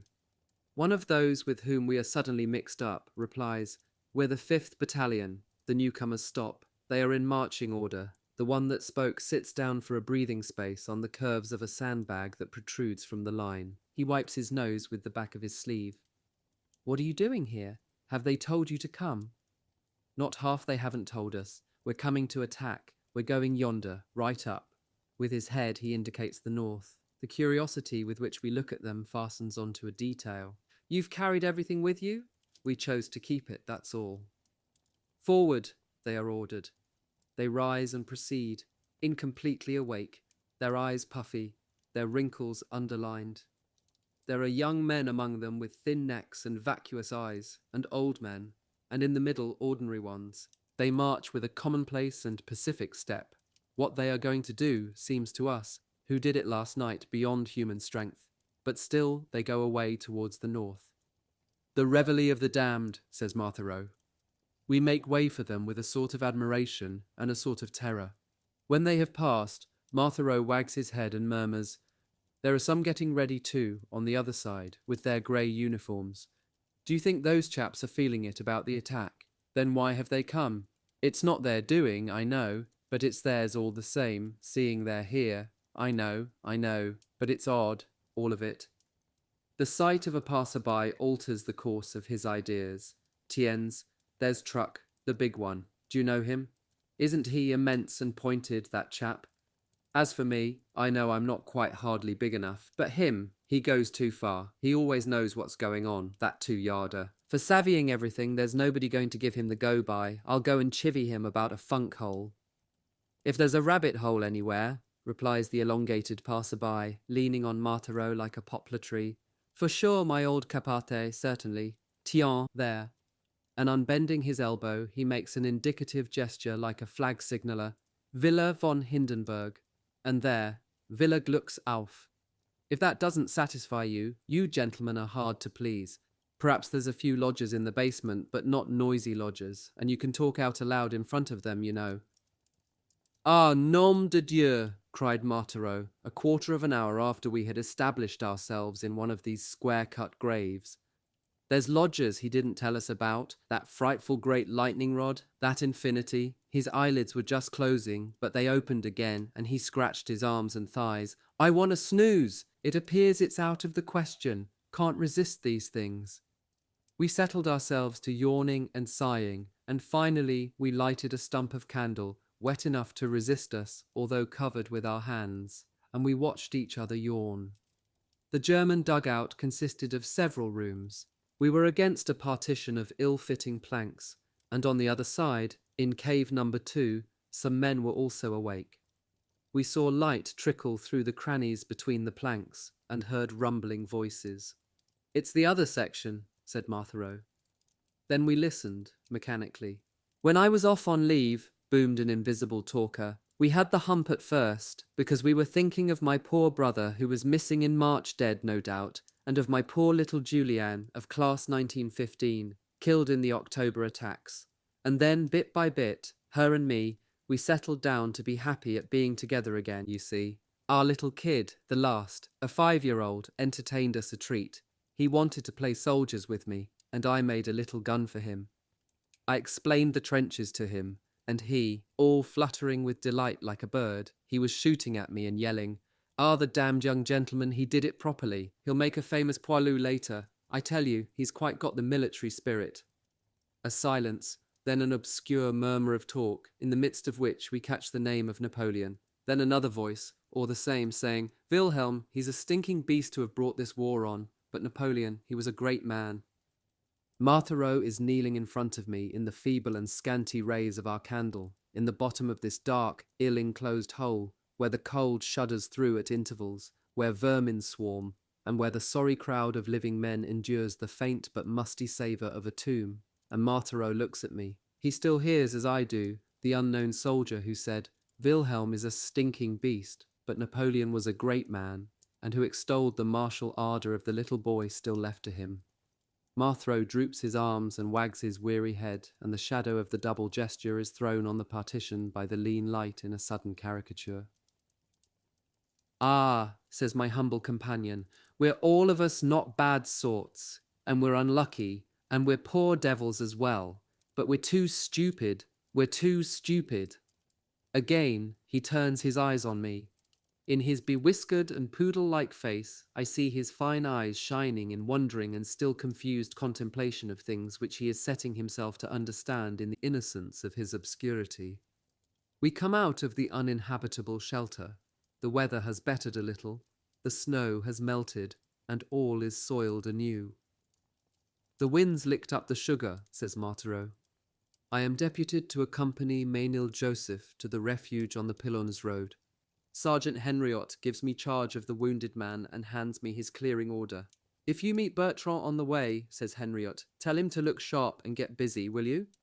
Bertrand went away on liaison duty last night, and they have been waiting for him for an hour. The captain is getting impatient and threatens to lose his temper." I get under way with Joseph, who walks very slowly, a little paler than usual, and still taciturn. Now and again he halts, and his face twitches. We follow the communication trenches, and a comrade appears suddenly. It is Volpatte, and he says, "I'm going with you to the foot of the hill." As he is off duty, he is wielding a magnificent twisted walking stick, and he shakes in his hand like castanets the precious pair of scissors that never leaves him. All three of us come out of the communication trench when the slope of the land allows us to do it without danger of bullets. The guns are not firing. As soon as we are outside, we stumble upon a gathering of men. It is raining. Between the heavy legs planted there like little trees on the grey plain in the mist, we see a dead man. Volpatte edges his way into the horizontal form upon which these upright ones are waiting. Then he turns round violently and shouts to us, "It's Pepin!" "Ah," says Joseph, who is already almost fainting. He leans on me, and we draw near. Pepin is full length, his feet and hands bent and shriveled, and his rain-washed face is swollen and horribly grey. A man who holds a pickaxe and whose sweating face is full of little black trenches recounts to us the death of Pepin. He'd gone into a funk hole where the Boche had planked themselves, and behold, no one knew he was there, and they smoked the hole to make sure of cleaning it out. And the poor lad, they found him after the operation, corpsed and all pulled out like a cat's innards in the middle of the Boche cold meat that he'd stuck, and very nicely stuck too, I may say, seeing I was in business as a butcher in the suburbs of Paris. One less to the squad, says Volpatte as we go away. We are now on the edge of the ravine, at the spot where the plateau begins that our desperate charge traversed last evening, and we cannot recognize it. This plain, which had then seemed to me quite level, though it really slopes, is an amazing charnel house. It swarms with corpses, and might be a cemetery of which the top has been taken away. Groups of men are moving about it, identifying the dead of last evening and last night, turning the remains over, recognizing them by some detail in spite of their faces. One of these searchers, kneeling, draws from a dead hand an effaced and mangled photograph, a portrait killed. In the distance, black shell smoke goes up in scrolls, then detonates over the horizon. The wide and stippled flight of an army of crows sweeps the sky. Down below, among the motionless multitude, and identifiable by their wasting and disfigurement, there are zouaves, tirailleurs, and foreign legionaries from the May attack. The extreme end of our lines was then on Berthenval Wood, 5 or 6 kilometres from here. In that attack, which was one of the most terrible of the war, or of any war, those men got here in a single rush. They thus formed a point too far advanced in the wave of attack, and were caught on the flanks between the machine guns posted to right and to left on the lines they had overshot. It is some months now since death hollowed their eyes and consumed their cheeks, but even in those storm-scattered and dissolving remains, one can identify the havoc of the machine guns that destroyed them, piercing their backs and loins and severing them in the middle. By the side of heads black and waxen as Egyptian mummies, clotted with grubs and the wreckage of insects, where white teeth still gleam in some cavities, by the side of poor darkening stumps that abound like a field of old roots laid bare, one discovers naked yellow skulls wearing the red cloth fez, whose grey cover has crumbled like paper. Some thigh bones protrude from the heaps of rags stuck together with reddish mud, and from the holes filled with clothes shredded and daubed with a sort of tar, a spinal fragment emerges. Some ribs are scattered on the soil like old cages broken, and close by, blackened leathers are afloat, with water bottles and drinking cups pierced and flattened. About a cloven knapsack, on the top of some bones and a cluster of bits of cloth and accoutrements, some white points are evenly scattered. By stooping, one can see that they are the finger and toe constructions of what was once a corpse. Sometimes only a rag emerges from long mounds to indicate that some human being was there destroyed, for all these unburied dead end by entering the soil. The Germans, who were here yesterday, abandoned their soldiers by the side of ours without interring them, as witness these 3 putrefied corpses on the top of each other, in each other, with their round grey caps whose red edge is hidden with a grey band, their yellow-grey jackets, and their green faces. I look for the features of one of them. From the depth of his neck up to the tufts of hair that stick to the brim of his cap is just an earthy mass, the face become an anthill, and 2 rotten berries in place of the eyes.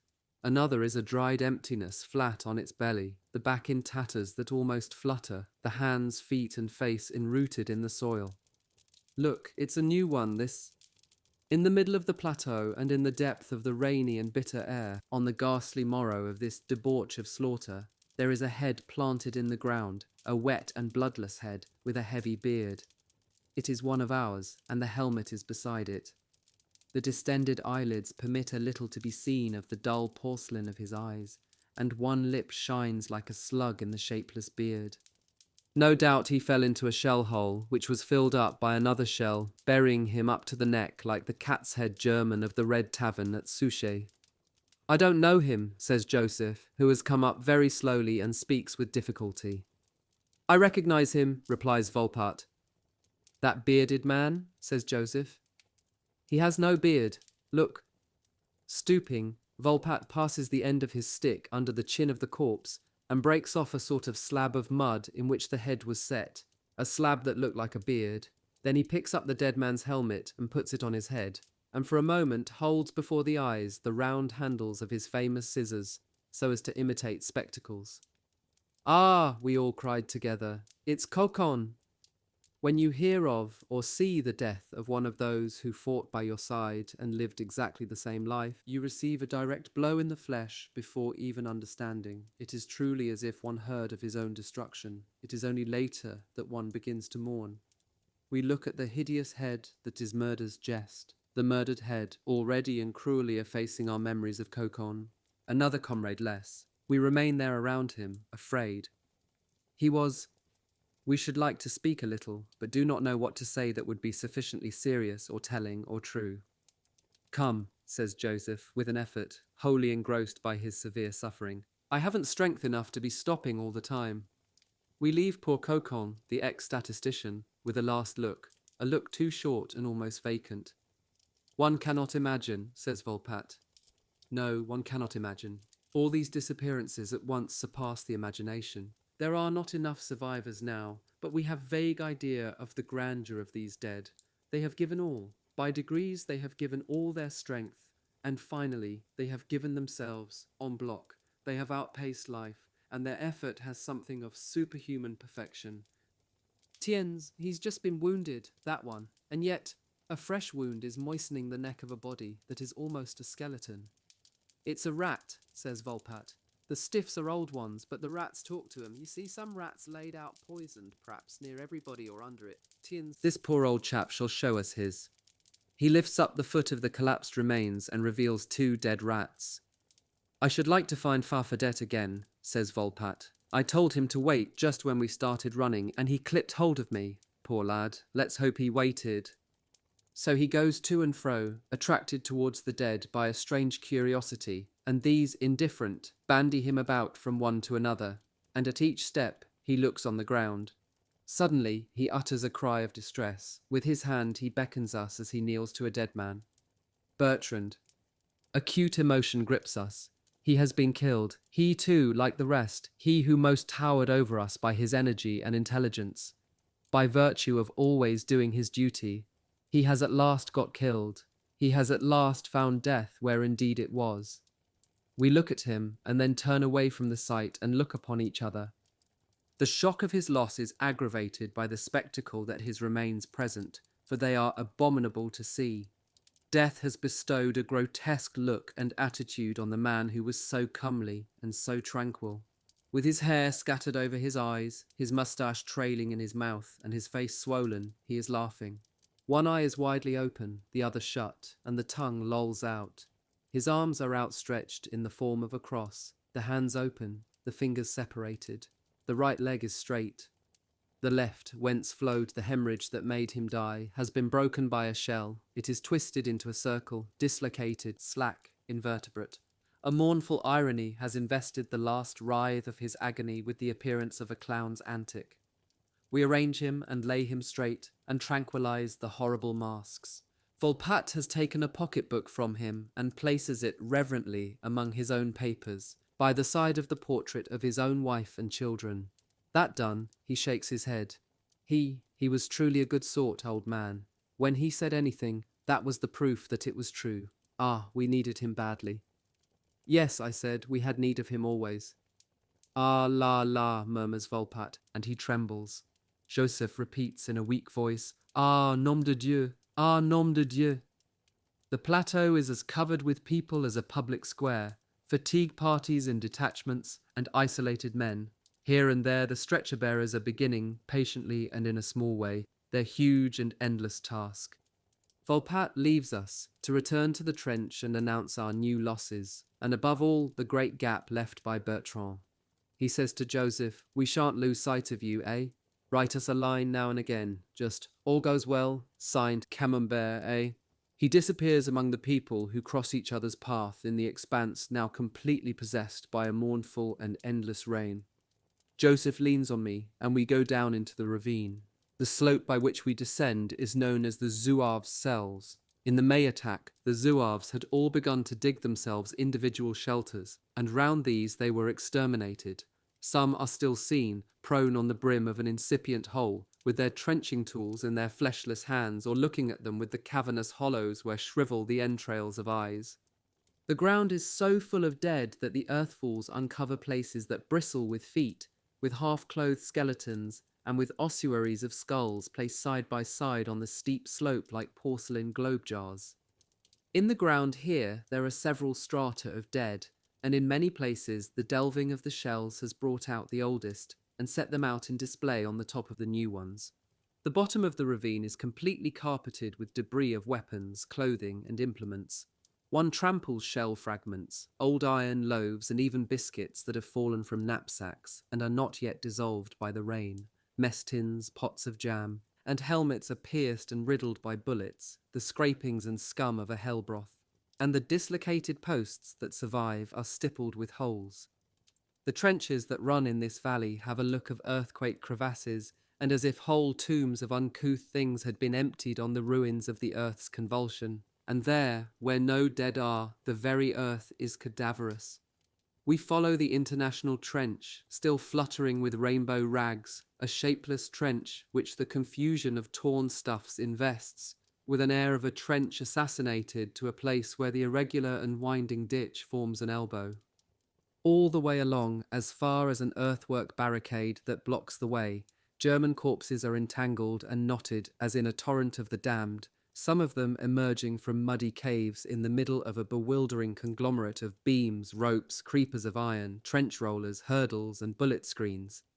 At the barrier itself, one corpse stands upright, fixed in the other dead, while another, planted in the same spot, stands obliquely in the dismal place, the whole arrangement looking like part of a big wheel embedded in the mud, or the shattered sail of a windmill. And over all this catastrophe of flesh and filthiness, religious images are broadcast, postcards, pious pamphlets, leaflets on which prayers are written in Gothic lettering. They have scattered themselves in waves from gutted clothing. The paper words seem to bedeck with blossom these shores of pestilence, this valley of death, with their countless pallors of barren lies. I seek a solid footway to guide Joseph in. His wound is paralyzing him by degrees, and he feels it extending throughout his body. While I support him, and he is looking at nothing, I look upon the ghastly upheaval through which we are escaping. A German sergeant is seated here where we tread, supported by the riven timbers that once formed the shelter of a sentry. There is a little hole under his eye. The thrust of a bayonet has nailed him to the planks through his face. In front of him, also sitting, with his elbows on his knees and his fists on his chin, there is a man who has all the top of his skull taken off like a boiled egg. Beside them, an awful watchman. The half of a man is standing, a man sliced in two from scalp to stomach, upright against the earthen wall. I do not know where the other half of this human post may be, whose eye hangs down above, and whose bluish viscera curls spirally round his leg. Down below, one's foot detaches itself from a matrix of blood, stiffened with French bayonets that have been bent, doubled, and twisted by the force of the blow. Through a gap in the mutilated wall, one espies a recess where the bodies of soldiers of the Prussian Guard seem to kneel in the pose of suppliants, run through from behind with blood-stained gaps, impaled. Out of this group they have pulled to its edge a huge Senegalese tirailleur, who, petrified in the contorted position where death seized him, leans upon empty air and holds fast by his feet, staring at his two severed wrists. No doubt a bomb had exploded in his hands, and since all his face is alive, he seems to be gnawing maggots. It was here, says a passing soldier of an Alpine regiment, that they did the white flag trick, and as they'd got Africans to deal with, you bet they got it hot. Tiens, there's the white flag itself that these dunghills used. He seizes and shakes a long handle that lies there. A square of white stuff is nailed to it and unfolds itself innocently. A procession of shovel-bearers advances along the battered trench. They have an order to shovel the earth into the relics of the trenches, to stop everything up, so that the bodies may be buried on the spot. Thus these helmeted warriors will here perform the work of the redresser of wrongs, as they restore their full shape to the fields and make level the cavities already half filled by cargoes of invaders. Someone calls me from the other side of the trench, a man sitting on the ground and leaning against a stake. It is Papa Ramure. Through his unbuttoned greatcoat and jacket, I see bandages around his chest. The ambulance men have been to tuck me up, he says in a weak and stertorous voice. But they can't take me away from here before evening. But I know all right that I'm petering out every minute. He jerks his head. Stay a bit, he asks me. He is much moved and the tears are flowing. He offers his hand and holds mine. He wants to say a lot of things to me and almost to make confession. I was a straight man before the war, he says with trickling tears. I worked from morning to night to feed my little lot, and then I came here to kill Bosch, and now I've got killed. Listen, listen, listen. Don't go away, listen to me. I must take Joseph back. He's at the end of his strength. I'll come back afterwards. Ramire lifted his streaming eyes to the wounded man. Not only living, but wounded, escaped from death. Ah, some women and children are lucky. All right, take him, and come back. I hope I shall be waiting for you. Now we must climb the other slope of the ravine, and we enter the deformed and maltreated ditch of the old Trench 97. Suddenly a frantic whistling tears the air, and there is a shower of shrapnel above us. Meteorites flash and scatter in fearful flight in the heart of the yellow clouds. Revolving missiles rush through the heavens to break and burn upon the bill, to ransack it and exhume the old bones of men, and the thundering flames multiply themselves along an even line. It is the barrage fire beginning again. Like children we cry, enough, enough. In this fury of fatal engines, this mechanical cataclysm that pursues us through space, there is something that surpasses human strength and will, something supernatural. Joseph, standing with his hand in mine, looks over his shoulder at the storm of rending explosions. He bows his head like an imprisoned beast, distracted.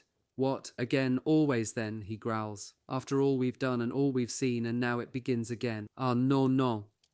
He falls on his knees, gasps for breath, and throws a futile look of full hatred before him and behind him. He repeats, it's never finished, never. I take him by the arm and raise him. Come, it'll be finished for you. We must dally there a while before climbing, so I will go and bring back Ramure in extremis, who is waiting for me. But Joseph clings to me, and then I notice a movement of men about the spot where I left the dying man.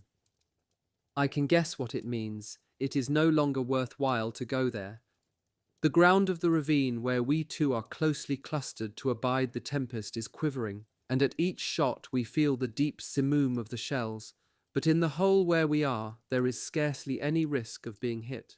At the first lull, some of the men who were also waiting detach themselves and begin to go up. Stretcher bearers redouble their huge efforts to carry a body and climb, making one think of stubborn ants pushed back by successive grains of sand. Wounded men and liaison men move again. Let's go on, says Joseph, with sagging shoulders as he measures the hill with his eye, the last stage of his Gethsemane.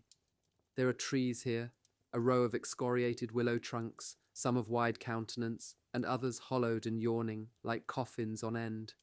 The scene through which we are struggling is rent and convulsed, with hills and chasms, and with such sombre swellings as if all the clouds of storm had rolled down here. Above the tortured earth, this stampeded file of trunks stands forth against a striped brown sky, milky in places and obscurely sparkling, a sky of agate. Across the entry to Trench 97, a felled oak twists his great body, and a corpse stops up the trench. Its head and legs are buried in the ground. The dirty water that trickles in the trench has covered it with a sandy glaze, and through the moist deposit the chest and belly bulge forth, clad in a shirt. We stride over the frigid remains, slimy and pale, that suggest the belly of a stranded crocodile, and it is difficult to do so by reason of the soft and slippery ground. We have to plunge our hands up to the wrists in the mud of the wall. At this moment, an infernal whistle falls on us, and we bend like bushes. The shell bursts in the air in front of us, deafening and blinding, and buries us under a horribly sibilant mountain of dark smoke. A climbing soldier has churned the air with his arms and disappeared, hurled into some hole. Shouts have gone up and fallen again like rubbish. While we are looking, through the great black veil that the wind tears from the ground and dismisses into the sky, at the bearers who are putting down a stretcher, running to the place of the explosion, and picking up something inert, I recall the unforgettable scene when my brother-in-arms, Potelou, whose heart was so full of hope, vanished with his arms outstretched in the flame of a shell. We arrive at last on the summit, which is marked as with a signal by a wounded and frightful man. He is upright in the wind, shaken but upright, enrooted there. In his uplifted and wind-tossed cape, we see a yelling and convulsive face. We pass by him, and he is like a sort of screaming tree. We have arrived at our old first line, the one from which we set off for the attack. We sit down on a firing step with our backs to the holes cut for our exodus at the last minute by the sappers. Euterpe, the cyclist, passes and gives us good day. Then he turns in his tracks and draws from the cuff of his coat sleeve an envelope, whose protruding edge had conferred a white stripe on him. "It's you, isn't it," he says to me, "that takes Biquet's letters that's dead? Yes. Here's a returned one. The address has hopped it." The envelope was exposed, no doubt to rain on the top of a packet, and the address is no longer legible among the violet mottlings on the dried and frayed paper. Alone there survives in a corner the address of the sender. I pull the letter out gently. "My dear mother." Ah, I remember. Biquet, now lying in the open air in the very trench where we are halted, wrote that letter not long ago in our quarters at Gauchin-l'Abbe, one flaming and splendid afternoon, in reply to a letter from his mother, whose fears for him had proved groundless and made him laugh. "You think I'm in the cold and rain and danger? Not at all. On the contrary, all that's finished. It's hot, we're sweating, and we've nothing to do only to stroll about in the sunshine. I laughed to read your letter. I returned to the frail and damaged envelope the letter which, if chance had not averted this new irony, would have been read by the old peasant woman at the moment when the body of her son is a wet nothing in the cold and the storm, a nothing that trickles and flows like a dark spring on the wall of the trench. Joseph has leaned his head backwards. His eyes close for a moment, his mouth half opens, and his breathing is fitful. "Courage," I say to him, and he opens his eyes again. "Ah," he replies, "it isn't to me you should say that. Look at those chaps there, they're going back yonder. And you too, you're going back. It all has to go on for you others. Ah, one must be really strong to go on, to go on." Chapter 21. The Refuge. From this point onwards, we are in sight of the enemy observation posts, and must no longer leave the communication trenches. First we follow that of the Pillaner's Road. The trench is cut along the side of the road, and the road itself is wiped out, so are its trees. Half of it, all the way along, has been chewed and swallowed by the trench, and what is left of it has been invaded by the earth and the grass, and mingled with the fields in the fullness of time. At some places in the trench there, where a sandbag has burst and left only a muddy cell, you may see again on the level of your eyes the stony ballast of the X-road, cut to the quick, or even the roots of the bordering trees that have been cut down to embody in the trench wall. The latter is as slashed and uneven as if it were a wave of earth and rubbish and dark scum that the immense plain has spat out and pushed against the edge of the trench. We arrive at a junction of trenches, and on the top of the maltreated hillock which is outlined on the cloudy greyness, a mournful signboard stands crookedly in the wind. The trench system becomes still more cramped and close, and the men who are flowing towards the clearing station from all parts of the sector multiply and throng in the deep dug ways. These lamentable lanes are staked out with corpses. At uneven intervals their walls are broken into by quite recent gaps, extending to their full depth by funnel holes of fresh earth which trespass upon the unwholesome land beyond, where earthy bodies are squatting with their chins on their knees or leaning against the wall as straight and silent as the rifles which wait beside them. Some of these standing dead turn their blood-bespattered faces towards the survivors. Others exchange their looks with the sky's emptiness. Joseph halts to take breath. I say to him as to a child, "We're nearly there, we're nearly there."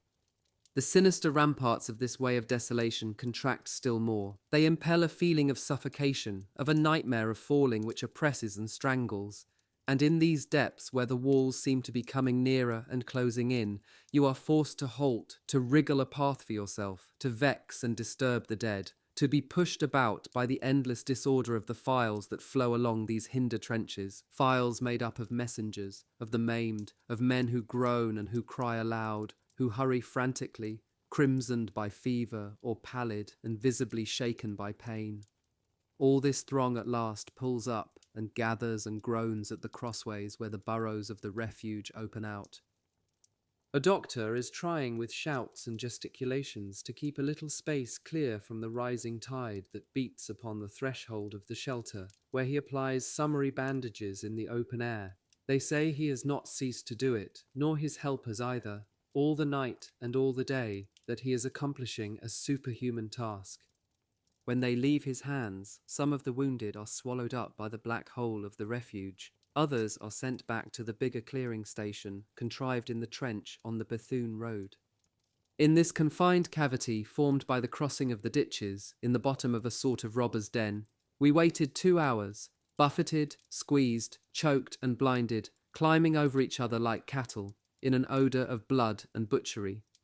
There are faces that become more distorted and emaciated from minute to minute. One of the patients can no longer hold back his tears. They come in floods, and as he shakes his head, he sprinkles his neighbours.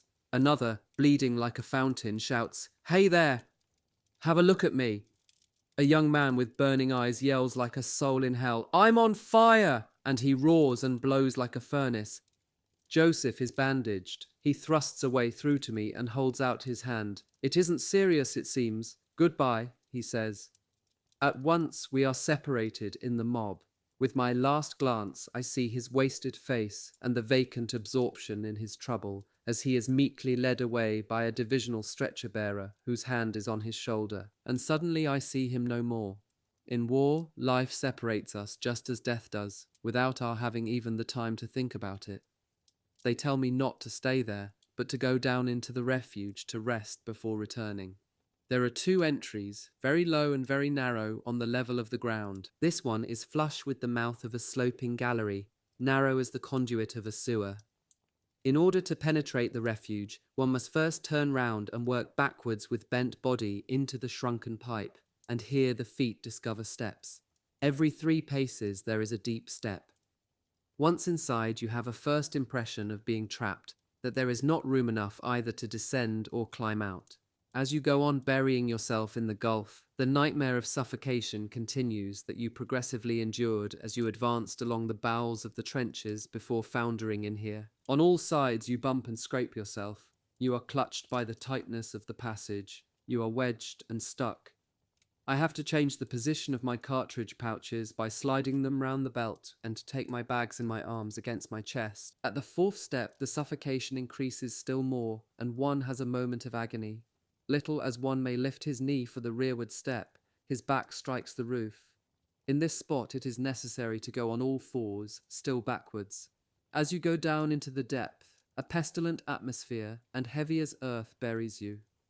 Your hands touch only the cold, sticky and sepulchral clay of the wall, which bears you down on all sides and enshrouds you in a dismal solitude. Its blind and mouldy breath touches your face. On the last steps, reached after long labour, one is assailed by a hot, unearthly clamour that rises from the hole as from a sort of kitchen. When you reach at last the bottom of this laddered sap that elbows and compresses you at every step, the evil dream is not ended. For you find yourself in a lone but very narrow cavern where gloom reigns, a mere corridor not more than 5 feet high. If you cease to stoop and to walk with bended knees, your head violently strikes the planks that roof the refuge, and the newcomers are heard to growl, more or less forcefully, according to their temper and condition. "Ah, lucky I've got my tin hat on." One makes out the gesture of someone who is squatting in an angle. It is an ambulance man on guard, whose monotone says to each arrival, "Take the mud off your boots before going in." So you stumble into an accumulating pile of mud. It entangles you at the foot of the steps on this threshold of hell. In the hubbub of lamentation and groaning, in the strong smell of a countless concentration of wounds, in this blinking cavern of confused and unintelligible life, I try first to get my bearings. Some weak candle flames are shining along the refuge, but they only relieve the darkness in the spots where they pierce it. At the farthest end, faint daylight appears, as it might to a dungeon prisoner at the bottom of an oubliette. This obscure vent hole allows one to make out some big objects ranged along the corridor. They are low stretchers, like coffins. Around and above them one then dimly discerns the movement of broken and drooping shadows, and the stirring of ranks and groups of spectres against the walls. I turn round. At the end opposite that, where the faraway light leaks through, a mob is gathered in front of a tent cloth which reaches from the ceiling to the ground, and thus forms an apartment, whose illumination shines through the oily yellow material. In this retreat, anti-tetanus injections are going on by the light of an acetylene lamp.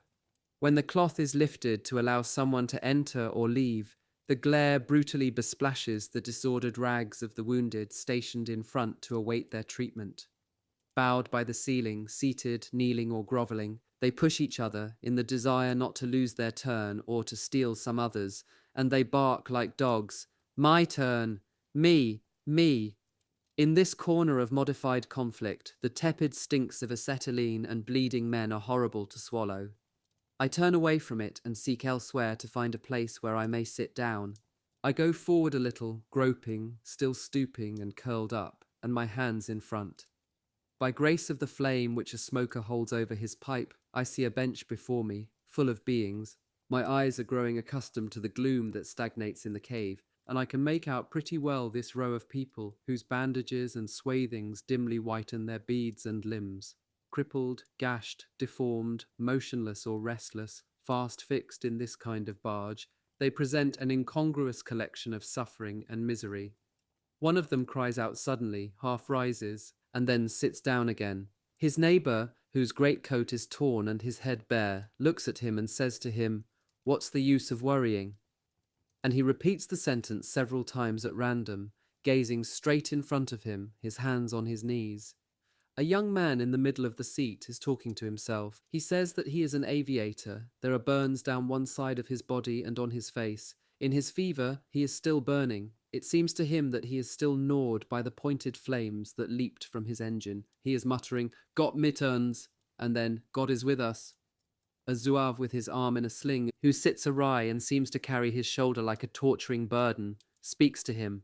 "You're the aviator that fell, aren't you?" "I've seen things," replies the flying man laboriously. "I too, I've seen some," the soldier interrupts. "Some people couldn't stick it to see what I've seen." "Come and sit here," says one of the men on the seat to me, making room as he speaks. "Are you wounded?" "No, I brought a wounded man here, and I'm going back." "You're worse than wounded then. Come and sit down." "I was mayor in my place," explains one of the sufferers, "but when I go back no one will know me again. It's so long now that I've been in misery." 4 hours now have I been stuck on this bench," groans a sort of mendicant, whose shaking hand holds his helmet on his knees like an alms bowl, whose head is lowered and his back rounded. "We're waiting to be cleared, you know," I am informed by a big man who pants and sweats. All the bulk of him seems to be boiling. His moustache hangs as if it had come half unstuck through the moisture of his face. He turns 2 big and lightless eyes on me, and his wound is not visible. "That's so," says another. "All the wounded of the brigade come and pile themselves up here one after another, without counting them from other places. Yes, look at it now. This hole here, it's the midden for the whole brigade." "I'm gangrened, I'm smashed, I'm all in bits inside," droned one who sat with his head in his hands and spoke through his fingers. "Yet up to last week I was young and I was clean. They've changed me. Now I've got nothing but a dirty old decomposed body to drag along." "Yesterday," says another, "I was 26 years old, and now how old am I?"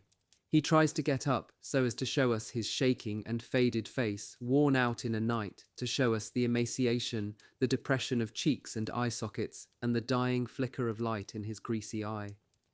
"It hurts," humbly says someone invisible. "What's the use of worrying?" repeats the other mechanically. There was a silence, and then the aviator cried, "The padres were trying on both sides to hide their voices." "What's that mean?" said the astonished zouave. "Are you taking leave of 'em, old chap?" asked a chasseur wounded in the hand and with one arm bound to his body, as his eyes left the mummified limb for a moment to glance at the flying man. The latter's looks were distraught. He was trying to interpret a mysterious picture which everywhere he saw before his eyes. Up there from the sky you don't see much, you know. Among the squares of the fields and the little heaps of the villages, the roads run like white cotton. You can make out, too, some hollow threads that look as if they'd been traced with a pinpoint and scratched through fine sand. These nets that festoon the plain with regularly wavy marks, they're the trenches. Last Sunday morning, I was flying over the firing line, between our first lines and their first lines, between their extreme edges, between the fringes of the two huge armies that are up against each other, looking at each other and not seeing and waiting. It's not very far, sometimes 40 yards, sometimes 60. To me it looked about a stride, at the great height where I was planing. And behold, I could make out two crowds, one among the Boche and one of ours, in these parallel lines that seemed to touch each other. Each was a solid, lively lump, and all around them were dots like grains of black sand scattered on grey sand, and these hardly budged. It didn't look like an alarm, so I went down several turns to investigate. Then I understood. It was Sunday, and there were two religious services being held under my eyes, the altar, the padre, and all the crowd of chaps. The more I went down, the more I could see that the two things were alike, so exactly alike that it looked silly. One of the services, whichever you like, was a reflection of the other, and I wondered if I was seeing double. I went down lower. They didn't fire at me. Why? I don't know at all. Then I could hear. I heard one murmur, one only. I could only gather a single prayer that came up to me en bloc, the sound of a single chant that passed by me on its way to heaven. I went to and fro in space to listen to this faint mixture of hymns that blended together just the same, although they were one against the other. And the more they tried to get on top of each other, the more they were blended together up in the heights of the sky where I was floating. I got some shrapnel just at the moment when, very low down, I made out the two voices from the earth that made up the one Gott mit uns, and God is with us, and I flew away. The young man shook his bandage-covered head. He seemed deranged by the recollection. I said to myself at the moment, I must be mad. It's the truth of things that's mad, said the Zouave. With his eyes shining in delirium, the narrator sought to express and convey the deep, disturbing idea that was besieging him, that he was struggling against. Now think of it, he said. Fancy those two identical crowds yelling things that are identical and yet opposite these identical enemy cries. What must the good God think about it all? I know well enough that he knows everything, but even if he knows everything, he won't know what to make of it. Rot, cried the Zouave. He doesn't care a damn for us. Don't fret yourself. Anyway, what is there funny about it? That doesn't prevent people from quarrelling with each other, and don't they? And rifle shots speak jolly well the same language, don't they? Yes, said the aviator, but there's only one God. It isn't the departure of prayers that I don't understand. It's their arrival. The conversation dropped. There's a crowd of wounded laid out in there, the man with the dull eyes said to me, and I'm wondering all ways how they got 'em down here. It must have been a terrible job tumbling them in here. Two colonials, hard and lean, supporting each other like tipsy men, butted into us and recoiled, looking on the ground for some place to fall on. Old chap, in that trench I'm telling you of, the hoarse voice of one was relating, we were 3 days without rations, 3 full days without anything. Willy-nilly we had to drink our own water and no help for it. The other explained that once on a time he had cholera. Ah, that's a dirty business fever. Vomiting, colics, old man, I was ill with that lot. And then too, suddenly growled the flying man, still fierce to pursue the answer to the gigantic conundrum. What is this God thinking of to let everybody believe like that he's with them?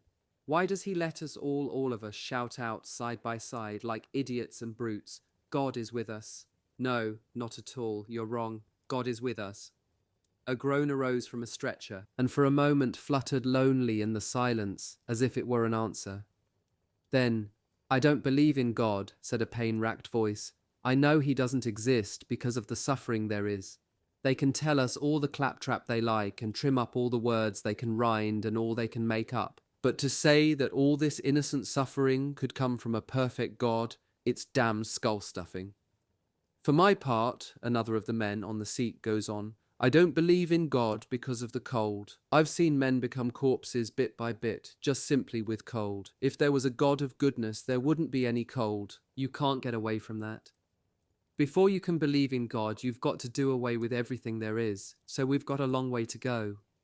Several mutilated men, without seeing each other, combine in headshakes of dissent.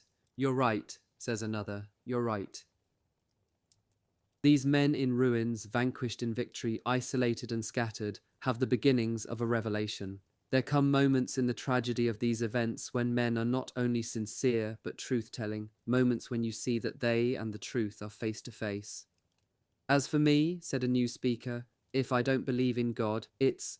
A fit of coughing terribly continued his sentence. When the fit passed, and his cheeks were purple and wet with tears, someone asked him, "Where are you wounded?" "I'm not wounded, I'm ill." "Oh, I see," they said, in a tone which meant, "You're not interesting." He understood, and pleaded the cause of his illness. "I'm done in. I spit blood. I've no strength left, and it doesn't come back, you know, when it goes away like that." Ah, murmured the comrades, wavering, but secretly convinced all the same of the inferiority of civilian ailments to wounds. In resignation, he lowered his head and repeated to himself very quietly, "I can't walk any more. Where would you have me go?"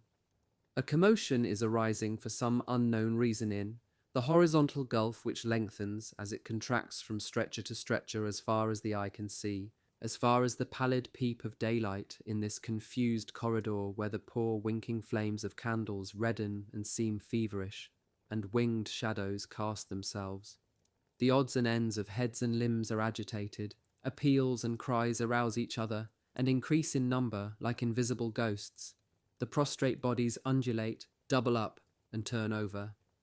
In the heart of this den of captives, debased and punished by pain, I make out the big mass of a hospital attendant, whose heavy shoulders rise and fall like a knapsack carried crosswise, and whose stentorian voice reverberates at speed through the cave. "You've been meddling with your bandage again, you son of a lubber, you varmint," he thunders. "I'll do it up again for you, as long as it's you, my chick. But if you touch it again, you'll see what I'll do to you." Behold him then, in the obscurity, twisting a bandage round the cranium of a very little man who is almost upright, who has bristling hair and a beard which puffs out in front. With dangling arms he submits in silence, but the attendant abandons him, looks on the ground and exclaims sonorously, "What the... come now, my friend, are you cracked? There's manners for you to lie down on the top of a patient." And his capacious hand disengages a second limp body on which the first had extended himself as on a mattress, while the mannequin with the bandaged head alongside, as soon as he is let alone, puts his hands to his head without saying a word, and tries once more to remove the encircling lint. There is an uproar, too, among some shadows that are visible against a luminous background. They seem to be wildly agitated in the gloom of the crypt. The light of a candle shows us several men shaken with their efforts to hold a wounded soldier down on his stretcher. It is a man whose feet are gone. At the end of his legs are terrible bandages, with tourniquets to restrain the hemorrhage. His stumps have bled into the linen wrappings, and he seems to wear red breeches. His face is devilish, shining and sullen, and he is raving. They are pressing down on his shoulders and knees, for this man without feet would fain jump from the stretcher and go away. "Let me go," he rattles in breathless, quavering rage. His voice is low, with sudden sonorities, like a trumpet that one tries to blow too softly. "By God, let me go, I tell you. Do you think I'm going to stop here? Allons, let me be, or I'll jump over you on my hands." So violently he contracts and extends himself that he pulls to and fro those who are trying to restrain him by their gripping weight, and I can see the zigzags of the candle held by a kneeling man, whose other arm engirdles the mutilated maniac, who shouts so fiercely that he wakes up the sleepers and dispels the drowsiness of the rest. On all sides they turn towards him, half rising, they listen to the incoherent lamentations which end by dying in the dark. At the same moment, in another corner, two prostrate wounded, crucified on the ground, so curse each other that one of them has to be removed before the frantic dialogue is broken up. I go farther away, towards the point where the light from outside comes through among the tangled beams, as through a broken grating, and stride over the interminable stretchers that take up all the width of the underground alley, whose oppressive confinement chokes me. The human forms prone on the stretchers are now hardly stirring under the jack-o'-lanterns of the candles. They stagnate in their rattling breath and heavy groans. On the edge of a stretcher, a man is sitting, leaning against the wall. His clothes are torn apart, and in the middle of their darkness appears the white, emaciated breast of a martyr. His head is bent quite back and veiled in shadow, but I can see the beating of his heart. The daylight that is trickling through at the end, drop by drop, comes in by an earthfall. Several shells, falling on the same spot, have broken through the heavy earthen roof of the refuge. Here some pale reflections are cast on the blue of the greatcoats, on the shoulders and along the folds. Almost paralyzed by the darkness and their own weakness, a group of men is pressing towards the gap, like dead men half awaking, to taste a little of the pallid air and detach themselves from the sepulchre. This corner at the extremity of the gloom offers itself as a way of escape, an oasis where one may stand upright, where one is lightly, angelically touched by the light of heaven. "There were some chaps there that were blown to bits when the shells burst," said someone to me who was waiting there in the sickly ray of entombed light. "You talk about a mess. Look, there's the padre hooking down what was blown up." The huge Red Cross sergeant, in a hunter's chestnut waistcoat which gives him the chest of a gorilla, is detaching the pendant entrails twisted among the beams of the shattered woodwork. For the purpose he is using a rifle with fixed bayonet, since he could not find a stick long enough. And the heavy giant, bald, bearded and asthmatic, wields the weapon awkwardly. He has a mild face, meek and unhappy, and while he tries to catch the remains of intestines in the corners, he mutters a string of ohs like sighs. His eyes are masked by blue glasses, his breathing is noisy. The top of his head is of puny dimensions, and the huge thickness of his neck has a conical shape. To see him thus pricking and unhanging from the airstrips of viscera and rags of flesh, you could take him for a butcher at some fiendish task. But I let myself fall in a corner with my eyes half closed, seeing hardly anything of the spectacle that lies and palpitates and falls around me. Indistinctly, I gather some fragments of sentences, still the horrible monotony of the story of wounds. Nom de Dieu, in that place I should think the bullets were touching each other. His head was bored through from one temple to the other. You could have passed a thread through. Those beggars were an hour before they lifted their fire and stopped peppering us. Nearer to me, someone gabbles at the end of his story. When I'm sleeping, I dream that I'm killing him over again.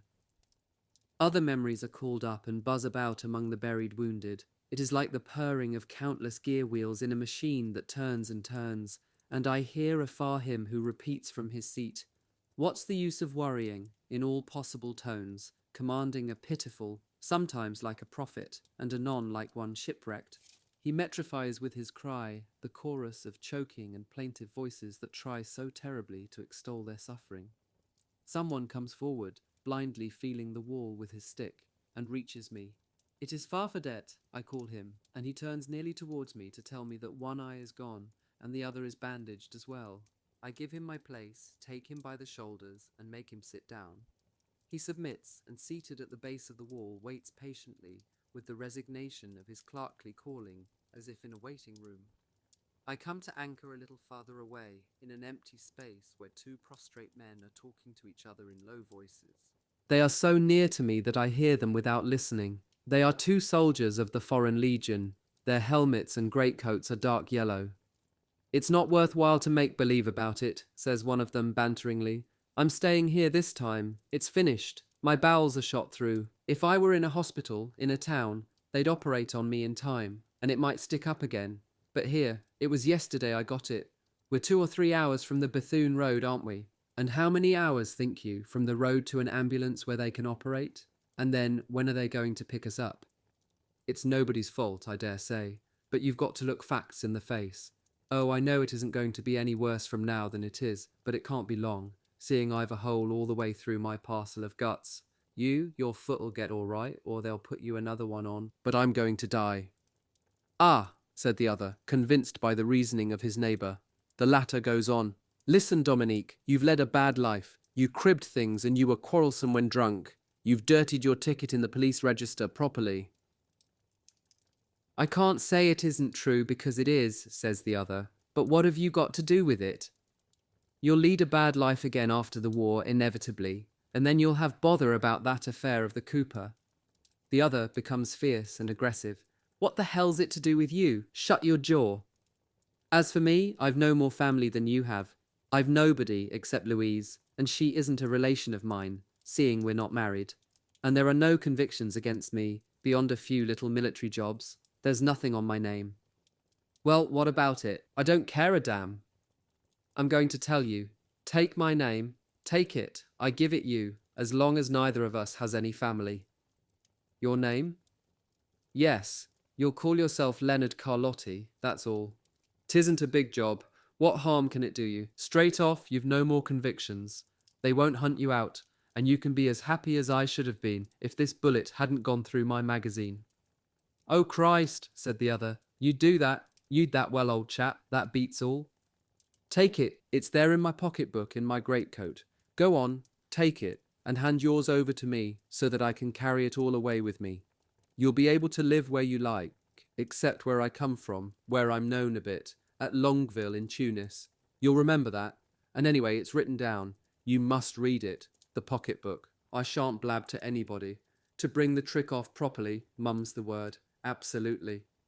He ponders a moment, and then says with a shiver, I'll perhaps tell Louise, so she'll find I've done the right thing, and think the better of me when I write to her to say goodbye. But he thinks better of it, and shakes his head with an heroic effort. No, I shan't let on, even to her. She's her, of course, but women are such chatterers. The other man looks at him and repeats, Ah, nom de Dieu. Without being noticed by the two men, I leave the drama narrowly developing in this lamentable corner, and its jostling and traffic and hubbub. Now I touch the composed and convalescent chat of two poor wretches. Ah, my boy, the affection he had for that vine of his. You couldn't find anything wrong among the branches of it. That little nipper, that wee little kid, when I went out with him holding his tiny fist, it felt as if I'd got hold of the little warm neck of a swallow, you know. And alongside this sentimental avowal, here is the passing revelation of another mind. Don't I know the 547th? Rather. Listen, it's a funny regiment. They've got a poilu in it who's called Petit Jean, another called Petit Pierre, and another called Petit Louis. Old man, it's as I'm telling you, that's the kind of regiment it is. As I begin to pick out a way with a view to leaving the cavern, there is a great noise down yonder of a fall and a chorus of exclamations. It is the hospital sergeant who has fallen. Through the breach that he was clearing of its soft and bloody relics, a bullet has taken him in the throat, and he is spread out full length on the ground. His great, bewildered eyes are rolling, and his breath comes foaming. His mouth and the lower part of his face are quickly covered with a cloud of rosy bubbles. They place his head on a bag of bandages, and the bag is instantly soaked with blood. An attendant cries that the packets of lint will be spoiled, and they are needed. Something else is sought on which to put the head that ceaselessly makes a light and discoloured froth. Only a loaf can be found, and it is slid under the spongy hair. While they hold the sergeant's hand and question him, he only slavers new heaps of bubbles, and we see his great black-bearded head across this rosy cloud. Laid out like that, he might be a deep-breathing marine monster, and the transparent red foam gathers and creeps up to his great hazy eyes, no longer spectacled. Then his throat rattles. It is a childish rattle, and he dies moving his head to right and to left as though he were trying very gently to say no. Looking on the enormous inert mass, I reflect that he was a good man. He had an innocent and impressionable heart. How I reproach myself that I sometimes abused him for the ingenuous narrowness of his views, and for a certain clerical impertinence that he always had. And how glad I am in this distressing scene, yes, happy enough to tremble with joy that I restrained myself from an angry protest when I found him stealthily reading a letter I was writing, a protest that would unjustly have wounded him. I remember the time when he exasperated me so much by his dissertation on France and the Virgin Mary. It seemed impossible to me that he could utter those thoughts sincerely. Why should he not have been sincere? Has he not been really killed today? I remember too certain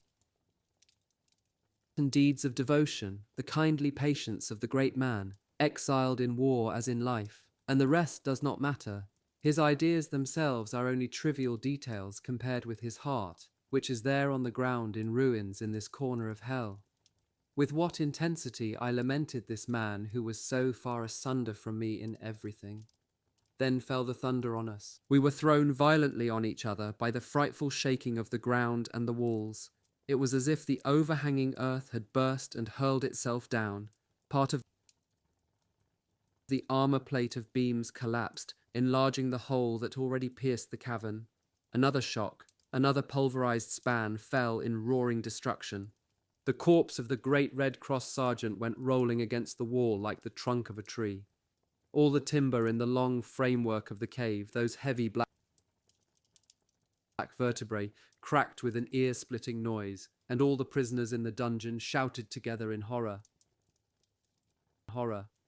Blow after blow, the explosions resound and drive us in all directions as the bombardment mangles and devours the sanctuary of pierced and diminished refuge, as the hissing flight of shells hammers and crushes the gaping end of the cave with its thunderbolts. Daylight streams in through the clefts. More sharply now and more unnaturally, one sees the flushed faces and those pallid with death, the eyes which fade in agony or burn with fever, the patched-up, white-bound bodies, the monstrous bandages.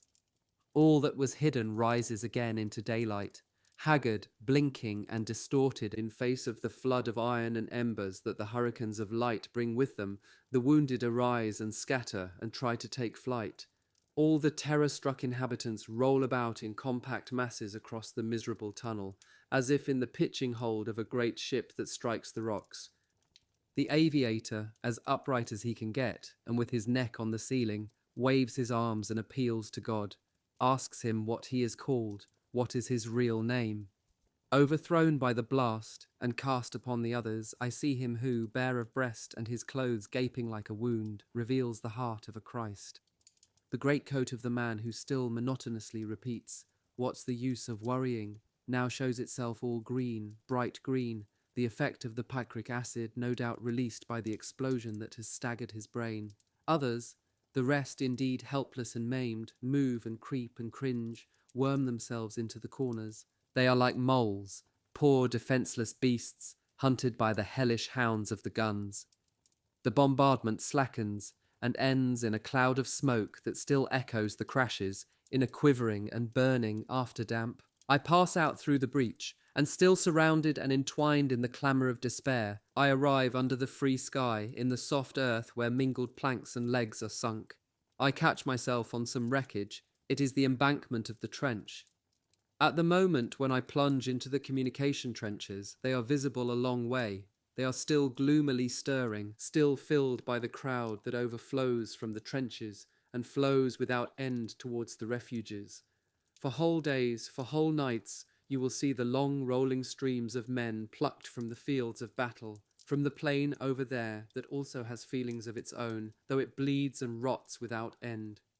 Chapter 22. Going About. We have been along the Boulevard de la République, and then the Avenue Gambetta, and now we are debouching into the Place du Commerce. The nails in our polished boots ring on the pavements of the capital. It is fine weather, and the shining sky glistens and flashes as if we saw it through the frames of a greenhouse. It sets a sparkle all the shop fronts in the square. The skirts of our well-brushed greatcoats have been let down, and as they are usually fastened back, you can see 2 squares on the floating lappets, where the cloth is bluer. Our sauntering party halts and hesitates for a moment in front of the Café de la Sous-Préfecture, also called the Grand Café. "We have the right to go in," says Volpat. "Too many officers in there," replies Blair, who has lifted his chin over the guipure curtains in which the establishment is dressed up, and risked a glance through the window between its golden letters. "Besides," says Paradis, "we haven't seen enough yet." We resume our walk, and, simple soldiers that we are, we survey the sumptuous shops that encircle the Place du Commerce, the drapers, the stationers, the chemists, and like a general's decorated uniform, the display of the jeweller. We have put forth our smiles like ornaments, for we are exempt from all duty until the evening. We are free, we are masters of our own time. Our steps are gentle and sedate, our empty and swinging hands are also promenading to and fro. "No doubt about it, you get some good out of this rest," remarks Paradis. It is an abundantly impressive city which expands before our steps. One is in touch with life, with the life of the people, the life of the rear, the normal life.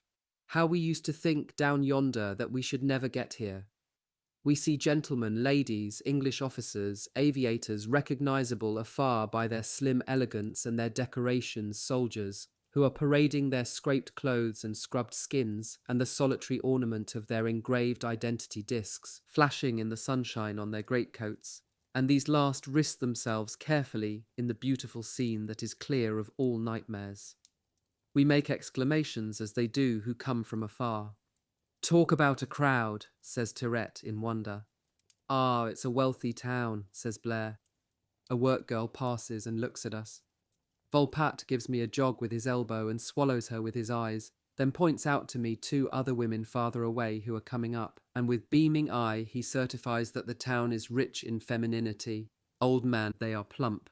A moment ago, Paradis had a certain timidity to overcome before he could approach a cluster of cakes of luxurious lodging and touch and eat them. And every minute we are obliged to halt in the middle of the pavement and wait for Blair, who is attracted and detained by the displays of fancy jumpers and caps, neckties in pale blue drill, slippers as red and shiny as mahogany.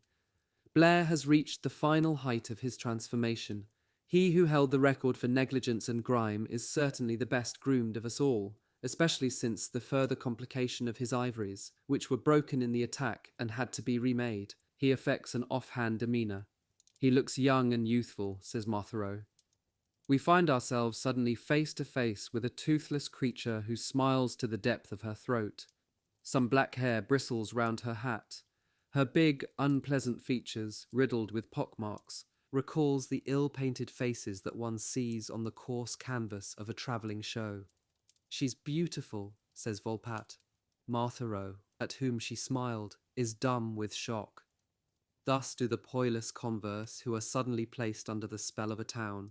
More and more they rejoice in the beautiful scene, so neat and incredibly clean. They resume possession of life tranquil and peaceful, of that conception of comfort and even of happiness for which in the main houses were built. We should easily get used to it again, you know, old man, after all. Meanwhile, a crowd is gathered around an outfitter's shop window, where the proprietor has contrived, with the aid of mannequins in wood and wax, a ridiculous tableau. On a groundwork of little pebbles like those in an aquarium, there is a kneeling German in a suit so new that the creases are definite and punctuated with an iron cross in cardboard. He holds up his two wooden pink hands to a French officer, whose curly wig makes a cushion for a juvenile cap, who has bulging crimson cheeks and whose infantile eye of adamant looks somewhere else. Beside the two personages lies a rifle borrowed from the odd trophies of a box of toys. A card gives the title of the animated group, Camarade. Ah, damn it, look. We shrug our shoulders at sight of the puerile contrivance, the only thing here that recalls to us the gigantic war raging somewhere under the sky. We begin to laugh bitterly, offended and even wounded to the quick in our new impressions. Tirette collects himself, and some abusive sarcasm rises to his lips, but the protest lingers and is mute by reason of our total transportation, the amazement of being somewhere else. Our group is then espied by a very stylish and rustling lady, radiant in violet and black silk and enveloped in perfumes. She puts out her little gloved hand and touches Volpatte's sleeve, and then Blair's shoulder, and they instantly halt, gorgonized by this direct contact with the fairy-like being. Tell me, messieurs, you who are real soldiers from the front, you have seen that in the trenches, haven't you?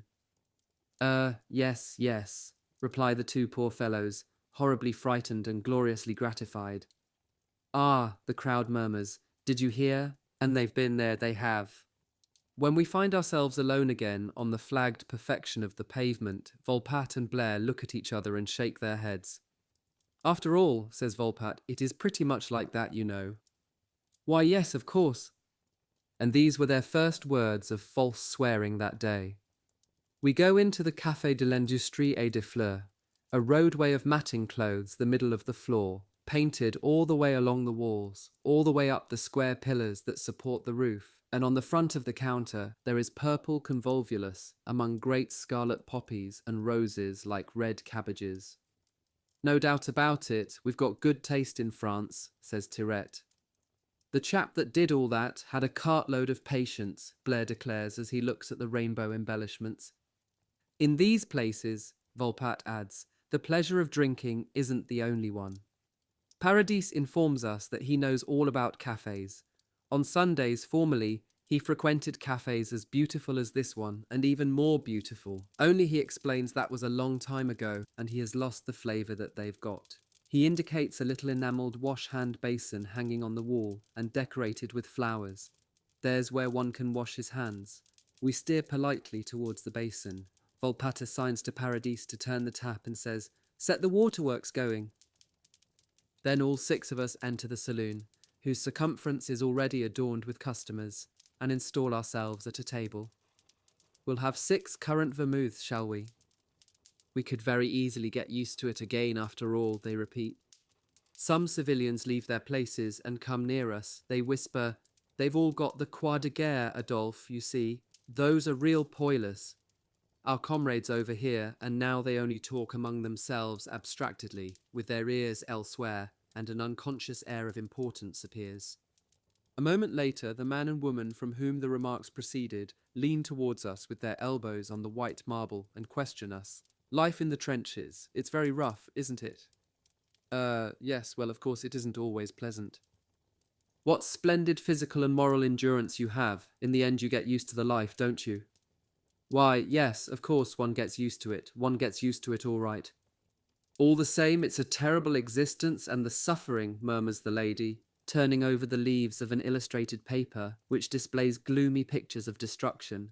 "They ought not to publish these things, Adolphe, about the dirt and the vermin and the fatigues.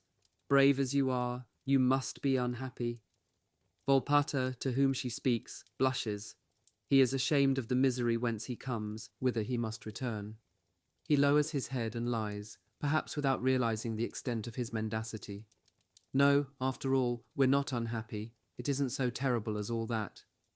The lady is of the same opinion. "I know," she says, "there are compensations. How superb a charge must be, eh?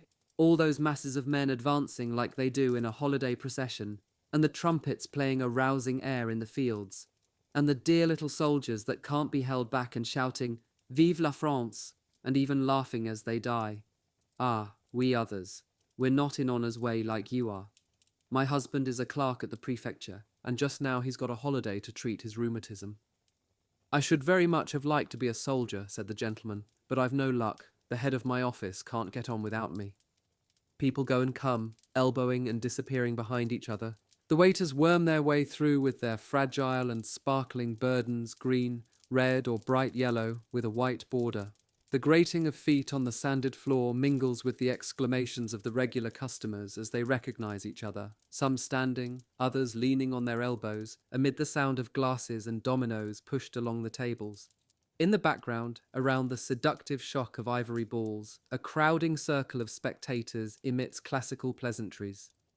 "Every man to his trade, mon brave," says a man at the other end of the table, whose face is adorned with powerful colours, addressing Tirette directly. "You are heroes. On our side, we are working in the economic life of the country. It is a struggle like yours. I am useful. I don't say more useful than you, but equally so." And I see Tirette through the cigar smoke making round eyes, and in the hubbub I can hardly hear the reply of his humble and dumbfounded voice. Tirette, the funny man of the squad. Yes, that's true. Every man to his trade. Furtively we stole away. We are almost silent as we leave the Café des Fleurs. It seems as if we no longer know how to talk. Something like discontent irritates my comrades and knits their brows. They look as if they are becoming aware that they have not done their duty at an important juncture. "Fine lot of gibberish they've talked to us, the beasts," Tirette growls at last with a rancour that gathers strength the more we unite and collect ourselves again. "We ought to have got beastly drunk today," replies Paradis brutally. We walk without a word spoken. Then, after a time, "They're a lot of idiots, filthy idiots," Tirette goes on. "They tried to cod us, but I'm not on. If I see them again," he says with a crescendo of anger, "I shall know what to say to them." "We shan't see them again," says Blair. "In 8 days from now, perhaps we shall be laid out," says Volpatte. In the approaches to the square, we run into a mob of people flowing out from the Hotel de Ville and from another big public building which displays the columns of a temple supporting a pediment. Offices are closing and pouring forth civilians of all sorts and all ages, and military men both young and old, who seem at a distance to be dressed pretty much like us, but when nearer they stand revealed as the shirkers and deserters of the war, in spite of being disguised as soldiers, in spite of their brisks. Women and children are waiting for them in pretty and happy clusters. The commercial people are shutting up their shops with complacent content and a smile for both the day ended and for the morrow, elated by the lively and constant thrills of profits increased by the growing jingle of the cash box. They have stayed behind in the heart of their own firesides. They have only to stoop to caress their children. We see them beaming in the first starlights of the street, all these rich folk who are becoming richer, all these tranquil people whose tranquility increases every day, people who are full, you feel. And in spite of all, of an unconfessable prayer, they all go slowly, by grace of the fine evening, and settle themselves in perfected homes or in cafes where they are waited upon. Couples are forming too, young women and young men, civilians or soldiers, with some badge of their preservation embroidered on their collars. They make haste into the shadows of security where the others go, where the dawn of lighted rooms awaits them. They hurry towards the night of rest and caresses. And as we pass quite close to a ground floor window, which is half open, we see the breeze gently inflate the lace curtain and lend it the light and delicious form of lingerie, and the advancing throng drives us back, poor strangers that we are. We wander along the pavement, all through the twilight that begins to glow with gold, for in towns night adorns herself with jewels. The sight of this world has revealed a great truth to us at last, nor could we avoid it. A difference which becomes evident between human beings, a difference far deeper than that of nations, and with defensive trenches more impregnable. The clean-cut and truly unpardonable division that there is in a country's inhabitants between those who gain and those who grieve, those who are required to sacrifice all to give their numbers and strength and suffering to the last limit, those upon whom the others walk and advance, smile and succeed. Some items of mourning attire make blots in the crowd and have their message for us, but the rest is of merriment, not mourning. It isn't one single country, that's not possible, suddenly says Volpatte with singular precision. There are two. We're divided into two foreign countries. The front, over there, where there are too many unhappy, and the rear, here, where there are too many happy. How can you help it? It serves its end. It's the background. But afterwards... Yes, I know, but all the same, there are too many of them, and they're too happy, and they're always the same ones, and there's no reason... What can you do? Says Tirette. So much the worse, adds Blair, still more simply. In 8 days from now, perhaps we shall have snuffed it, Volpatte is content to repeat as we go away with lowered heads. See page 117. Chapter 23, The Fatigue Party. Evening is falling upon the trench. All through the day it has been drawing near, invisible as fate, and now it encroaches on the banks of the long ditches like the lips of a wound infinitely great. We have talked, eaten, slept, and written in the bottom of the trench since the morning.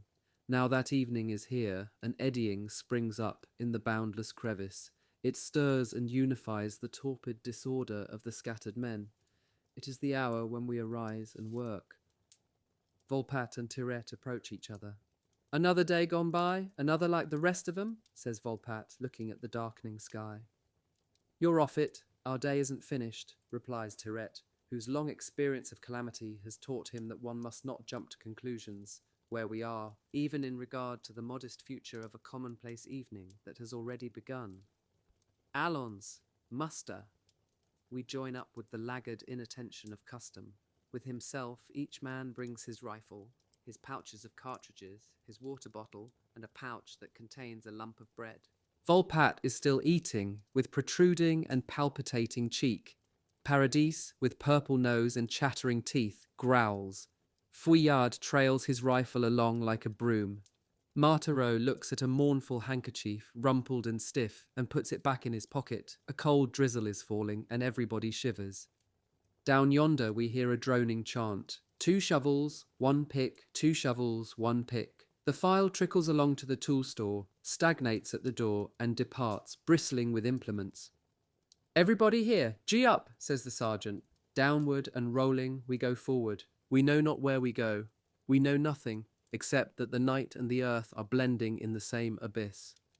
As we emerge into the nude twilight from the trench, we see it already black as the crater of a dead volcano. Great grey clouds, storm-charged, hang from the sky. The plain, too, is grey in the pallid light. The grass is muddy, and all slashed with water. The things which here and there seem only distorted limbs are denuded trees. We cannot see far around us in the damp reek. Besides, we only look downwards at the mud in which we slide. Porridge?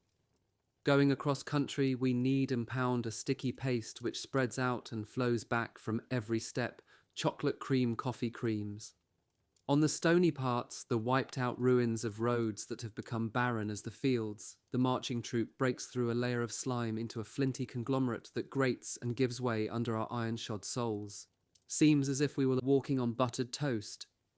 On the slope of a knoll sometimes, the mud is black and thick and deep-rutted, like that which forms around the horse ponds in villages, and in these ruts there are lakes and puddles and ponds, whose edges seem to be in rags. The pleasantries of the wags, who in the early freshness of the journey had cried quack, quack when they went through the water, are now becoming rare and gloomy. Gradually the jokers are damped down. The rain begins to fall heavily. The daylight dwindles, and the confusion that is space contracts. The last lingering light welters on the ground and in the water. A steaming silhouette of men like monks appears through the rain in the west. It is a company of the 204th, wrapped in tent cloths. As we go by, we see the pale and shrunken faces and the dark noses of these dripping prowlers before they disappear. The track we are following through the faint grass of the fields is itself a sticky field streaked with countless parallel ruts, all ploughed in the same line by the feet and the wheels of those who go to the front and those who go to the rear. We have to jump over gaping trenches, and this is not always easy, for the edges have become soft and slippery, and earthfalls have widened them. Fatigue, too, begins to bear upon our shoulders. Vehicles cross our path with a great noise and splashing. Artillery limbers prance by and spray us heavily. The motor lorries are borne on whirling circles of water around the wheels, with spurting, tumultuous spokes. As the darkness increases, the jolted vehicles and the horses' necks and the profiles of the riders with their floating cloaks and slung carbines stand out still more fantastically against the misty floods from the sky. Here there is a block of ammunition carts of the artillery. The horses are standing and trampling as we go by. We hear the creaking of axles, shouts, disputes, commands which collide, and the roar of the ocean of rain. Over the confused scuffle we can see steam rising from the buttocks of the teams and the cloaks of the horsemen. Look out! Something is laid out on the ground on our right, a row of dead. As we go by, our feet instinctively avoid them, and our eyes search them. We see upright boot soles, outstretched necks, the hollows of uncertain faces, hands half clenched in the air over the dark medley. We march and march, over fields still ghostly and foot-worn, under a sky where ragged clouds unfurl themselves upon the blackening expanse, which seems to have befouled itself by prolonged contact with so many multitudes of sorry humanity. Then we go down again into the communication trenches. To reach them, we make a wide circuit, so that the rearguard can see the whole company 100 yards away, deployed in the gloom, little obscure figures sticking to the slopes, and following each other in loose order, with their tools amid their rifles pricking up on each side of their heads, a slender trivial line that plunges in and raises its arms as if in entreaty. These trenches still of the second lines are populous. On the thresholds of the dugouts, where cart cloths and skins of animals hang and flap, squatting and bearded men watch our passing with expressionless eyes, as if they were looking at nothing. From beneath other cloths drawn down to the ground, feet are projected and snores. Nom de Dieu, it's a long way, the trampers begin to grumble. There is an eddy and recoil in the flow. Halt! The stop is to let others go by. We pile ourselves up, cursing, on the walls of the trench. It is a company of machine gunners with their curious burdens. There seems to be no end to it, and the long halts are wearying. Muscles are beginning to stretch. The everlasting march is overwhelming us. We have hardly got going again when we have to recoil once more into a traverse to let the relief of the telephonists go by. We back like awkward cattle and restart more heavily. Look out for the wire! The telephone wire undulates above the trench and crosses it in places between two posts. When it is too slack, its curve sags into the trench and catches the rifles of passing men, and the ensnared ones struggle and abuse the engineers who don't know how to fix up their threads. Then, as the drooping entanglement of precious wires increases, we shoulder our rifles with the butt in the air, carry the shovels under our arms, and go forward with lowered heads. Our progress now is suddenly checked, and we only advance step by step, locked in each other. The head of the column must be in difficult case. We reach a spot where failing ground leads to a yawning hole, the covered trench. The others have disappeared through the low doorway. We've got to go into this black pudding. Then? Every man hesitates before engulfing himself in the narrow underground darkness, and it is the total of these hesitations and lingerings that is reflected in the rear sections of the column in the form of wavering, obstruction, and sometimes abrupt shocks. From our first steps in the covered trench, a heavy darkness settles on us and divides us from each other. The damp odour of a swamped cave steals into us. In the ceiling of the earthen corridor that contains us, we can make out a few streaks and holes of pallor, the chinks and rents in the overhead planks. Little streams of water flow freely through them in places, and in spite of tentative groping, we stumble on heaped-up timber. Alongside, our knocks discover the dim vertical presence of the supporting beams. The air in this interminable tunnel is vibrating heavily. It is the searchlight engine that is installed there. We have to pass in front of it.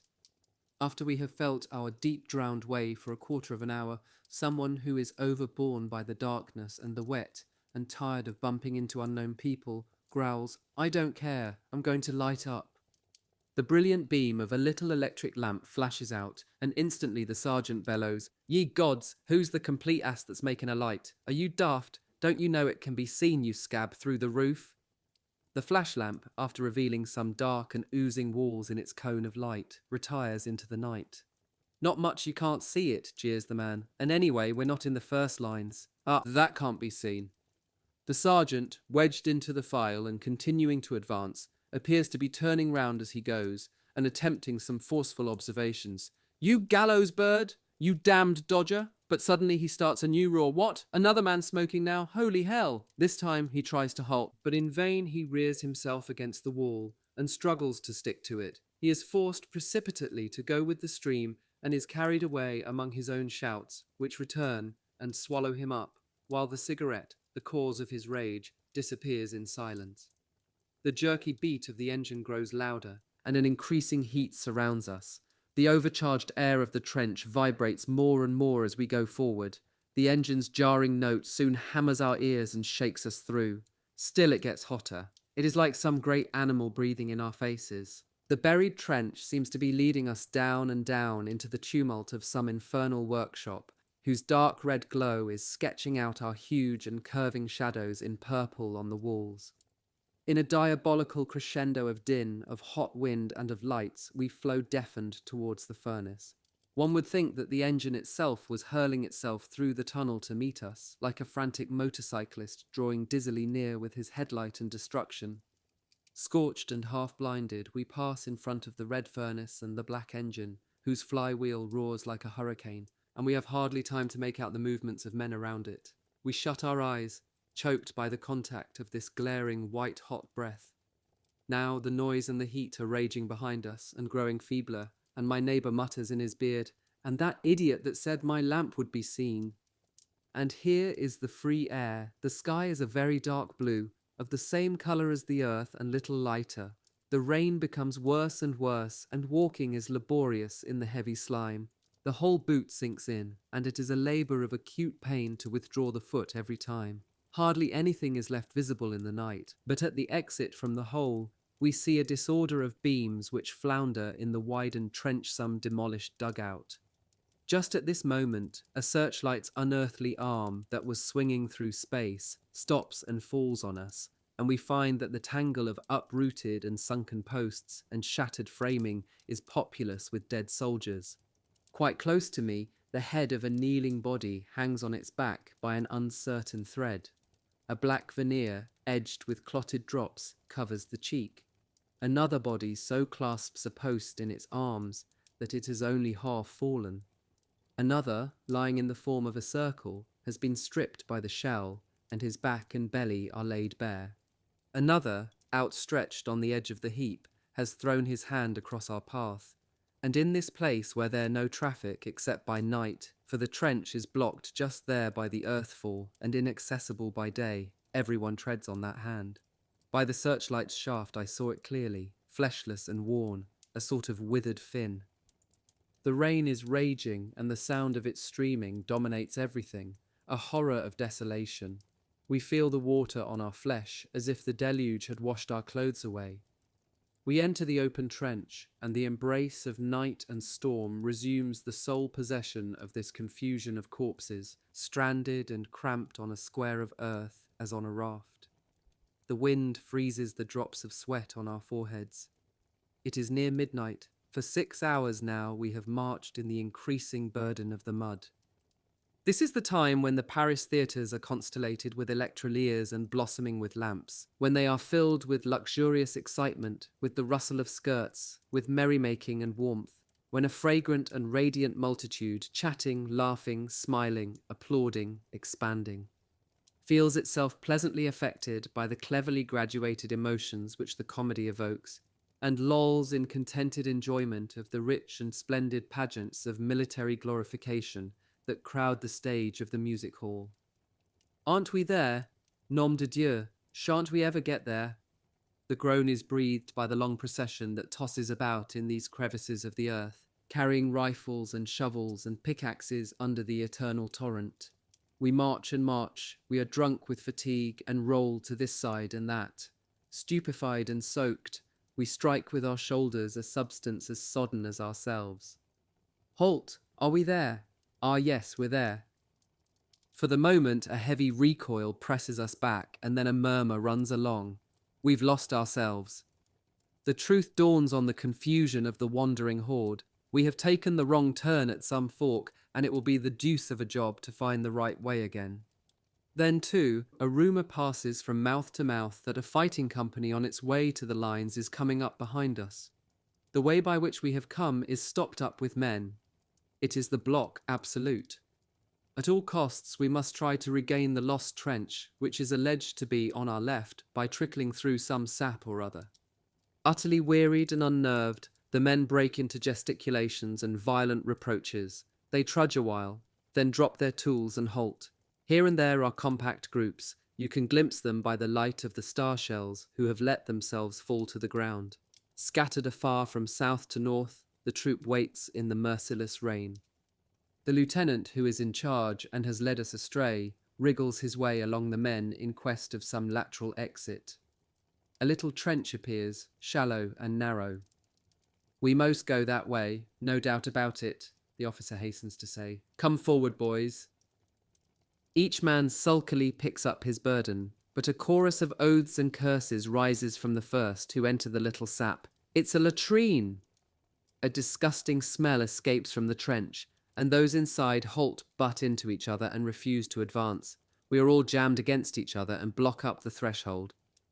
I'd rather climb out and go in the open, cries a man, but there are flashes rending the sky above the embankments on all sides, and the sight is so fearsome of these jets of resounding flame that overhang our pit and its swarming shadows that no one responds to the madman's saying.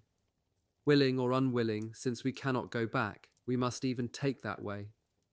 Forward into the filth, cries the leader of the troop. We plunge in, tense with repulsion. Bullets are whistling over. Lower your heads. The trench has little depth. One must stoop very low to avoid being hit, and the stench becomes intolerable. At last we emerge into the communication trench that we left in error. We begin again to march. Though we march without end, we arrive nowhere. While we wander on, dumb and vacant, in the dizzy stupefaction of fatigue, The stream which is running in the bottom of the trench cleanses our befouled feet. The roars of the artillery succeed each other faster and faster, till they make but a single roar upon all the earth. From all sides the gunfire and the bursting shells hurl their swift shafts of light and stripe confusedly the black sky over our heads. The bombardment then becomes so intense that its illumination has no break. In the continuous chain of thunderbolts we can see each other clearly, our helmets streaming like the bodies of fishes, our sodden leathers, the shovel blades black and glistening. We can even see the pale drops of the unending rain. Never have I seen the like of it. In very truth, it is moonlight made by gunfire. Together there mounts from our lines and from the enemies such a cloud of rockets that they unite and mingle in constellations.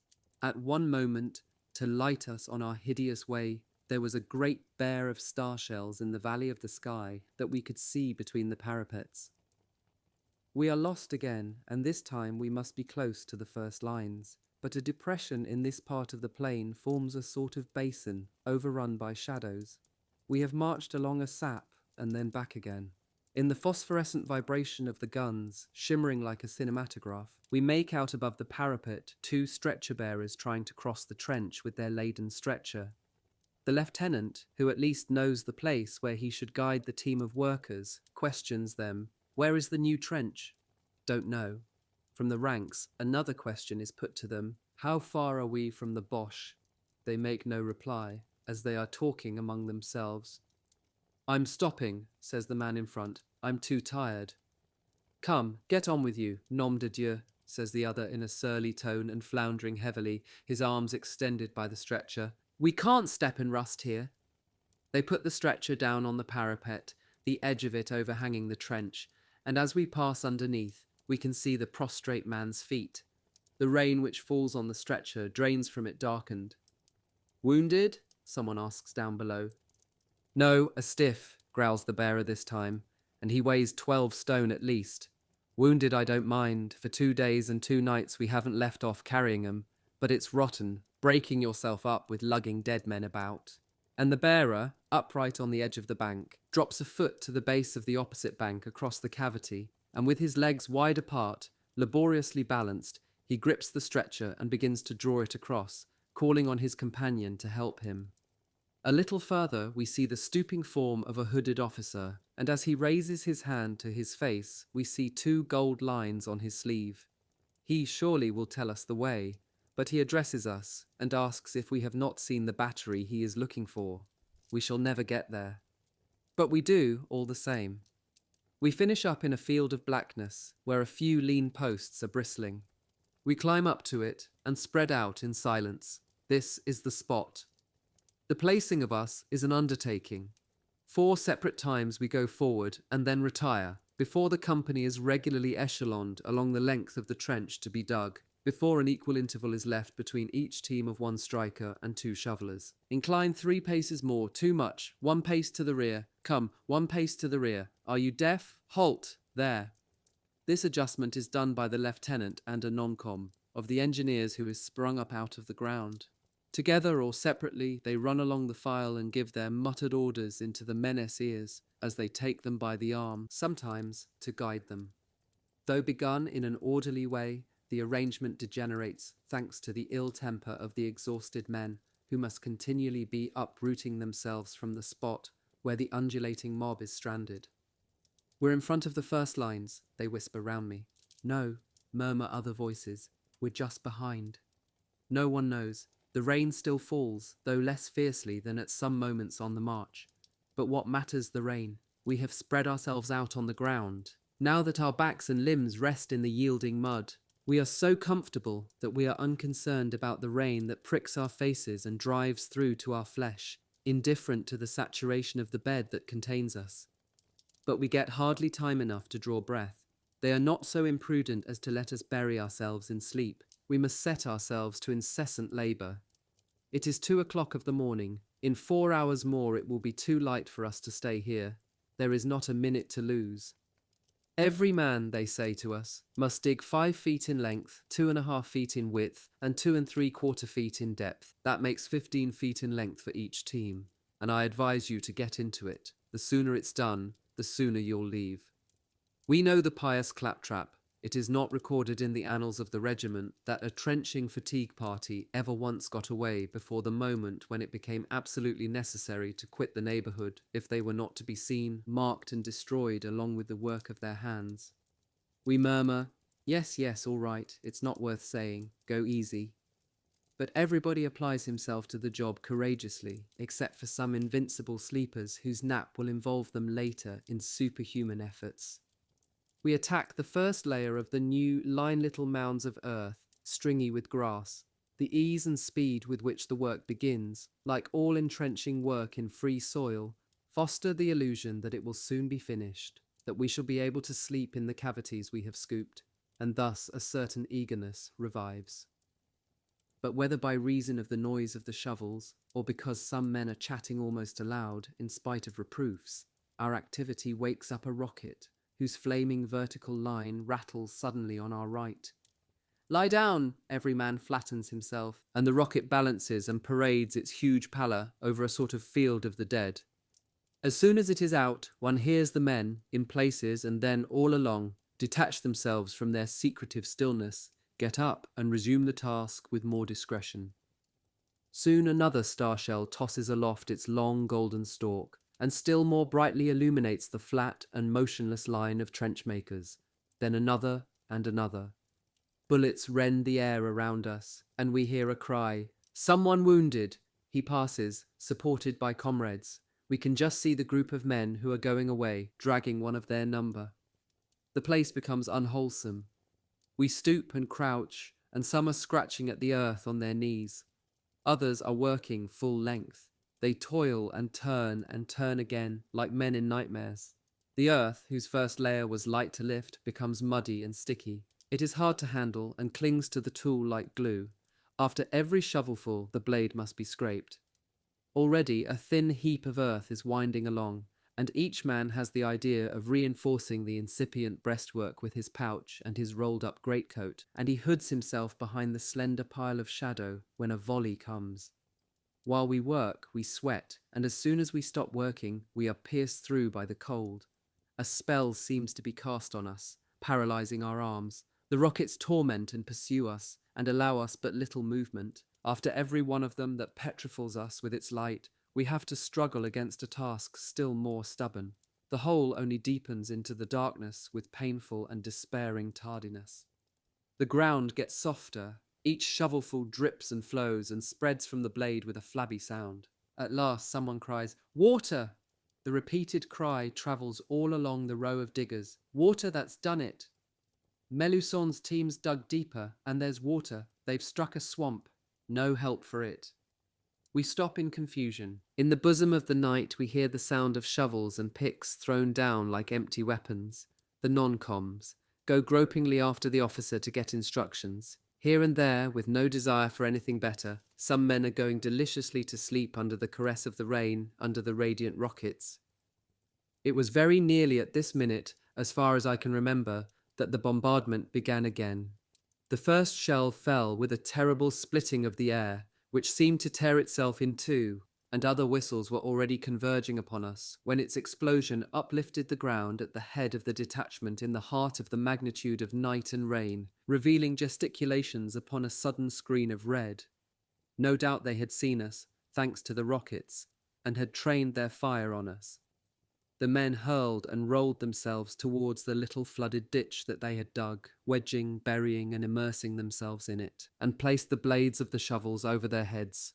To right, to left, in front and behind, shells burst so near that every one of them shook us in our bed of clay, and it became soon one continuous quaking that seized the wretched gutter, crowded with men and scaly with shovels, under the strata of smoke and the falling fire.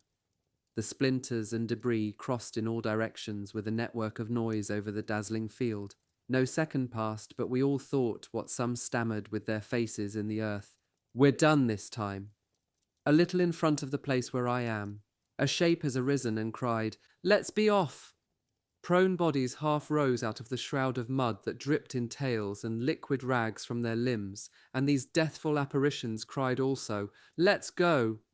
They were on their knees, on all fours, crawling towards the way of retreat, Get on, LA, get on! But the long file stayed motionless, and the frenzied complaints were in vain. They who were down there at the end would not budge, and their inactivity immobilized the rest. Some wounded passed over the others, crawling over them as over debris, and sprinkling the whole company with their blood. We discovered at last the cause of the maddening inactivity of the detachment's tail. There's a barrage fire beyond. A weird, imprisoned panic seized upon the men with cries inarticulate and gestures stillborn. They writhed upon the spot, but little shelter as the incipient trench afforded. No one dared leave the ditch that saved us from protruding above the level of the ground. No one dared fly from death towards the traverse that should be down there. Great were the risks of the wounded who had managed to crawl over the others, and every moment some were struck and went down again. Fire and water fell blended everywhere. Profoundly entangled in the supernatural din, we shook from neck to heels. The most hideous of deaths was falling and bounding and plunging all around us in waves of light. Its crashing snatched our fearfulness in all directions. Our flesh prepared itself for the monstrous sacrifice. In that tense moment of imminent destruction, we could only remember just then how often we had already experienced it, how often undergone this outpouring of iron, and the burning roar of it, and the stench. It is only during a bombardment that one really recalls those he has already endured. And still, without ceasing, newly wounded men crept over us, fleeing at any price. In the fear that their contact evoked, we groaned again. We shan't get out of this. Nobody will get out of it.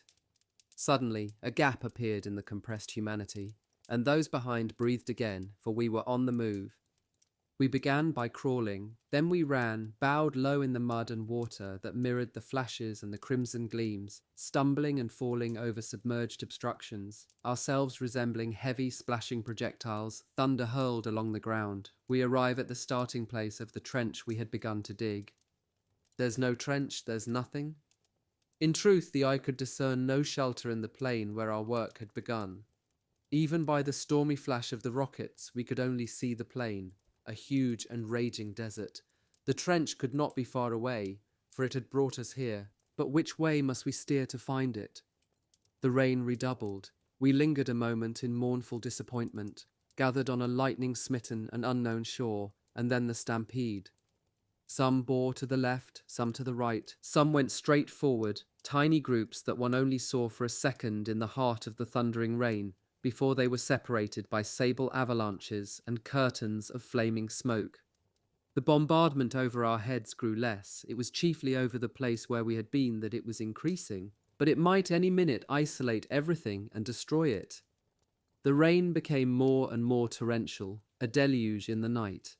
The darkness was so deep that the star shells only lit up slices of water-seamed obscurity, in the depths of which fleeing phantoms came and went and ran round in circles. I cannot say how long I wandered with the group with which I had remained. We went into morasses. We strained our sight forward in quest of the embankment and the trench of salvation, towards the ditch that was somewhere there, as towards a harbour. A cry of consolation was heard at last through the vapours of war and the elements. A trench! But the embankment of that trench was moving. It was made of men mingled in confusion, who seemed to be coming out and abandoning it. "Don't stay there, mates," cried the fugitives. "Clear off, don't come near. It's hell. Everything's collapsing. The trenches are legging it and the dugouts are bunged up. The mud's pouring in everywhere. There won't be any trenches by the morning. It's all up with them about here." They disappeared. Where? We forgot to ask for some little direction from these men whose streaming shapes had no sooner appeared than they were swallowed up in the dark. Even our little group crumbled away among the devastation, no longer knowing where they were. Now one, now another, faded into the night, disappearing towards his chance of escape. We climbed slopes and descended them. I saw dimly in front of me men bowed and hunchbacked, mounting a slippery incline where mud held them back, and the wind and rain repelled them under a dome of cloudy lights. Then we flowed back and plunged into a marsh up to our knees. So high must we lift our feet that we walked with a sound of swimming. Each forward stride was an enormous effort which slackened in agony. It was there that we felt death drawing near. But we beached ourselves at last on a sort of clay embankment that divided the swamp. As we followed the slippery back of this slender island along, I remember that once we had to stoop and steer ourselves by touching some half-buried corpses, so that we should not be thrown down from the soft and sinuous ridge. My hand discovered shoulders and hard backs, a face cold as a helmet, and a pipe still desperately bitten by dead jaws. As we emerged and raised our heads at a venture, we heard the sound of voices not far away. Voices! Ah, voices! They sounded tranquil to us, as though they called us by our names, and we all came close together to approach this fraternal murmuring of men. The words became distinct. They were quite near in the hillock that we could dimly see like an oasis, and yet we could not hear what they said. The sounds were muddled, and we did not understand them. "What are they saying?" asked one of us in a curious tone. Instinctively, we stopped trying to find a way in. A doubt, a painful idea was seizing us. Then, clearly enunciated, there rang out these words: "Achtung, zweites Geschützschuss." Farther back, the report of a gun answered the telephonic command. Horror and stupefaction nailed us to the spot at first. Where are we? Oh, Christ, where are we? Turning right about face, slowly in spite of all, borne down anew by exhaustion and dismay, we took flight as overwhelmed by weariness as if we had many wounds, pulled back by the mud towards the enemy country, and retaining only just enough energy to repel the thought of the sweetness it would have been to let ourselves die. We came to a sort of great plain. We halted and threw ourselves on the ground on the side of a mound and leaned back upon it, unable to make another step. And we moved no more, my shadowy comrades nor I. The rain splashed in our faces, streamed down our backs and chests, ran down from our knees and filled our boots. We should perhaps be killed or taken prisoners when day came, but we thought no more of anything. We could do no more. We knew no more. Chapter 24. The Dawn. We are waiting for daylight in the place where we sank to the ground. Sinister and slow it comes, chilling and dismal, and expands upon the livid landscape. The rain has ceased to fall, there is none left in the sky. The leaden plain and its mirrors of sullied water seem to issue not only from the night, but from the sea. Drowsy or half asleep, sometimes opening our eyes only to close them again, we attend the incredible renewal of light, paralyzed with cold and broken with fatigue. Where are the trenches? We see lakes, and between the lakes there are lines of milky and motionless water. There is more water even than we had thought. It has taken everything and spread everywhere, and the prophecy of the men in the night has come true. There are no more trenches. Those canals are the trenches enshrouded. It is a universal flood. The battlefield is not sleeping. It is dead. Life may be going on down yonder, perhaps, but we cannot see so far. Swaying painfully, like a sick man, in the terrible encumbering clasp of my greatcoat, I half raise myself to look at it all. There are 3 monstrously shapeless forms beside me. One of them, it is Paradis, in an amazing armour of mud, with a swelling at the waist that stands for his cartridge pouches, gets up also. The others are asleep and make no movement. And what is this silence too, this prodigious silence? There is no sound, except when from time to time a lump of earth slips into the water, in the middle of this fantastic paralysis of the world. No one is firing. There are no shells, for they would not burst. There are no bullets either for the men. Ah, the men, where are the men? We see them gradually. Not far from us, there are some stranded and sleeping hulks so moulded in mud from head to foot that they are almost transformed into inanimate objects.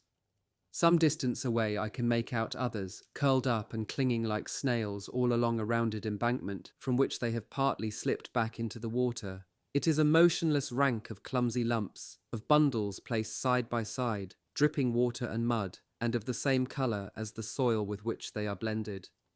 I make an effort to break the silence. To Paradis, who also is looking that way, I say, "Are they dead?" "We'll go and see presently," he says in a low voice. "Stop here a bit yet. We shall have the heart to go there by and by." We look at each other, and our eyes fall also on the others who came and fell down here. Their faces spell such weariness that they are no longer faces so much as something dirty, disfigured and bruised, with bloodshot eyes. Since the beginning, we have seen each other in all manner of shapes and appearances, and yet we do not know each other. Paradis turns his head and looks elsewhere. Suddenly I see him seized with trembling. He extends an arm enormously caked in mud. There, he says. On the water, which overflows from a stretch particularly cross-seamed and gullied, some lumps are floating, some round-backed reefs. We drag ourselves to the spot. They are drowned men. Their arms and heads are submerged. On the surface of the plastery liquid appear their backs and the straps of their accoutrements. Their blue cloth trousers are inflated, with the feet attached askew upon the ballooning legs, like the black wooden feet on the shapeless legs of marionettes. From one sunken head the hair stands straight up like water weeds. Here is a face which the water only lightly touches. The head is beached on the marge, and the body disappears in its turbid tomb. The face is lifted skyward. The eyes are two white holes. The mouth is a black hole. The mask's yellow and puffed up skin appears soft and creased, like dough gone cold.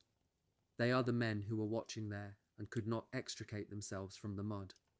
All their efforts to escape over the sticky escarpment of the trench that was slowly and fatally filling with water only dragged them still more into the depth. They died clinging to the yielding support of the earth. There our first lines are, and there the first German lines, equally silent and flooded. On our way to these flaccid ruins, we pass through the middle of what yesterday was the zone of terror, the awful space on whose threshold the fierce rush of our last attack was forced to stop, the no man's land, which bullets and shells had not ceased to furrow for a year and a half, where their crossed fire during these latter days had furiously swept the ground from one horizon to the other. Now it is a field of rest. The ground is everywhere dotted with beings who sleep or who are on the way to die, slowly moving, lifting an arm, lifting the head. The enemy trench is completing the process of foundering into itself among great marshy undulations and funnel holes, shaggy with mud. It forms among them a line of pools and wells. Here and there we can see the still overhanging banks begin to move, crumble, and fail down. In one place we can lean against it. In this bewildering circle of filth there are no bodies, but there, worse than a body, a solitary arm protrudes, bare and white as a stone, from a hole which dimly shows on the other side of the water. The man has been buried in his dugout and has had only the time to thrust out his arm. Quite near, we notice that some mounds of earth aligned along the ruined ramparts of this deep-drowned ditch are human. Are they dead or asleep? We do not know. In any case, they rest. Are they German or French? We do not know. One of them has opened his eyes and looks at us with swaying head. We say to him, French? And then, Deutsch? He makes no reply, but shuts his eyes again and relapses into oblivion. We never knew what he was. We cannot decide the identity of these beings, either by their clothes, thickly covered with filth, or by their headdress, for they are bareheaded or swathed in woolens under their liquid and offensive cowls, or by their weapons, for they either have no rifles, or their hands rest lightly on something they have dragged along, a shapeless and sticky mass, like to a sort of fish. All these men of corpse-like faces who are before us and behind us, at the limit of their strength, void of speech as of will, all these earth-charged men who you would say were carrying their own winding sheets are as much alike as if they were naked. Out of the horror of the night, apparitions are issuing from this side and that, who are clad in exactly the same uniform of misery and mud. It is the end of all. For the moment it is the prodigious finish, the epic cessation of the war. I once used to think that the worst hell in war was the flame of shells, and then for long I thought it was the suffocation of the caverns which eternally confine us. But it is neither of these. Hell is water. The wind is rising, and its icy breath goes through our flesh. On the wrecked and dissolving plain, flecked with bodies between its worm-shaped chasms of water, among the islands of motionless men stuck together like reptiles, in this flattening and sinking chaos there are some slight indications of movement.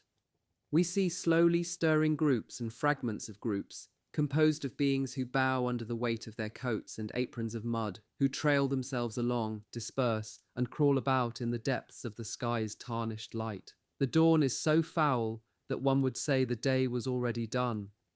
These survivors are migrating across the desolated steppe, pursued by an unspeakable evil which exhausts and bewilders them. They are lamentable objects, and some, when they are fully seen, are dramatically ludicrous, for the whelming mud from which they still take flight has half unclothed them. As they pass by, their glances go widely around. They look at us, and discovering men in us, they cry through the wind. It's worse down yonder than it is here. The chaps are falling into the holes, and you can't pull them out. All them that trod on the edge of a shell hole last night, they're dead. Down there, where we're coming from, you can see a head in the ground, working its arms, embedded. There's a hurdle path that's given way in places, and the hurdles have sunk into holes, and it's a man-trap. Where there's no more hurdles, there's 2 yards deep of water. Your rifle? You couldn't pull it out again when you'd stuck it in. Look at those men there. They've cut off all the bottom half of their greatcoats' hard lines on the pockets to help them get clear, and also because they hadn't strength to drag a weight like that. Dumas' coat, we were able to pull it off him, and it weighed a good 80 pounds. We could just lift it, 2 of us, with both our hands.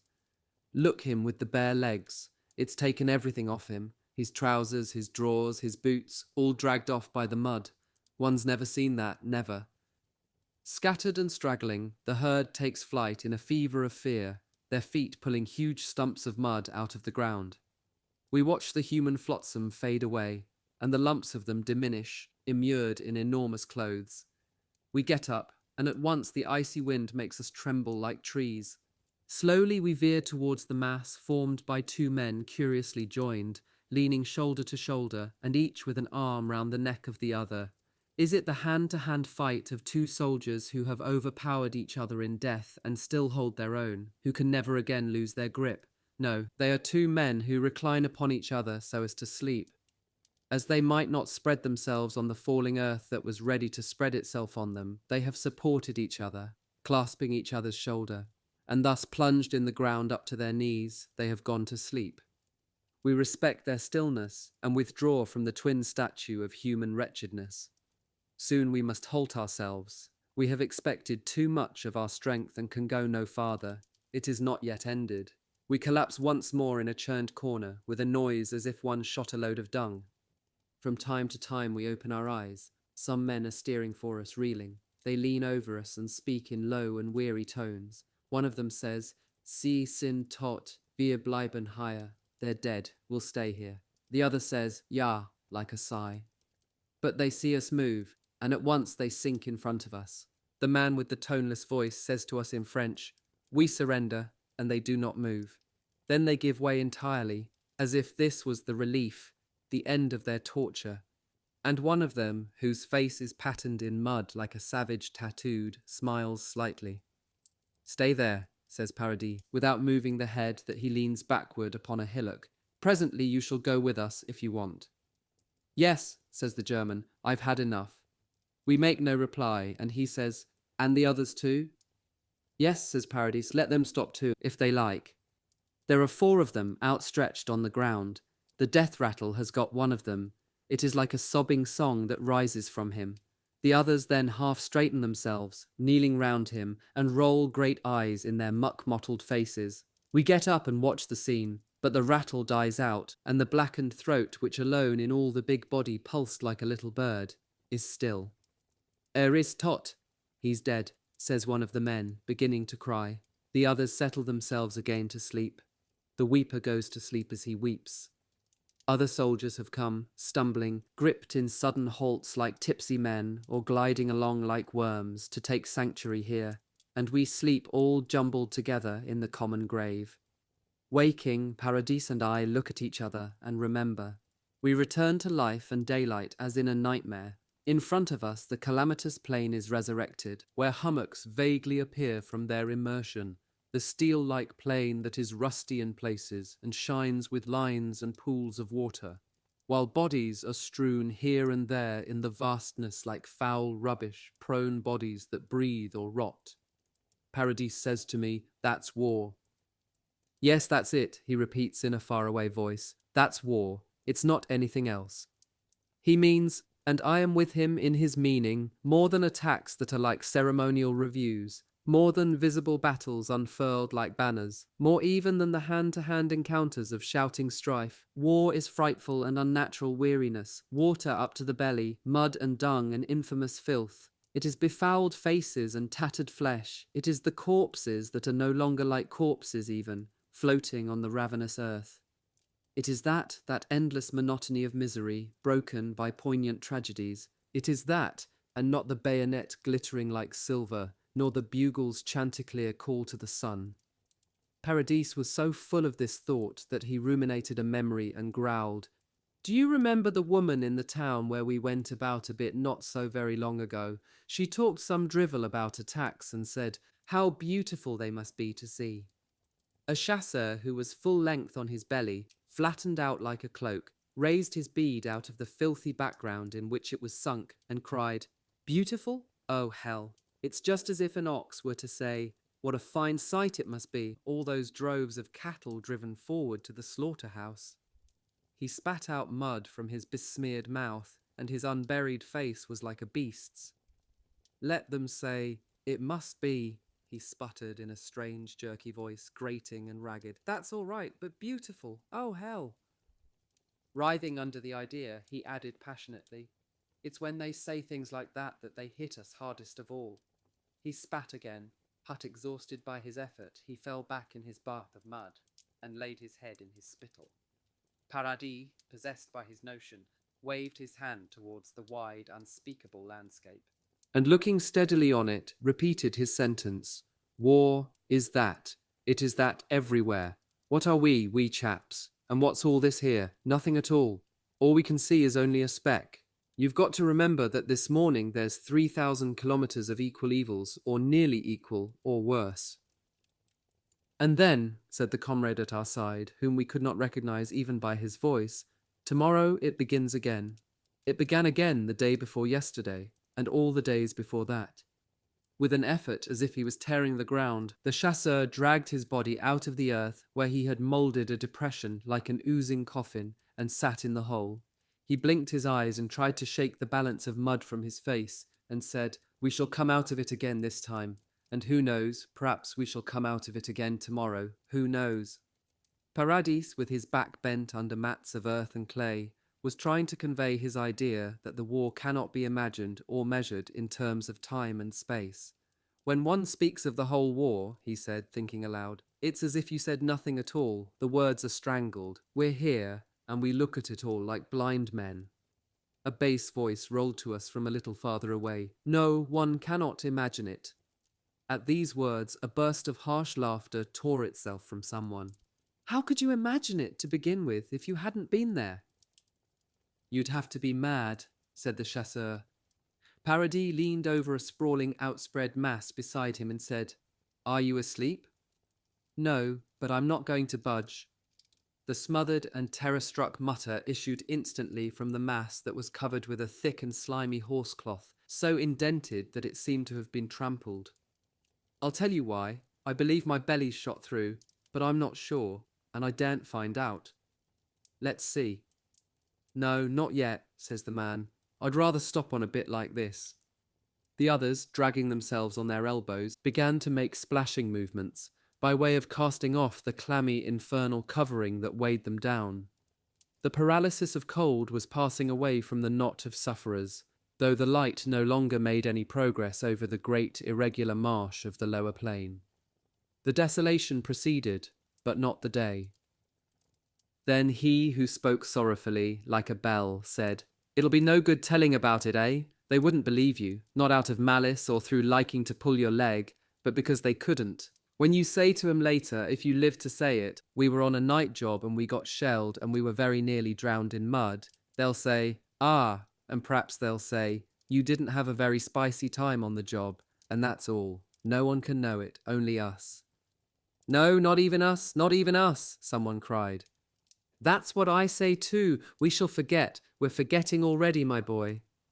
We've seen too much to remember. And everything we've seen was too much. We're not made to hold it all. It takes its damned hook in all directions. We're too little to hold it. You're right, we shall forget. Not only the length of the big misery, which can't be calculated, as you say, ever since the beginning, but the marches that turn up the ground and turn it again, lacerating your feet and wearing out your bones under a load that seems to grow bigger in the sky, the exhaustion until you don't know your own name anymore, the tramping and the inaction that grind you, the digging jobs that exceed your strength, The endless vigils when you fight against sleep and watch for an enemy who is everywhere in the night, the pillows of dung and lice. We shall forget not only those, but even the foul wounds of shells and machine guns, the mines, the gas, and the counterattacks. At those moments you're full of the excitement of reality, and you've some satisfaction, but all that wears off and goes away. You don't know how, and you don't know where, and there's only the names left, only the words of it, like in a dispatch. That's true what he says, remarks a man, without moving his head in its pillory of mud. When I was on leave, I found I'd already jolly well forgotten what had happened to me before. There were some letters from me that I read over again, just as if they were a book I was opening. And yet, in spite of that, I've forgotten also all the pain I've had in the war. We're forgetting machines. Men are things that think a little, but chiefly forget. That's what we are. Then neither the other side nor us'll remember. So much misery all wasted. This point of view added to the abasement of these beings on the shore of the flood, like news of a greater disaster, and humiliated them still more. Ah, if one did remember, cried someone. If we remembered, said another, there wouldn't be any more war.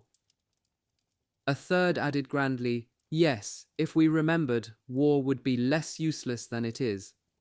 But suddenly one of the prone survivors rose to his knees, dark as a great bat ensnared, and as the mud dripped from his waving arms, he cried in a hollow voice, "There must be no more war after this." In that miry corner, where, still feeble unto impotence, we were beset by blasts of wind which laid hold on us with such rude strength that the very ground seemed to sway like sea drift, the cry of the man who looked as if he were trying to fly away evoked other like cries. There must be no more war after this. The sullen or furious exclamations of these men fettered to the earth, incarnate of earth, arose and slid away on the wind like beating wings. No more war, no more war, enough of it. It's too stupid, they mumbled. What does it mean at the bottom of it, all this that you can't even give a name to? They snarled and growled like wild beasts on that sort of ice floe contended for by the elements, in their dismal disguise of ragged mud. So huge was the protest thus rousing them in revolt that it choked them. We're made to live, not to be done in like this. Men are made to be husbands, fathers, men, what the devil, not beasts that hunt each other and cut each other's throats and make themselves stink like all that. And yet everywhere there are beasts, savage beasts or smashed beasts. Look, look. I shall never forget the look of those limitless lands, where from the water had corroded all colour and form, whose contours crumbled on all sides under the assault of the liquid putrescence that flowed across the broken bones of stakes and wire and framing. Nor, rising above those things amid the sullen Stygian immensity, can I ever forget the vision of the thrill of reason, logic, and simplicity that suddenly shook these men like a fit of madness. I could see them agitated by this idea that to try to live one's life on earth and to be happy is not only a right, but a duty, and even an ideal and a virtue, that the only end of social life is to make easy the inner life of everyone. To live, all of us, you, me. No more war, no. It's too stupid. Worse than that, it's too... For a finishing echo to their half-formed thought, a saying came to the mangled and miscarried murmur of the mob from a filth-crowned face that I saw arise from the level of the earth. Two armies fighting each other, that's like one great army committing suicide. And likewise, what have we been for 2 years now? Incredibly pitiful wretches, and savages as well, brutes, robbers, and dirty devils. Worse than that, mutters he, whose only phrase it is. Yes, I admit it.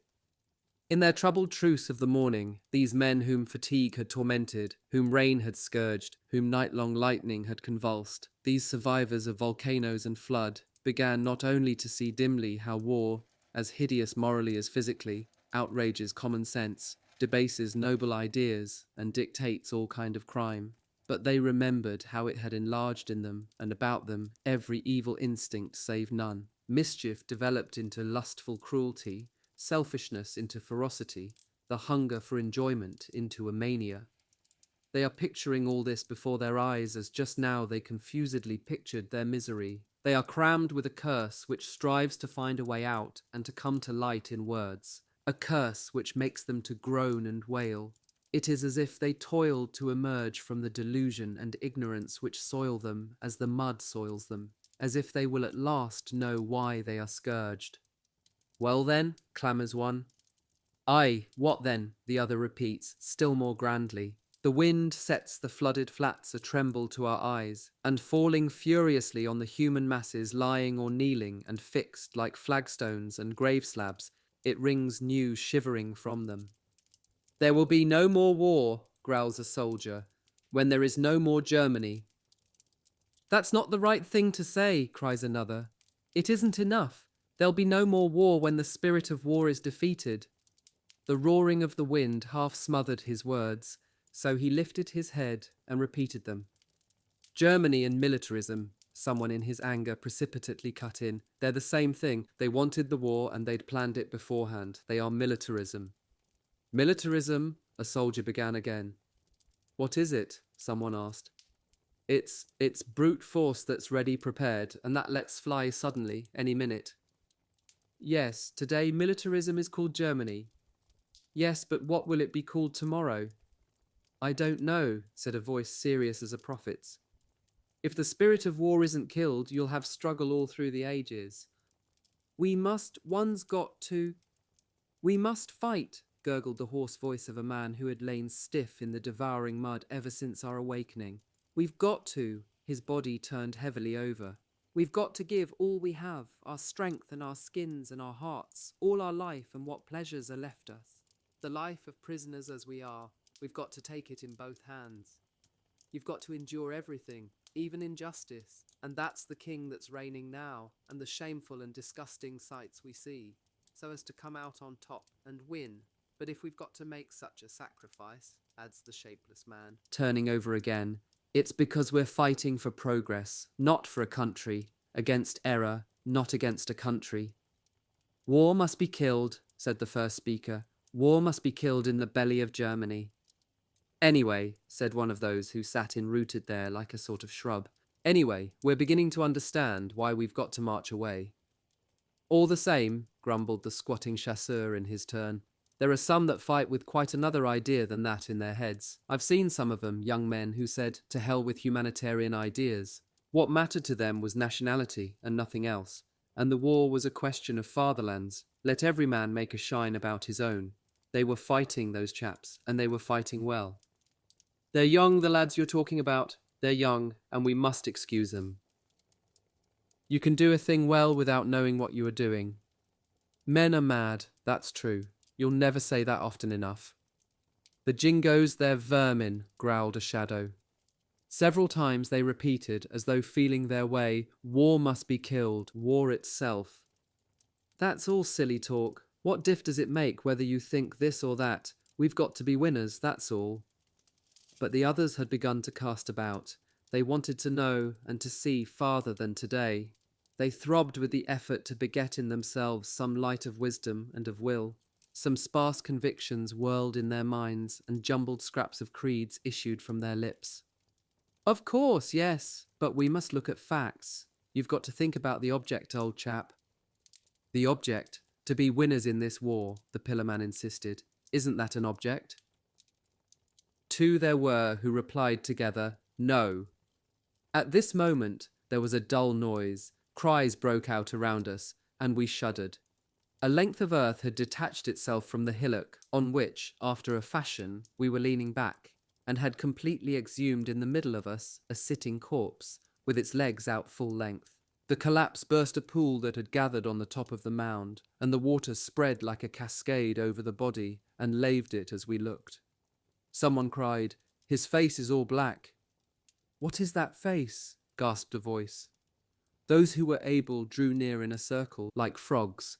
We could not gaze upon the head that showed in low relief upon the trench wall that the landslide had laid bare. His face! It isn't his face! In place of the face we found the hair, and then we saw that the corpse which had seemed to be sitting was broken and folded the wrong way. In dreadful silence we looked on the vertical back of the dislocated dead, upon the hanging arms, backward curved, and the two outstretched legs that rested on the sinking soil by the points of the toes. Then the discussion began again, revived by this fearful sleeper. As though the corpse was listening, they clamoured, "No, to win isn't the object. It isn't those others we've got to get at. It's war. Can't you see that we've got to finish with war? If we've got to begin again someday, all that's been done is no good. Look at it there, and it would be in vain. It would be 2 or 3 years or more of wasted catastrophe. Ah, my boy, if all we've gone through wasn't the end of this great calamity. I value my life. I've got my wife, my family, my home around them. I've got schemes for my life afterwards, mind you. Well, all the same, if this wasn't the end of it, I'd rather die. I'm going to die." The echo came at that moment, exactly from Paradise's neighbour, who no doubt had examined the wound in his belly. "I'm sorry on account of my children." "It's on account of my children that I'm not sorry," came a murmur from somewhere else. "I'm dying, so I know what I'm saying, and I say to myself, they'll have peace." "Perhaps I shan't die," said another, with a quiver of hope that he could not restrain even in the presence of the doomed. "But I shall suffer. Well, I say, more's the pity, and I even say that's all right, and I shall know how to stick more suffering if I know it's for something." "Then we'll have to go on fighting after the war." "Yes, perhaps." "You want more of it, do you?" "Yes, because I want no more of it," the voice grunted. "And perhaps it'll not be foreigners that we've got to fight." "Perhaps, yes." A still more violent blast of wind shut our eyes and choked us. When it had passed, and we saw the volley take flight across the plain, seizing and shaking its muddy plunder and furrowing the water in the long, gaping trenches, long as the grave of an army, we began again. After all, what is it that makes the mass and the horror of war? It's the mass of the people. But the people, that's us. He who had said it looked at me inquiringly. "Yes," I said to him. "Yes, old boy, that's true. It's with us only that they make battles. It is we who are the material of war. War is made up of the flesh and the souls of common soldiers only. It is we who make the plains of dead and the rivers of blood, all of us, and each of us is invisible and silent because of the immensity of our numbers. The emptied towns and the villages destroyed, they are a wilderness of our making. Yes, war is all of us, and all of us together." "Yes, that's true. It's the people who are war. Without them, there would be nothing. Nothing but some wrangling a long way off. But it isn't they who decide on it. It's the masters who steer them. The people are struggling today to have no more masters that steer them. This war, it's like the French Revolution continuing. Well then, if that's so, we're working for the Prussians too." "It's to be hoped so," said one of the wretches of the plain. "Oh, hell," said the chasseur, grinding his teeth, but he shook his head and added no more. "We want to look after ourselves. You shouldn't meddle in other people's business," mumbled the obstinate snarler. "Yes, you should, because what you call other people, that's just what they're not. They're the same. Why is it always us that has to march away for everybody?" "That's it," said a man, and he repeated the words he had used a moment before. "More's the pity, or so much the better." "The people, they're nothing, though they ought to be everything," then said the man who had questioned me, recalling, though he did not know it, an historic sentence of more than a century ago, but investing it at last with its great universal significance. Escaped from torment, on all fours in the deep grease of the ground, he lifted his leper-like face and looked hungrily before him into infinity. He looked and looked. He was trying to open the gates of heaven. The peoples of the world ought to come to an understanding, through the hides and on the bodies of those who exploit them one way or another. All the masses ought to agree together. All men ought to be equal. The word seems to come to us like a rescue. Equal, yes, yes. There are some great meanings for justice and truth. There are some things one believes in, that one turns to and clings to, as if they were a sort of light. There's equality above all. There's liberty and fraternity too, but principally equality. I tell them that fraternity is a dream, an obscure and uncertain sentiment. that while it is unnatural for a man to hate one whom he does not know, it is equally unnatural to love him. You can build nothing on fraternity, nor on liberty either. It is too relative a thing in a society where all the elements subdivide each other by force. But equality is always the same. Liberty and fraternity are words while equality is a fact. Equality should be the great human formula social equality, for while individuals have varying values, each must have an equal share in the social life, and that is only just because the life of one human being is equal to the life of another. That formula is of prodigious importance. The principle of the equal rights of every living being and the sacred will of the majority is infallible and must be invincible. All progress will be brought about by it, all with a force truly divine. It will bring first the smooth bedrock of all progress, the settling of quarrels by that justice, which is exactly the same thing as the general advantage. And these men of the people, dimly seeing some unknown revolution greater than the other, a revolution springing from themselves and already rising in their throats, repeat equality. It seems as if they were spelling the word and then reading it distinctly on all sides, that there is not upon the earth any privilege, prejudice, or injustice that does not collapse in contact with it. It is an answer to all, a word of sublimity. They revolve the idea over and over and find a kind of perfection in it. They see errors and abuses burning in a brilliant light. That would be fine, said one. Too fine to be true, said another. But the third said, it's because it's true that it's fine. It has no other beauty, mind, and it's not because it's fine that it will come. Fineness is not in vogue any more than love is. It's because it's true that it has to be. Then, since justice is wanted by the people and the people have the power, let them do it. They're beginning already, said some obscure lips. It's the way things are running, declared another. When all men have made themselves equal, we shall be forced to unite. And there'll no longer be appalling things done in the face of heaven by 30 million men who don't wish them. It is true, and there is nothing to reply to it. What pretended argument or shadow of an answer dare one oppose to it? There'll no longer be the things done in the face of heaven by 30 millions of men who don't want to do them. Such is the logic that I hear and follow of the words spoken by these pitiful fellows cast upon the field of affliction, the words which spring from their bruises and pains, the words which bleed from them. Now the sky is all overcast. Low down it is armoured in steely blue by great clouds. Above, in a weakly luminous silvering, it is crossed by enormous sweepings of wet mist. The weather is worsening, and more rain on the way. The end of the tempest and the long trouble is not yet. We shall say to ourselves, says one, after all, why do we make war? We don't know at all why, but we can say who we make it for. We shall be forced to see that if every nation every day brings the fresh bodies of 1,500 young men to the god of war to be lacerated, it's for the pleasure of a few ringleaders that we could easily count. That if whole nations go to slaughter marshalled in armies in order that the gold-striped caste may write their princely names in history, so that other gilded people of the same rank can contrive more business and expand in the way of employees and shops. And we shall see as soon as we open our eyes that the divisions between mankind are not what we thought, and those one did believe in are not divisions. Listen, someone broke in suddenly. We hold our peace and hear afar the sound of guns. Yonder the growling is agitating the grey strata of the sky, and the distant violence breaks feebly on our buried ears. All around us the waters continue to sap the earth and by degrees to ensnare its heights. It's beginning again. Then one of us says, "Ah, look what we've got against us." Already there is uneasy hesitation in these castaways' discussion of their tragedy, in the huge masterpiece of destiny that they are roughly sketching. It is not only the peril and pain, the misery of the moment, whose endless beginning they see again.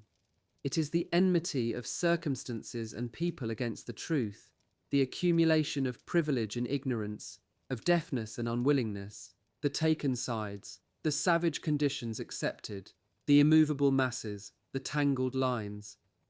And the dream of fumbling thought is continued in another vision, in which everlasting enemies emerge from the shadows of the past and stand forth in the stormy darkness of today. Here they are.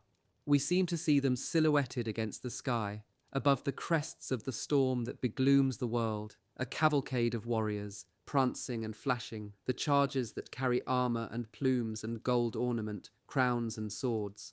They are burdened with weapons, they send forth gleams of light, magnificent they roll. The antiquated movements of the warlike ride divide the clouds like the painted fierceness of a theatrical scene.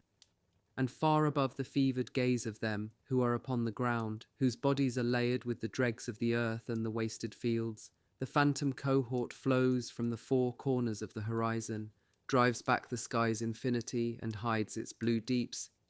And they are legion.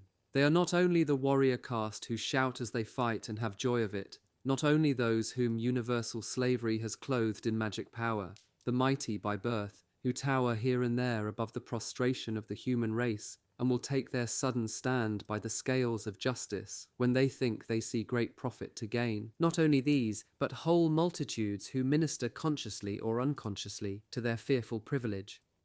There are those who say, now cries one of the sombre and compelling talkers, extending his hand as though he could see the pageant, there are those who say, how fine they are. And those who say, the nations hate each other. And those who say, I get fat on war and my belly matures on it. And those who say, there has always been war, so there always will be. There are those who say, I can't see farther than the end of my nose, and I forbid others to see farther.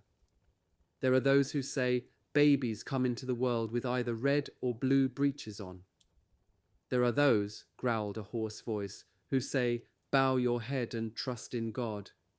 Ah, you are right, poor countless workmen of the battles, you who have made with your bands all of the great war, you whose omnipotence is not yet used for well-doing, you human host whose every face is a world of sorrows, you who dream bowed under the yoke of a thought beneath that sky, where long black clouds rend themselves and expand in dishevelled lengths like evil angels.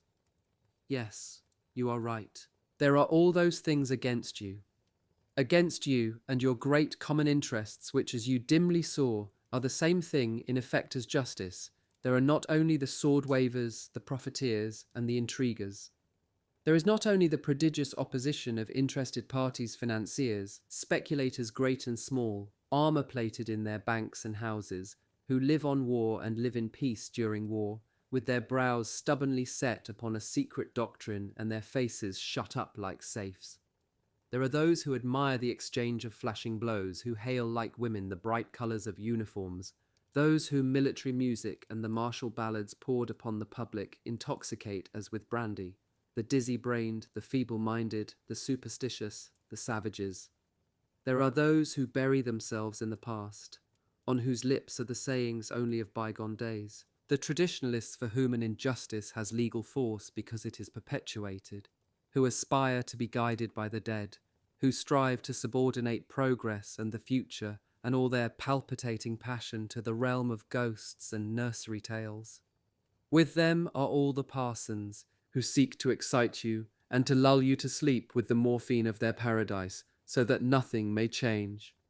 There are the lawyers, the economists, the historians, and how many more, who befog you with the rigmarole of theory, who declare the inter-antagonism of nationalities at a time when the only unity possessed by each nation of today is in the arbitrary map-made lines of her frontiers, while she is inhabited by an artificial amalgam of races. There are the worm-eaten genealogists who forge for the ambitious of conquest and plunder false certificates of philosophy and imaginary titles of nobility. The infirmity of human intelligence is short sight. In too many cases, the wiseacres are dunces of a sort who lose sight of the simplicity of things and stifle and obscure it with formulae and trivialities. It is the small things that one learns from books, not the great ones. And even while they are saying that they do not wish for war, they are doing all they can to perpetuate it. They nourish national vanity and the love of supremacy by force. We alone, they say, each behind his shelter, we alone are the guardians of courage and loyalty, of ability and good taste. Out of the greatness and richness of a country, they make something like a consuming disease. out of patriotism, which can be respected as long as it remains in the domain of sentiment and art, on exactly the same footing as the sense of family and local pride. All equally sacred out of patriotism, they make a utopian and impracticable idea, unbalancing the world, a sort of cancer which drains all the living force, spreads everywhere and crushes life, a contagious cancer which culminates either in the crash of war or in the exhaustion and suffocation of armed peace. They pervert the most admirable of moral principles. How many are the crimes of which they have made virtues merely by dowering them with the word national? They distort even truth itself. For the truth which is eternally the same, they substitute each their national truth. So many nations, so many truths, and thus they falsify and twist the truth. Those are your enemies. All those people whose childish and odiously ridiculous disputes you hear snarling above you. It wasn't me that began. It was you. No, it wasn't me. It was you. Hit me then. No, you hit me. Those puerilities that perpetuate the world's huge wound. For the disputants are not the people truly concerned, but quite the contrary, nor do they desire to have done with it. All those people who cannot or will not make peace on earth. All those who, for one reason or another, cling to the ancient state of things and find or invent excuses for it, they are your enemies. They are your enemies as much as those German soldiers are today, who are prostrate here between you in the mud, who are only poor dupes hatefully deceived and brutalized, domestic beasts. They are your enemies wherever they were born, however they pronounce their names, whatever the language in which they lie. Look at them in the heaven and on the earth. Look at them everywhere, identify them once for all, and be mindful forever. They will say to you, growled a kneeling man who stooped with his two bands in the earth and shook his shoulders like a mastiff, my friend, you have been a wonderful hero. I don't want them to say it. Heroes, some sort of extraordinary being, idols, rot. We've been murderers. We have respectably followed the trade of hangmen. We shall do it again with all our might, because it's of great importance to follow that trade, so as to punish war and smother it. The act of slaughter is always ignoble, sometimes necessary, but always ignoble. Yes, hard and persistent murderers, that's what we've been. But don't talk to me about military virtue, because I've killed Germans. Nor to me, cried another, in so loud a voice that no one could have replied to him even had he dared. Nor to me, because I've saved the lives of Frenchmen. Why, we might as well set fire to houses for the sake of the excellence of life-saving. It would be a crime to exhibit the fine side of war, even if there were one, murmured one of the sombre soldiers. The first man continued, they'll say those things to us by way of paying us with glory, and to pay themselves too for what they haven't done. But military glory, it isn't even true for us common soldiers. It's for some, but outside those elect, the soldier's glory is a lie, like every other fine-looking thing in war. In reality, the soldier's sacrifice is obscurely concealed. The multitudes that make up the waves of attack have no reward. They run to hurl themselves into a frightful, inglorious nothing. You cannot even heap up their names, their poor little names of nobodies. To hell with it all, replies a man. We've got other things to think about. But all that, hiccuped a face which the mud concealed like a hideous hand. May you even say it? You'd be cursed and shot at dawn. They've made around a marshal's plumes a religion as bad and stupid and malignant as the other. The man raised himself, fell down, and rose again. The wound that he had under his armour of filth was staining the ground, and when he had spoken, his wide-open eyes looked down at all the blood he had given for the healing of the world. The others, one by one, straightened themselves. The storm is falling more heavily on the expanse of flayed and martyred fields. The day is full of night. It is as if new enemy shapes of men and groups of men are rising unceasingly on the crest of the mountain chain of clouds, round about the barbaric outlines of crosses, eagles, churches, royal and military palaces and temples. They seem to multiply there, shutting out the stars that are fewer than mankind. It seems even as if these apparitions are moving in all directions in the excavated ground, here, there, among the real beings who are thrown there at random, half buried in the earth like grains of corn. My still living companions have at last got up, standing with difficulty on the foundered soil, enclosed in their bemired garb, laid out in strange upright coffins of mud, raising their huge simplicity out of the earth's depths. A profundity like that of ignorance. They move and cry out with their gaze, their arms and their fists extended towards the sky, whence fall daylight and storm. They are struggling against victorious spectres, like the Cyranos and Don Quixotes that they still are. One sees their shadows stirring on the shining, sad expanse of the plain, and reflected in the pallid, stagnant surface of the old trenches, which now only the infinite void of space inhabits and purifies, in the centre of a polar desert whose horizons fume. But their eyes are opened. They are beginning to make out the boundless simplicity of things, and truth not only invests them with a dawn of hope, but raises on it a renewal of strength and courage. "That's enough talk about those others," one of the men commanded. "All the worse for them. Us all. The understanding between democracies, the entente among the multitudes, the uplifting of the people of the world, the bluntly simple faith. All the rest, all the rest, in the past, the present, and the future, matters nothing at all."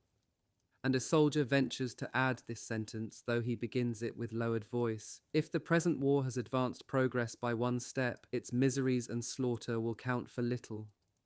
And while we get ready to rejoin the others and begin war again, the dark and storm-choked sky slowly opens above our heads. Between two masses of gloomy cloud, a tranquil gleam emerges, and that line of light, so black-edged and beset, brings even so its proof that the sun is there.